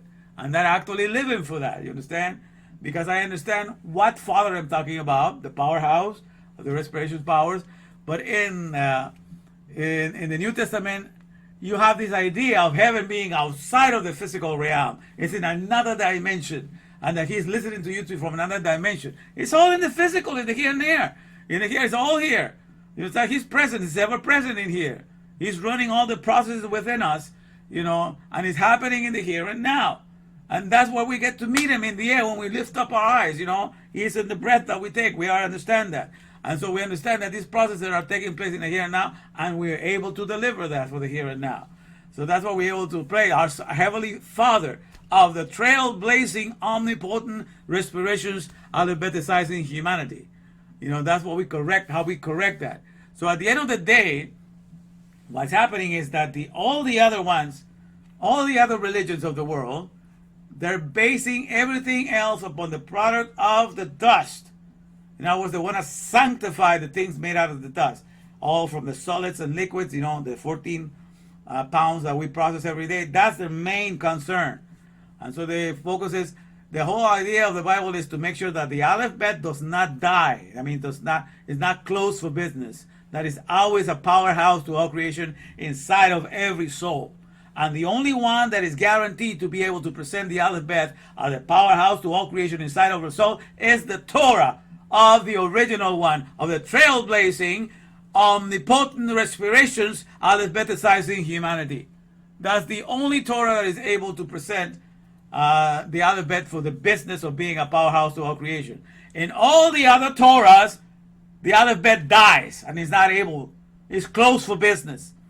That soul is not coming out in this world presenting that alphabet that is inside of them as the powerhouse of all creation. And therefore, all the other Torahs serve only as abortion clinics, to disfigure and to destroy, and that alphabet that is inside of you and keep it dead and buried inside of you, never to come out to be the powerhouse to all creation. So all the other Torahs are nothing but abortion clinics that destroy and disfigure the alphabet from its original function of being the powerhouse of all creation. Understand? So we have to look at all the doctrines from the Muslim Bible, from the New Testament Bible, from all the other narratives, all the other creeds and constitutions that you have learned, that you have taken in. They have not empowered you to rise up above everything else and to present yourself with the alphabet inside of you, complete and whole, ready to be the powerhouse to supply all the energies, all the knowledge, all the understanding, so that everything can be restored, renewed, and refreshed. If this thing have not been able to do that, they're nothing but abortion clinics destroying the full potential of what the alphabet could be. And the alphabet inside of you is not open for business. And so this is the one that needs to be resurrected. This is the one that matters. And this is the one that we need to bring it back from every soul that is found everywhere. We have to bring it back and line it up with the Torah so it will come to life, so that the people in this world will rise up to be the powerhouses of everything that is found in creation. Okay, you understand what I'm saying? So this is the thing that has been missing, my friends. So, but the people that are in the dust, they want to resurrect the things made out of dust. They make a big emphasis in resurrecting this body of flesh. And so this is going to happen in the future. They make you completely unaware of the riches and the transfiguration body that you have in here. All the things that are happening within you, they make you ignorant of your inner processes. That is part of the respiration powers and fusions that are going within you. You are completely ignorant of all of that. Okay, so therefore they have an appeal, a certain appeal to you. But people that are just focusing on bringing this body of flesh back to life, you understand that the solids and the liquids that are in this body of flesh, okay, they're only 0.0635% of what you process every day. Every day you process the foods and liquids that you drink, is about 14 pounds, and that's only 0.0635% of your vitality that's coming from those things that you eat. And if they are not from the original garden, you're eating all the junk food of all the other supermarkets and you're killing yourself faster. and then you understand that the rest of what you process every day, 22,000 pounds of air, okay, that's 99.96 and 365% of what you're processing every day. So the air is what you process the most. So you are a celestial being. You're an aerial being because that's what you're processing the most. So being an aerial being, you got to be aware that therefore what makes more important, what has to resuscitate and come to life is the Aleph Bet that has been killed by all the abortion clinics of all the other religions that have just disfigured it and turned it into anything except a powerhouse to the world. So you can take the alphabet and create all kinds of gadgetries with that. You can create all kinds of scientific advancements, robots, all these kinds of things that are made out of the dust, that are made out of the Silicon Valley, like these people are, but all they're missing out. All these people that want to be proud of the work of their hands, boy, look at it. They just look, they're proud of only 0.0635% of all they possess. And even what they possess outside of the organic world. That means if you were to process 14 pounds of solids and liquids as you eat them, and if they were all from the organic world, pure water, and pure organic meals that they're not processed, then you could say that you have 0.0635%, of this world that you have to show off for, imagine that. But the thing is, most of the people that eat the solids and liquids is not the pure ones from the organic world. Is all this soda, all this coffee, all these things, all these processed foods, 650,000 processed foods that are dead, that is stripped of all of the natural nutrients, and then they add some minerals and say enriched with vitamin C, and everything is just dead.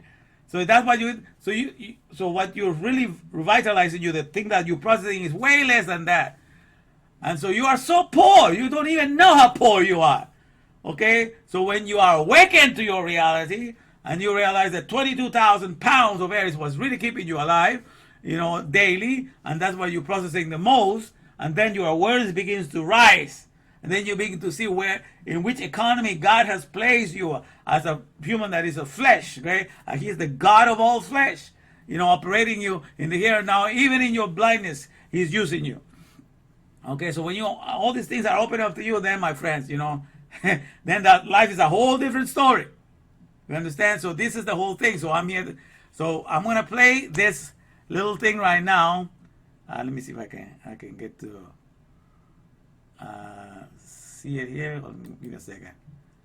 All right, let's bring this down, and I'll bring you guys down for a minute, and I'll bring this guy down and close it, and this one down, and then I'm gonna play. All right, let me put this up here.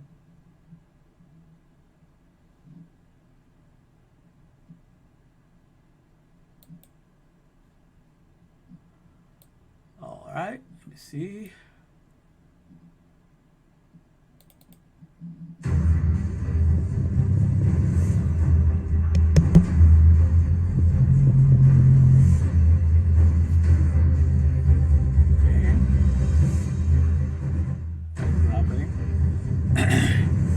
The Oxygen Sea of Yudhevave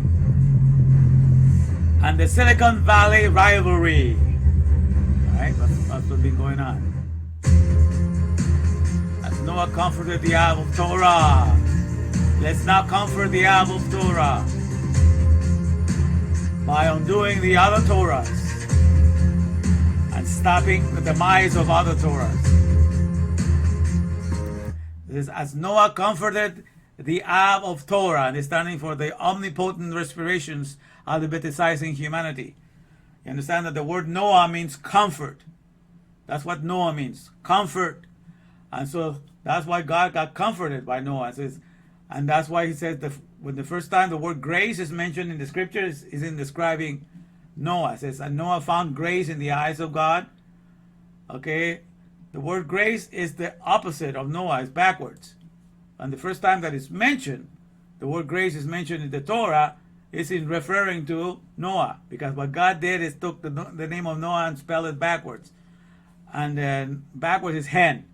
It's like the way you say like gallina or chicken in English, hen, okay, hen like that. And that's actually grace. God found and that's the backwards of Noah.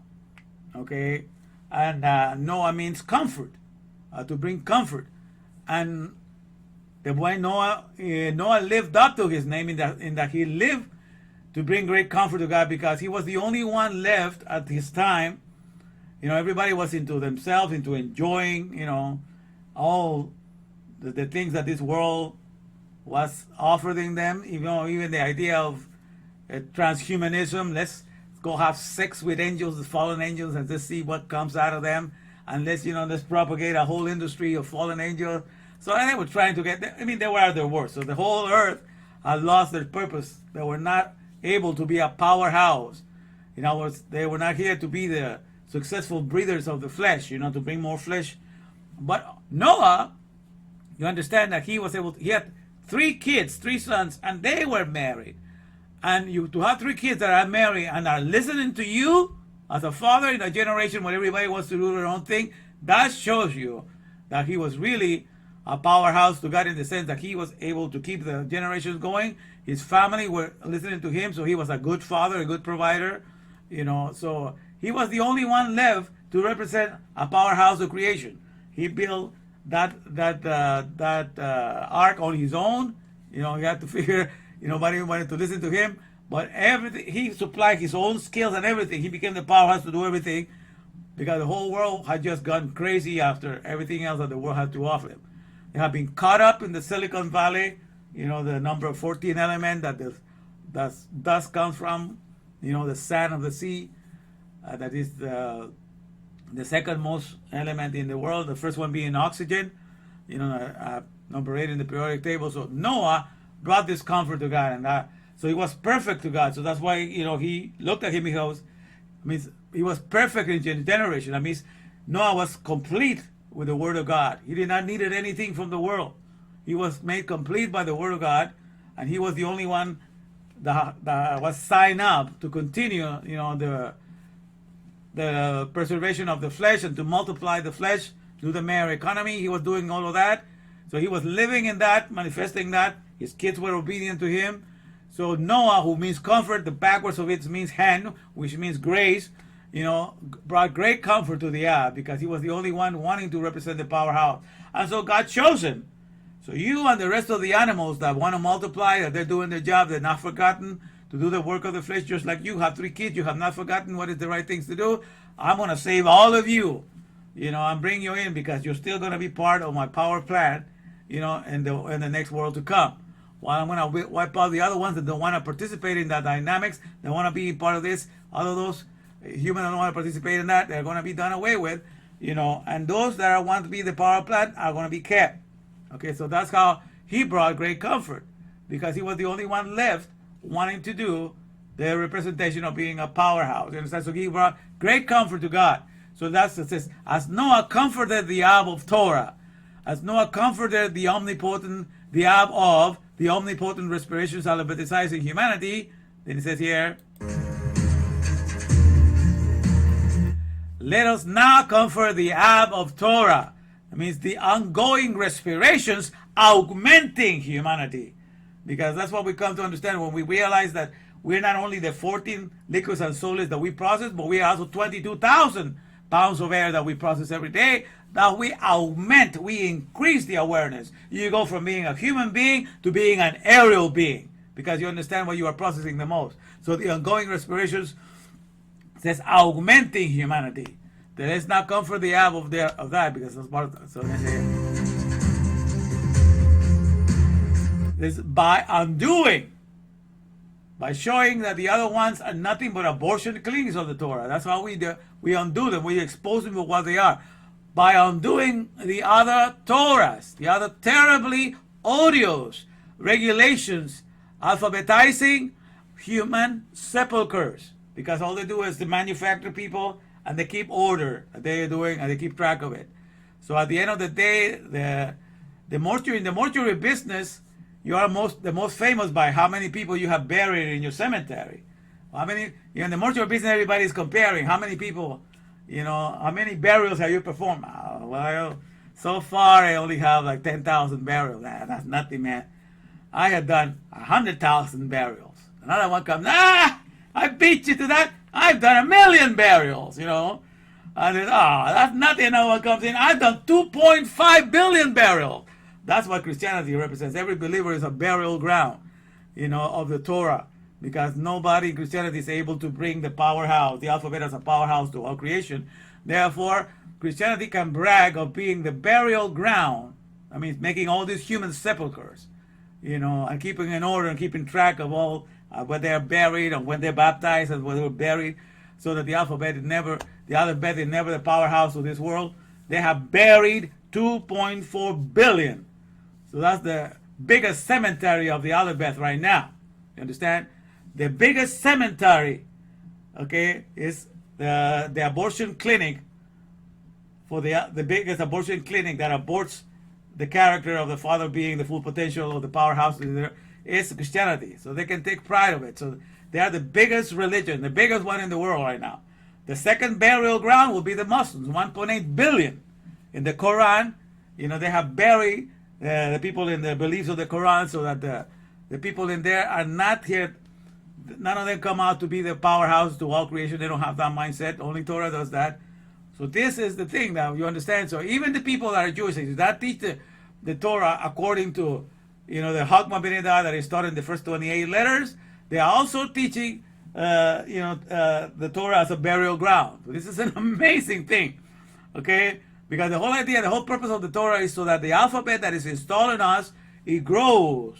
You know, our soul is cultivated to be the budding ground, so it grows out of us to be a powerhouse to all creation.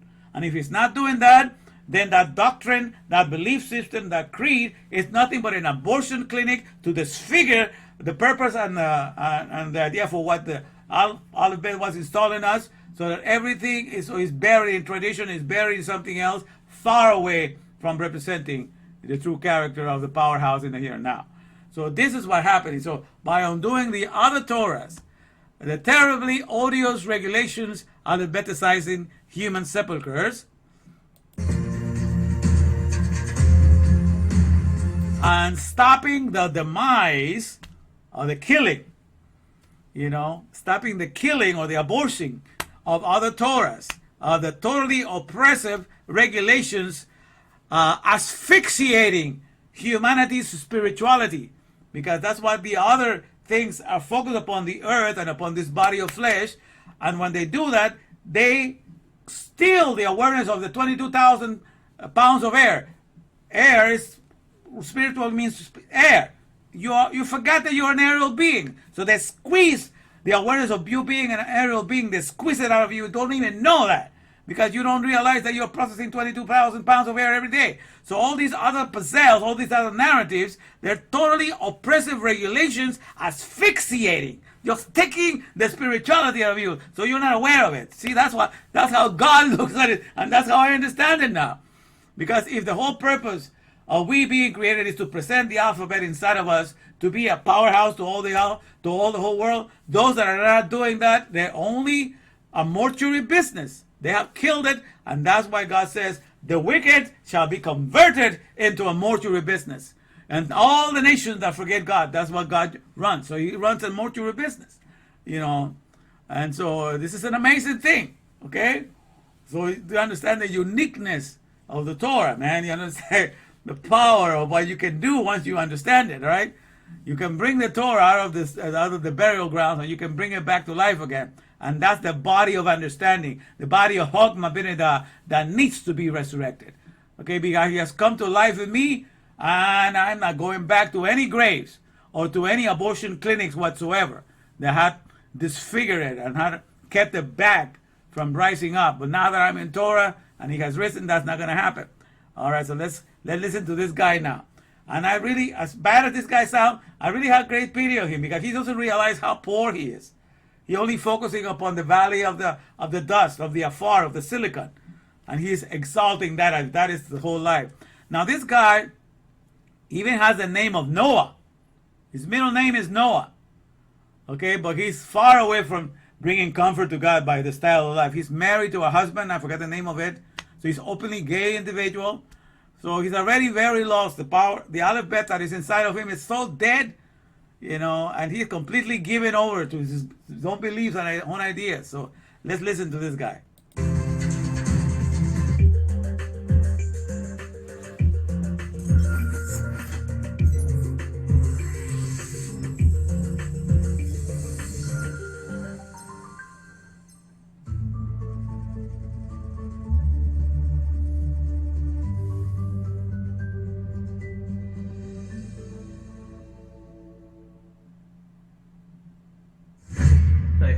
think that the biggest question maybe in economics and politics of the coming decades will be what to do with all these useless people.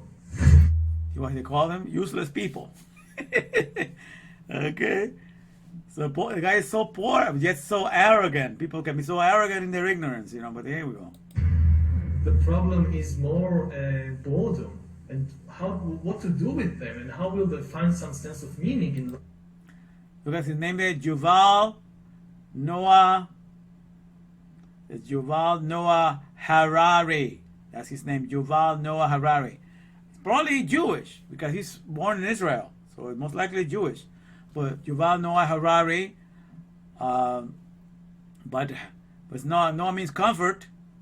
And interesting thing is, Hara, because Hara means the evil. if you don't use the ri, the ri, Hara means the evil one. Okay, so interesting that he has a name that almost you can get the word evil out of it, the Hara, because without the ri, Hara means the evil. Yetzer hara, the evil inclination. Yetzer hara, hara means the evil inclination. Yetzer hara, but he's got the name Hara and Ri. So he said Noah Hara. So this is the evil Noah. You want to look at it. This is the evil Noah in contrast with the good, comforting Noah. So he doesn't live up to his name because the way he's carrying his life, the alphabet in him is so dead and buried, and he's not even aware of it. And he's such a perfect human sepulcher for it. So that's why he's so poor, you understand? That's how I look at him. So here we go. Life, when they are basically meaningless, worthless. My best guess at present is a combination of drugs and computer games as a solution for more. It's already happening. Under different titles, different headings, you see more and more people spending more and more time or solving their inner problems with drugs and computer games, both legal drugs and illegal drugs. You look at Japan today, and Japan is maybe 20 years ahead of the world in everything, and you see all these new social phenomenon of people having relationships with virtual spouses. And you have people who never leave the house and just live through computers. I think once you're superfluous, you don't have power.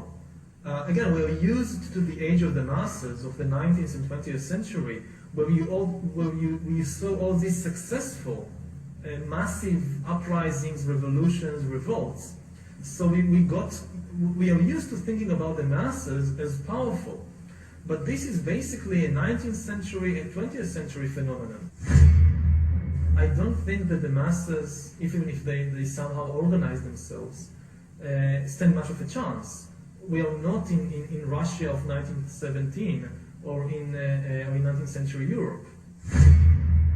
What we're talking about now is like a second industrial revolution, but the product this time will not be textiles or machines or vehicles or even weapons. The product this time will be humans themselves. We are basically learning to produce bodies and minds. Bodies and minds are going to be, I think, the two main products of the next wave of all these changes. Okay, it's interesting that he says bodies and minds, but that's what all the other manuals, constitutions, and creeds, all they are using is your body and your mind, because you got to use your mind to take all the doctrines of the New Testament, to take all the doctrines of the Quran, to take everything from Buddhism, to take everything from everything, and then you have to dedicate your body to promote, this belief system. Okay, so therefore, your bodies and your mind are the ones in which the doctrine, keep you enslaved and makes of you a human sepulcher, because you're not able to become a powerhouse to our creation. In other words, you're not satisfied to be in this world to renew, refresh, and restore everything that is around you, and to just be a parent to everyone. Okay, that's not what drives you. That's not what motivates your existence. So therefore, the Aleph Bet as a powerhouse to our creation is dead within you, and it's dead because of all these narratives, of all these creeds, all these things that have only used you for you to, to use your bodies to their propagation. You propagate their doctrine. You're the one that keeps it alive. But for example, Christianity began by destroying the name of the Father right away. Ab, which means Father, okay? So the Father, the first mitzvah, the first commandment that he gave to all flesh is be fruitful and multiply and replenish the earth. The Meir economy. He set it up right away. Multiply and replenish earth. That's the economy that the commandment that he represented right away. So, for you to be a father right away, they start very early in life. They start propagating and they start having kids left and right. So that's the number one mitzvah that cannot be desecrated, because you miss with that one, and then you're missing with the very core of the character of what a father is. A father is ready to have children and to provide for them, right? That's what a father is ready for. To have children and to provide for, have a strong house, children, and provide for them. That's what he takes pride to do. So how did Christianity begin? With the Catholics. These people take a vow of celibacy. They're not going to have kids, and they think that that is holy. What are they doing? They're destroying the representation and the definition of what a father in this world is, of the organic world. They're destroying the propagation of the flesh in its most healthiest way. The rabbi is supposed to get married right away. Give an example. By example, he needs to teach. Otherwise, he has to have a wife, or he is not ready to teach. Because that's the first thing he has to teach, is that, hey, I'm into the business of propagating the whole flesh. I'm here to propagate the success of the flesh. So Christianity was the first one to begin by destroying the meaning of father, because they took on the name of father, but they need to use all their bodies and their mind just to propagate a doctrine that does not represent the definition of a father. So you understand what I'm saying? So at the end of the day, they are all the people that started Christianity as fathers and mothers, Mother Teresa, Mother this, that did not marry, did not propagate the race the right way that God meant for you to. All these people, they tell you the name, I'm a father, but yet you are not a father because you never had your own kids. Or I'm a mother, but you never had your own kids. So they're lying to you. Because the definition of Torah, a father is the one that has a strong house and has kids he's watching after. Okay? And so, what is worse? For somebody to say in Christianity, I'm a father, and they lie to you because they never had their own kids? Or for somebody to come, that say, Christ loves everybody. And the whole idea of Christianity is just for you to love your neighbor no matter what. So I'm a Christian, and I identify as a homosexual. I identify as a bisexual, but I believe in Christ, because there's a lot of people that's homosexual for Christ. In Christianity, you have all these varieties. And so they want to emphasize, and they want you to respect them. But they're not afraid to tell you who they are. I'm a lesbian, I'm bisexual, I'm whatever, whatever name you can think of, transsexual and everything. And I want you to respect me. Okay? Now, by being honest, they're telling you, we're not here to promote the race. We're not going to have sex with we're going to have sex with everything else except the opposite sex. Okay, so we are going to make sure that we are not going to propagate the human race because of our habits. So to me, as the people that say that, they already have destroyed themselves, because they're not going to be any more of them. So that's an end to themselves. They just say, we're just going to live to enjoy our life, and that's it. That's the end of us. So they're already dead. Okay, and also the father of the Catholic Church is also dead, because they're not going to be more of him. Okay, but the one is lying to you, is telling you that he's going to be a father, but he's never a father in the flesh. And the other ones is telling you the truth. I'm not going to propagate the human race because I'm a lesbian, I'm a bisexual, all this. So they're telling you the truth, and they're asking you to respect them for you telling the truth and to love them, because according to the Christ, love is all there is, And so, which is worse. So, but this is how a doctrine becomes a sepulcher. It takes on the name of the Father, and it doesn't yield the definition of it. Therefore, Christianity is the burial ground of the Father. Right away from the very start, they kill the representation of the Father. Understand? So they all take like that. He says that's going to be the product. It's just going to be bodies and mind, because all the elite wants to use your body and the mind to promote their agendas. All the countries have been doing it. All the constitutions have been doing it. But that has been the case from the very beginning, from the days of Egypt up until now. They all take your mind, and then you have to be busy propagating the product. That's why you can have kids on your own. That's why in the mule, in third world countries, in India, a lot of women began to have children from the age of 12 or 13.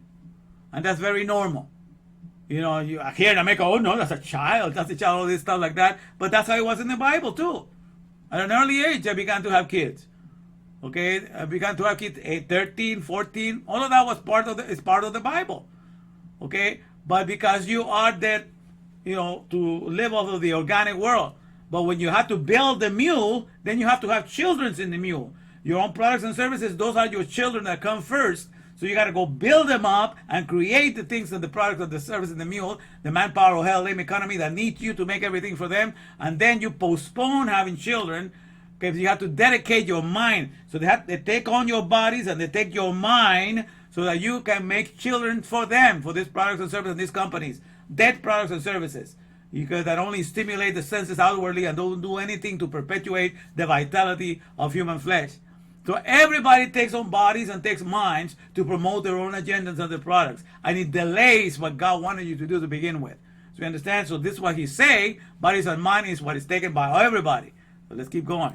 That is optional. Again, and if you think about it from the viewpoint of the poor, it looks terrible because throughout history, death was the great equalizer.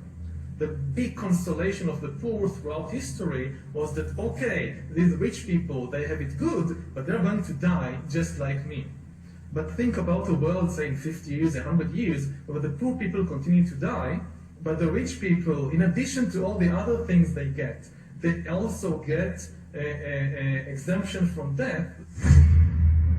Once you really solve a problem like direct brain-computer interface, when brains and computers can interact directly, for example, to take just one example, that's it. That's the end of history. That's the end of biology as we know it.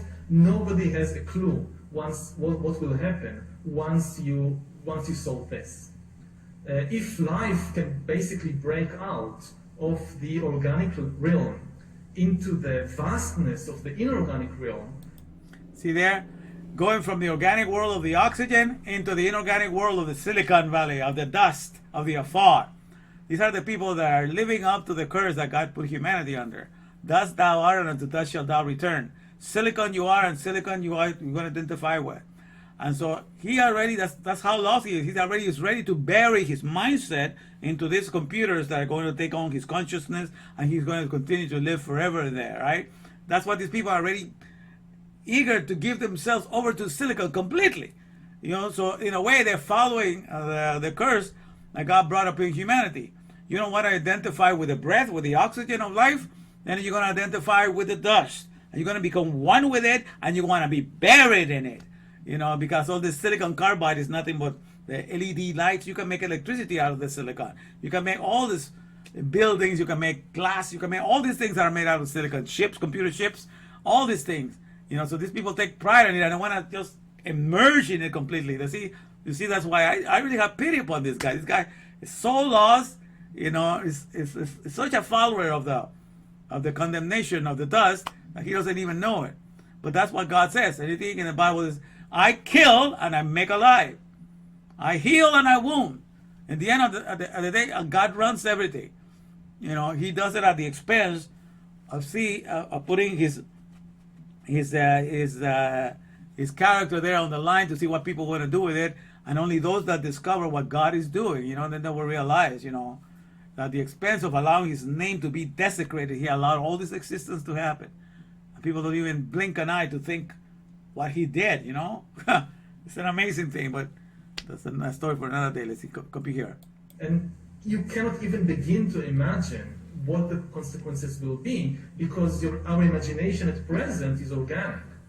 So it's if there is a point of singularity, as it's often referred to, by definition, we have no way of even starting to imagine what's happening beyond it. Looking before the point of singularity, just as a trend is gathering pace, the new attitude, I think, is to treat old age and death as technical problems, no different in essence than any other disease. It's like cancer, it's like Alzheimer's, it's like tuberculosis. Maybe we still don't know all the mechanisms and all the remedies, but in principle, people always die for one reason and one reason only, and that these are technical reasons, not metaphysical reasons. People today actually manage to live, and many people, as isolated, alienated individuals. In the most advanced societies, many people live as alienated individuals with no community to speak about, with a very small family. It's no longer the big extended family. It's now a very small family, maybe just a spouse, maybe one or two children, and even they might live in a different city, in a different country, and you see them maybe once in every few months, and that's it. After millions of years of evolution, suddenly within 200 years, the family and the intimate community break, they collapse. Most of the roles are filled by the family and by the intimate community for thousands and tens of thousands of years are transferred very quickly to new networks provided by the state and the market. You don't need children, you can have a pension fund. You don't need somebody to take care of you. You don't need neighbors and sisters or brothers to take care of you when you're sick. The state takes care of you. The states provide you with police, with education, with health, with everything. In terms of ideas, in terms of religions, the most interesting place today in the world, in religious terms, is Silicon Valley. It's not the Middle East. Exalting the This is where the new valley of the religions shadow of are death. being created now by people like Ray Kurzweil, and these are the religions that will take over the world. COVID is critical because this is what convinces people to accept, to legitimize total biometric surveillance. If we want to stop this epidemic, we need not just to monitor people, we need to monitor what's happening under their skin. What we have seen so far is corporations and governments collecting data about where we go, who we meet, what movies we watch. The next phase is the surveillance going under our skin. We now see mass surveillance systems established even in democratic countries, which previously rejected them, and we also see a change in the nature of surveillance. Previously, surveillance was mainly above the skin. Now it's going under the skin. Governments want to know not just where we go or who we meet. Above all, they want to know what is happening under our skin. What's our body temperature? What's our blood pressure? What is our medical condition? Now humans are developing even bigger powers than ever before. We are really acquiring divine powers. Sapiens. You see that in the back? That's the name of the book that he wrote. Sapiens, which means wise people, right? And this is the wisdom that he's showing you that he has. Okay, come on, ready to just. But remember that this is a guy that is his lifestyle is as a homosexual. He's married, has a husband, so he's resigned himself not to propagate, and he's gonna die. That's the end of his generation because he's not gonna have any kids. So it's already, to me, people that are like that in the LGBT, whatever you call it, they're already dead because they are guaranteed that they're not going to continue. So that's, so they already they have made a remedy to their own, to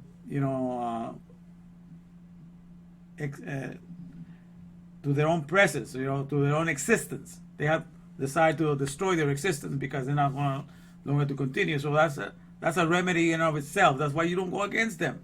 All these people are the ones that have damaged Christianity more are those that call themselves fathers and mothers, and they've never been that. They always just figure the definition of that. So if they are not able to propagate the human race, why are you going to go against this guy who tells you openly that he's not going to do it?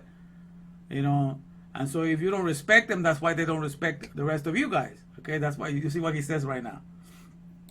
Of creation and destruction, we are really upgrading humans into gods. We are acquiring, for instance, the power to re-engineer life. I know that in recent years we saw populist politicians undermining deliberately the trust that people have in important institutions like universities, like respectable media outlets. These populist politicians told people that, say, scientists are this small elite disconnected from the real people. I mean, all this story about Jesus rising from the dead and being the Son of God, this is fake news. Humans are now hackable animals. You know, the whole idea that humans have, you know, this, they have this soul or spirit and they have free will and nobody knows what's happening inside me. So whatever I choose, whether in the election or whether in the supermarket, this is my free will, that's over.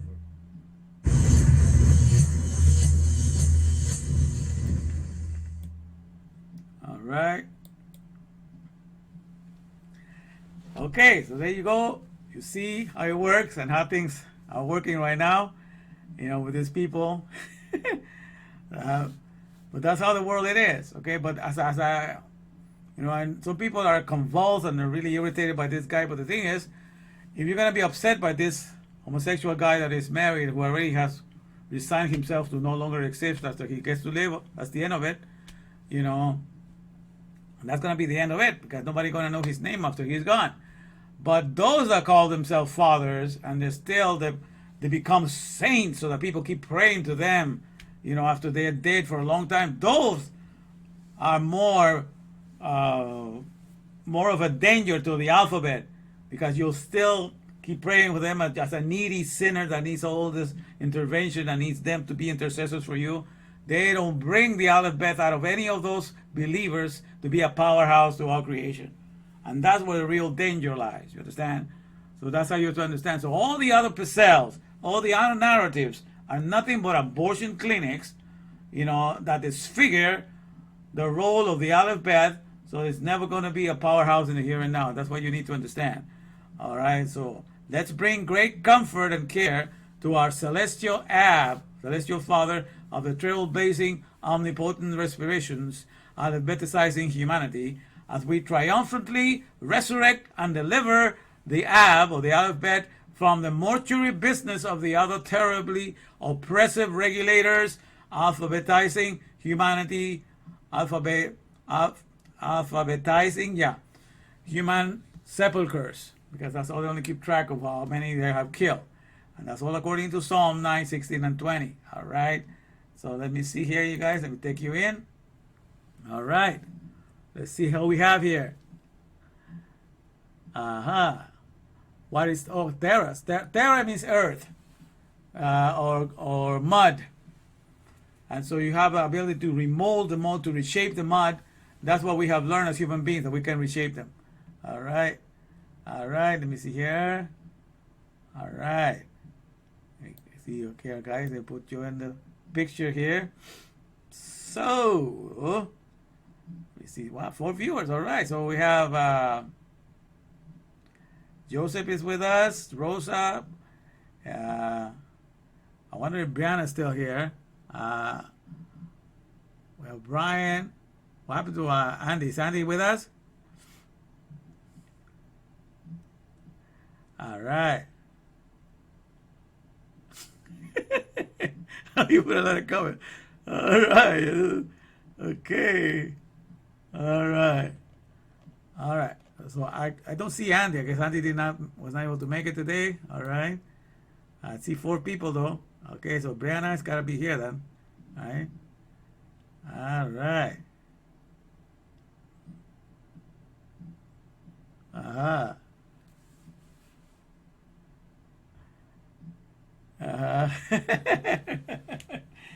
Yeah, my friends.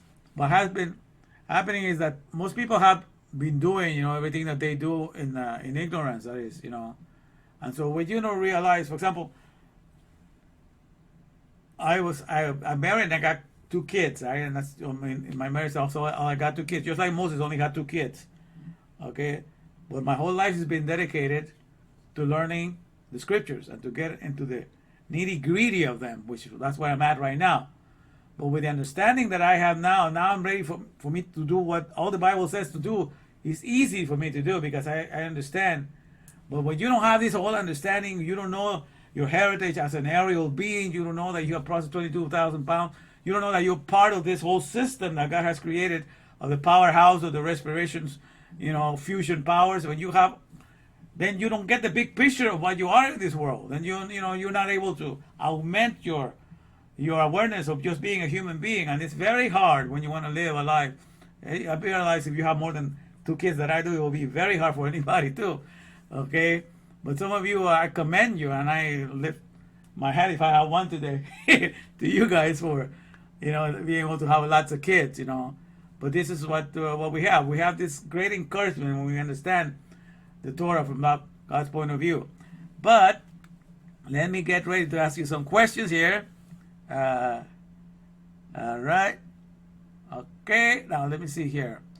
All right. First question for $50. All right.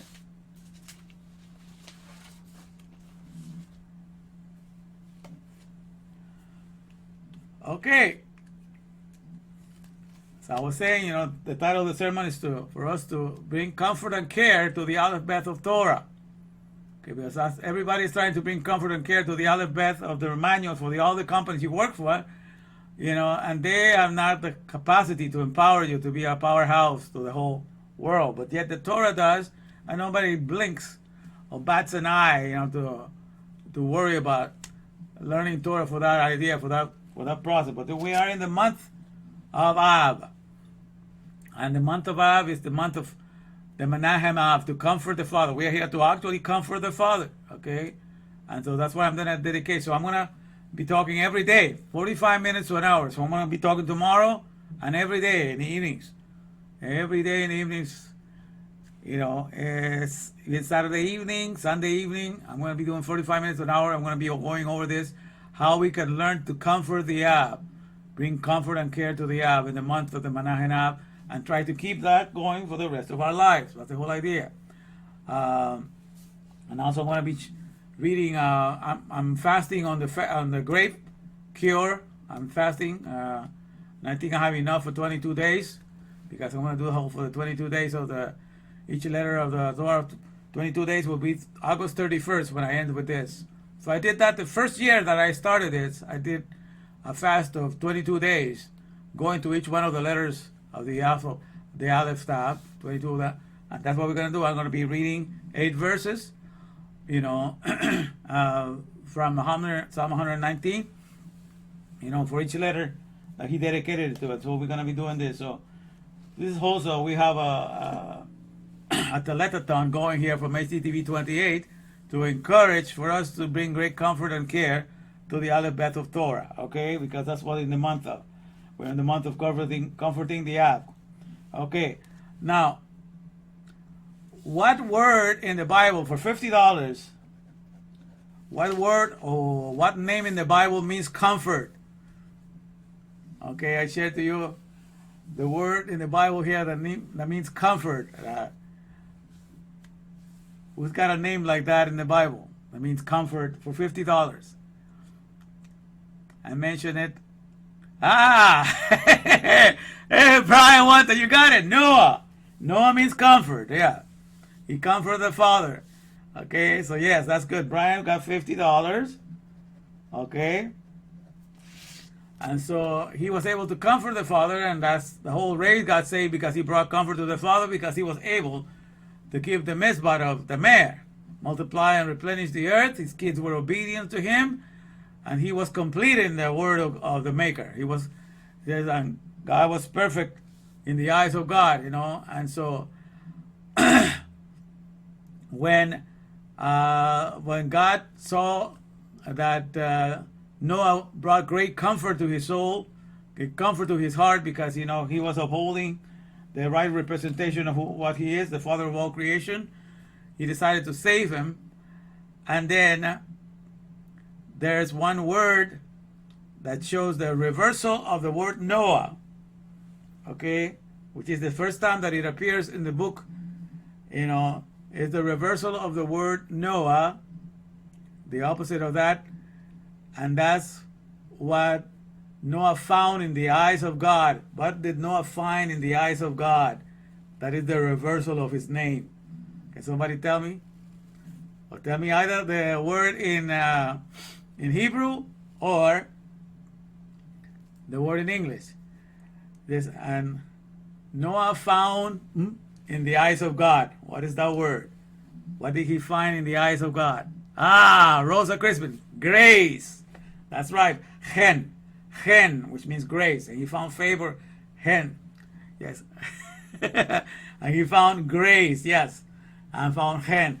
And so it was so perfect that the first time that the word hen appears, it appears to talk about its favor. Yeah, favor or grace. It appears to describe what God had towards Noah. So the first time that the word hen appears in the Torah is to describe Noah. So and then it appears afterwards, but then that's the first time.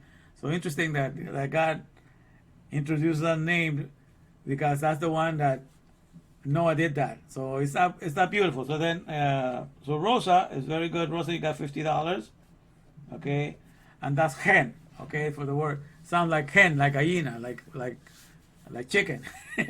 But that's the word Torah, found favor, which is the reverse, is the backwards letters of Noah in Hebrew. That's very good. All right, now let me ask you the next question here.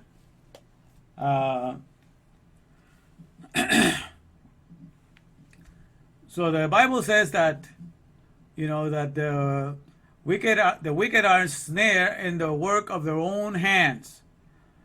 And that's in Psalm 16.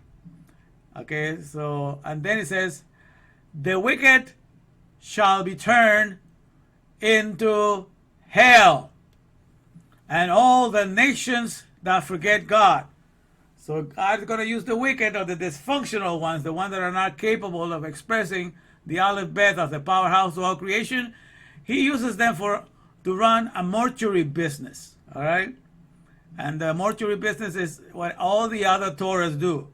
Okay, and so what is the Hebrew word for hell that is translated hell in there? What's the Hebrew word for that? The wicked shall be turned into hell, which is translated in Hebrew as, anybody knows the Hebrew word for that? Let me see here. I gotta go all the way to the bottom. Maybe somebody said it already. Okay. Well, Rosa, you already won. You cannot be participating anymore. So Rosa doesn't count. So, who else? Who else wants to say it? Because I cannot take Rosa because it's already great. Okay, Rosa, you cannot participate. You already won. My goodness. You won the second round. So Rosa, you're out right now. You cannot be participating. Somebody else. What is the word? Somebody has to say it. Rosa said it, but I cannot take it because she already participated. So what's the word in Hebrew?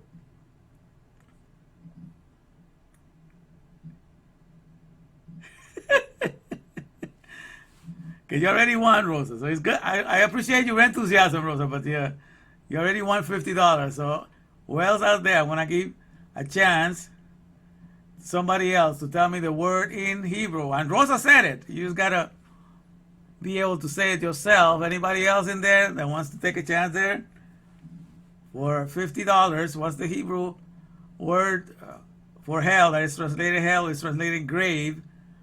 What is that? Let me see, somebody said it. All right, let me see here. Okay, let me see. Somebody else has said it before. Seal roller. Okay. All right. Okay, Joseph, you said you know it. Let me hear it. Let me hear you say it then. Okay. No, grave is in English. Grave is translated as grave. It's translated as pit. It's translated as the underworld dead. But it's and Rosa said it. So Rosa says you gotta get to. She did say it, but it's not valid because she already had one. She said it there already. So what's the word? Let Andy do it. He's giving you a chance, Andy, to take a look at it. So your mother said it, but I did not accept it because he said the Hebrew word. Look for the Hebrew word that your mom said and repeated it. So he's giving you a chance. Ah, okay. Okay, Andy. All right, you got it. Okay, Andy. So Andy said it close enough. Sheol. Yeah, Sheol, which means grave or, so Andy, you got it. Okay. All right. So Joseph was kind to let everybody play today and win. All right. Very good. That's very nice of you,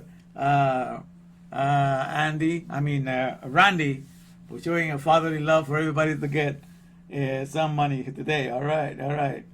He chose to be a father house and let everybody else get some money. Very good. So we all learning. Brian, congratulations for the $50. Rosa, congratulations for the $50 in that. And Andy, congratulations for the $50. Very good. All right. So it was a joy to teach you today, guys, and I'm gonna be teaching more tomorrow.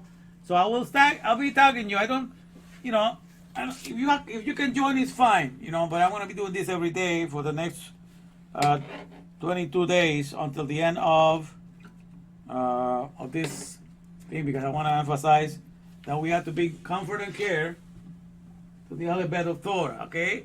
And let's bring it out of the graveyards of your souls right now, because you went to the abortion clinics, of all the other Torahs, and so you have buried it inside of you the wrong way. So let me take you to the song here. Let me see. Let's sing. All right. Okay. Now let me take you to the clouds. Let's see.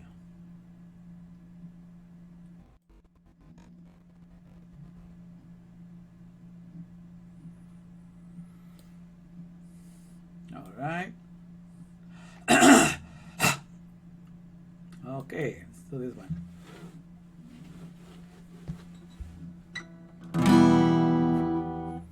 Psalm 44, verse 8.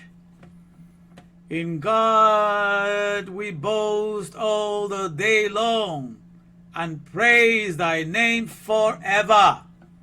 In God we boast, so we brag all the day long and praise thy name forever.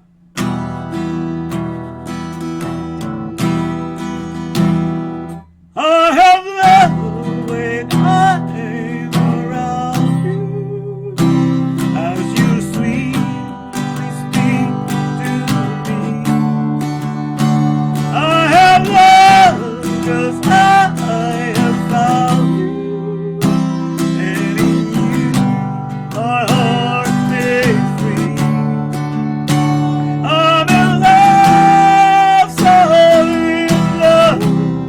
Just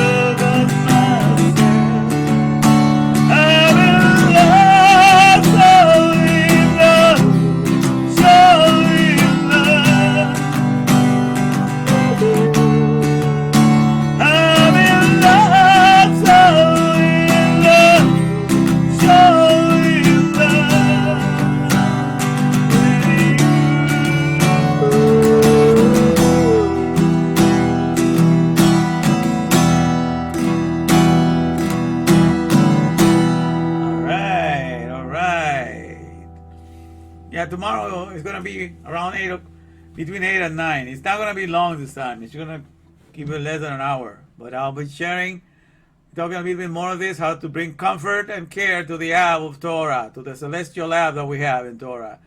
So it's beautiful to have you, my dear Debarians, my fellow Debarians, alphabetarians here. Want to live to be the powerhouses to all creation. You know, that's your true heritage for the here and now. And now I'm going to let you have it. I'm going to expound it to you so that you will take it in. All right? Let me see. I want to sing a little bit more. I feel like singing here. All right. Let me see. All right. I'll do the other one.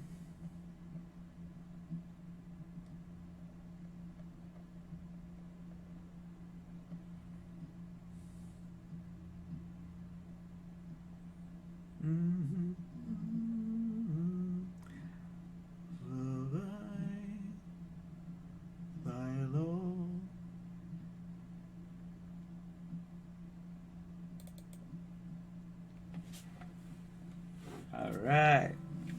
Let me see. Do I have my pick for this?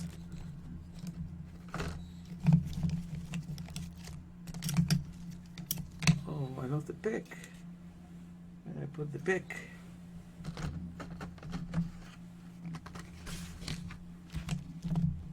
Give me a second. I gotta look for the pick to play it.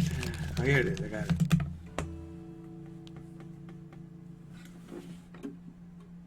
I mean the capo. I lost the capo there.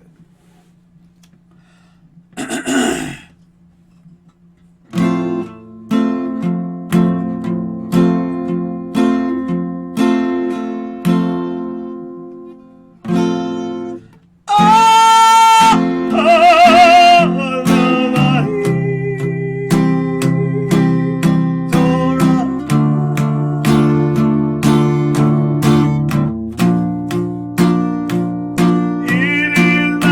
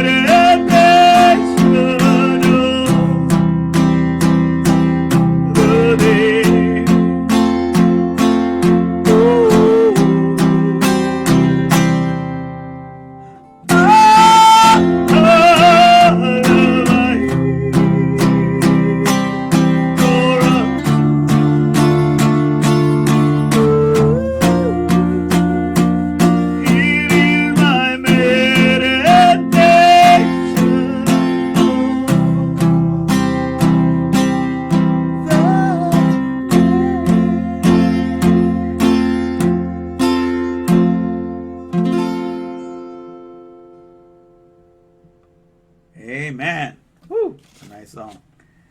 Love that song. All right. Let's do a little bit of. All right, let's see here. Let me get it down. All right. Okay.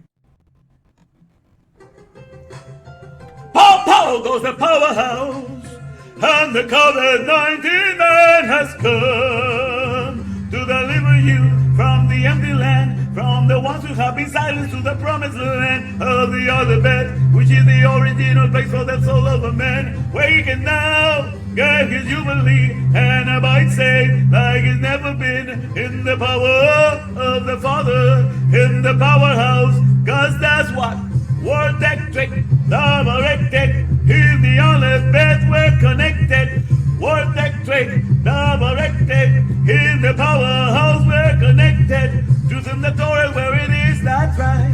But whether you like it or not, I just don't give a damn. 'Cause in this thing, the end is gonna be for sure. It's got a date before the song began to score. This ain't no lie, we about to fly. 'Cause in the truth, there's nothing that can be denied. If the COVID-19 man is hooking you up to the other bed, to the powerhouse, with you waving, the COVID-19 man is gonna hook you up. 'Cause that's what Word Electric, Double Electric, in the other bed we're connected. Word Electric, Double Electric, to no one else I'm genuflecting. Word Electric, Double Electric, to the powerhouse I'm connected. And then I want to get your power back, 'cause you will find in there the powerhouse not scared. You won't be silenced, nobody can touch what you will find in there. Gets to cut the masking back of lies, the righteous now the Christ, 'cause the COVID-19 man is gonna hook you up to the powerhouse. Leave the power show, ride the mule around.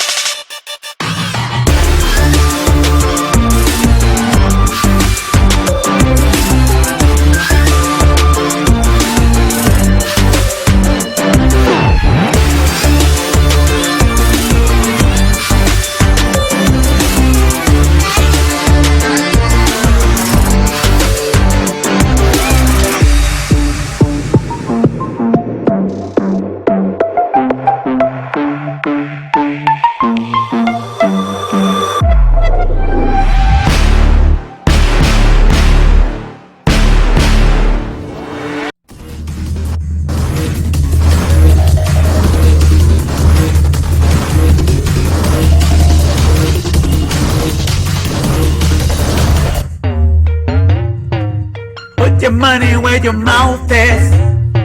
Show me what you can do with it. Put your money where your mouth is. Show me what you can do with it.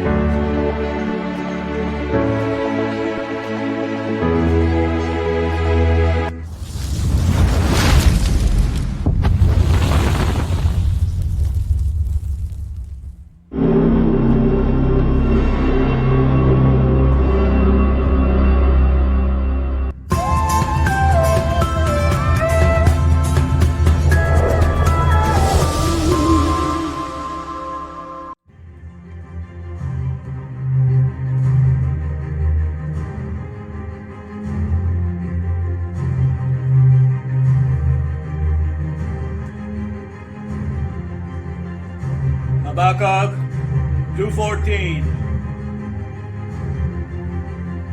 For the earth will be as full of the knowledge of Adonai's glory as water covering the sea.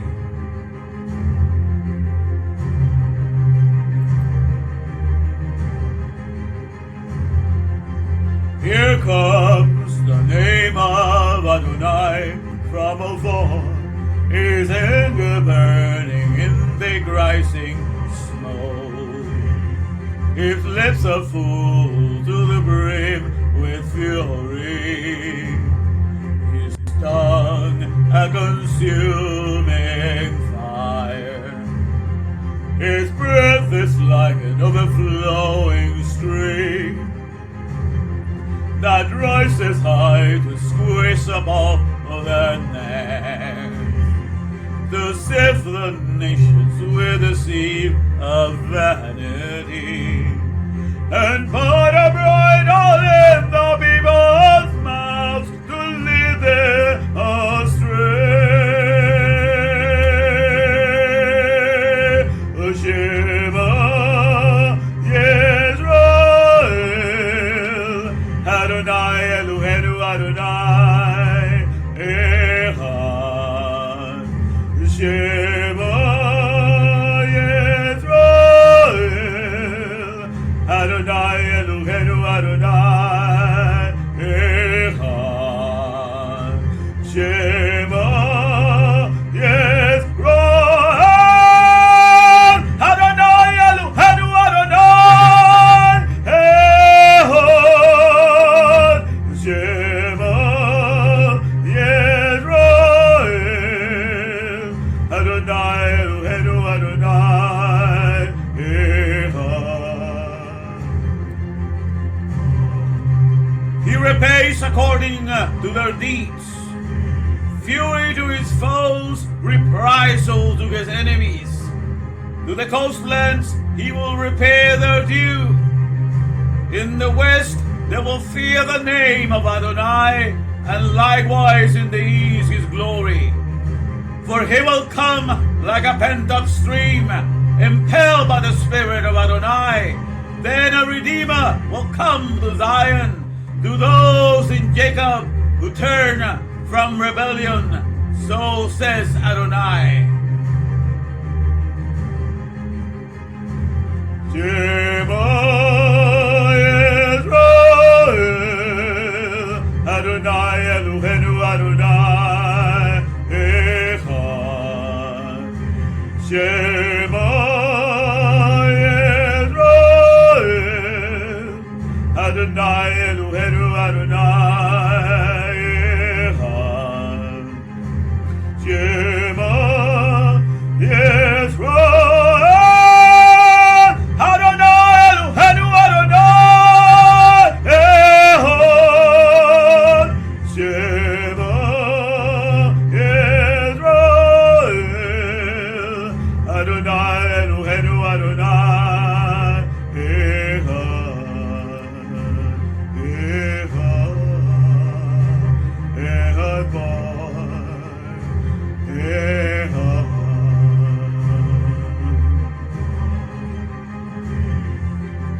For then I will change the people so that they will help your lips to call on the name of Adonai, all of them, and serve him with one accord.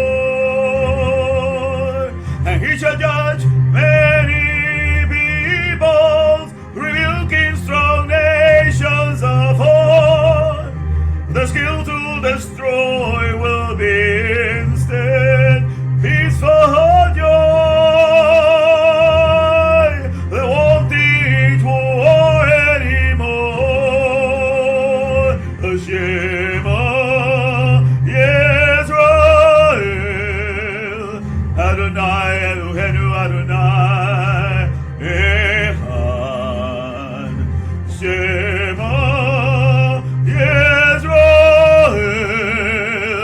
Adonai Eloheinu Adonai Echad.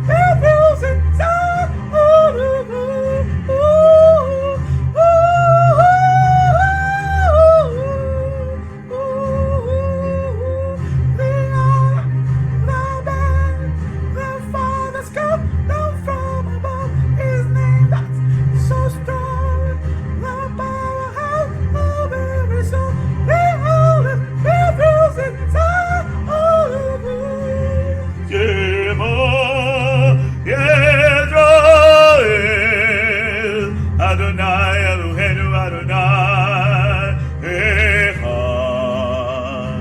Shema Israel, Adonai Eloheinu Adonai Echad. Shema Israel, Adonai Eloheinu Adonai Echad. Shema Israel, Adonai Eloheinu Adonai Echad. Echad. Echad. Echad Bar. Echad. Echad.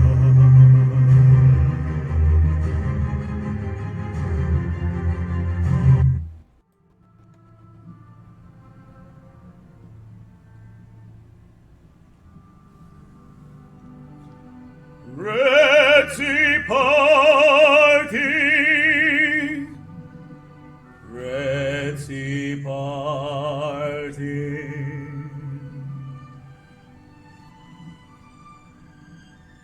You make all the leaders that guide the nation.